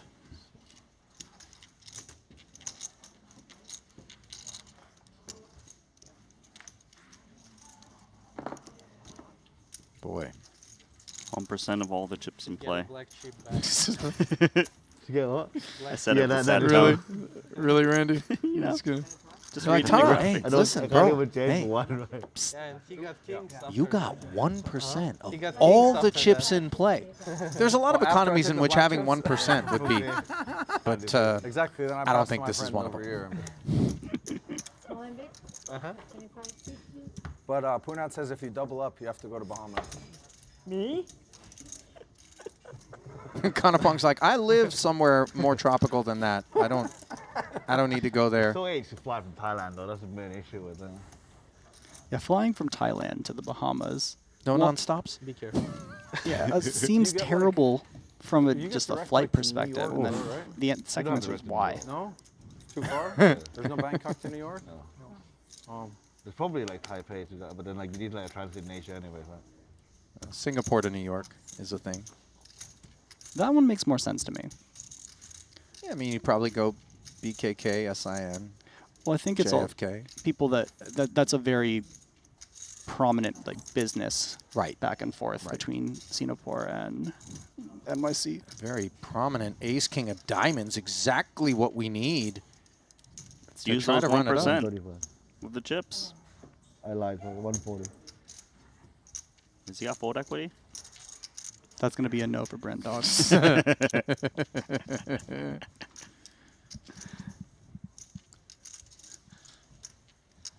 Behave, Ponikovs. So I believe that Ponikovs is seeing if he flat calls if the action reopens. Because is he getting a good enough price here if Bryn can't reopen the action, essentially? Yeah. But I believe that the action would have been reopened. It would not have been. So maybe that's what he was considering. Yeah, it has to be at least... Well, let me think about this. It was min raise 100 and then 140. Yeah, but so that it has to be more than 50K. It does have to be more than 50K or more than half of 50K? I believe it has to be more than 50K. Huh? Okay. 2 clubs. Although if that's the case, maybe there would have been more of an argument for Ponikovs to hop in there with Jack 5. Not that he would have improved. Kenny, however, has to top pair and puts the pressure squarely back on Punsri. Could it be a 1-2 demise for Punat? No. The deck a little bit thinks of magic. otherwise. Although I'm getting ahead of myself because, of course, queens and tens lurk. Just 5 outs. Can he hang on? Yeah. Running top 2. Not going to get rid of PP that easily. Hey, his little plushie toy is awake. Is his toy plushy? Oh. You know, because KT's looks plushy, his looks plastic. You see what I mean? Yeah. That almost looks like an omelet or like a little egg kind of, you know what I mean? It looks like a dumpling. Is that a xiaolongbao? Is that a Pot sticker, maybe. maybe a baby duckling with like a bonnet or something? A bonnet. You know, because the wavy thing around the top I of the know. head. You know I live for this stuff.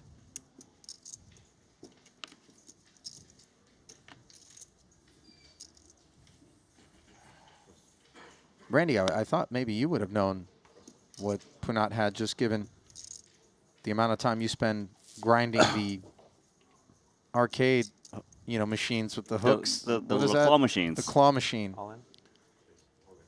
You're a claw machine aficionado? Is that a thing? Or pro. He really is. I mean, to He's be a hustler. fair, they're like a form of gambling for children, right? The claw machine things, like that. It's like a whole thing. Let's not go indicting something so innocent. King Queen as Watson has Lindy mulling on the button. Nothing invested, but you know he could hold Sir Watts's fate in his hands. Really close. I think the offsuit variant of this is going to fold. Seems a little expensive. Yeah. 14.5 bigs. 14.5 bigs. 2 players behind, both of which have significant stacks. I think King Queen suited is going to play here. King Queen offsuit is tough for 14. Yeah, I like the fold here from Dylan. Ace-9 now for Ivy. Too many. You're just too dead here to call with ace-9 offsuit, I believe, versus hijack open. From button, maybe we can click call, but not versus hijack. Small win. Wow. Wow. Ivy doesn't believe, and he's going to get shown the bad news. Yeah, this is a tough one for Phil. Wow. To find the spot with. I think all three of us are a bit surprised. Yeah, I am. He must have expected ace-king, ace-queen to not open jam and maybe min-raise. Is that it? I mean, I think that will happen, the ace-king, ace-queen, but ace-9-0 is, I think, it's just a little too ambitious here from Phil. Well, both players connecting with the ace, but it's the 9 that Ivy needs to hook up with. Otherwise, he's going to get bounced out of this thing. Well, hang on a minute. Can chop it. 3 on the turn. Queens, kings, 3s, aces. All carve it up, and instead it's top 2 for good measure for Mike Watson. Now, Ivy did cover, so he isn't busto, but he is just 305 deep now.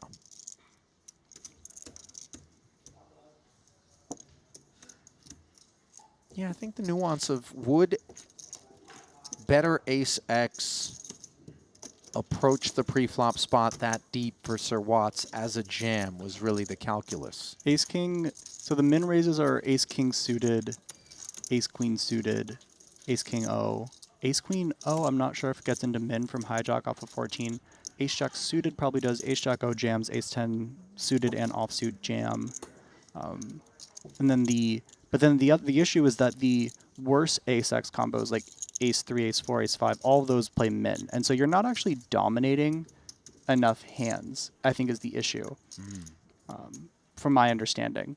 You can be beating some combos like king-queen suited, jack-10 suited, king-queen suited, queen-jack suited. Those combos play jam to get combos like Phil's to play fold. But the issue is that when you are dominated at a frequency and not dominating enough of your opponent's hands, and you're clicking call, you're not even clicking raise, the offsuit version of ace-9 is probably just not going to be a good call mathematically. Well, the paired up version of 4s on the button. Ivy trying to claw back 2.5 bigs. Barbero's going to give him a spin. 2 overs, 685 in the middle. Will Phil find the immediate bounce? He is taking the best of it. Any chirping from Barbero? If Nachito wins the hand, things will be said. Well, he's poised to do just that on the ace-10 deuce board. Phil outflopped. Backdoor diamonds. Mm-hmm. That's an idea. As he goes from 2 outs to 11. I can't find it. GG's issued along with a min cash to Phil Ivey. But his run in the main is done. Nachito somber. Well, he's waiting for Ivy to walk away. That's You don't get chirpy while Phil's still there. that's a great Even point. he has his limits. That's a great point. Okay, there we go. Runs the worst here. Bro, I had a king. You were dead. The whole Triton. You needed a 10. Pretty hard to run worse than me. Imagine him saying that if Ivy's still at the table. I can see that. Very unlucky. I'm replaying every hand I've seen you play in my life or played with you, and very unlucky. Very unlucky player, yeah. Copious levels of sarcasm out of Lindy there, and not a copious number of chips from KT. Ace-5, apologies. You're fine. $250,000 here, squaring off against Musk, doing pretty good. In a 575K pot until we look up at this. Natural 9, baby. 4. Yeah, sick pop, Randy. 4 first. Bottom 2. Or 10. KT could draw dead on this turn with ease, and that's officially what happens. Great min cash. Not gonna see you. Coming in with a short stack. Through the bubble. 我看他25万，我投了10万了，我挑一张大的我就扣他，我操。Dylan, don't look at Randy because he can't translate that for you. Was that what it was? Thank you. Little love being shown to Punat there, who's going to fight on as we lose one of the Thai delegates. Look at that, just skipping out of the room gleefully. Happy. Yeah, I mean, I would be too. He had, like, it's a great min cash. I do not love that guy. Meanwhile, little love affair developing for Mike Watson, courtesy of Ace King. Yaroshevsky defending the big with Jack 9. Looking for a little stop and go action, I think. Ooh, or well, no, not on this one. This one you play check. Flop a straight and go? No, you play check. Core agrees. They used to do it on the, how much was it, like 6, 7 for first or something like that? Mike might just play open jam here. SPR less than 1.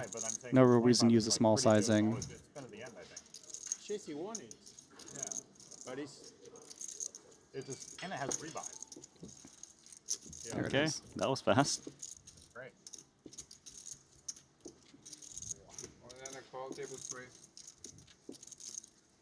Watson wasting no time. You waited, and you get it in with the nut. That's the professional too. That's the professional. The real pros. I love watching Nachito just be himself in these situations. Not in the hand, but really, he's still in there, you know? Nacho's gonna nacho. He really is. Watson looking to do the dirty. Jack would vanquish Yaroshevsky, and instead it's nothing more than the ace.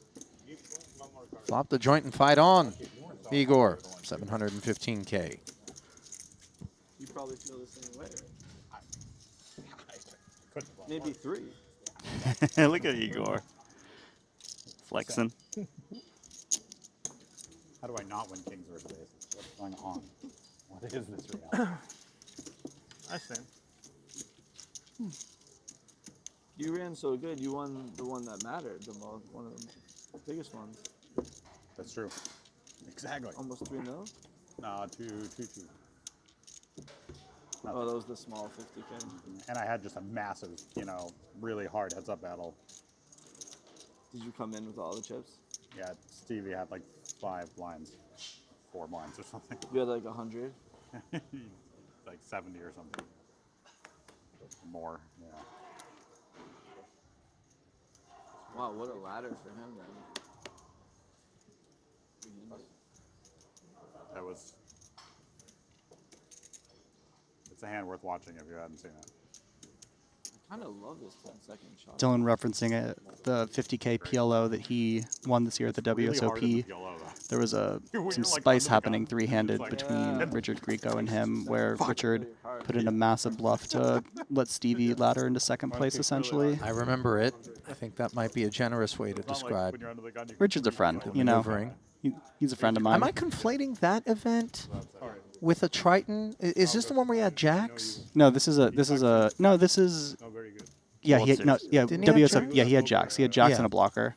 And Yeah. then Dylan had the set and straight blocker. Richard wasn't pleased with himself in retrospect with that one, as I recall, not to draw attention away from the matter at hand, which involves the newly doubled Yaroshevsky's ace-king of diamonds, powerhouse, in the small blind, 3x'd it, picked up Juno Barra, who hasn't picked up anything more than a couple of hearts on this board. C-bet of 1 1/4, and sayonara, says June. Shun Obara, the player of the tournament, taking all the spotlight from Masashi Oito. Used to be Masashi the superstar, now it's Shun.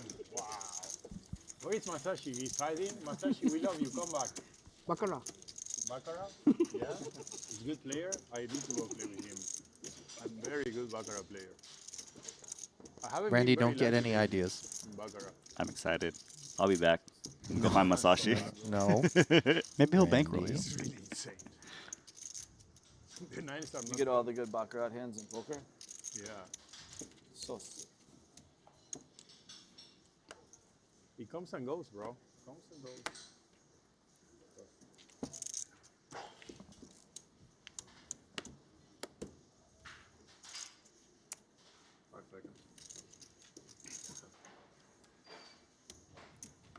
Ace tray I for even know how to Nacho. play Baccarat. Really? Yeah. There's always From the cutoff. Uh-uh. Passes the spot. Don't hate it. No, Big when blind, I he's believe, is a player who's going to when want they're not to sober defend a enough lot. to gamble. It's just like look, and people are going crazy, and I'm like, I don't know, man. I don't want to go learn over there. Looks like fun, but 400. It's probably the most fun.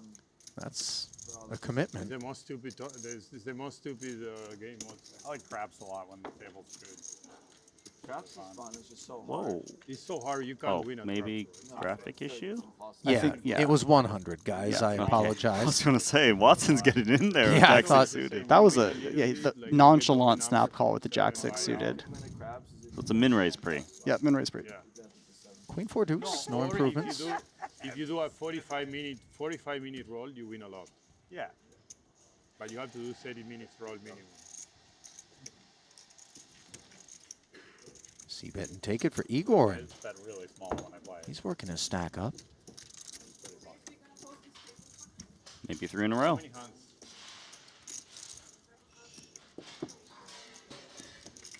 Oh, so I know if I can go to the rest of whatever. We're running so good right now. You the rest Yeah, you're right.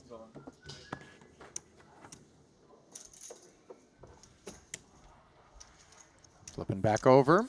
Then Heath with a couple of 8s, shedding the king jack. Heath, good looking stack in front of him, and nice to be on Alex's left.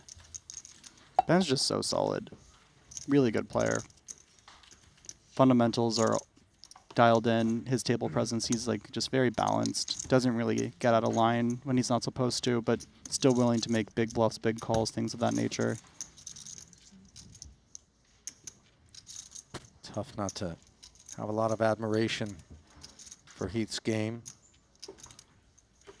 14.7 million in career Triton earnings, 25 cashes, and I confess maybe one of the names that we're not bringing up enough in that Ike Caxton, Alex Ponikov's conversation of best without a title. It really goes to show just how hard it is to win a tournament at Triton when these players put in so much volume. And it's not for their lack of skill. There's just an element of variance that really shows up here. And you can make a lot of money at Triton even if you don't win one, right? But it's just hard to win a tournament. It's very, very hard. Sometimes you don't have to win one to pick up a huge score. Consult Paradise, where he finished second in the Triton Million for 8.1 and change. That'll do it. Biggest prize with no title. That's okay to have. Yeah, I'll take it. I'll get second place for 8.1. I will. I'll get second place for $190. Guys. You will. That's also true. I'll will. Especially if I'm someone, not greedy. Someone puts you in the tournament, especially. You got 530 total? We're not I have Punsry, 530 total, putting yeah. almost all his chips in. On the button, Ponikov's 9 of hearts at minimum. It's like a 10.5 big blind jam here for Punat. I mean, given he's tanking, at best it's the king, I assume. Yeah, no, the 9-10 suited variant, I think, even can click call there for 10 bigs. Normally it's a fault, but felt like you want to go sleep. Maybe I have to jam. No, it's a tough one. It's close. Probably not that one. Like 7.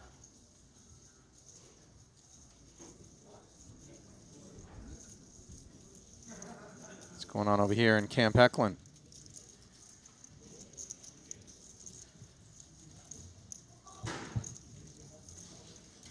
Action would appear to be on Shu Liang, and he has brought forward a barrel. Pre-flop raiser to 100,000, picked up both Hecklin and Fabian Gooms. You see his cards there in the foreground. Gooms checked the ace-9-4 rainbow board, 130. C-bet and take it, Sleeping Dragon.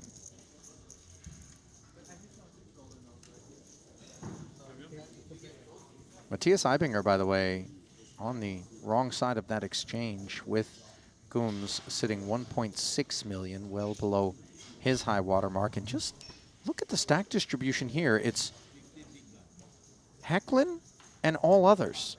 78 bigs, playing everywhere from 29 to 39 bigs, but nobody shorter than that, and it's Gooms on that, quote, short stack. Great spot for Hecklin. Everyone has a similar stack. We're not quite deep enough into the money where he's going to be able to exert pressure in a big way, but definitely a good spot. With that being said, when Zhu Liang is the one that has the second biggest chip stack, you have to be very careful in navigating around it. Yeah, I don't want to get scorched. Yeah, if these stacks, there's just a lot more post-flop going on. Yep. But let's return. He went out that side, but I don't think. Shun is not here, Ivano. Go ask for him. He's there. By the way, there is a 125K event getting underway elsewhere in the room. That one slated to conclude tomorrow after we crown a champ here in this main. Shun, this is not the time to go. And then everyone who's tilted is going to jump into the 30K half and half. That ought to be a cool little event in response to a lot of player demand. I think it's a little bit of an experiment to see whether or not there's a market for it moving forward. I think it makes sense. You have people that are wanting to learn 4-card, not want to pay $100,000 to do it, and then also want the maybe handicap, let's say, of the 2-card as half the action. Neutralize the snipers. Hey, some of us are only mini snipers. We can play some 2-card. Yeah. I mean, here's Watson sniping 2.5 bigs with 5s. Make it 2 bigs since he was in the small. Oh, yeah. Yeah. Man, he... In the PLO no limit half, who's got more of the advantage? The PLO snipers or the no limit snipers? Sometimes he wakes up and It's a really good question, and I think it depends on the stage of the tournament. Like, I think that the no-limit players who don't know how to navigate PLO final tables are going to really struggle. That is an interesting question. I do think, being unaccustomed to pot limit is a thing as well, because you're just, you know, that's a kind of something in your playbook that you can't pull out. There's no overbetting. You know what I mean? I think the biggest issue for the 2-card players is that even the 4-card players who aren't amazing at 2-card are still pretty good at it. Like the best 4-card players in the world, a lot of them started playing 2-card when they were younger. They're going to have been more familiar with the game. 2-card is just a more solved format in terms of the general population knowing what's going on. Whereas for 4-card, if you haven't put in a lot of work at the highest levels, you're going to get torched because it's incredibly intricate, and some of the ICM ideas are actually reversed from Hold'em to PLO, and so if you're going off of Hold'em ideas, you're actually going to get them exactly wrong in PLO. And so I do think that just because of the way that the population is set up, the 4-card players are going to lean to have the advantage, but then you have guys like Ben Tollerine and Steven Chidwick who are just elite at both. You want to talk about setups. Yeah. Barbero, 2.5 Xing the min raise from Wantman's ace-queen. Tough spot for Bucky, UTG to UTG +1. Ace Queen's a good hand for 18 bigs, but yeah. Oopsie. Bad timing. Yeah, it's a tough one. Yeah, all in announced, and the call beating Matt into the pot. Almost 2 million in the middle. This is a consequential exchange. Obviously, the consequence of not getting there for Wantman will be departure. Finds a queen. Add that to the aces he seeks. 2 more outs. Hanging on. Clean turn for Nacho. Does, in fact, nobody run worse than you, Barbaro? No, is your answer. As a big haul heads his way in the I field. told you I run so bad. Whittles I further. run so bad. Let him walk away from the table, Nacho. GG, Bucky. It's the same. You're not going to fall. You're going to call. Really good player, Matthew Wantman. I think that he's still trying to get his breakthrough here at Triton. I don't think he's had any big That's what I'm saying. big scores, but it'll come over time. He's a fantastic poker player. Wantman just 157,000 in career Triton earnings, now 0 for 3 at this Jeju 2 festival and 0 for 4 in the Triton 1 that preceded it. Well, no, he got the cash here.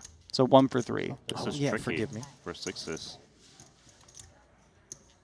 James open. Ponikov's flatted the button versus the 20 big blind open, and Joe Trent jams 800K of ace jack. How do you feel about sixes here, Dylan?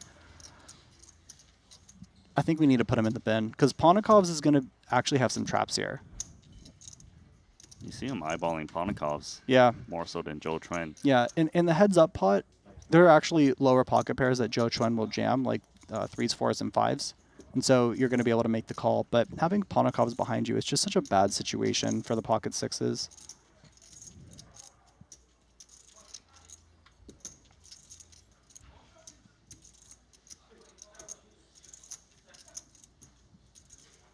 Giving it a good think here. He does cover Joe Chuen, and he goes for it. recognizes that that could have been a squeeze spot. Nice. From something that doesn't beat sixes. But when it doesn't beat the sixes, it definitely has good equity, as we can see. 46% for Joe Chuen. Back up against the wall. I'm surprised. Joe Chuen definitely will find squeezes, but I don't know if he's going to find some of the more nuanced ones either. That's the issue. Like, there are some 2 overcard combos that maybe he's supposed to jam that he ends up playing call with, which makes this call a little bit worse. But when they don't hit the ace or the jack on the flop, it's looking pretty good. Yeah, King 9-7 Rainbow making Joe Chuen's prospects worse. Sixes holding on. Oh, now. Scary. The dirty way. Is a king or a 7 to counterfeit James Chen.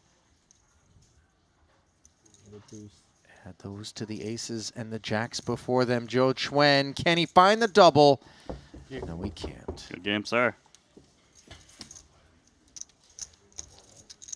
So dispensed in the money is Joe Chuen, but not going to be able to get any farther.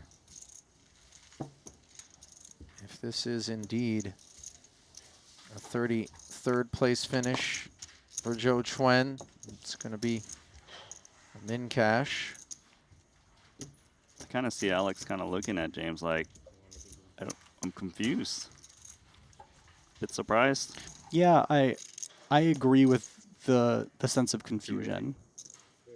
I would have not found the call there. Well, finding a 3-bet is Dylan Lindy on the button over the top of a Watson pocket 8s open from the hijack. I think I like a jam in this spot with 2 8s. Feels like you got a lot of fold equity. I definitely see it.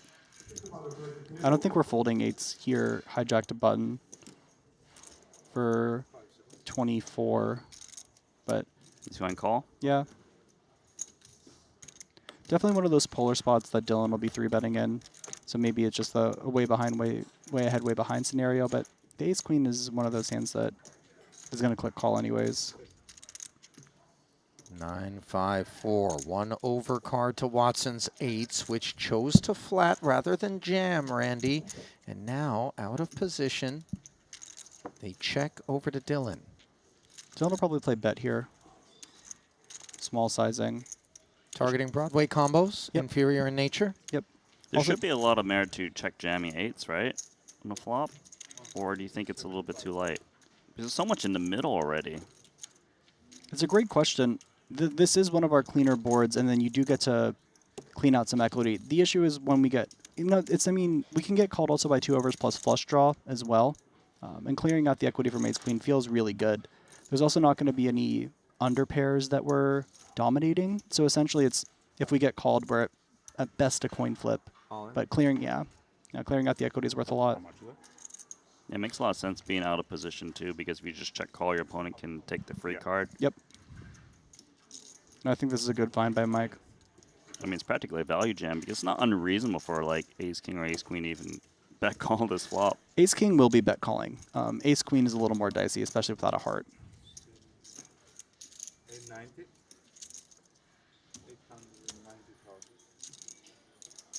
Well, as you suspected, Randy, the check and jam, leaving Dylan Lindy a little bit confused. If you want to call off here, you do not want to have a heart in hand, so ace queen black is actually the kind of combo because you want your opponent to have those king queen suiteds or queen jack suiteds if you do call off. That's fair. The queen of hearts specifically, right? Yeah. Is the one we care about.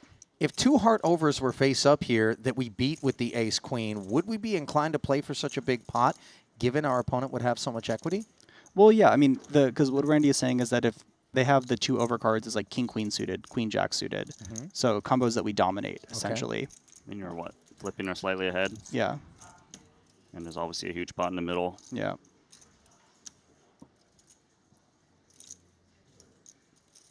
It's a good call out, Randy. I think that you're right about the suits.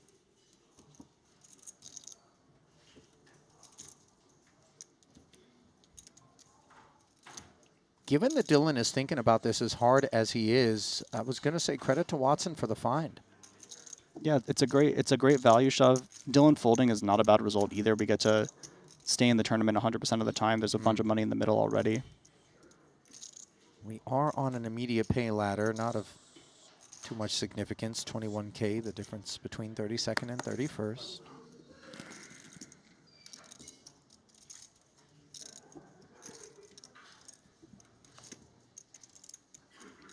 Lindy looking shaken and stirred. It's a tough spot. I feel like the ace and queen are always live in this spot. A hand like ace-5 doesn't really exist for Watson. They tend to just 4-bet pre or fold. Yeah, a lot of the time you're running into this exact combo, like the pocket 7s, pocket 8s of the world. Uncomfortably mucking is Dylan, and if I had to guess, I know exactly where he's going to go in the stream once it catches up. You set alarm now. Yep. Mike works on playing the game? Playing the game. Oh, Ponikov's playing aces here and doing so at a good time, given that Bryn Kenny has a pair of 7s, top pair on this 7-4 tray board. Road traveled was a Ponikov's open and Bryn Kenny defense.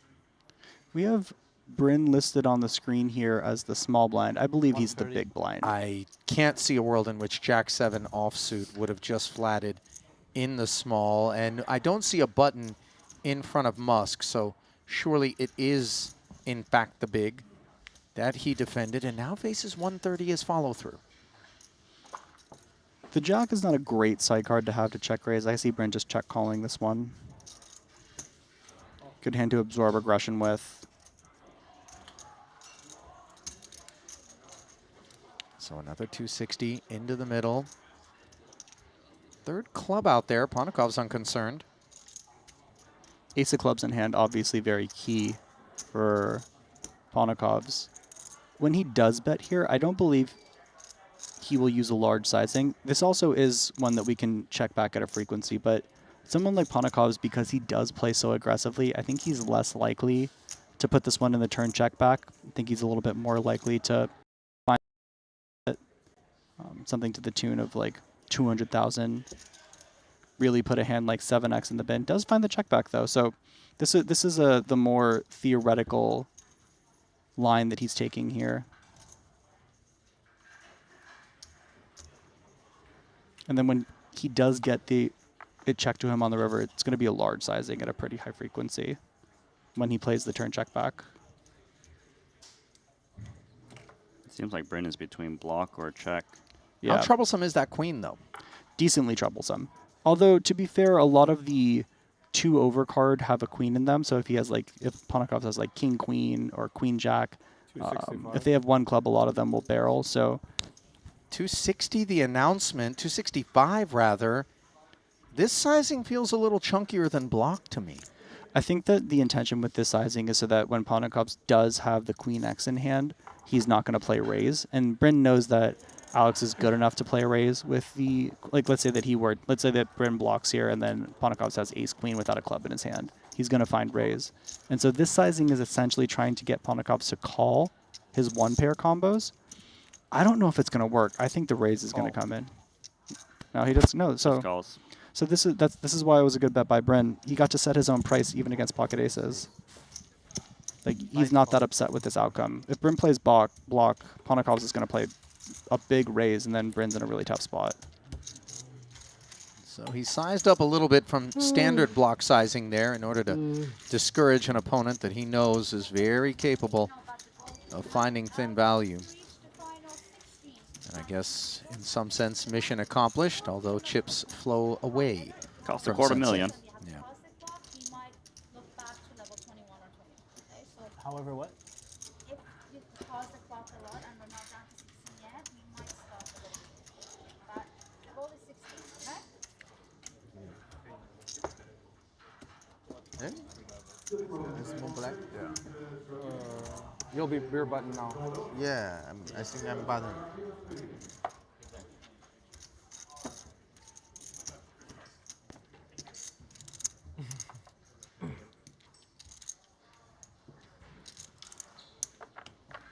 Kenny slips to 1.8 million. Ponakov Only reasonable holdings. up to 4. Got the max. I was like, oh, I'm just gonna fold like a chicken on this turn here. Nah, I don't know. Depends on the size, obviously. Like, yeah. If I go B40, you have to call. Yeah. They're talking about what would Bryn have done if Ponakov was going to bet the turn. He Yeah. says that his sizing would have been B40, which was what I was assuming he was going to come with. And he will with some frequency. I think so too. Yeah, I think that one mixes. Not 100% check back, yeah. Yep.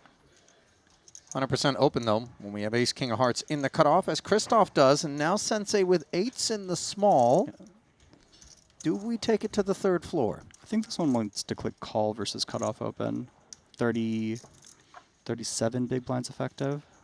Yeah, I think it seems a bit excessive to 3-bet this hand and get in a confusing spot. Yeah, I agree.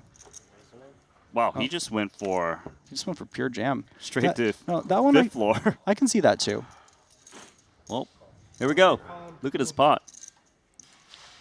I guess it makes it a little bit less confusing when the decision point is relegated to a single one pre-flop as Bryn Kenny floods the pot with all his chips. He's got 230K north of Vogelsang, 3.3 million in the middle. Christoph, the covered player, and he's behind.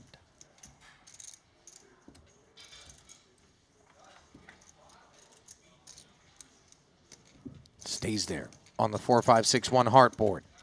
Help needed in a hurry.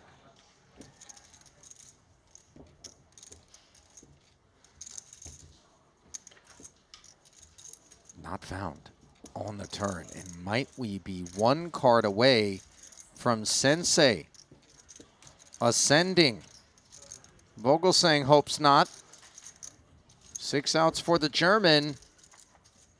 And he binds it. The king on the river.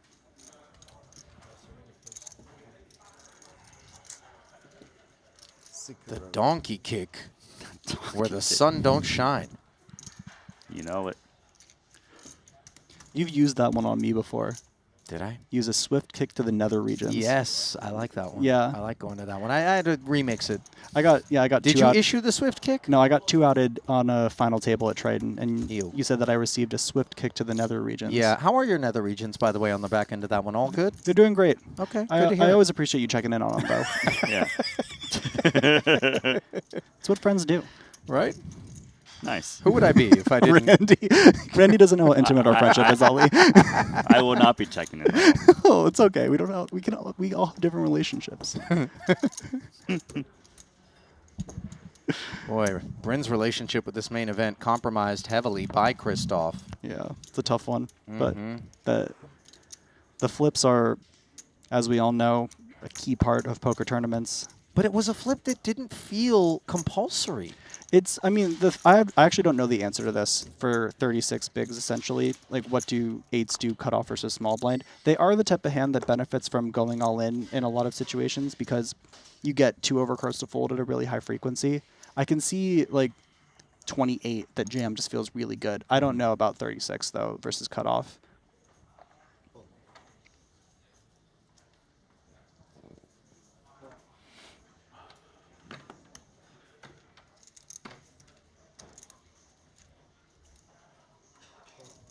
Christoph will sit this one out, newly minted. Ace Jack for Musk won't be doing the same. I'm enjoying watching Musk play. He's definitely got some spice in his game. 20 open ripped it. Yeah, this is a big old jam.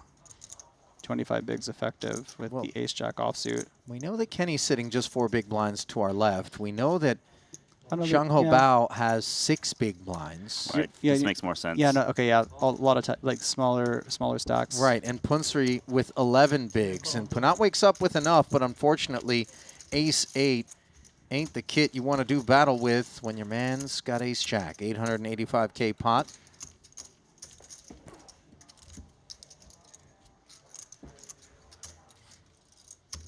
Tough spot here for Punat. Given how short all the players were, he's gonna Musk is gonna be open jamming a lot of hands.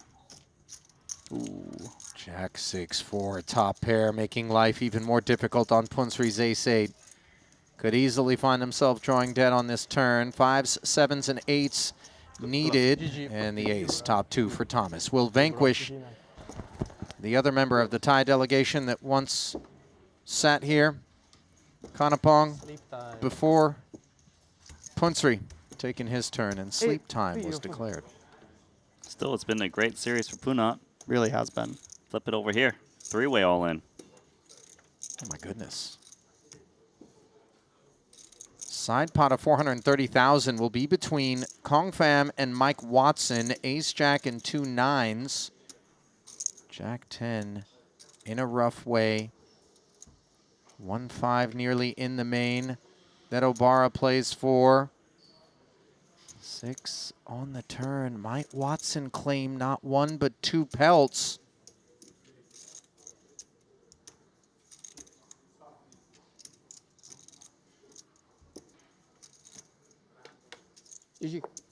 Indeed. Yep. Great series for Junobara. 100%. Just a very likable man is Juno Barra. An unlikable outcome there, of course. Always behind with that Jack 10. Kong Pham also falling. 5. It was fucking dust. I have less than the starting stack. What a life. The life of Mike Watson. So, guys, everybody that's watching, this is how super pros do it, okay? They just win every all-in situation for 3 hours. Very skilled. It's a lot of skill. But you, it's not about I play against the best, but it's not about winning or losing. It's about using the right tools. Good game, man. GG's.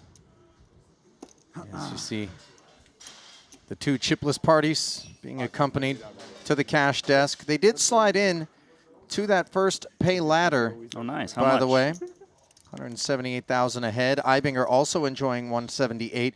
Punsri 157, the final min cash. So back now, where Vogelsang and company continue to rumble. Bryn Kenny Deciding if he wants to call it off here versus finding a hand to jam with. Jack 9 suited's R1. Interesting. He went with call. What's the idea here, boys? If he bricks really hard, he'll still have 2.5 bigs, I think is the idea.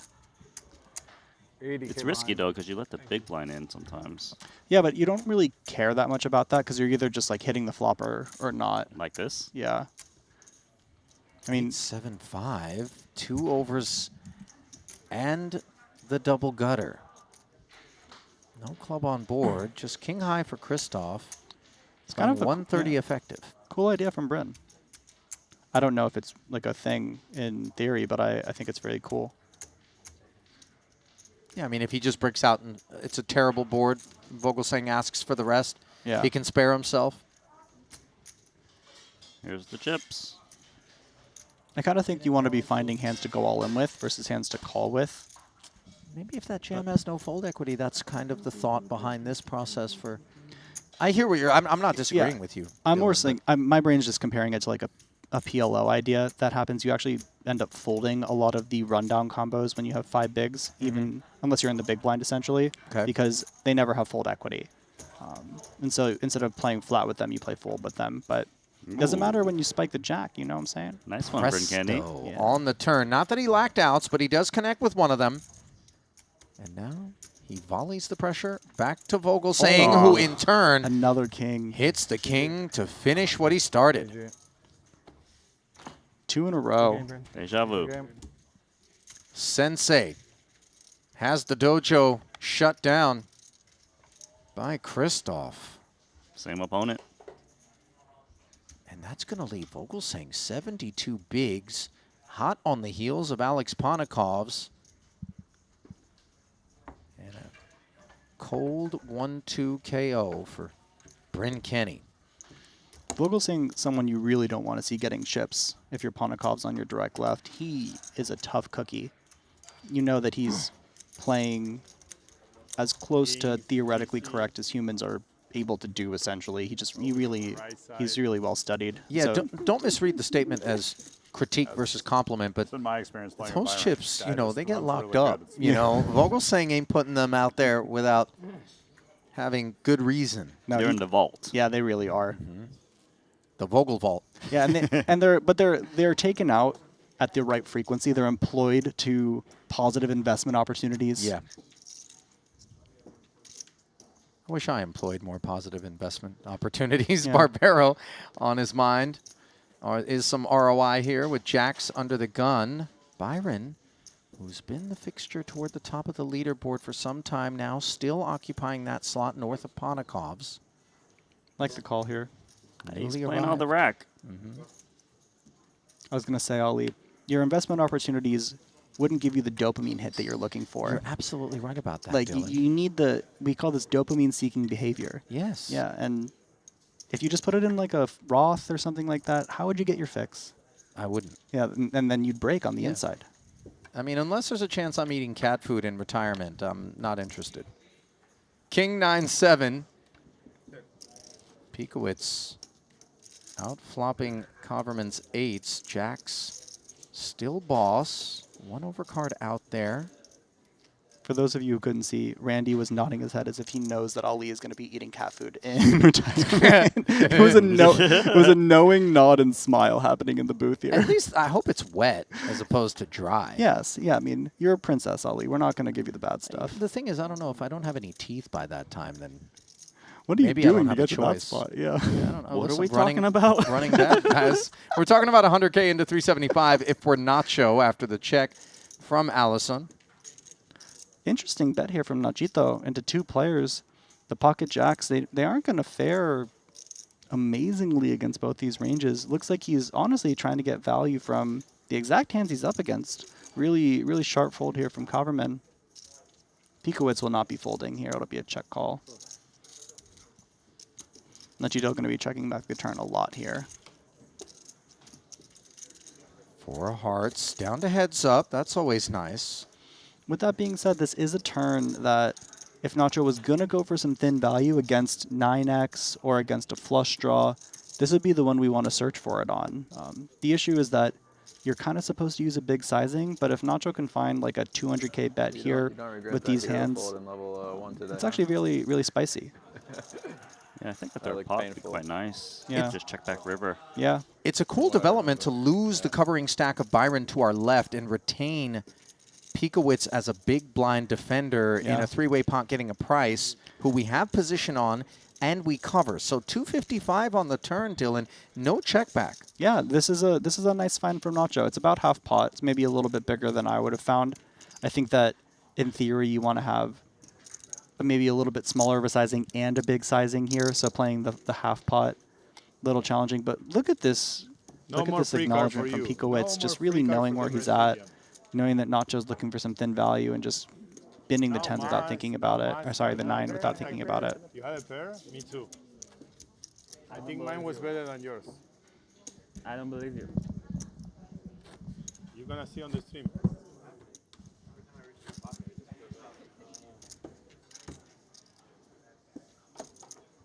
Allison saying, I don't believe you.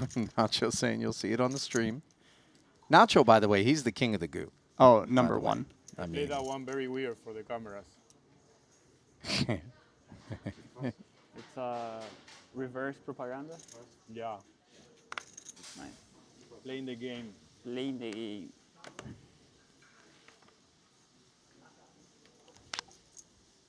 Jack 9, Dylan Can I be a looking coach in GTO Lab? haunted still by that ace queen. Wow, the spot that I Watson can, put him I in. can commit to them paying you at least $25 an hour to make this. Can I coach ICM? Yes. Dylan saying that GTO Lab will pay Nacho $25 an hour to make content, which I think is about his going rate. I mean, there's other ways to spend 25. Hui Song Woo spending 105 on 4s on the button. Ace-8 now. Barbero asking for a count. 1-4? I'd pay money to watch a Nacho training video, mostly just to hear him complain about how bad he's running in that video. like if I was running better, you'd see some more cool hands, but I'm just losing every hand. Love that. It's great. My Nacho impression's nowhere near Nick Schulman's either, but I'm trying to like get the assimilation. Not the easiest, but it is the most entertaining. His was like the best ever poker impersonation I've ever heard was Nick doing Nacho. Oh, come on now. It's pretty so good. It's just top tier. Not top tier, of course, are 4s in the face of a 4th overcard, but as we can see, they are holding on. Barbero defended, checking not once but twice now. Do you like throwing a little something out there at this point? I was honestly thinking about it. I think that you can get a lot of equity to fold. You can get a 6 to fold as well. You're going to check back the flop with some 9x combos, maybe even some Jack X combos. Definitely some Queen X combos are in there. So I would have maybe liked to see a bet on the turn from the pocket 4s, get some better hands to fold, get some worst hands to call, or just clear up some equity. But once it's gone check, I don't see a reason for Nacho to bet here. And same for the 4s. Yeah, I think we're check too. Yeah, I think we're just gonna go check down. No, he's gonna try to bluff out little pairs and ace highs. Look at Nacho go. Yeah, it's a good find by Nacho. And he's sizing up in a way to try to shake out the 6x's that might exist on the button too. Yeah. 210 into 285. Oh, wow. Get him. Get the Nacho. We check back twice. We open the door, so we want to see it. And ace high in particular, gentlemen, maybe we're a little bit more inclined to just take that showdown cheaply, or no? Yeah, I'm not a fan of that one from Nacho. He made a really good read in terms of where his opponent is, and so I'm not going to take that away from him. He wasn't really looking at his combo. He was kind of just saying, this isn't going to be the best hand at showdown, I don't think. I'm going to try to find a bluff.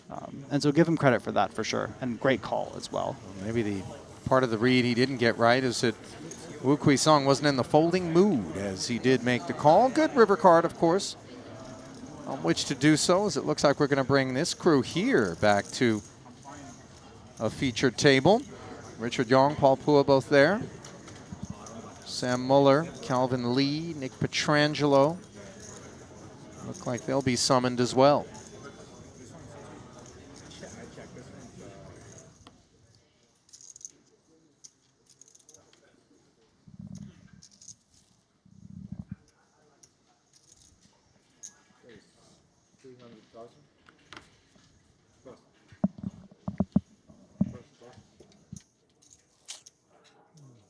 $100 becoming $300.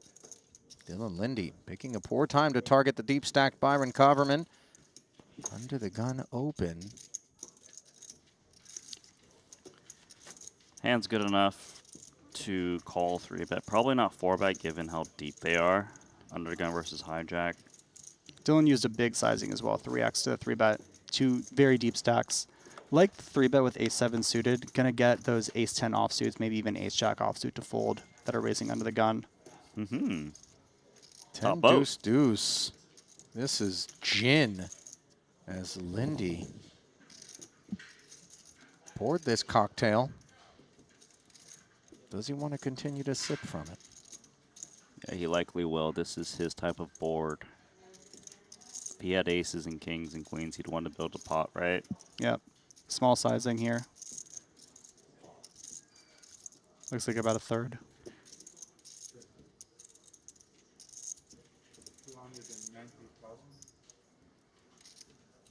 I just feel like there's a lot of opportunities for Dylan to just lose more chips on the turn, trying to target a lot of the medium pocket pairs that are going to call 3-bets and check call flop. I completely agree. The backdoor flush draw is also looming.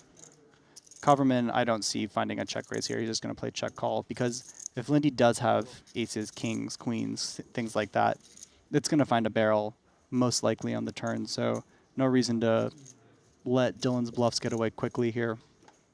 290 ahead.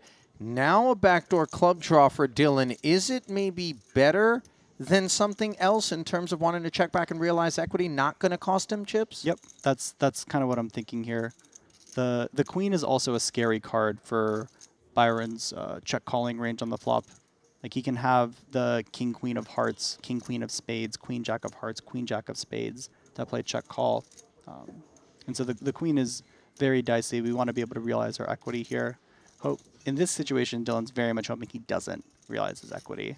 Yeah. 675. It makes sense that he's betting again, though, to be honest. Because that range, those pocket pairs, they hate to see the queen. You've got plenty of equity, and you rarely ever get check jammed on this texture, so you always actually get to see the river. That's true. All true things. Yeah, if we have the 6, 7s, 8s, 9s, all those combos, we're in a really tough spot now. Even jacks are in a precarious situation. Sure.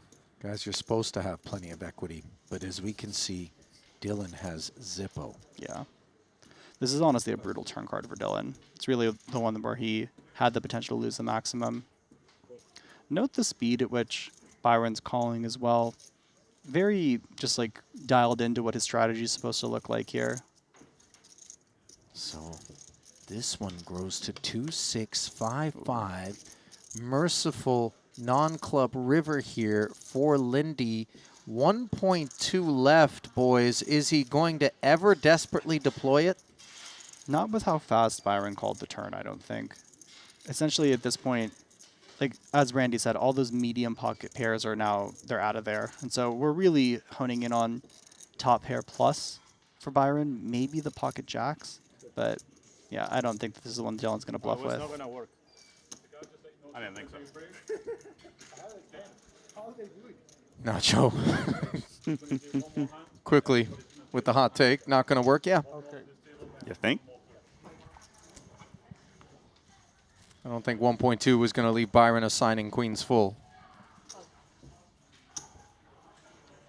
So we step aside as Coverman with major capital infusion continuing to move forward. Dylan, self-inflicted wounds there. As Musk looking to wound Bao Xiang Ho. Jack-10 offsuit. And the man with very few chips decides I've already invested too many of them here to muck this one. So we'll take a spin. 780 in the middle, along with the fate of the Singaporean. Yeah.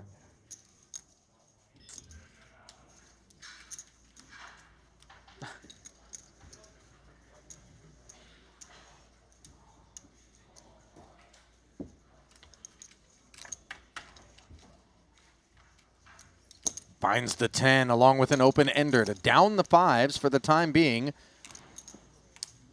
Not the most consequential exchange for Musk, regardless of outcome.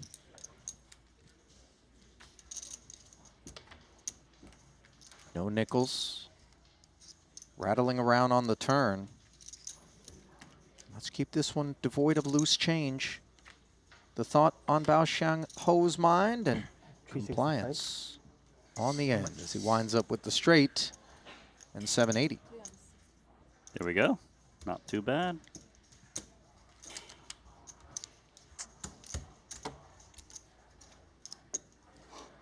You've traveled throughout Southeast Asia quite a bit, Dylan. Cambodia ever been a stop of yours? It's actually one that I've missed every single time I've gone through the region, not for lack of want, but just because it hasn't dialed into the travel itinerary, but I'd love to make it. I've heard it's a phenomenal country. Yeah, Siem Reap in particular, everyone says, is just stunning. Meanwhile, Barbero, perhaps stunned by the reaction of Yaroshevsky, who in the small blind backs up the truck. 2 red jacks. Call, honestly, but I have a bad feeling because I was going to break. Fold. I swear, this is a call, 100%, but I had a bad feeling because we were going to break and I came back. Whoa. Igor saying, put it in, my boy. Put it in, my boy. Just one jack. Show him the other jack. Oh. Oh. Nachito playing the game. Yes, I'm a fucking genius. Why you gotta show him? I mean, I'm glad that he did to give us that reaction. Exactly. Wow. Yeah. I mean, it's worth it for that alone. Wow, I folded Playing to the 18 game. lines. Wow, that's crazy. 17. Not just saying pocket four is the snap call. I'm not even sure. You said it's 100% call. I'm unclear if that's 100% a call. When Yaroshevsky is going to only have 2 lower pocket pairs. Maybe if you're playing NTO. Yeah? Oh, yeah. Okay, That's true. I have to fold, but if you ask any of the GTO guys, they call 100%. Okay, I like how Nacho's saying if you ask any of the GTO guys to Yaroshevsky, who is in fact one of the GTO guys. It's like if you ask any of the people who study these things, not you, but anyone.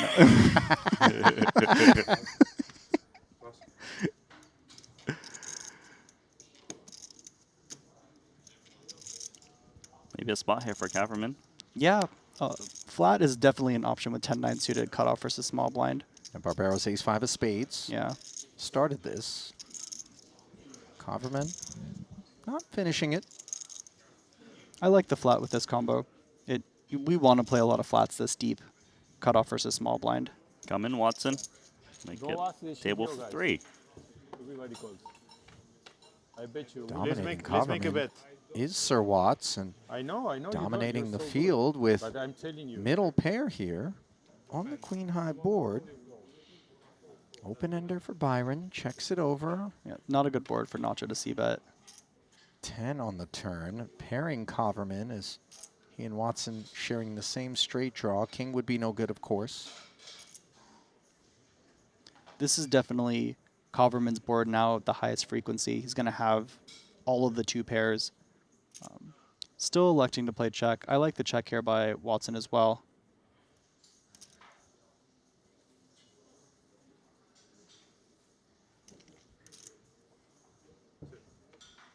Second round of checks. Lowly pair of 5s for Nacho.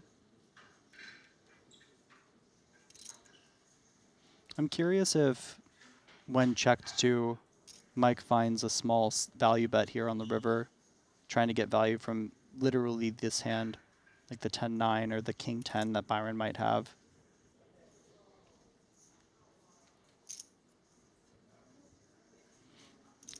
Question becomes, what are we bluffing with? So yeah, Mike decides to play check. Uneventful post flop. A simple hand. Yep. Nachito last always. Okay. Thank you, dealer. Thank you. Thank you. Wow, what a fold. Nacho's still talking about the pocket force fold he made. I would imagine anyone willing to listen is going to be told that story. What a fold. During this break, which the players are headed for. Glimpse at the chip counts there.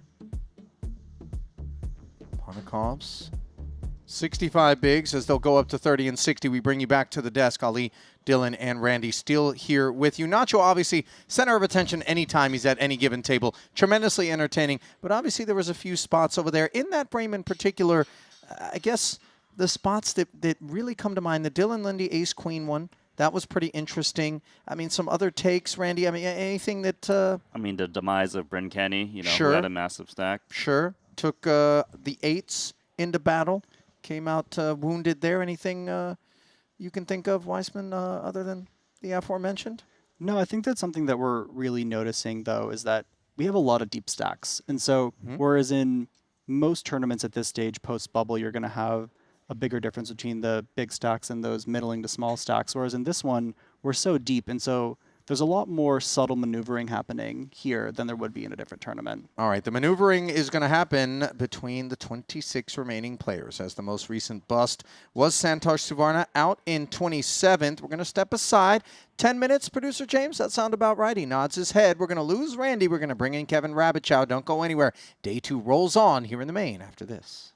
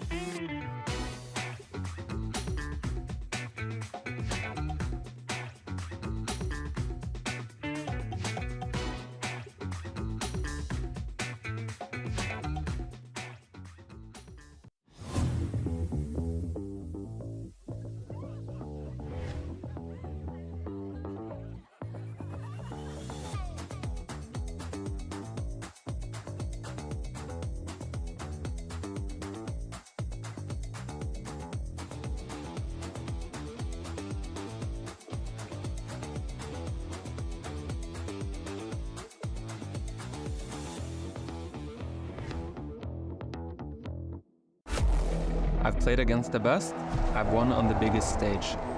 But what if I told you, it's not just about luck or talent. It's about using the right tools. GTO Wizard is the fastest and most efficient way to study any spot in poker. This is how you level up your game. This is how you unlock your potential. Don't get left behind. Get GTO Wizard today. Beat the best, crush the rest.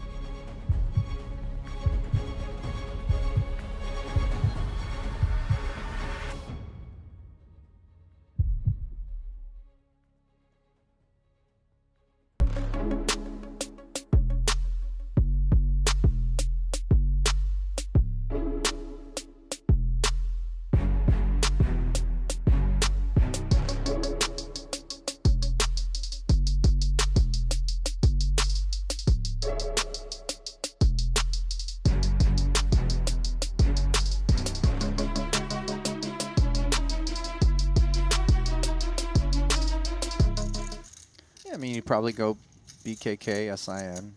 Well, I think it's all JFK. people that's a very prominent like business back and forth between Singapore and NYC. Very prominent ace king of diamonds, exactly what we need.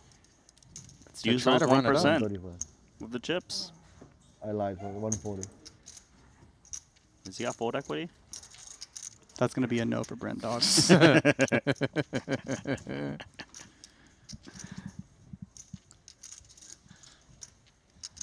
Behave, Ponikovs. So I believe that Ponikovs is seeing if he flat calls if the action reopens. Because is he getting a good enough price here if Bryn can't reopen the action, essentially? Yeah. But I believe that the action would have been reopened. It would not have been. So maybe that's what he was considering. Yeah, it has to be at least... Well, let me think about this. It was min raise 100 and then 140. Yeah, but so that it has to be more than 50K. It does have to be more than 50K or more than half of 50K? I believe it has to be more than 50K. Okay. 2 clubs. Although if that's the case, maybe there would have been more of an argument for Ponikovs to hop in there with Jack 5. Not that he would have improved. Kenny, however, has to top pair and puts the pressure squarely back on Punsri. Could it be a 1-2 demise for Punat? No. The deck A little bit thinks of magic. otherwise. Although I'm getting ahead of myself because, of course, queens and tens lurk. Just 5 outs. Can he hang on? Yeah. Running top 2. Not going to get rid of PP that easily. Hey, his little plushie toy is awake. Is his toy plushy? Oh. You know, because KT's looks plushy, his looks plastic. You see what I mean? Yeah. That almost looks like an omelet or like a little egg kind of, you know what I mean? It looks like a dumpling. Is that a xiaolongbao? Is that a Pot sticker, maybe. maybe a baby duckling with like a bonnet or something? A bonnet. You know, because the wavy thing around the top I of the know. head. You know I live for this stuff.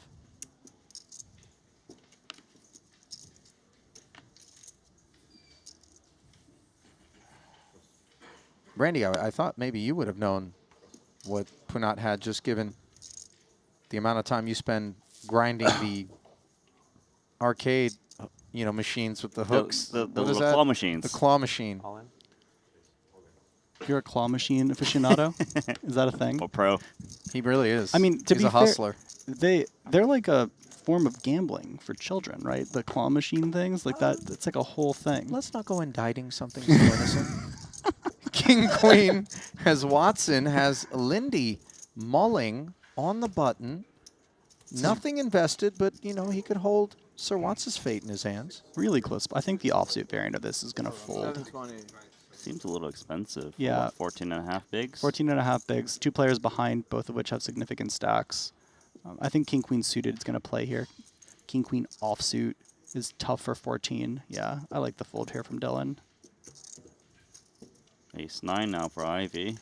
Too many. You're just too dead here to call with ace 9 offsuit, I believe, versus hijack open. From button, maybe we can click call, but not versus hijack. Small in. Wow. Wow. Ivy doesn't believe, and he's going to get shown the bad news. Yeah, this is a tough one for Phil. Wow. To find the spot with. I think all three of us are a bit surprised. Yeah, I am.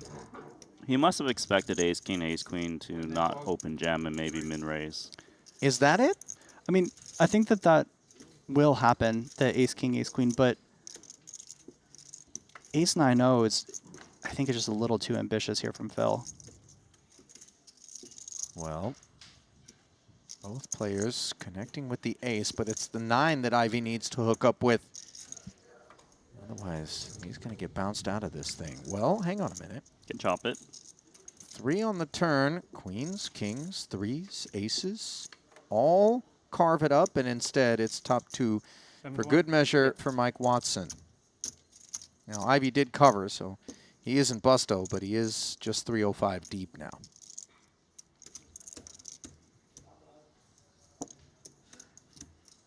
Yeah, I think the nuance of would better ace X up and offsuit jam, and then the issue is that the worse ace X combos like ace 3, ace 4, ace 5, all of those play min, and so you're not actually dominating enough hands, I think, is the issue.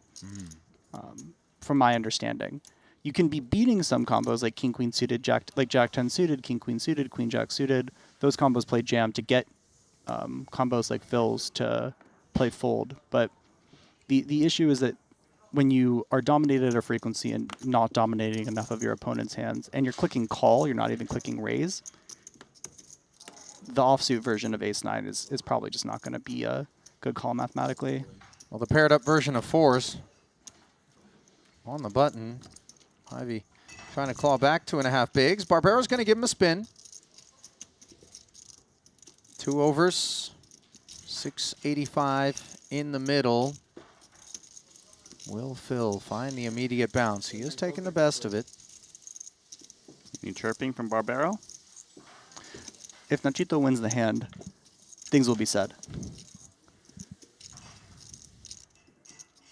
Well, he's poised to do just that on the ace-10 deuce board. Phil outflopped. Backdoor diamonds. Mm-hmm. That's an idea as he goes from 2 outs to 11. I can't find it.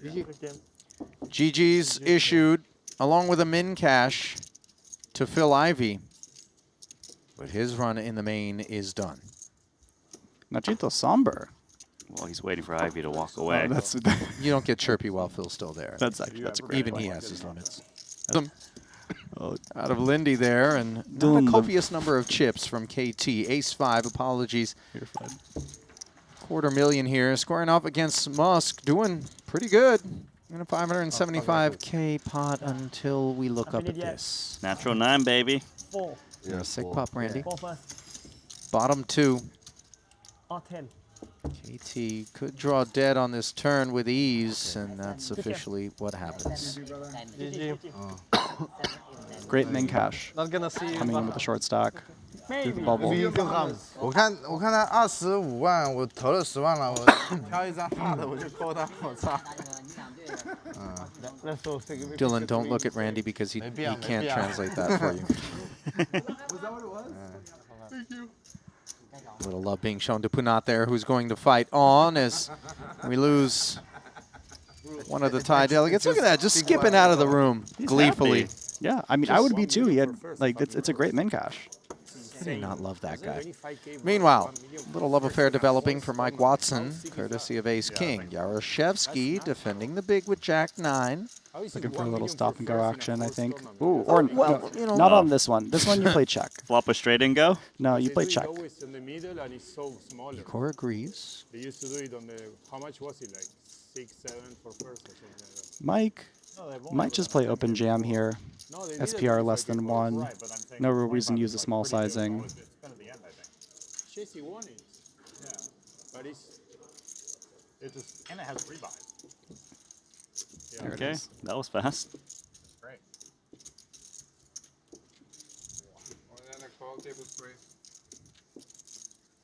Watson wasting no time. You waited, and you get it in with the nut. That's the professional too. That's the professional. The real pros. I love watching Nachito just be himself in these situations. Not in the hand, but really, he's still in there, you know? Nacho's gonna nacho. He really is. Watson looking to do the dirty. Jack would vanquish Yaroshevsky, and instead it's nothing more than the ace. Flop the joint and fight on. Igor, 715K. You probably feel the same way. Maybe 3. Look at Igor. Flexing. How do I not win? Is my cable good?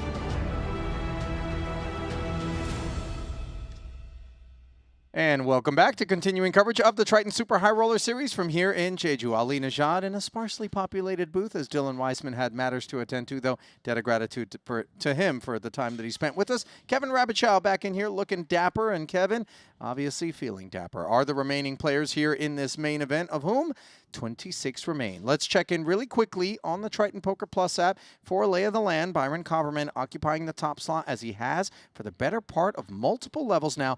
5.5 million, Steady Eddie, and then Alex Ponikov's behind him. 3.8 dangerous, treacherous operators making a run at this one. Yeah, I'm fixated on the red table, Ali. I'm seeing a lot of chips on the red table. I'm excited to see. I mean, this could be an invitational cash game. We've got Richard Young and Paul Poit at the same table, the founding players of Triton, and Shu Liang, but having to face off against the likes of Fabian Gums and Jarrett Jaffe, who are kind of our more traditional tournament pros in the later stages of an event. I mean, what do you expect to see when those two styles clash? Listen, you want to talk about clashes. Henrik Hecklin, 3.3 million, not present at the blue table, but also one of those at the red. Mike Watson, we saw him operating before he gave way to this crew. I mean, you just reach into the grab bag again. We get down deep into these Tritons and take your pick. All the ingredients are really available at this point. Plenty of storylines starting to kind of assemble themselves as we try to find homes for these remaining payouts. There's a quick peek at them, 4.57 up at the top of the leaderboard. Scrolling down to find ourselves 26th. It'll be 200 grand as Suvarna snatched up the first of those ladders. So then we're getting set to send it back down there. I know you're going to be doing double duty, Kevin, as rumor has it that Aussie Katola is putting together some cash games for later. Don't want to miss that. But first things first, let's get down to the final two tables, shall we? In this main, back inside Jeju Shinhwa World, one of our outer tables look familiar. There's a good reason. We were watching them over the last frame. There's the other. Just 4 tables remain.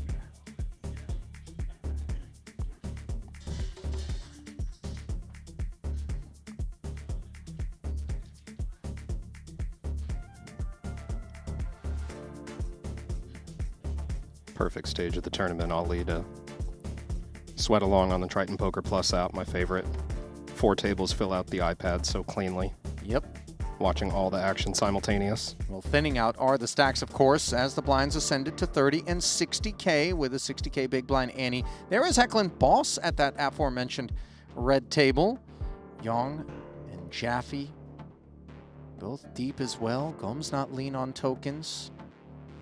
Hua, Shuliang, Sleeping Dragon, and then Armaganian just lingering as he's found multiple ladders. He was just trying to make his way into the money. Might he find a double and make a run? TBD, cards back in the air. How often do we see Oganyan in exactly that position, Ali? It feels like every tournament, just hanging on for life and praying for pay jumps. It's kind of strangely on brand. He is just a tenacious, tough to get rid of kind of guy. Calvin Lee, not going to get rid of Queen 9 of Diamonds. An upfront click.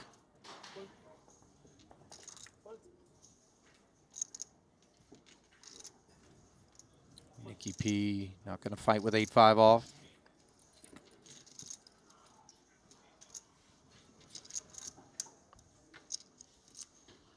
Stealthy delivery order there.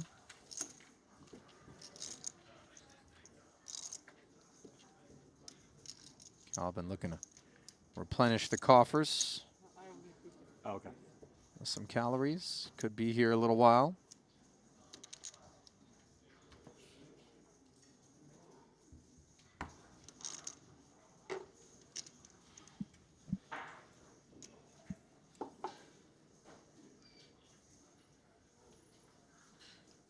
I feel like I see Webster Lim deep in every main event with us. Was just looking back, 16th place in Montenegro, 22nd in Jeju last year. Here at this festival, though, not a whole lot of noise being made, at least during the Super High Roller Series portion of the program. 15th in the 60K, his lone cash prior to this one. Triton won.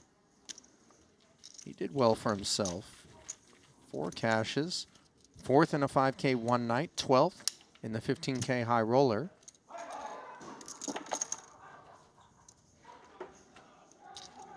How much experience do you have with Calvin Lee, Kevin? Not a lot. We've crossed paths in a few high rollers stateside. I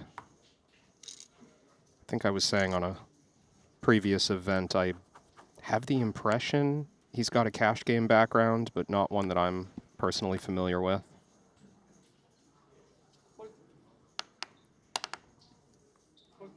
Lee definitely emerging as one of the more respected entities.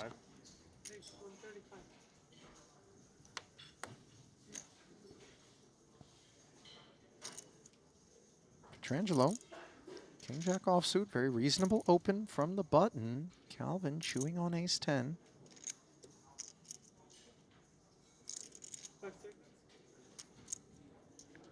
Does feel like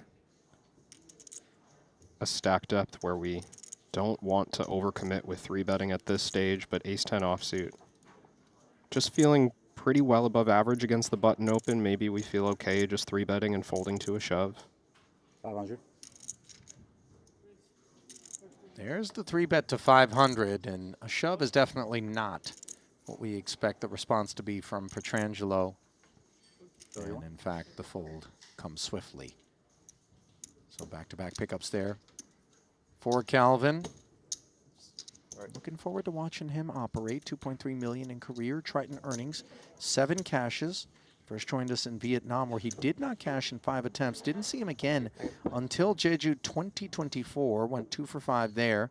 A couple of 20-some-odd finishes, and then earlier this year, as you may have touched on, Kevin, 2 final tables, including second in the 25K WPT Global Slam. Solid performance turned in there, 5th in the 60K. Already here at this festival. And just the lack of event volume. 3 played prior to this one. Does suggest that he's in there rumbling in the cash games. Rumbling in second place behind Lei Yu of China. Name we've not said a whole lot of. Did take a peek over on Hendon Mob as well, and Calvin's been playing high buy in tournaments for at least 10 years by the look of it. Oh, yeah. I mean, he's comfortable at these stakes. Certainly a significant amount of experience, even if cash game is the format. Alan Zheng, hijack jam with 8-9 offsuit. Yeah, this feeling a little hasty, but I know that feeling when you're so short. You see the big blind impending and try to make your first move. One of those haven't gotten the chance to open jam sort of jams. Pocket threes flatting, and Sam Muller now providing insulation. I mean, you couldn't dream up a better spot for Zhang's 9-8 offsuit. 2 overs. Rare that that's the case. Pocket threes. Tax the 305 as a flatter. Chance to triple here with 48%. Really good developments. There's Alan, eagerly awaiting the flop. And that's not the one that he had in mind. Jack deuce deuce. 6 outs, 2 times.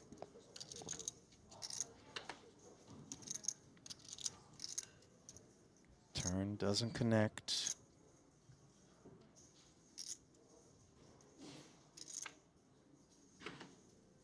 Nor does the river. So that's going to do it for Alan, the Aussie, picking up his second cash in 3 attempts thus far here in Jeju. 2 of those attempts, of course, coming during the Triton 1 portion of the program, 124th in the 8K, and now a 200K score here in the main. Back with us after playing a couple of events in Vietnam, 2023. Didn't see him since then.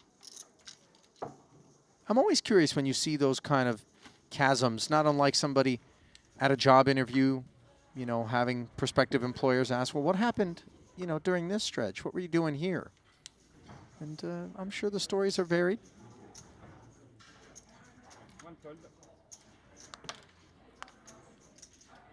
Feel obliged to mention the action we missed at this red table during that pot. Talk to me. Oganyan, who you're looking at here, and is about to move those 485 into the middle. With the ace-10. He got in pocket 8s against ace-king suited, against Fabian Gums, who's now going to take a second crack at eliminating him. Well, what were the 8s up against last time for Oganyan? Ace-king suited for Gums, and the board ran out 4, 5, 6, 7, giving Oganyan the straight. 8 on the river.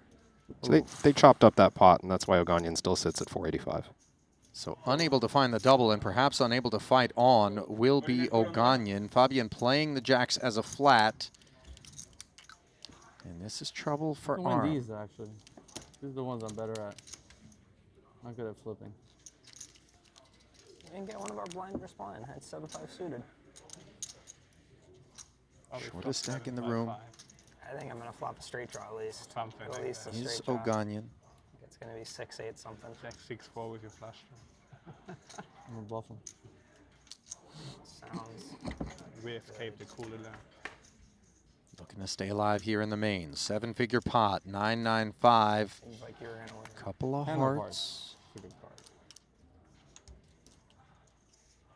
Or black ace. 10 of hearts sportingly being summoned by Gomes. Black Oh, instead, the black yeah. ace. Better at this. Oh, Binky. Doubt you. He did it again. 5% twice at a roll. What is Told that? you 1 in guys. 20. That's 1 in 400. If you 1 in 400 me, all the power to you. Anger the gods. I told you last time you're the best sub 10 big blinds player I know. So hard to bust. 1 in 400. You can't 1 in 400 me, bro. At the tournament. It's very hard to bust this guy. He's like a cockroach. Yeah. What do you want? How much was it? 485. Imagine I win flips. I'd be the chip leader. Lost every flip in this You're the tournament. last. You're one of the last person who should complain about running bad. You know. I'm not complaining. I didn't say a word when the 8 came. I just took the time banks back and chilled. Well, you chopped the flip there. Sure, but there's ways to chop flips. That was a. Yeah, now you got even more for your double up. That was the whole point. That was the plan. If you would have doubled up the hand before, I would have lost 60k less. I would have raised folded this one, yeah. Maybe. It would have changed. Everything would have changed. This hand wouldn't even happen. But yeah, I learned that people who complain the most usually run the best. This is a thing in poker for sure. Sure. Maybe we just look at things different. I don't think so. Maybe. Maybe in this situation we do. I'm just saying. Number of you're unamused right. faces, by the way, listening in. Give us Nah, a I'm staying out of this one. I'm staying out of this one. Got the black robe and everything. I don't even have to say anything. Center court. You think the commentators are handling this one? Maybe I'm just bluffing you. I told Heckman I was gonna bluff you on this hand. I was like, watch, I'm about to bluff But him. somebody told me like if I ever seen you getting mad at a table or something, somebody said like you're getting mad for something. I said like this guy never gets mad. This guy is always pure joy. I said. I don't like losing. I get upset when I lose. I mean, I never see you lose. That might be my biased opinion on that. Well, it happens. Just take a peek at the man's Triton track record. I only see you having fun and joy. Maybe you're my Harman. lucky charm. Fabian not backing down from one another. Shu Liang defending his big blind against Pua's ace-king suited up front open. Henry's not my lucky Leans charm. over I for a didn't peek want to after win flopping UTH 2 when I overs on the went nut Henry. flush draw. We're on the same fucking team.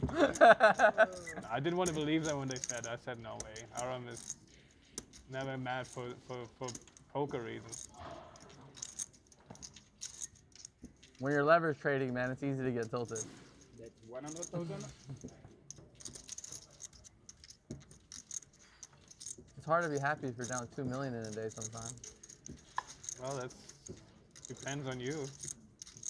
To each their own. Distinct lack of sympathy there from Coombs. It would be boring if it only goes And up. a lack of though. equity You'd for the have- Jack You have to 7, ride which the folds. roller coaster up and down. You can't ride a roller coaster when you get liquidated. The ride is over. But didn't you tell a story about like almost going like to basically break your bankroll, like, and then you? What did you say? Something like that. Like you like down to like what? That's like every week for me though. Yeah. So you're used to It's not every day. So you're used to it. You should be used to it. I didn't say I'm not used to it. I'm just not happy when it's happening.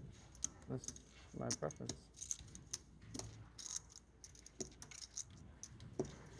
But isn't it the full redraw? Am I crazy? 24. Yeah. But how will we balance 25? Sorry for the bad beat. Dude, I can't complain. Okay. I'm sun running this tournament. Are you? Nice. I mean, everyone who's still here can complain.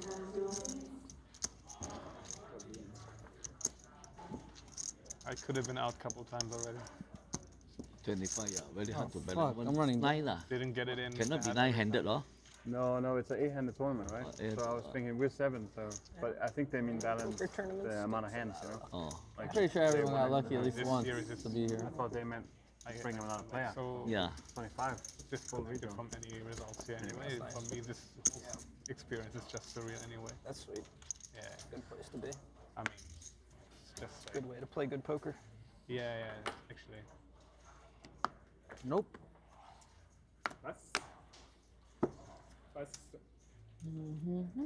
Ace 5 now for Triton founding player Richard Yang, alongside the other half of the foundry, Paul Pua.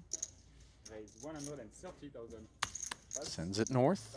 Sneaky variance of the tournament series is having interesting decisions. I've gone like 2 prior stops. No more chat, no more chat out on TV. King deuce suited, defending and flopping top pair and a flush draw against bottom pair. I can't remember the last time I saw Yang and Pua squaring off in a pot. Triton brass. Check call of 100K. Richard staying aggressive and has now picked up the nut flush draw to go with bottom pair, while Pua has made the second nut flush. He checks again over to Richard, and Richard checks back to ensure he gets a peek at this river, which does not improve him. Fortunate check back for Yang. No obligation felt to bluff when we have a pair, I suppose. Yeah, flush. Well, I got 8. Are we pausing or? Yeah. I got 8 also. Oh, I thought they said, never mind. I thought we were redrawing, turning the redraw. So we're not? Still 25 left. Redraw comes at 24.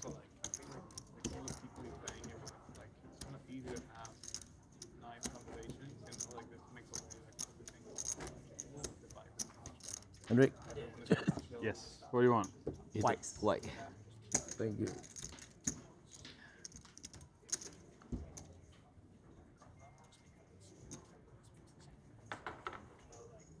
I feel a little weird about people. There's like, 4 people who don't speak the language. I don't Pocket fours. Okay. Under the gun. Heartache goes to work. Yes, compared to a normal tournament, 100%.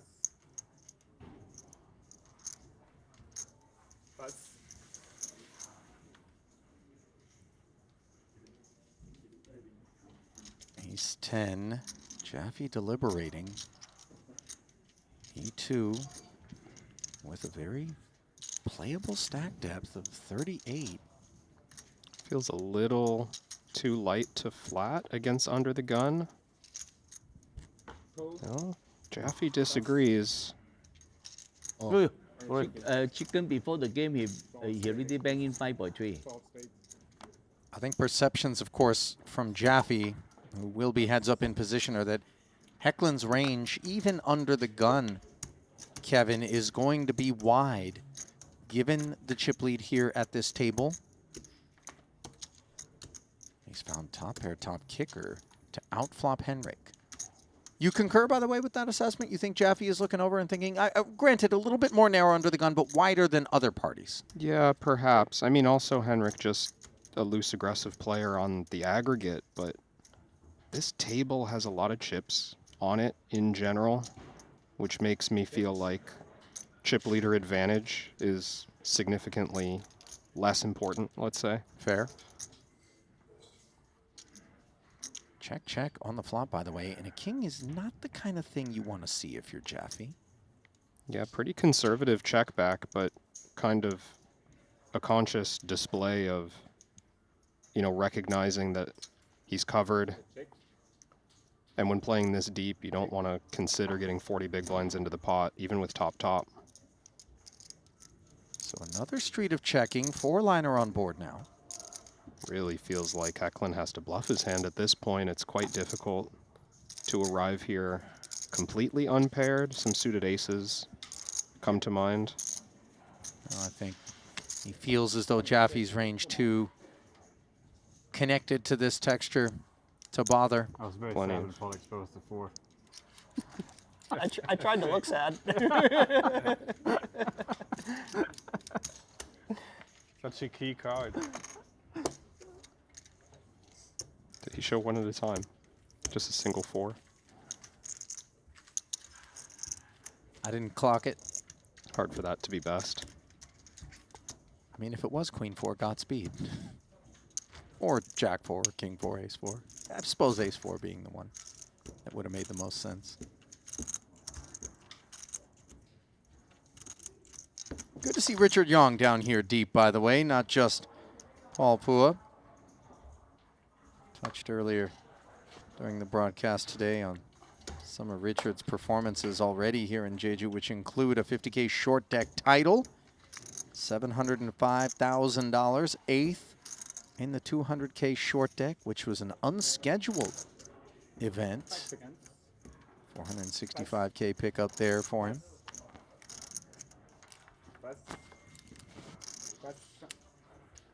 Paul. It's just your turn. Oh, man. Yeah. 5 seconds. Boss feels pretty tired. 120,000. Queen 8 of clubs waking him up, though. Obviously folded around to the button. That helped as well. Queen Jack of diamonds for Aram. Certainly has to put all the chips in the middle. How much? I think this is 9, and that's whatever that is. Bullshit. Oh boy. Thanks for the help. 980, 970. 9 plus 970? whatever that I think is. so. 970. Okay. 970. 970. One in light of the boss. Too much. Good hand. Free peek. I have a suited queen though. Yeah. Good fold. I don't think you had that deep then. I gotta say, Kevin, you I know, was a little nervous because you just woke up from a nap and raised. I was like, God damn it. Nah, it wouldn't be the first time in Paul's poker career he's woken up and raised. Trust me. That's what I was hoping. I still play That's what I was GDO. hoping for. That's what I was hoping. I was like, God damn it, he just woke up from his nap and now he's raising.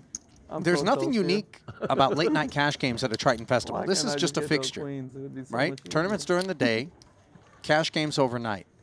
I've never seen a collection of cash game players looking more worn down at this point in a festival than I have here in Jeju. Yeah. And they had just renovated. It was good. The food was good. You mentioned I mean, those the food in this little unscheduled events as area well. where you're in like a marina. Seriously and there's some heavy really poker good schedule Italian food these and players stuff. have I used to undertaken. live there, and he has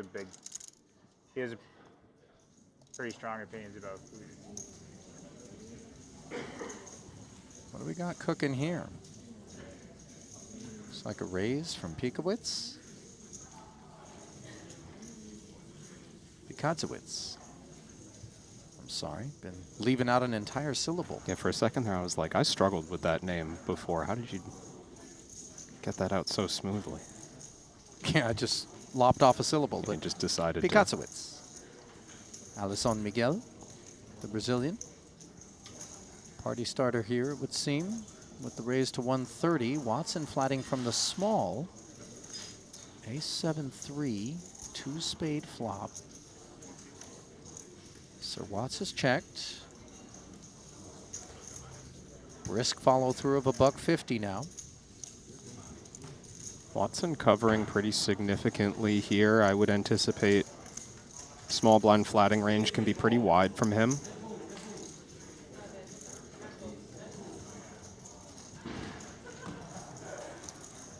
Lays it down. So no further complications for Pikazowitz.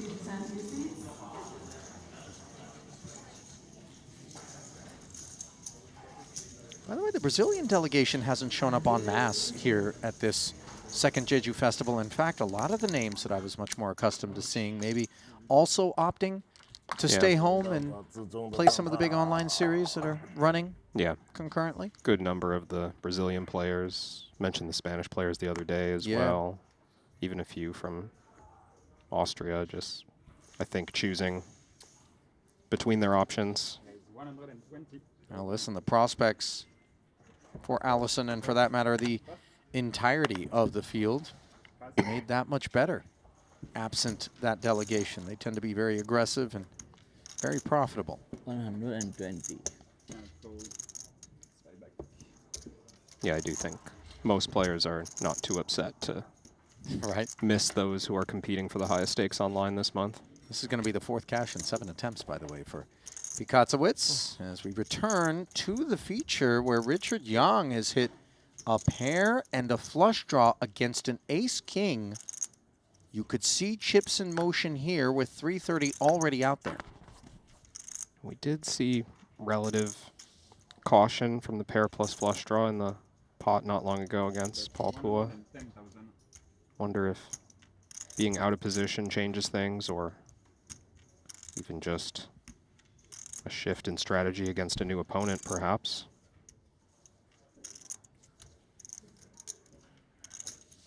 You like to see Richard just call here?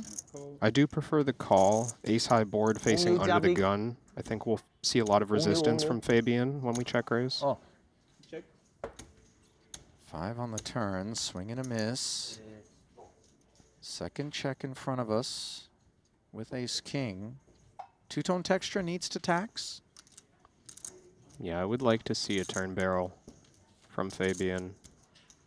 I don't think we need to bomb it and try to set up stacks like we might in a cash game or in a earlier stage of this tournament. But maybe 60% pot or something like that is appropriate.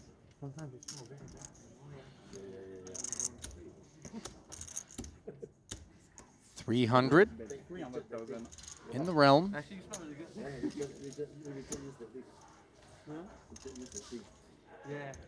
Nowhere to go for Richard. Yeah. Also doesn't feel like the greatest spot to check raise bluff even now, but I do think it would be quite credible. Some ways for him to make 2-pair, ace-5, 5-4 suited. Even flop sets. 5 seconds. All in. Oh, wow. Wow. Richard coming with the check jam. I think this was pretty unanticipated, and for Gums, we have to ask ourselves how often this big blind check jam is a semi-bluff. We're interfering with the king of spades. We hold the ace. And I think we're up against an opponent who largely has a reputation for being snug when his chips come flowing freely. This is strong from Richard. I think it's going to be very difficult for Fabian to call this hand, especially noting the king of spades that you pointed out, Ali. It's a little harder to be up against a combo draw. You know, I hear this familiar voice in the back of my head of, don't go broke with one pair. That's maybe one that's echoing in the ears of Fabian Gomes right now. We can see he's got the best hand, but credit Richard Yang for sticking him in the blender. It's also very credible that 2-pair or a set would choose all in because of the double flush draw on this board. It's consistent.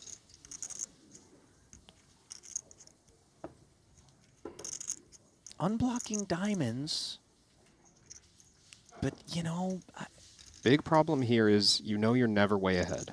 This is one of those like slightly ahead or way behind kind of situations, right? Sometimes Fabian is just drawing dead. Richard could have pocket 5s. 10 last. 5, 4, 3, 2, 1. Wow! Take a bow, Richard Yang. That's strong. I mean... Gets Fabian to fold the winner. That's good. Thank you. I'm not faulting Secondary. Huh?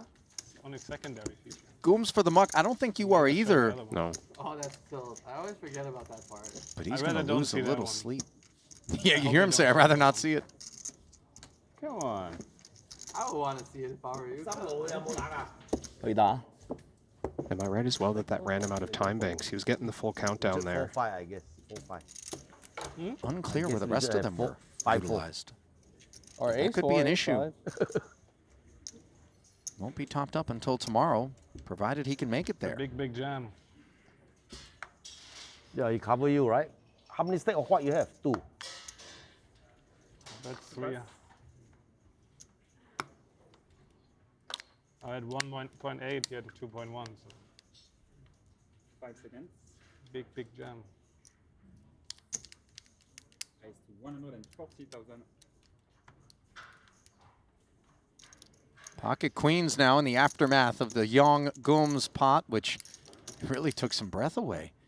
As Liang looks to take some chips away, 140K. Ace queen for Hecklin. Trouble. This looking right on the line between flatting in position and 3-betting to call it off. Going to depend a lot, I think, on how Hecklin views this particular player. 325. 325,000. Well, he is going to reach into the ice cream tub for a third scoop.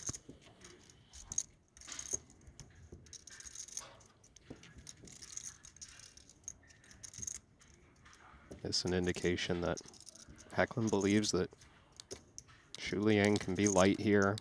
4-bet rip with something he's way ahead of. I assume that's what's coming with the 2 queens. Yeah, there it is. Whipped cream, a cherry, and some chopped nuts. But this Sunday is going to be a sour one for Henrik, as he does end up making the call, and the sleeping dragon has awakened. 2.8 million in the middle. Big favorite. Call it 70-30.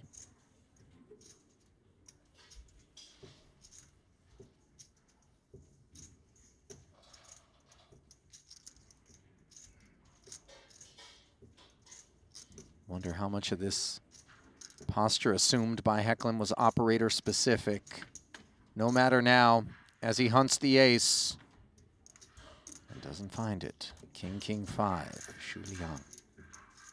2 cards away, 85% from finding the double.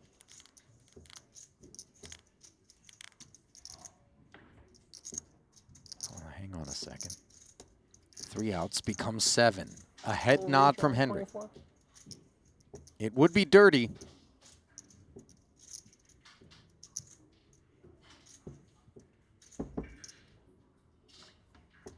But it ain't happening.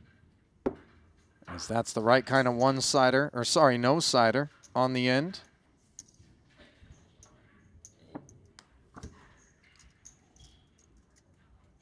Shu Liang, step up to the Xerox machine and duplicate your stack. And then some.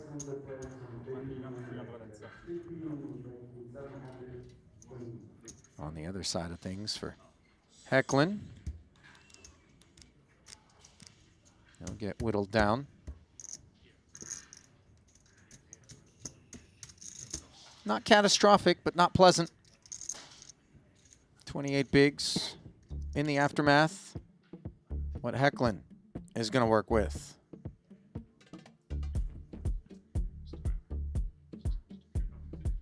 We know that top spot is never secure, Ali. Being taken over at the red table by Richard Young after that huge bluff against Fabian Gums. Listen, for Fabian's sake, I hope that he's alone when he finds out what happened to him in that pot. It's not going to be fun. Said he's never going to check. Maybe. Did he say he would never check? Maybe he said, the I don't want to whole know? Tournament's just going to keep it a secret from him out of respect.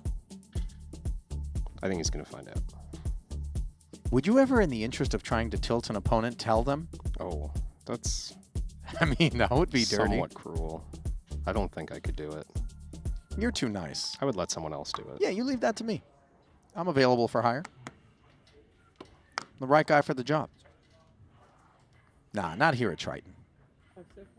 Whoa, so fast. Down at the Orleans, maybe I could deploy that move. That's where poker players are put out to pasture, the old Orleans down in Vegas. Oh, yeah.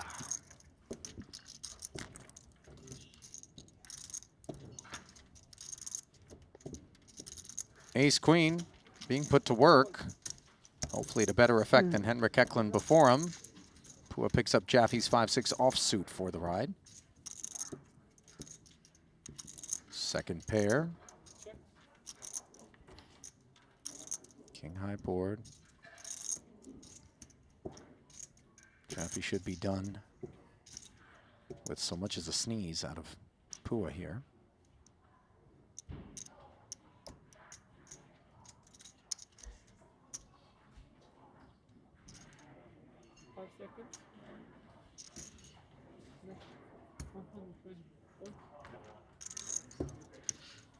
Bet and take it.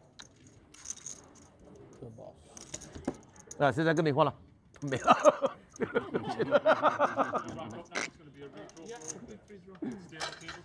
Down to 24 now. Empty racks being distributed as we will shuffle the remaining field and park it at 3 tables instead of 4. Some administrative duties to get to, so we'll give you one more glimpse at the chip counts before we bring you back to the studio ever so briefly. Paul Pua fighting with 45 bigs. Ali and Kevin back with you. And looking at Pua's Triton track record, the one-time title winner, 48 cashes, 20 million plus over the course of his career. 0 for 3 so far on the tournament side of things. Did cash in the one and only Triton 1 event that he played, which of course befittingly was the high roller. How deep will he go here? Along with Triton co-founder Richard Yong, I think that's the question on many a person's mind. But Richard captivating us with that move against Fabian. That was, I mean, uncharacteristic, I believe, as you pointed out, Ali, but also just caught Fabian by surprise. I mentioned during the break there were a lot of chips on that table. Yeah. That was a significant pot. Both players well above average stacks, going after each other on the turn, no less. I mean, you don't often see a check raise all in just at any stage of the tournament, let alone with 3 tables left. Well, not a significant break that we're going to take. We're going to give you about 3 minutes to do what you need to do and then come back and see us as we'll pick things up with 3 tables left in the 100K main.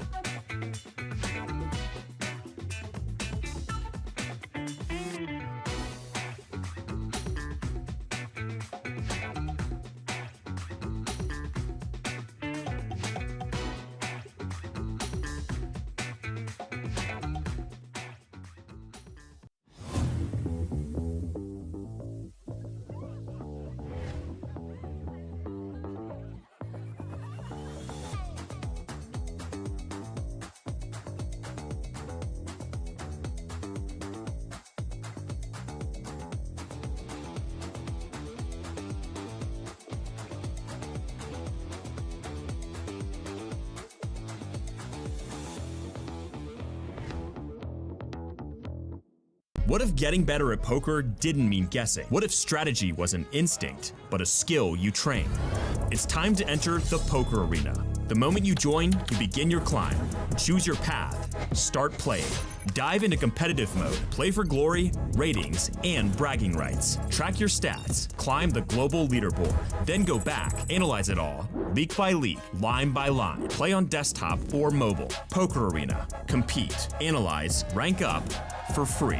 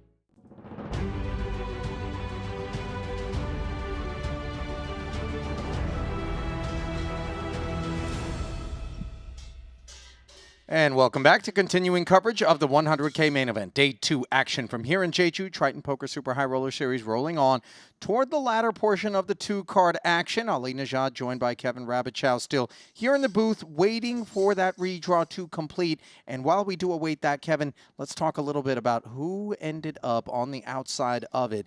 We're talking, of course, about Dylan Lindy. What was the hand? Yeah, Dylan eliminated on an outer table shortly before that 3-table redraw. Opening all in from the cutoff, looks like for 15 blinds, King 10 of spades gets called by Kui-Song Woo on the button with ace-jack offsuit. Found a flush draw on the flop, case of too many outs on the queen turn and could not improve, so Dylan did hit the desk in 25th. Yeah, spades, a jack, a king, maybe it all works, and sometimes it all falls apart. So GG's to Dylan Lindy. We are still awaiting the second of our feature tables to be filled out right now in the app. But while we've got the first one, maybe we'll expand upon it and just get a look at who the winners, who the losers are as you feast your eyes for the first time, Kev. Yeah, I mean, I'm seeing, healthy stacks all across this table. What are we, 2 million plus in every seat almost? Sam Mueller and Ben Heath, the only ones just below that, but they're barely below average. Unfortunate to be at this table surrounded by some of the chip leaders, namely Alex Ponikovs and Mike Watson. Yeah, I think Paul Pua didn't fare very well in that draw, just given the fact that he is to the right of Latvia's Alex Ponikovs, who is always tough to deal with in a situation like that. And as you point out, 29 bigs being the shortest stack, this stage of the tournament, there's not anybody that you can very comfortably attack no matter who you are out there. No, you really can't. And I also don't know with 24 left that attacking is really going to be that effective from the chip leaders. I mean, when the average is 40 big blinds and every player is as capable as they are, every player is thinking about 4 million plus up top. And it's just a little too early for me to think about squeaking through pay jumps and laddering. Take a quick peek at the red table, if you would, and let me know who the winners and losers are here. Well, overall chip leader Byron Kaverman is here, so attention on him. Kind of unfortunate for him to have larger stacks to his immediate left. Has to get through Petrangelo and Lei Yu. Anytime he opens, Lei Yu is 4th in chips overall. I mean, it's not going to be easy to steal pots at that table. No, shortest stack at this table belongs to Fabian Gums, and of course that's because he got chomped down on by one Richard Young. So then, let's get back down to the action, where with 24 remaining, the guaranteed payout is 200 grand, an immediate ladder of 23,000. That's courtesy of the 223 that will be delivered to your 23rd place finisher. And how about the whole field on a single page for the first time? 30, 60, and 60, the level. Looking like more good fortune for Richard Young after that successful bluff in the previous frame. Chip leading the outer table with his 50 big blinds. Yeah, always nice when those 50 bigs, which are only good for 5th overall out of 3 tables, ends up chip leading. So some good fortune there. Need it now.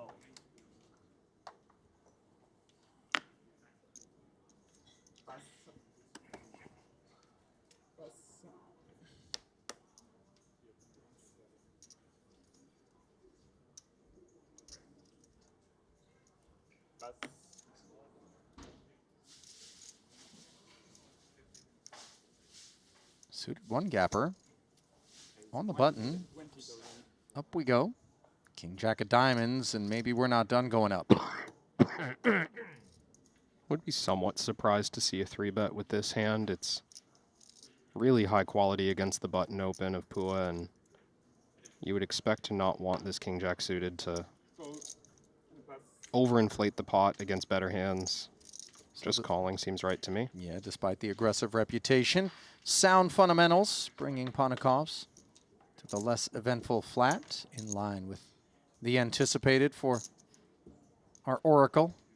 K-Rab, Ace-8 tray, no diamond, and not a whole lot to get excited about for either player here. More texture that maybe Paul takes a little stab at. Yeah, even against the small blind flat, because Ponikovs has so many chips, I think Pua expects, in addition to some of these suited broadways, just some pretty weak stuff. I mean,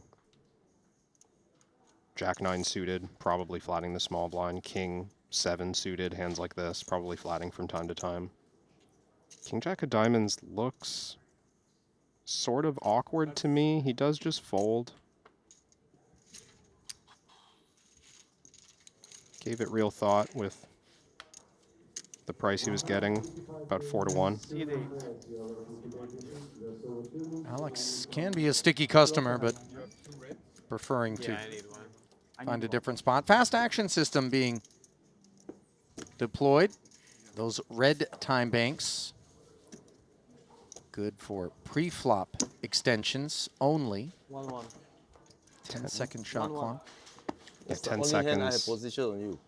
So we'll make good use of it. 10 seconds on that first decision is so fast. Ollie. At the same time, you know, the expectation is that you're going to know what the pre-flop or kind of Hard to lose. yeah, with that. pre-flop layout landscape is. So all the variables you should be taking into account are readily available to you. It is certainly the most, you know, problematic opportunity for stalling, so I certainly support the system. It's, you know, for anyone less comfortable or less familiar with the stage, I think it catches you by surprise the first couple of times, how quick it goes by. It's an unopened pots specifically, though, because obviously Right. when somebody opens the pot, dynamics change a little bit. So then we go to the standard timing.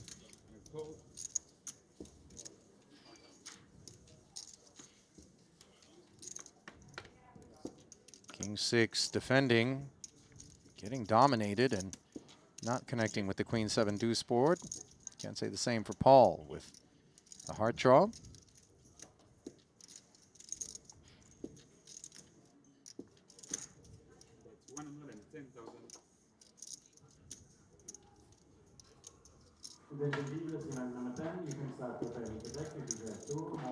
It's 110 and take it. Would have been surprised to see anything out of Watson there, but Red king. always deliberate, looking for his opportunities. In my hand. King of hearts.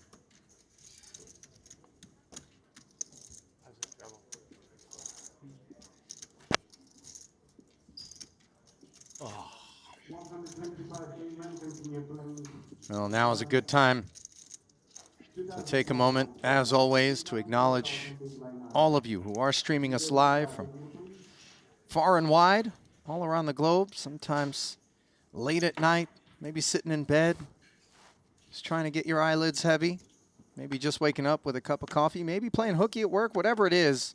We're glad to have you here to soak up the latter throes of day 2 of this 100K main event. Eliminations, Kevin Rabbitschow at the controls.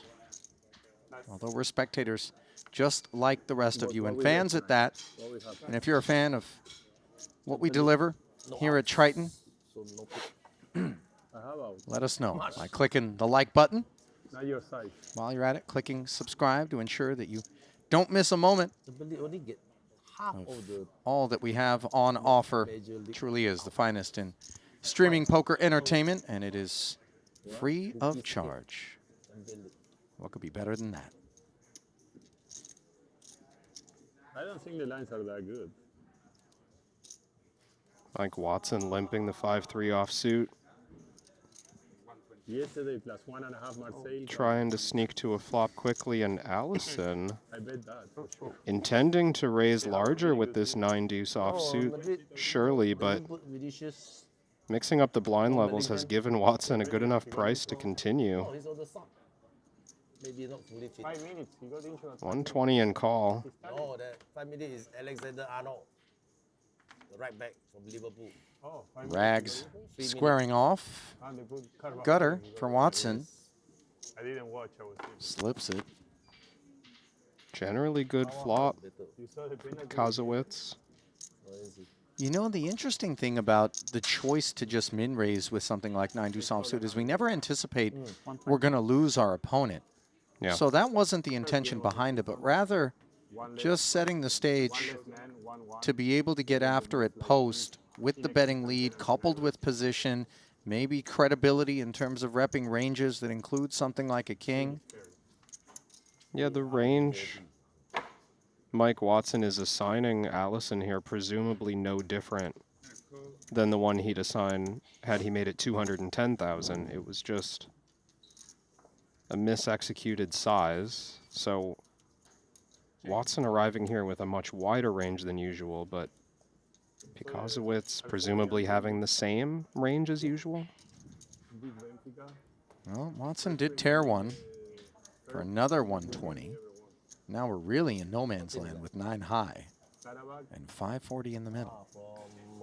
It's not a bad hand to bluff with, and the Queen of Diamonds is compelling. He is going to keep firing.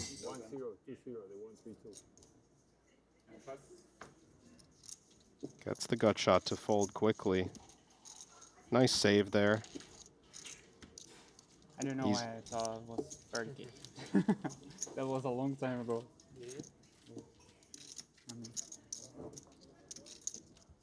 Won the maximum. I won less money. Definitely won the maximum. Really? You haven't folded before? Okay.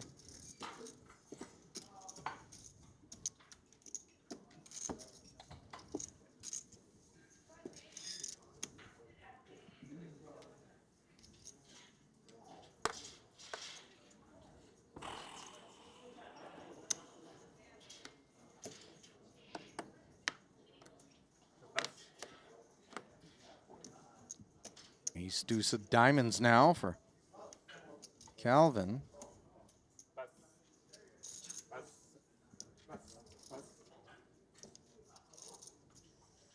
Not interested.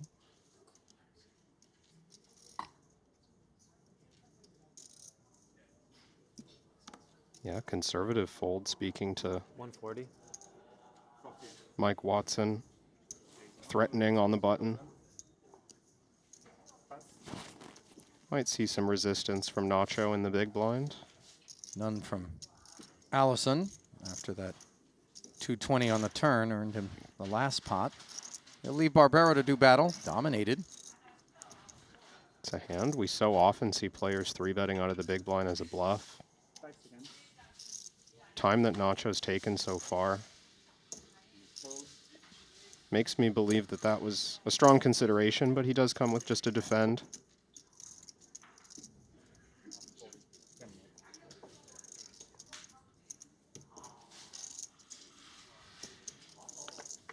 To the flop we go. 140 ahead.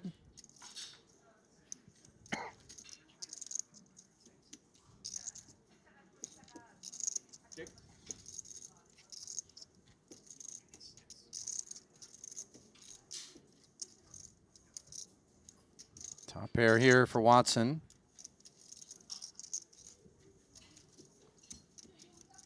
All high card board should compel more aggression. Don't think Nacho can do anything now that Ace Jack 9 has come. Sure enough, 90 and take it. Sure.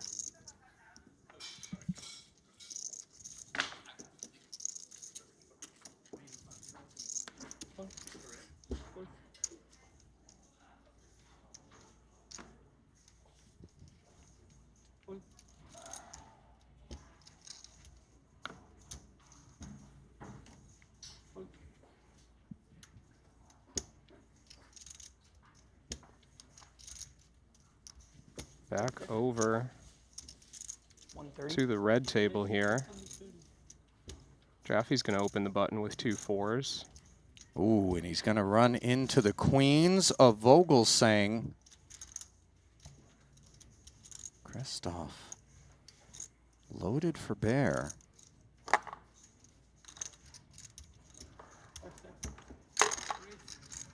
Brings forward 435. Out of the way is Fabian. Back over to Jaffe. This is rich. 305 more. With what frequency do we expect Vogelsang to be behind these 2 4s? A good amount of the time? Yeah, reasonably often. I mean, this is a button raise. We don't expect Vogelsang to just pass on an offsuit Broadway or a suited ace. There's going to be a lot of 3-bet bluffs. There's a real chance Jaffe moves in. 2-4 is having some amount of equity. If all the chips were to go in, Vogelsang probably 3-bet calling ace-queen offsuit, ace-jack suited.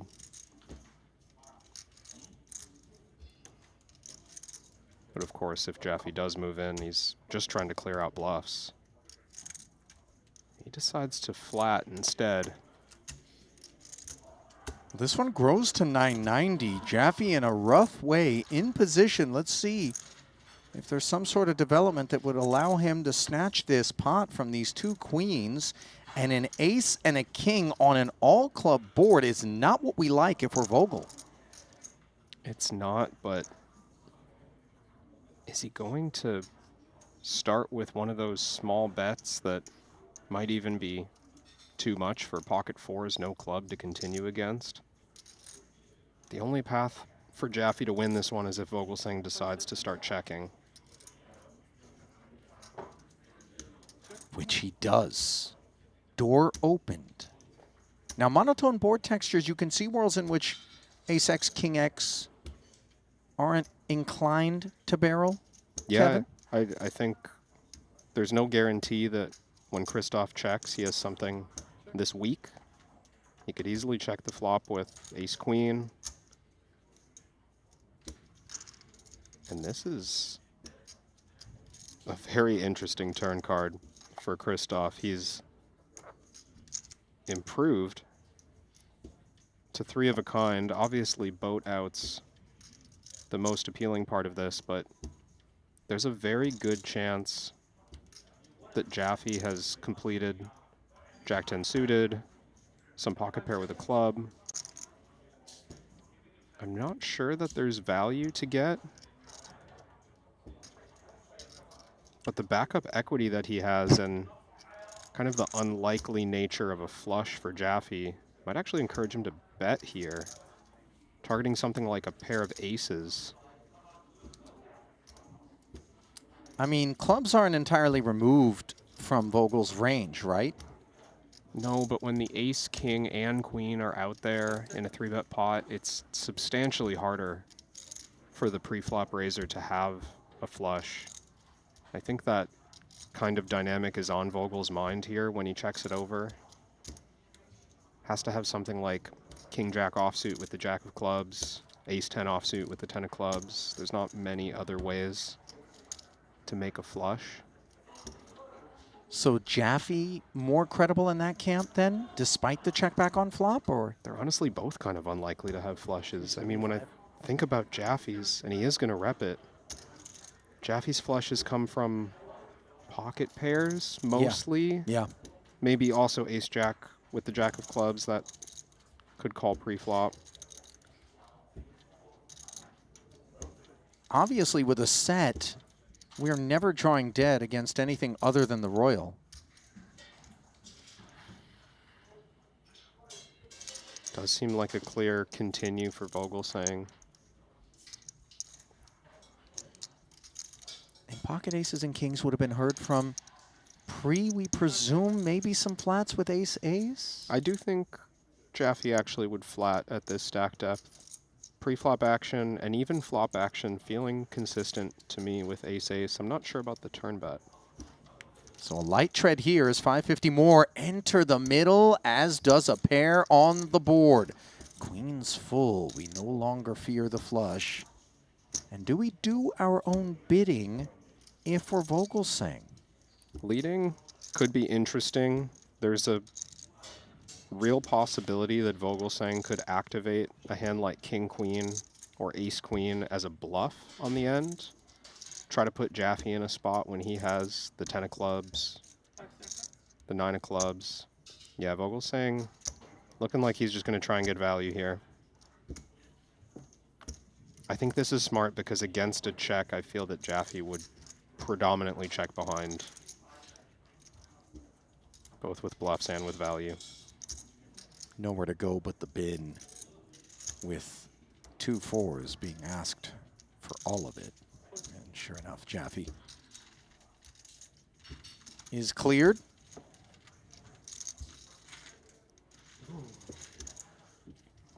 You think Jonathan ever gets after it on the river if check 2, or one and done turn barrel? My feeling was he was going to give that one up, Ollie, but you never know. Yeah, only he knows. One of the most creative players that I've observed. Jaffe? Yeah. Yeah. I remember a bluff he ran on me when I was doing World Series of Poker commentary featuring a table that he was at, and I read his bio where it described Jaffe as a former dolphin trainer. I remember this bit. And I kept reading through some of the bio, and I was like, this is outlandish. This is, come on now. Who is this, Ace Ventura? Then later on, he copped to the fact that he was trolling, and he got us. He loves a laugh. Definitely a mischievous character, but avoided further mischief there against Vogelsang. However, did lose a few as Vogelsang works his way up to 57 bigs. Jaffe now fights on with 24. 130. And in the cutoff, he's going to put some of them to work.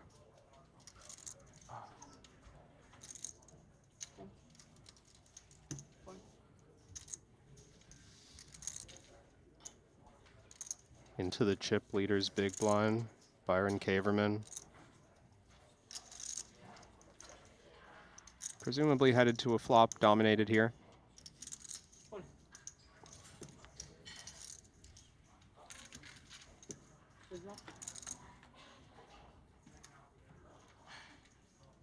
King 10-8 as the dominated party morphs into a gut shot straight draw. Favorable spot for John. Not going to take it, though. Checking back. It's a non-standard check, and it might raise some alarm bells for Kaverman when you see someone check behind on King 10-8. You generally read them for showdown value.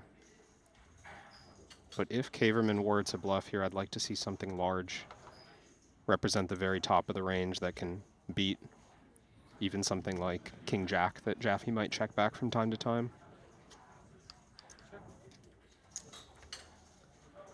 Jaffe still in the checking mood as Ace-7 has held. Will Byron allow showdown?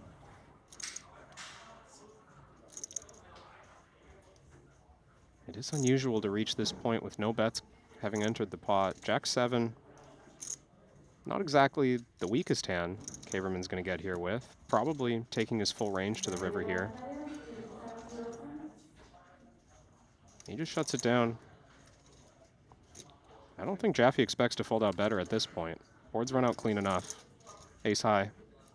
We'll win a showdown.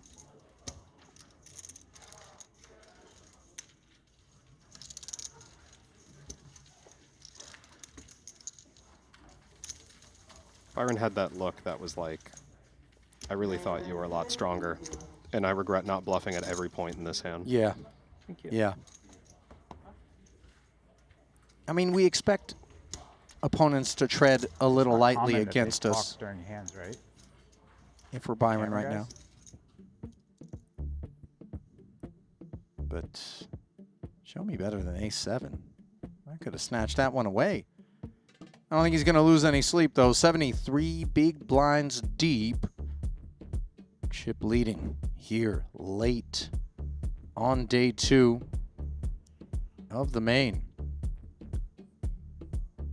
Boy, nobody in the danger zone at either of these two tables. And when we talk about the study, you know, I mean, that 20-ish big blind stack depth, Kevin, is where it happens. Nines making it happen. Early position. Ace queen for Musk. 300. Let's take it upstairs.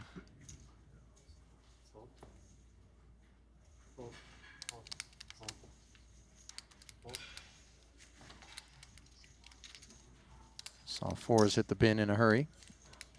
This has got to feel uncomfortable for Yarshevsky. Relative early position for both players. I confess the starfish pillow that he's perched atop now doesn't convey discomfort. Or is that a repurposed hoodie of some sort? It's helping with the situation, I Yeah. have to think. Unbothered, it would seem. He puts in the extra 180, bothered now by the ace of diamonds, of course, which, as we can see, has connected with the pre-flop 3-better. Thomas has the action checked over with 750 in the middle, and it looks like his deployment is not done.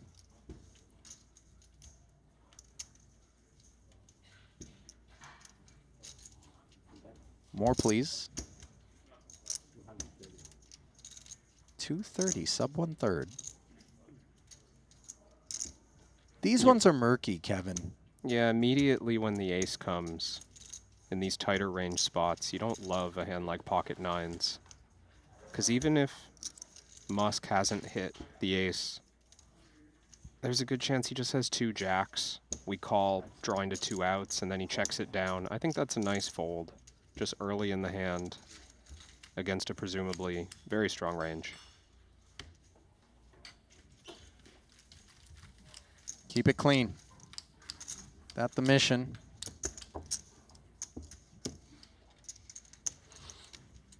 Checking up on the current payouts.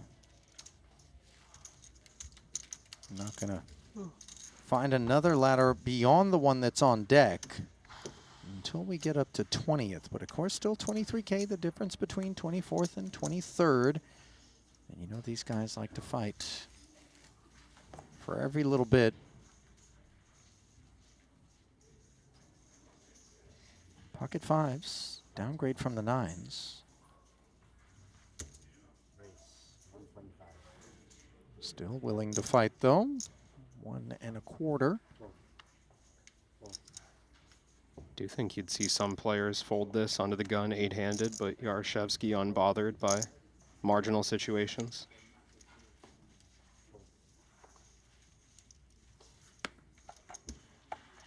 Lay you. Ace king in the big.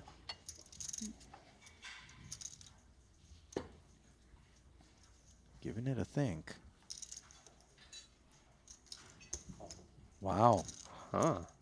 Deeply under-repped he will be as we move forward. You're surprised, Kevin? Yeah, and surprised that, I mean, 10 seconds ago I was going to say that 5s has no way of winning this pot. I believe now that couldn't be further from the truth. Yeah, 5s has I like almost no your- way of losing this pot. I like your side.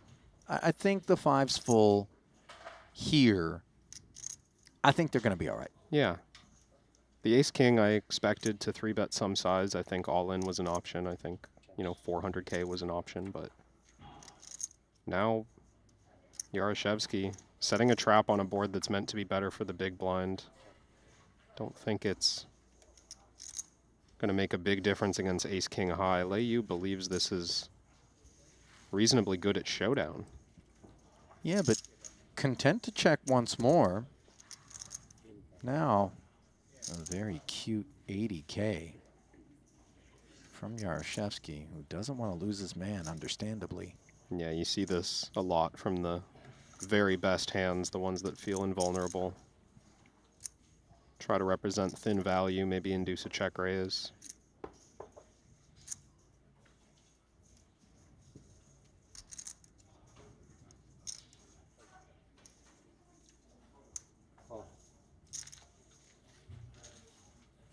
There's the flat. Queen on the end. Now, what do you like here, Kevin? Do you like all of a sudden, on the heels of that 80, doing something that seems awkward in terms of an overbet, or do you like keeping it milky? I think Yaroshevsky wants to imagine he has a hand like pocket kings or ace queen on this river and just size for that hand, because that feels like something we can represent. I know it's a little unusual to have value and think, how can I represent value? But that's sort of where my head's at in terms of balancing out common average value hands with the absolute nuts. 375. This looks nice to me. I think it serves that purpose. And it's what we would do with bluffs as well, right? If we arrive here with Jack 10 suited. we'd be thinking, what can I rep here? I guess I can rep ace queen or pocket kings, pocket aces, something of that nature.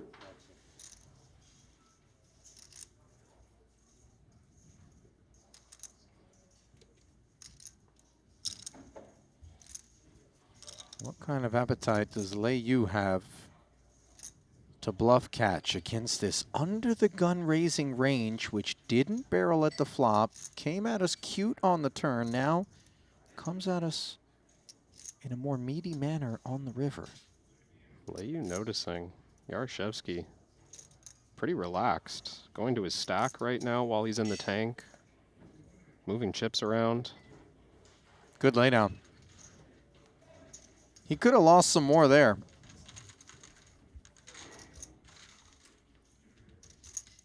Yeah, I maybe would have even been tempted to run a check raise bluff on the end. It would have ended in disastrous fashion. Yeah, catastrophic, of course. There were 3-bet sizes pre-flop, though, out of that big blind where the fives detach. Yeah. If we just move all in, clear fold with the fives. I admit I was curious what would come if he were to raise to 400 and leave room for the 4-bet. I think it all hinges upon the sizing in terms of Igor's willingness to continue.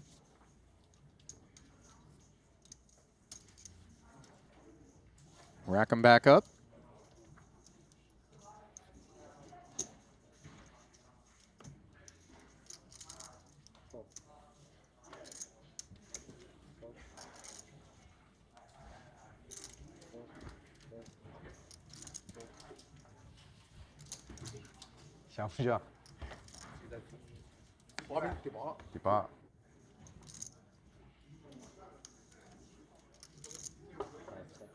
Round 2 available.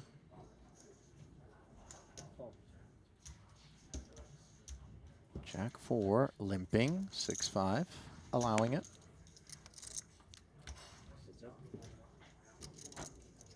Ace Jack 7, advantage.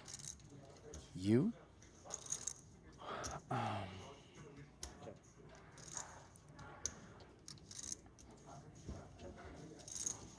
Two checks.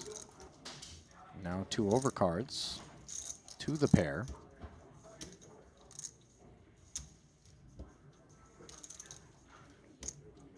Does look like one of those boards that Yaroshevsky's unlikely to try and represent. Might as well just go for value ourselves with the pair of jacks. 65 and take it, sir. Did look like maybe a travel pillow that he's leaning on there. You know, I thought the travel pillows are supposed to have like that horseshoe halo kind of around the neck deal. That one looks real spongy. You know, like when you fill up a water balloon and then you grab it in the middle and then you get, you know, a balloon on either side of your hand. Oh, yeah. It's got that vibe. Meant for lumbar support, maybe. That kind of tube shape to wedge under there. Hand was just Oh, that one just doesn't feel like it's got the support. on the turn. You know? No, it's a luxurious pillow. He did not have better than 130. Next time I play poker, I want to come with one of those kind of rollout mats that you can put onto a chair that have like the built-in massagey in them. Oh, Hook it up to like a car battery and just chill. Huh? I like that. You know? You're going to bring a car battery? Yeah, with a little handle on it. I mean, you need a power supply. I can't just count on being able to tap into an extension cord or something, the power strip. These sets. Just, you know, click autofold, by the way, even, you know, for like an orbit. Check out. Queen Jack 4. No auto folding here for Musk. Top and bottom pair. After the defense versus Petrangelo's ace high open from the cutoff, which has brought 100K as a C-bet. Backdoor flush and wheel and Broadway stuff all cooking. Oh, and the burner getting turned up early. Just given the texture. You're not supposed to fold that. Petrangelo might get sticky here with a few backdoor possibilities. The sizing is cheap. I haven't witnessed any play from Thomas Musk yet this series. I know just playing a few events at the tail end so far.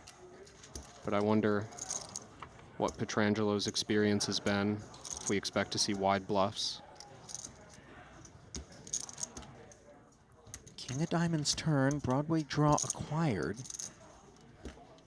Deuce or 5 of clubs would have been much more in line with what Petrangelo was hoping for, and Musk, unbothered. It's not only 250. Yeah, it's not a big bet, but continuing nonetheless. Petrangelo believes the story, as he should.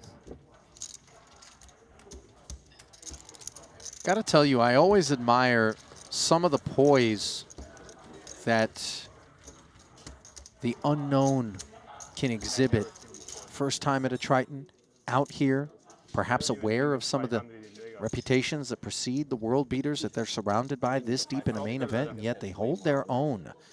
As we press hold on that feature to come back over to this one, where once more 2-pair on the flop is what lurks. Top 2 for Paul Pua in a pot that was opened by Pikansowicz with 2 kings. Pua's flat allowed Ponikov's to come along. Nobody fired on the flop. Now with the 6 of clubs turn, Pua wants to make some noise. 200, sheds the 7.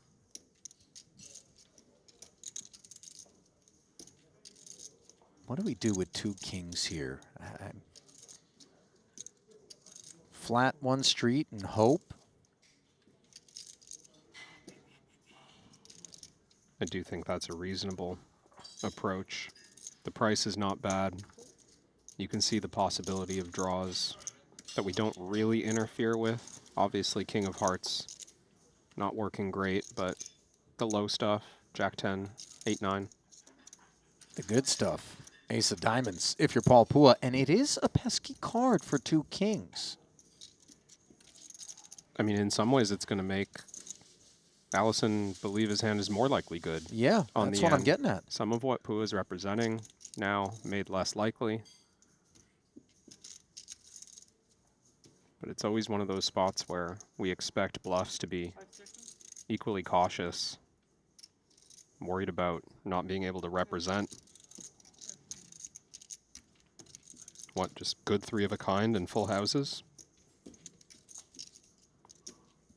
It's a strong claim out of the small blind. 500 into 850.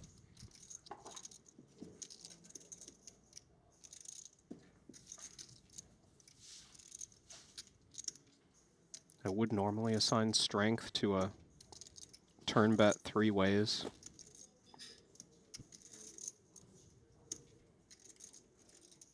It's not easy to fire out on an ace-high board from the small blind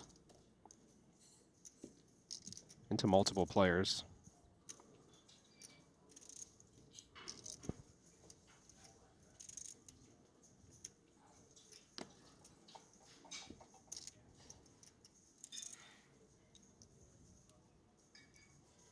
Other problem with having 2 kings is we don't block any value hands that Paul Pua would have.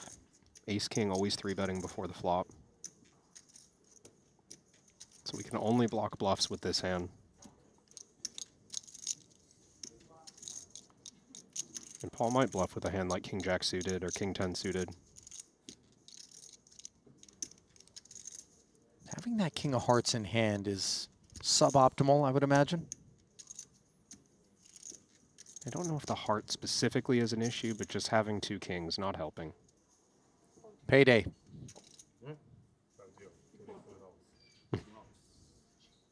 Nuts. Yeah. I told him in Portuguese, you lost, he has a full house, and you show a full house. Tight player. Tight player, he is so tight. EIP, never bluff like that.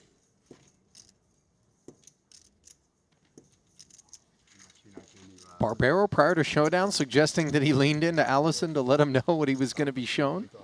In Portuguese, no less. We're going to need someone to confirm that. Nacho, by the way, does speak a number of languages. Spanish, Portuguese, French. Rumor has it English. 73 bigs. As that is speaking to Paul Pua here late.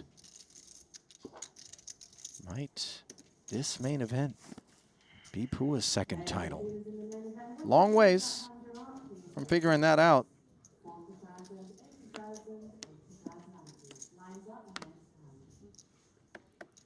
Announcement being made that the blinds will be going up. Bom, amanhã. Parabéns, que ele não trivetou, senão você acaba aí. Ele se trivetou a.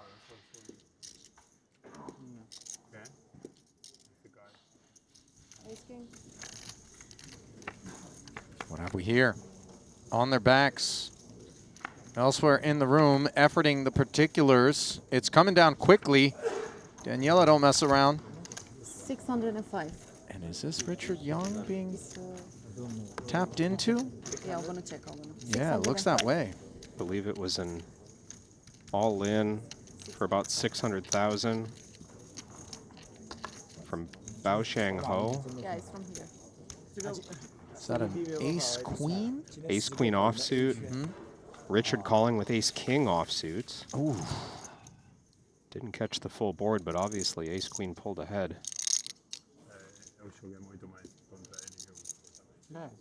Watson looking like he's fading. I don't know if you caught that, but consciousness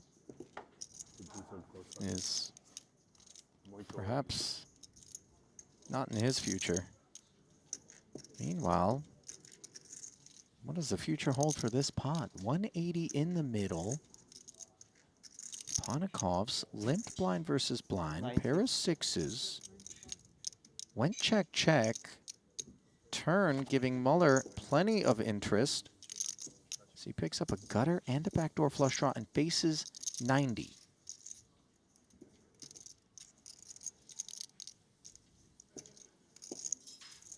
Certainly raising is an opportunity.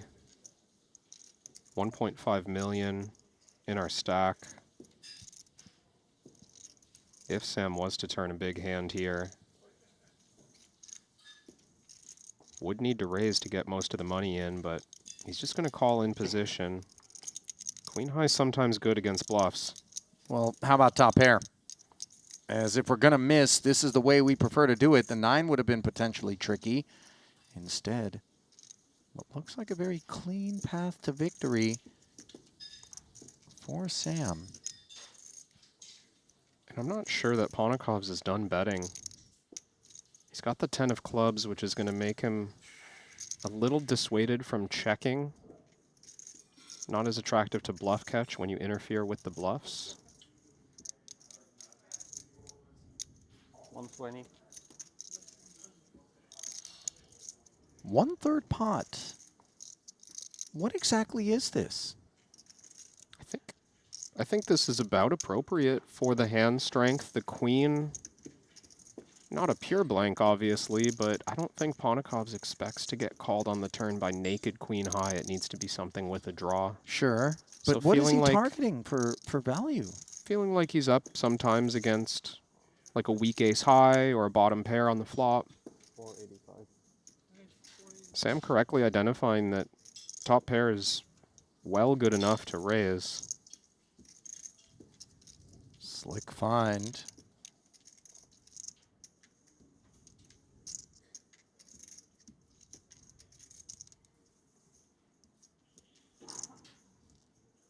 Doesn't feel like the most attractive spot to bluff catch here on the end. But we've seen Sam make plenty of creative bluffs on this stage and other events. Maybe building a reputation even as someone who attacks too hard in these kind of situations. Wonder if that reputation is going to be enough to get Ponikov's to call with this, because this is pretty dusty. Certainly not a hand that needs to commit another 365. I mean, he's blocking a busted club draw with the 10. We can see that is in a way what Sam has, but happens to have hit that queen. Unblocks hearts. Finds the fold, and that's the right decision, as so often. Ponikov's arriving just playing my hand. She's always In got that the Jack spot? 4 over there. He loves the Jack 4, this guy. He loves it. He goes for the instant. Well, Lord Vogel is back beneath his comfortable cotton confines. Just flatting the 2 jacks. Comfortable choice when 3-betting means putting in 40 blinds against an under-the-gun raise. This is potentially going to get a little ugly for Pietrangelo. 550 out there, 9's full. And this is where we sort of pray that it was an ace-X flat from Vogel saying the jacks can stay curious for a street.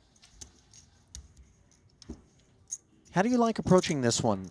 Does it seem too kind of red alert to check if you're Pietrangelo from the standpoint of Vogel's perceptions? It might be, yeah. I think this is a board where Pietrangelo from under the gun expects to have a range advantage, opening a lot of offsuit aces and suited aces, opening a lot of pocket pairs that perform well on this board. Vogelsang's going to flat the button with a number of weaker hands that Pietrangelo just never has.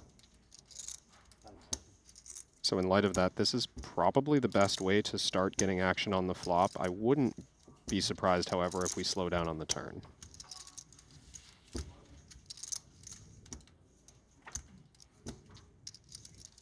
Oh my. This is gross. The third ace, counterfeiting the full house. Pietrangelo beaten now by Vogelsang. Yeah, and now just kind of a mandatory turn check, I think. We are still ahead of a hand like pocket sevens, just any underpair, some floats. I mean, we're a little bit wary of potential quad aces, but we can also retain the opportunity to rep that because a check here would be consistent with some quad aces if you're Pietrangelo? Yeah, I think checking when you have quads is a totally reasonable option. You'd have 100% equity and you'd have no reason to blow off like Queen Jack suited, which floated the flop, Jack 10 suited. So I don't think checking screams weakness.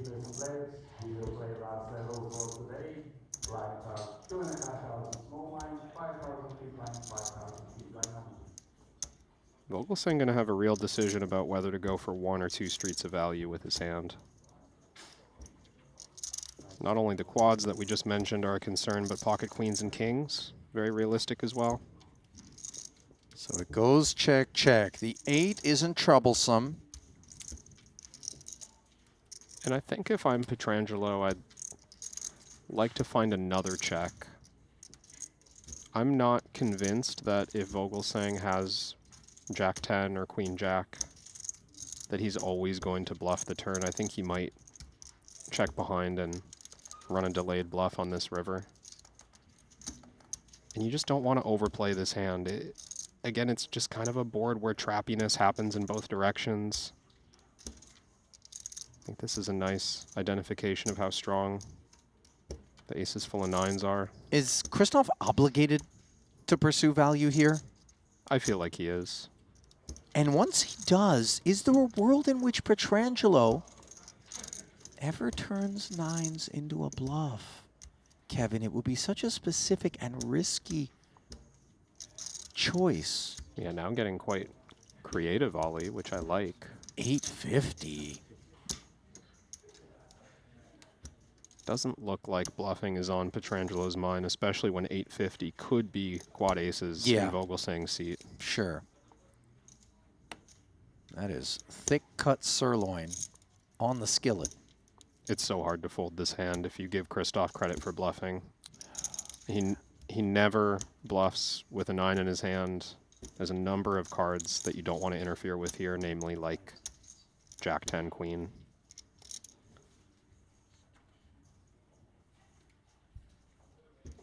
Time banks being brought forward as Pietrangelo looks over. And Vogelsang looking away.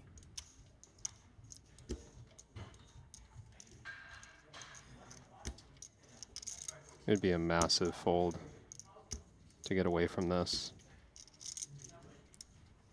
Vogelsang had the posture of like a dog that got into the pantry and started munching on things it shouldn't. You know, kind of that guilty look away, but also keep an eye on the owner.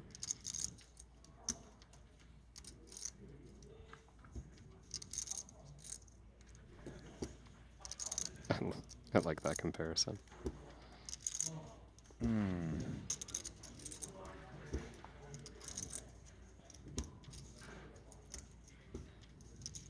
Where are the bluffs coming from here? Broadway peels with backdoor flush draw aspirations and maybe... Yeah. Not a whole lot of chance to chat about it as the payday comes and Petrangelo looking up, perhaps to the poker gods, to ask why. That one lacked righteousness.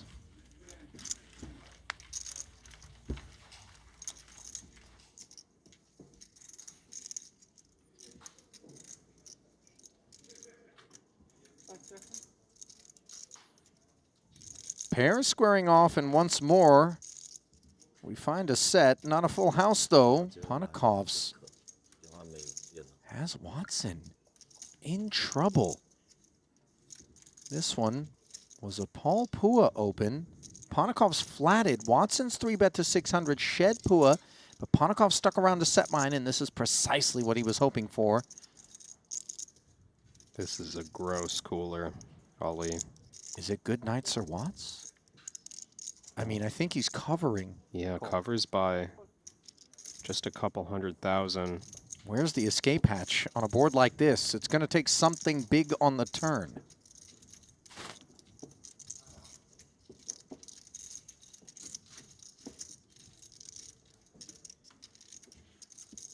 Eight of hearts.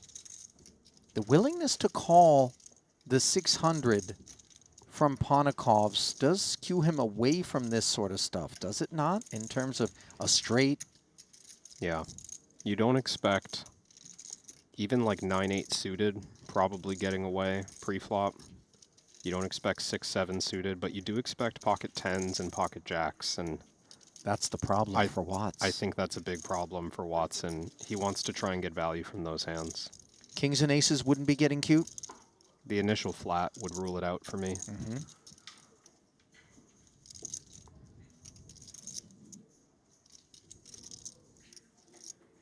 I do wonder if Watson expects Ponikovs to 3-bet jacks or even 10s against Pua in these positions, but I don't think it's a guarantee at this stage of the tournament with how deep they're playing.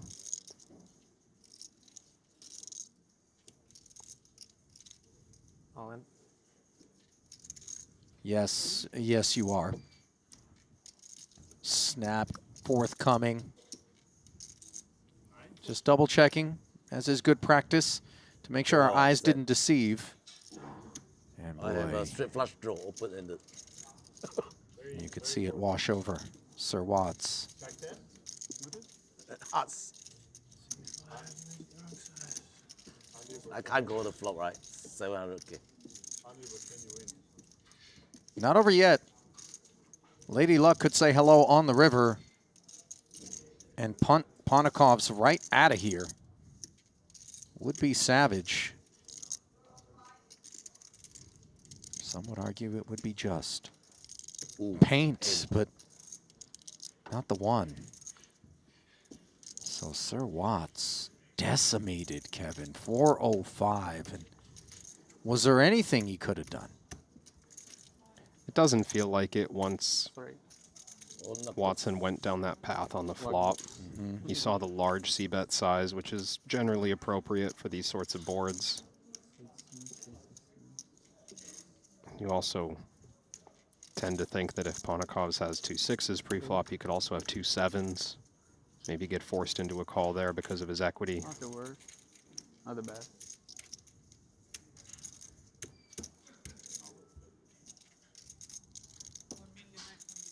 That right there is bad news. If you're trying to win this main, Alex Ponikovs is going to pay a visit to the top of the leaderboard. He's going to dethrone Christoph Vogelsang, who was sitting in first ahead of Paul Pua by just a lone blind. 199. Byron was in third, and they will all give way to this huge collision. If he has no hand, you stack me. If he doesn't have a hand, I bet. The life of Alexei. Hearts. Bet. You would stack me too. I had king 9. You would stack me too. I had 9-6. I swear. I folded under the gun. Wow. Ponikovs is like, come and get it, guys. I'll stack all of you. Who wants some? Wow. You stacked the whole table. 1, 2, 3, 5. Wow. Only you, bro. You're a fucking animal. Fucking machine. Latvia machine. Watson really taking that one on the chin, Kevin. It hurts. Not often you see him look shell-shocked, but absolutely breathless. You can understand it, obviously. And it just saw like the shake of the hand as if to say, like, is there really something I can do? Because you get the sense that he just knew. You know, that is kind of the immediate place at which our mind goes is am I to be held responsible? Was there some sort of path that I could have taken, or was this just a preordained outcome? Especially when you get that feeling that in the pit of your stomach. Like, I'm pretty sure as soon as I go all in here, I'm going to get shown a set. Yeah, that's always the worst. You're like, I know I'm supposed to jam, but I also, for some reason, really don't want to. Yeah. 160. Well, here comes the man at arms. King Jack, and Muller's got the antidote. Who's blind? You're blind, I swear. I look.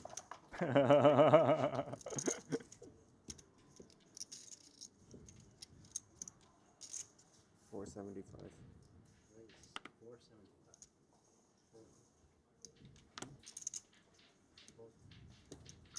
475, says Muller. As he seeks privacy, Barbero seeks a second with the ace tray of clubs. Should have looked not that good. You should not tell anybody. Fold to you, you rest. I was gonna go all in actually. Probably Sebi doesn't have a good head. I had ace 3. Nobody believes Sam Mueller. I don't know why. Really sure. Horrible chance. It's an honest looking face. It's always the quiet ones. I mean, you set up the thing, you know, like you said, he had up and blind, he 3-bets, he had the perfect hand to do it. Yeah, I know. He's just forever ace-5 suited guy. It's hard to shake that reputation. Well, you know, the more GTO subscribed one is, maybe the more likely they are to show up with the affinity for the ace-5 suited. Solver bait, as I've christened it. You watched this time? You watched it last time too. I was fucking around. How are you gonna open black? For 5.5 million, 4.5 million. Did you watch last time? 160. Last time did you look? Yeah. Of course you Of course.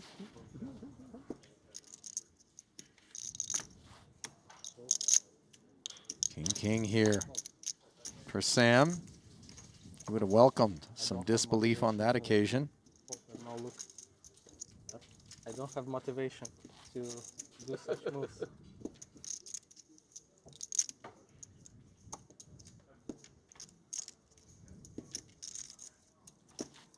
Cash game invite, no. Boy, dwelling uncharacteristically is Watson there. You can just see him staring off. Just trying to play it all back in his mind. Don't go through the trauma more than once, Mike. Shake it off, easier said than done, and shaking it up will be Pua with red aces. Yeah, it's hard to get back into it, Ali, especially when you're just sitting on 5 blinds. Sure. Like, often I'm thinking, okay, let's count up my stack and think about what to do next. But when you're put in that dismal situation, right, it's like there's really not a lot to focus on other than hoping I get dealt a good hand. It's a great word, dismal, but Stranger things have happened. You know, it isn't lip service that forces us to remind anybody that's written Watson off that chipping a chair is a real deal. Meanwhile, Calvin Lee, the only passenger here aboard the American Airlines flight. 2 spades, 2 trays, and a jack. A little bit of aspiration, potentially, for Lee on this board texture. He checks, 440 in the middle. See what Pua draws up. Yeah, I wouldn't fault Calvin for using these cards to check raise bluff.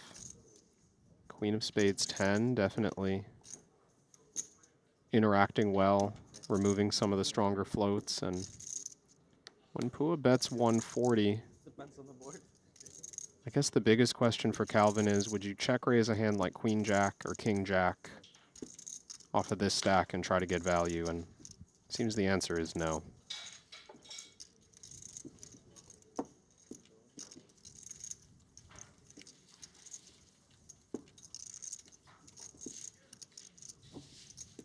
Unable to lure Calvin into a call.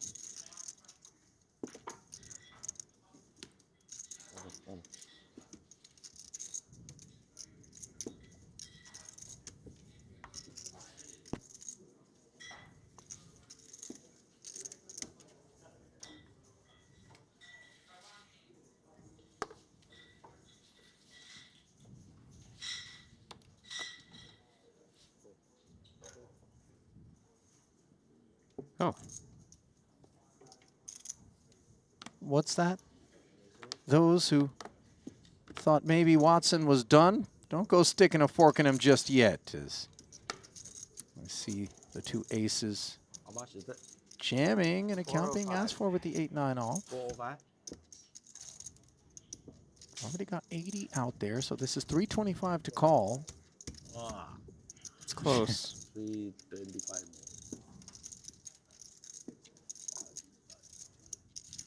Need we be a sheriff? 405. I don't know where to go.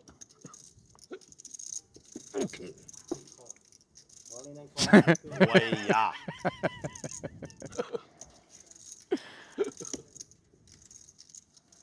Boss, gonna give a spin here. 5 more. I think he was hoping for a little bit better outcome than being up against aces. Well, the big pairs are what put Watson here. He's hoping they'll perform a little bit better on this occasion.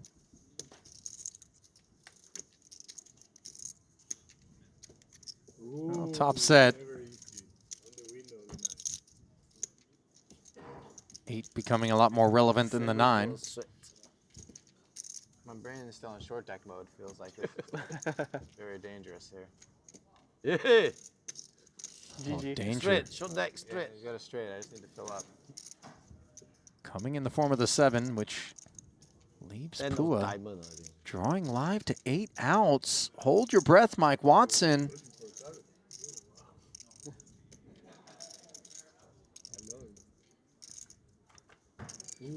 And now exhale. 300K. I thought it was coming. I thought it was coming too, Mike. Total 405. Okay, I found out something.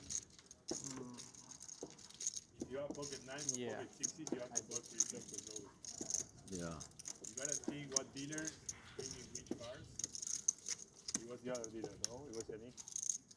But one day I lost a tournament to a guy. They put in one big. That independent dealer who was playing different cards.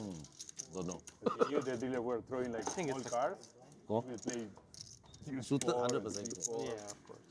Bro, this is Ponikov's reassuring Pua that this guy, Bernardo while Abramovich, it he won a seems like it tournament. was perhaps cuspy, it was a call. We actually chopped 500. It was me, Fabricio, and Fabricio Gonzalez, the legend. If he shows aces, I It was first prize.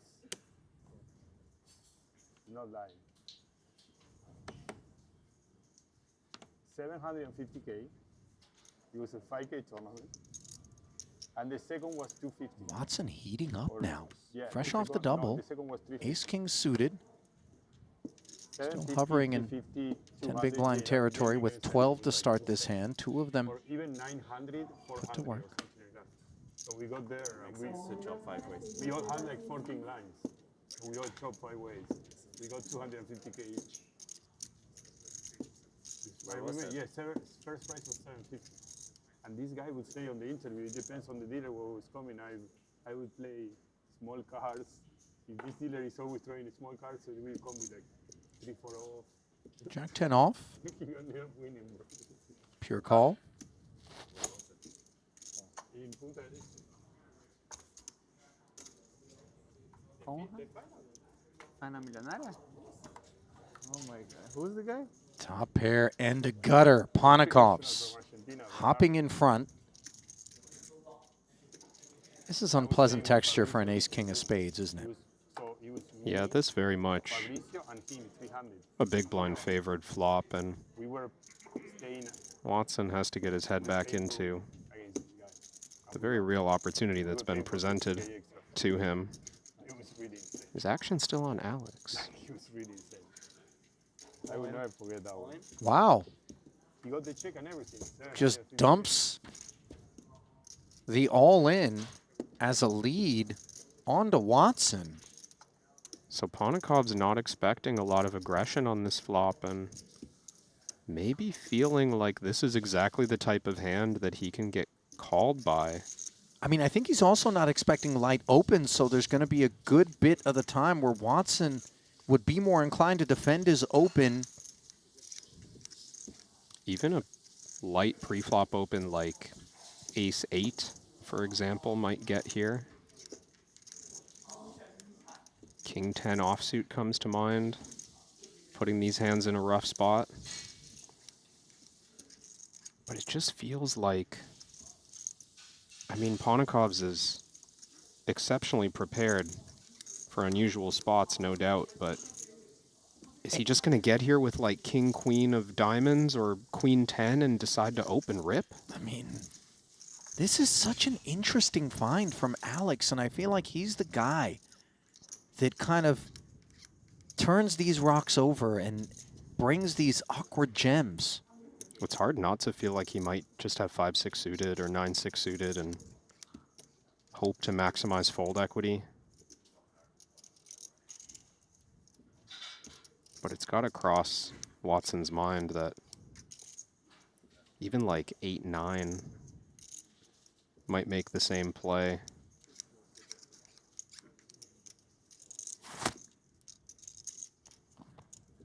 This is effectively almost 2 times the pot.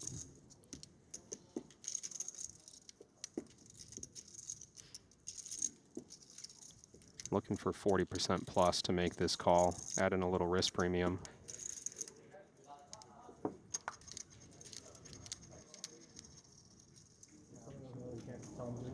Well, while Watson chews, looks like some teeth are being sunk in to an all-in spot here.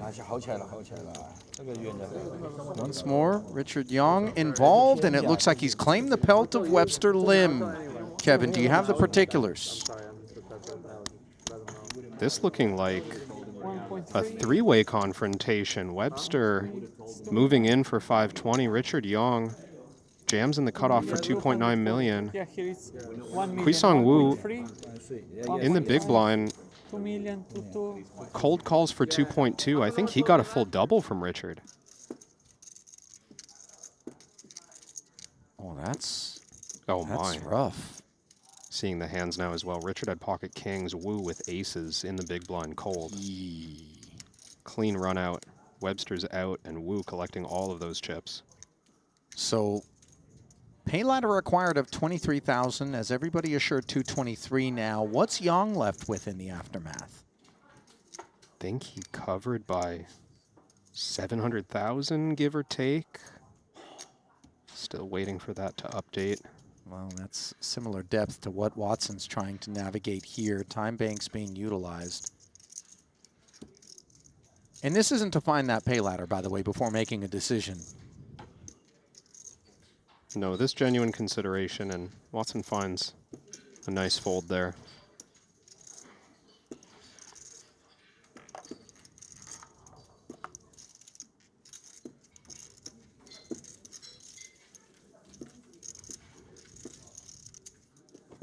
I gotta tell you, that's one of those take notice sorts of all-in leads from Ponikovs, right? It's the stuff that is just, it breaks so much with what we can be lulled into thinking is the very, you know, standard adherence to protocol that most would embrace. And it's the kind of play that makes you want to not only take note, but go review it later. Try and see if you can reverse engineer what Ponikovs was thinking there. Maybe he didn't nail it on the head, but he's considering leads in this spot. If you've never considered them before, why not start now? In terms of where it places me as an observer in the booth, not since young Tom Dwan showed up and began to do things that the rest of us had never seen and couldn't really understand, and to great effect, have I really been, you know, not triggered is the wrong word because it implies that I'm upset or something like that, but just, you know, it's striking that same chord. Katzowitz striking a min-raise with king-queen. You saw Pua thinking about it. I think that's a nice fold with ace-5 suited. Against a very short stack, there wasn't room really to 3-bet and then fold to a jam. Maybe our next best option is to 3-bet just like a committing size, and if he comes over the top, we live with it.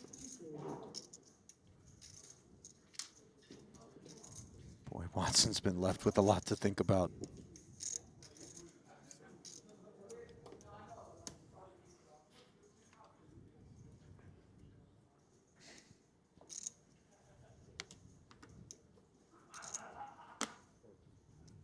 Ace-8 suited now for Barbero.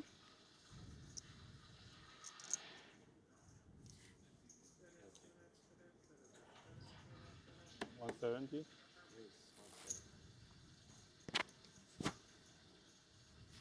$170, says Nacho, and Ben Heath is going to say something else. 2 kings at the ready, under the gun +1 and 2.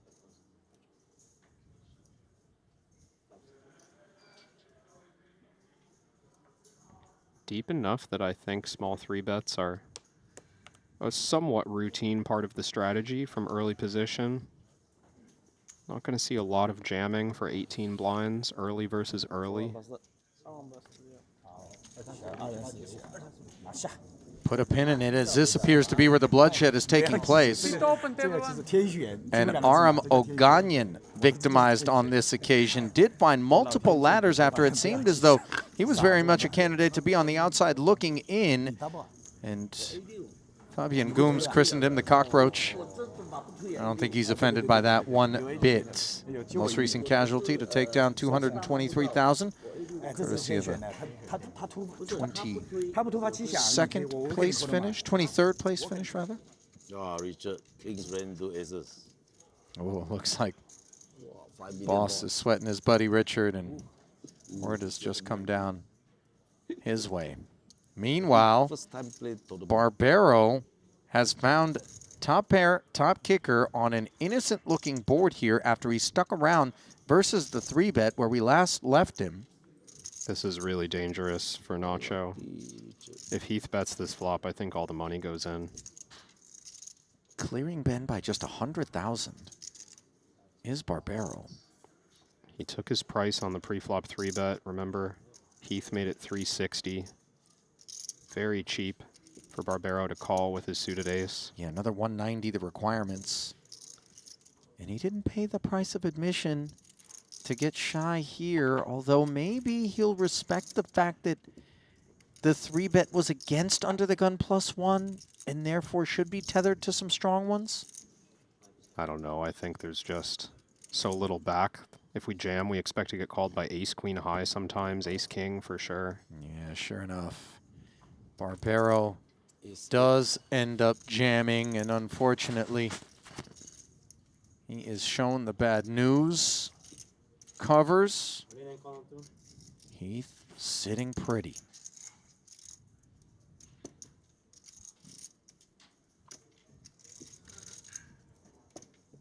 Well, that's one way to put a silencer on the otherwise chirpy Nacho Barbero. And the queen not going to turn up the volume. Ace or an 8. That's what he needs to break Ben Heath's heart. And instead, the second queen leaves Heath collecting north of 3 million and leaves Barbero on vapors. Sleepy. Very sleepy.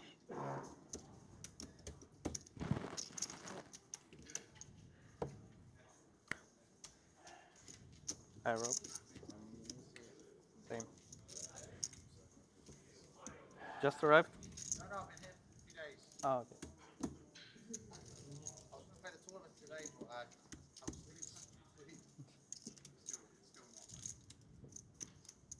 Everyone have trouble sleeping here? I don't know why, but I don't know. I sleep 2 hours, wake up, cannot sleep. yeah, same.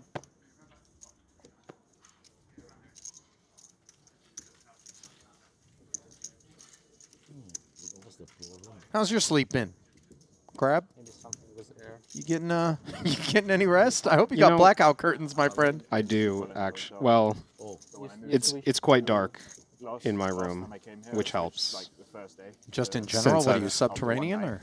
Well, I've been going to sleep well after sunrise. Well, that's what I mean. How do you get it 5 dark? nights in a row. Close the blinds, Okay. put on an eye mask. Tomorrow I move to the villa. For those that might be thinking, I'm sat beside an insomniac. It's actually the contrary, a nocturne crab, as forced by one Aussie Katola, who was on the graveyard shift, Depends on the apartment you get. giving us the other type of Aussie millions. And more of that is to come directly after 3 room. our coverage here. 3 bedrooms, yeah.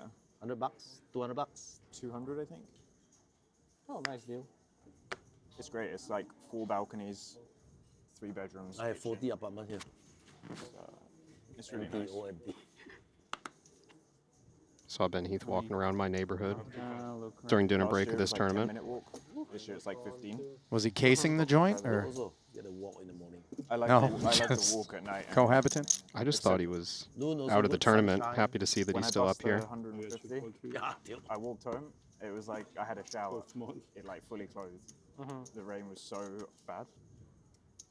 In such case, you can grab a taxi. Yeah, you can get a taxi or umbrella. Or Oh, yeah. El Barbero needs an umbrella. Why not use? He's all but showered. But Prepaid? ace high in the lead. Pikacewicz going with the prepay. Nacho knows the dark arts. Oh, yeah. Yeah, the prepaid. But hang on, though, Nacho. You have the forks. Something sharp on top, whether one-legged or two-legged, Polished. keeps you in your chair. Get polished. To fight on with 410.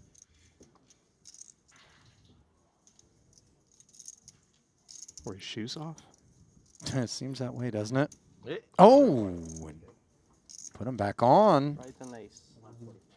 Only to take him back off, perhaps. 5 chart. Fuck, why did Yes. I put my shoes on again? Is that Nacho's version of putting on the backpack and the jacket? Gotta take them out. Barefoot poker. Just 5 bigs. Better than 0, though. Yes, Barbero's No, hopes 125? Yeah, you got it wrong. remain intact. Always when he'd bust me, the biggest spots of my life. Another time. Next 4 years. Another time to the collection. I got him once in Monaco, like 2021 or something, and it's all I hear. When I open aces with certain lines, he showed Jack 9 suited. No, also on the aces against queens, and then aces against queens again. Story of my life, busting against Ben Heath. You could have just told it pre, you know? I know. Yeah. You gave me the odds.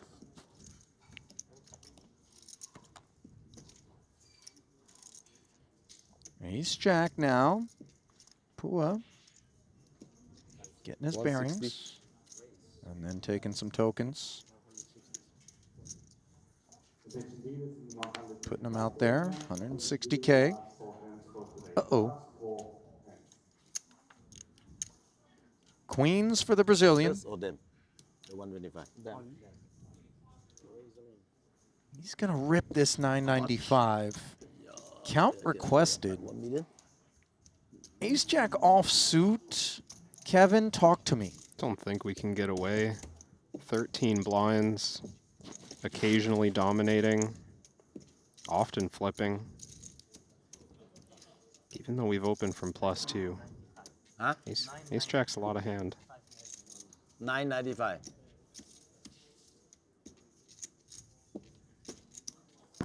Cool. So the call does come in. 2.15 million chip pot. That's what they're playing for here. But more importantly, if you're Allison Pikaczewicz, his future in the main.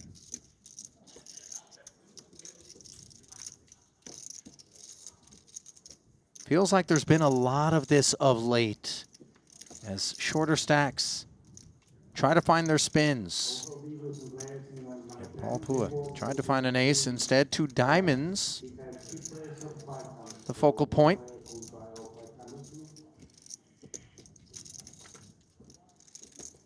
Now take those off the board. Nacho found an ace on the river. It's possible, if improbable. It's on the river. One barrel one barrel on the river. What about a queen? Oh, wow. I guess if you're going to miss big. Queen's full for good measure as the Brazilian. Will double up. A late night carnival. Have you made it down to South America, Kevin? Have you gone to Brazil? Once. I played a party poker series in Rio. Really? I was there for about 10 days, maybe 7 to 10 days, I forget exactly. Did you get a chance to get out? A little, yeah. I Okay. saw a couple of the key sites in Rio. The Christ the Redeemer? Yeah, took the rickety tram up. Okay. And what's that like? You go to downtown tourist area called? It's like a historic library and a bunch of outdoor shopping and stuff. Don't know. Central Copacabana, you mean? Central Rio. Well, Copa, the venue was right at the beach. Okay. So I did just kind of see that every day. Triton, Brazil, baby. Let's do it. The doors are open for poker now. Very much so. Considered a sport officially by the Brazilian government. I'd imagine that our Brazilian regs would love nothing more than to host us for a Triton festival down there. These festivals are very much their specialty. It was a fun spot. I really enjoyed that trip. Didn't make it out to any favelas? Is that Kevin? a common It's method kind of like tourism? one That's of like a super dangerous. Yeah, you know what it is. yeah. I would Just the way say- you said it, it's like you made it sound like an event. And the question was really like, did you get kidnapped? Yeah, well, I mean, listen, No, I didn't get kidnapped. it's always in play. Barbero looking to abduct some chips from Ponikov's. Ace 9. Aces. King 10. in South America. Table for 2.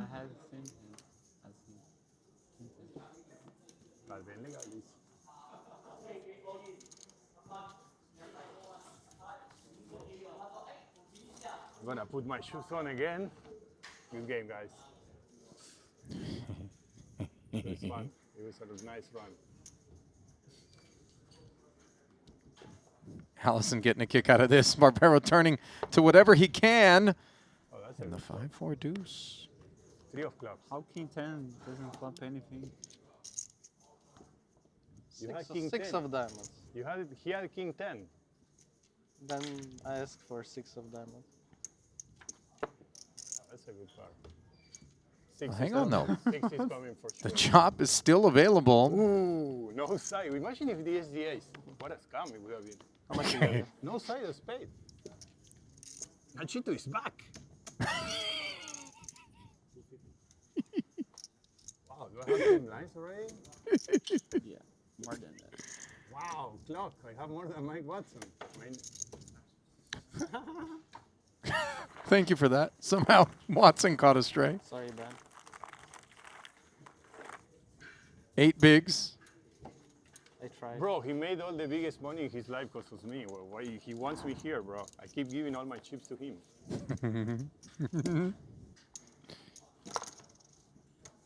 Alex apologizing to Ben Heath for not busting Nacho. That's something.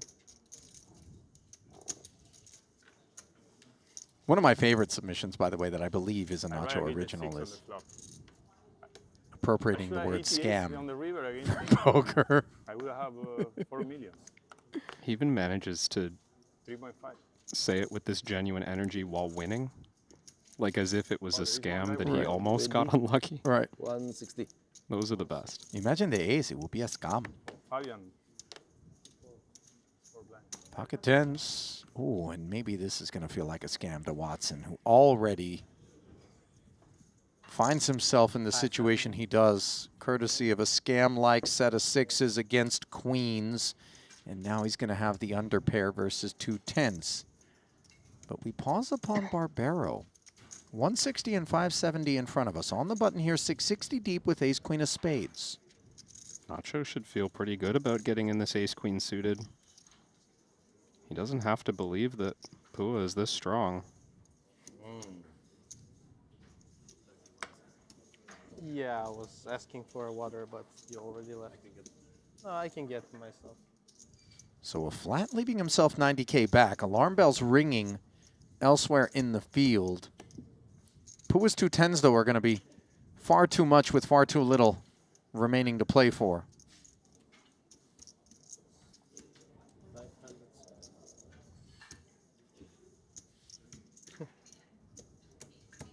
My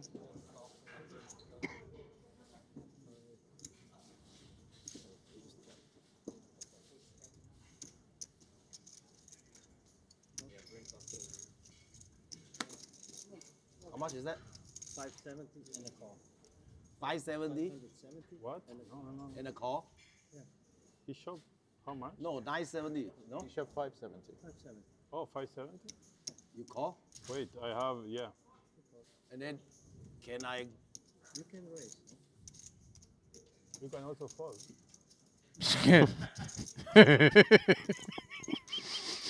Keep you around? No use. Okay, I go all in. Show me the last 90. As we stick 180 on the side. Barbero trying to usher Pua into a fold. Never going to happen. So Red 10. bulk of the biscuits in the center. As the 1.9 million chip basket is the one Watson plays for. Ben has an Barbero S. threatening the S, you pocket have an pairs S? with the No. 2 overs. I was just waiting until they figured out what happened. Watson I'm is gonna put my demiking shoes on again. before the flop. Barbero's throwing his shoes on. I never flopped a flush in my life. Feels like a red 10 is coming.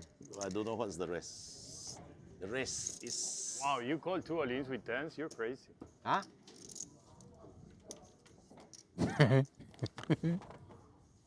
Yeah, almost. Tens in the lead, where they've been since the onset.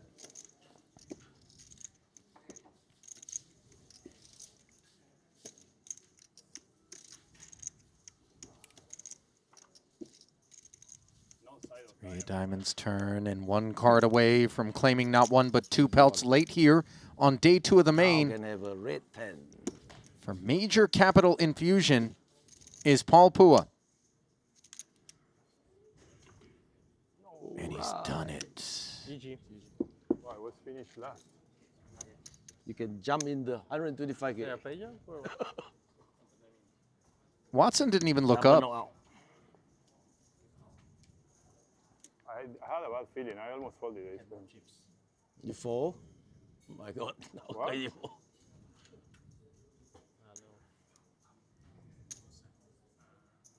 What happened? Just stacking the chip. He had more chips than me? You got more. Something tells me Watson didn't whip his phone out to memorialize this. You get a little page up. Yeah, I got more than 23K or something. More likely checking the structure of the GG, guys. GG. other event GG, happening in the room. GG.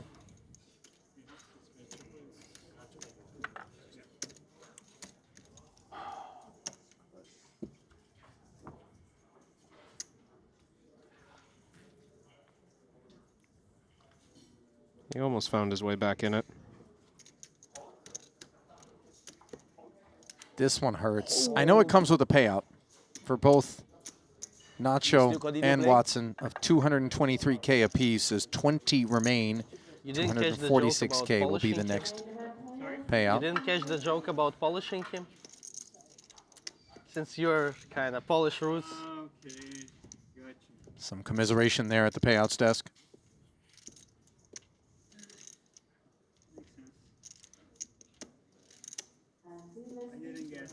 60 bigs now for Pua. With delay. In terms of where that places him in the overall field, it's fourth. Ponikov's first. Kui-Song Woo, who took that big bite out of Richard Young, second. 160. And Christoph Vogelsang in third. Average stack right now, 2.9 million, 36 bigs, 20 remaining. Shortest stack in the room is Fabian Gums with 4 bigs elsewhere. Meanwhile, back here, Samuel Muller has himself some issues with an ace-10 offsuit, which has opened into an ace-king.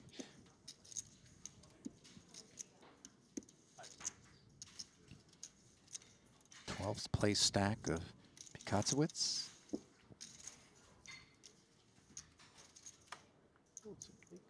You know, I'm no expert on, matters Brazilian. But that's a little bit too many Z's and W's. The whole deal there I think skews Eastern Europe. Just heard Ponikov's patting himself on the back for his own pun, which, to his credit, is hard to do in English when it's... Polish. Polish, yeah. Polish Gotcha. roots for Allison. Yeah.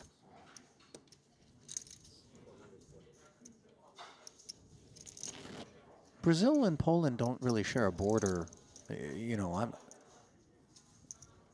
Geography doesn't need to be your strong suit to sort that out, so I'm unsure. I'm sure where the Polish diaspora came from. Were invented during his parents' lifetime. Yeah, no, I get how one gets between the two places, but Poland to Brazil is a commute or an emigration. So I don't think that's the #1 destination, but I could be wrong. Who knows? Producer James tends to be up on these sorts of things, maybe when he's had a little bit more sleep.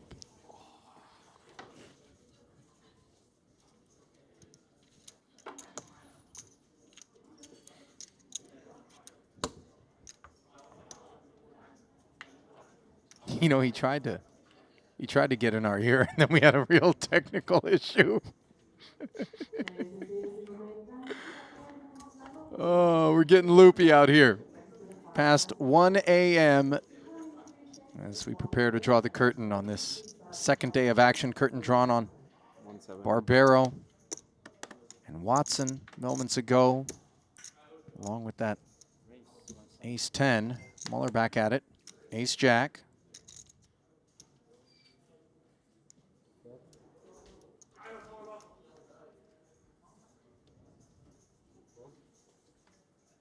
Hổ攰啊！4杯紅牛咗，晏晝飲到依家嘛。Ace-3 off in the big. 搞唔掂。Yeah, let's see if Ponikovs wants to flex the chip lead. Oh, look at this. Pumping iron. In the big. 520. 350 on demand, 1.9 back. As Muller, even if we expect a number of these bluffs, ace-jack offsuit can be in very rough shape against value. I think fold or call only options, and fold. I take 400. Very understandable. Sure. You're chip raising, eh? Yeah. We are done? Relinquishing the ace-jack there. Kevin? I think from under the gun, our offsuit hands in general, just not thrilling. And when you're behind, you're way behind. Like to get But it's a Ponikov's chip lead, Flo, you get know. some Rex for Podakov, please. Thank you.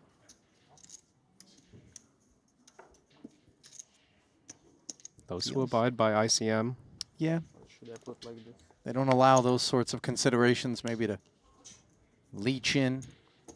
And it's not like ICM would disagree with Ponikov's side of that hand either. We usually talk about the player under pressure, but those who apply pressure are meant to get out of line.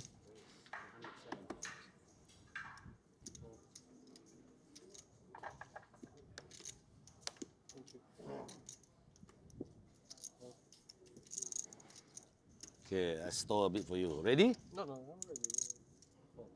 ready. I'm not gonna watch. 170. And take it. Too strong. Leave it to chat, by the way, for stepping in to kind of shed a little bit of light on what appears to be a Polish diaspora in Brazil.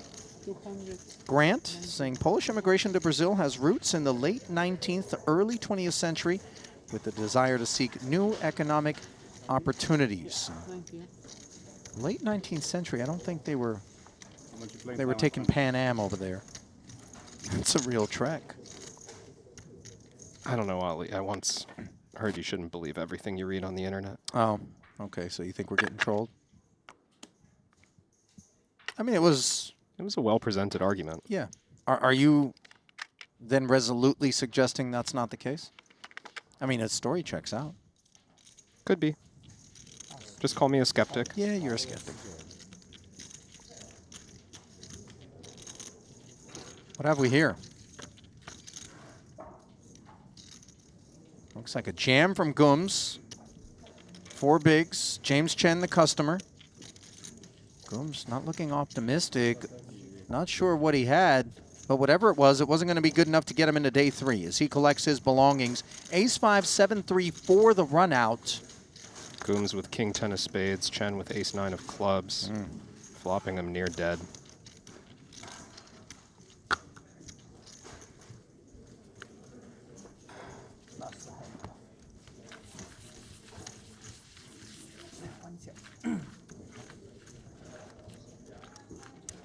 Fabian was down to just 4 big blinds before that pot.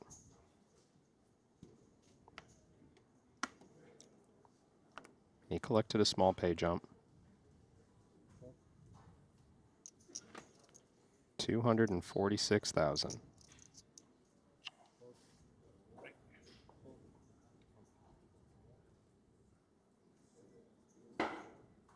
Pocket 8s now 160. for Muller, looking to collect some chips.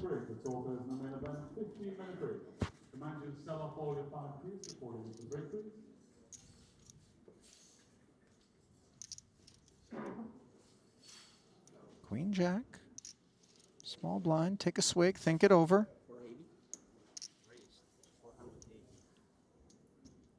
And on the back end of the thoughts comes 480.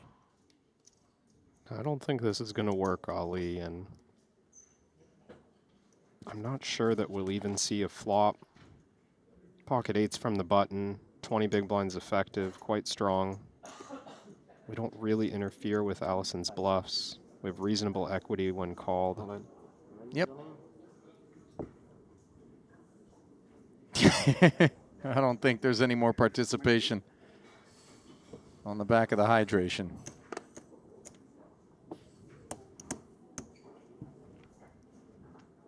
$480, gonna get wicked away.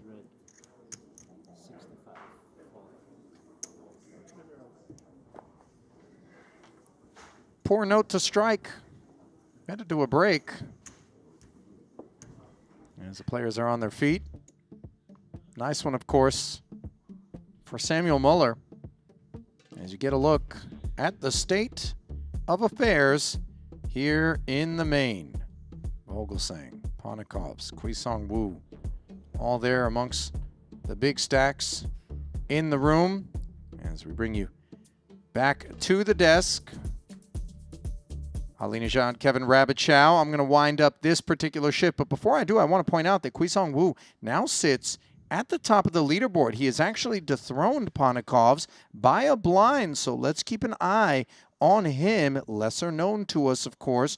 Christoph Vogelsang in third. Paul Pua still very much in the hunt in fourth. For that frame, Kevin, as you reflect upon it, is it just kind of the Ponikovs show was the story? What was it really that stood out for you? To some extent, yeah, the Ponikovs show, but really just a tale of two coolers. I mean, Ponikovs coolering Mike Watson's pocket queens with his set of sixes, and Kwisong Wu, who you just said is into the chip lead, coolering Richard Yang, kings versus aces pre-flop. I mean, we're not seeing players get way out of line. I think we're just seeing big hands collide. Yeah, and as a result, Richard Yang is actually the shortest stack of the 19 remaining right now, as he has just 8 big blinds. We have just 3 minutes, and then we're going to come right back with more coverage as the main is going to play another level. Henry coming in. Kevin going to stay with you. Keep it close. We'll see you in a few.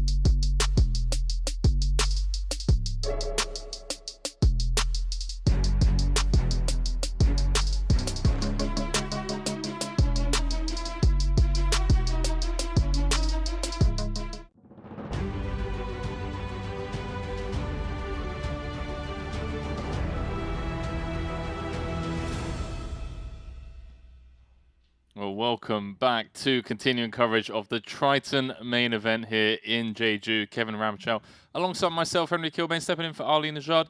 Kevin, I'm just quickly scrolling through the Triton Poker Plus app, and I have to say, for me, just as a fan of the game, it's the perfect mix of unknowns and Triton regulars. There are a couple of names in here. I mean, mainly the chip leader, Wu Q-Song, who I haven't seen before. And then you have the likes of Ponikovs, Vogelsang, one of the founding Triton players, Paul Pua, in the mix. And it just, you never know what to expect when you have these players, you know, who show up to a Triton stop. You don't have any information, no data points to kind of turn to and say, okay, this is his play style. We have, you know, these previous tournaments that we can kind of look at. And yeah, for me, it just makes for really entertaining poker content. Yeah, and I have to say, a lot of times when I speak to players who frequent the Triton Tour, especially this stop in Jeju, when you ask them what do you expect from unknowns, you expect a lot of firepower from the fields here. Usually you get unknown players who are fearless, players with a lot of money who are jumping between cash games and tournaments frequently.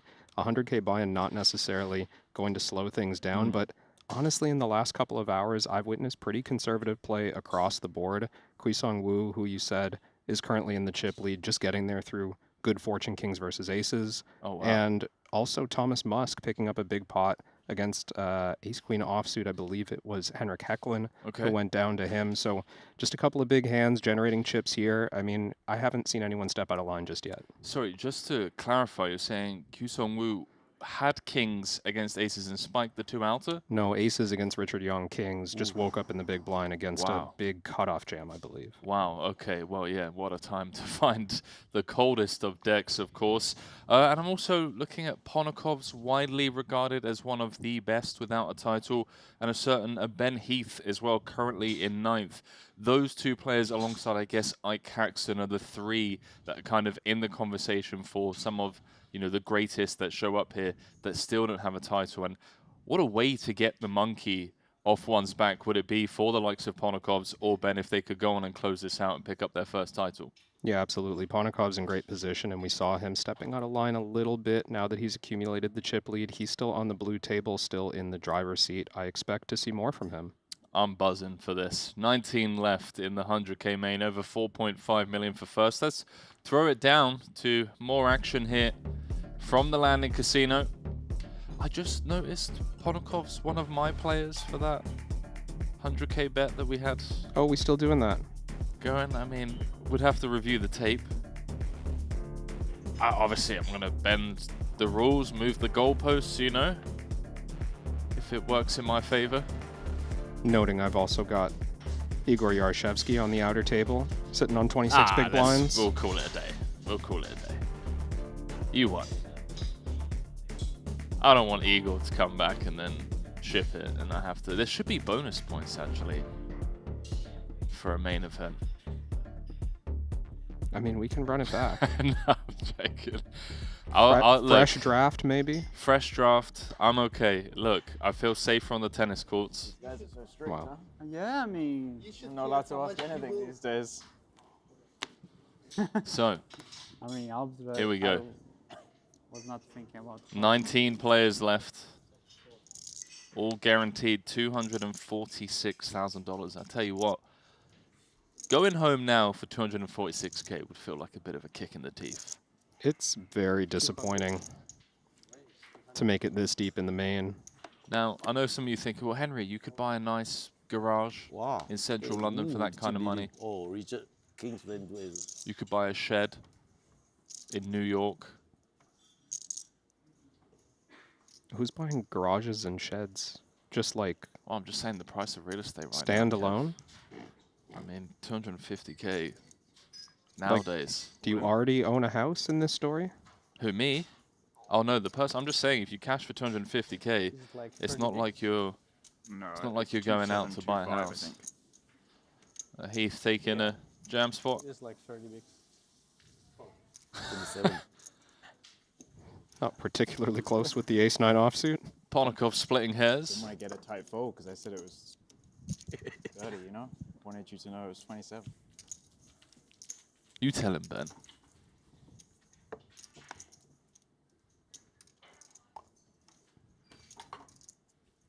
What could it buy you in Hong Kong? Like, Very beautiful. Nice dinner. Yeah, pretty much. Cup of coffee the next morning, maybe. Yeah. Then you'd be back out on the streets. People are saying, are they playing at midnight now? Well, currently it's 2 a.m., so you should have asked that question about 2 hours ago.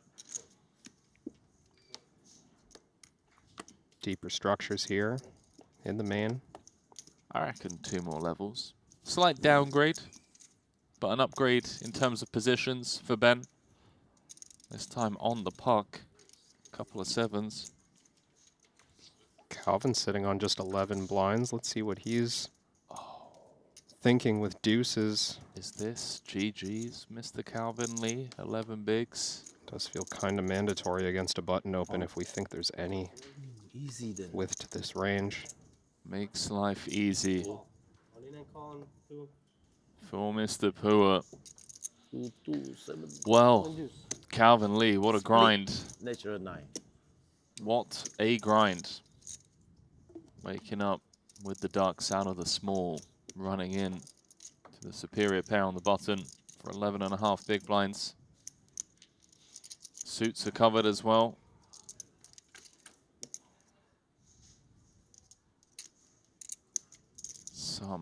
Some hope in the form of Runner Will. That hope no longer a possibility on the turn. Deuce and a deuce only. Doesn't find it. GG's, sir. Every time queen comes on the river. That one stings. Here comes Ben A. But very good that not in the hand where I had 6s. Yeah. That one stings. After that, every time.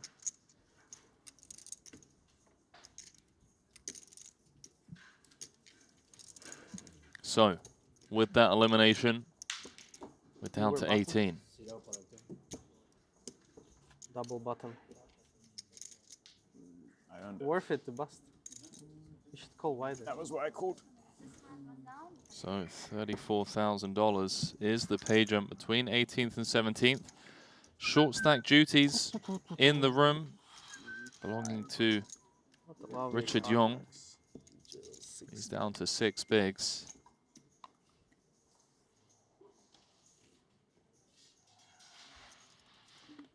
One of my most important scores, you were there. So I was. You were there, yeah. WSOP 100K. You should have one more. Oh, well, we were three-handed with Phil, right? Yeah.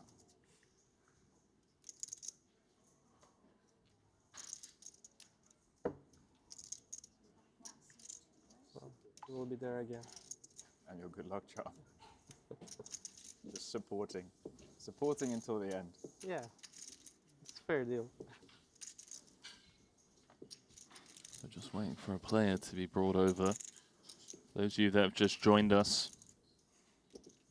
down to 18 in this 100K Triton main. Some big names left in the field, the likes of Pua, Christoph Vogelsang, Ponakovs, Baron Kaverman, James Chen, Sam Muller making another run here, fresh off that 6th place finish in the 150K. We've got Sleeping Dragon, Zhu Liang, he's in the mix. Henrik Hecklund, Jonathan Jaffe, Nick Petrangelo. What a sweat.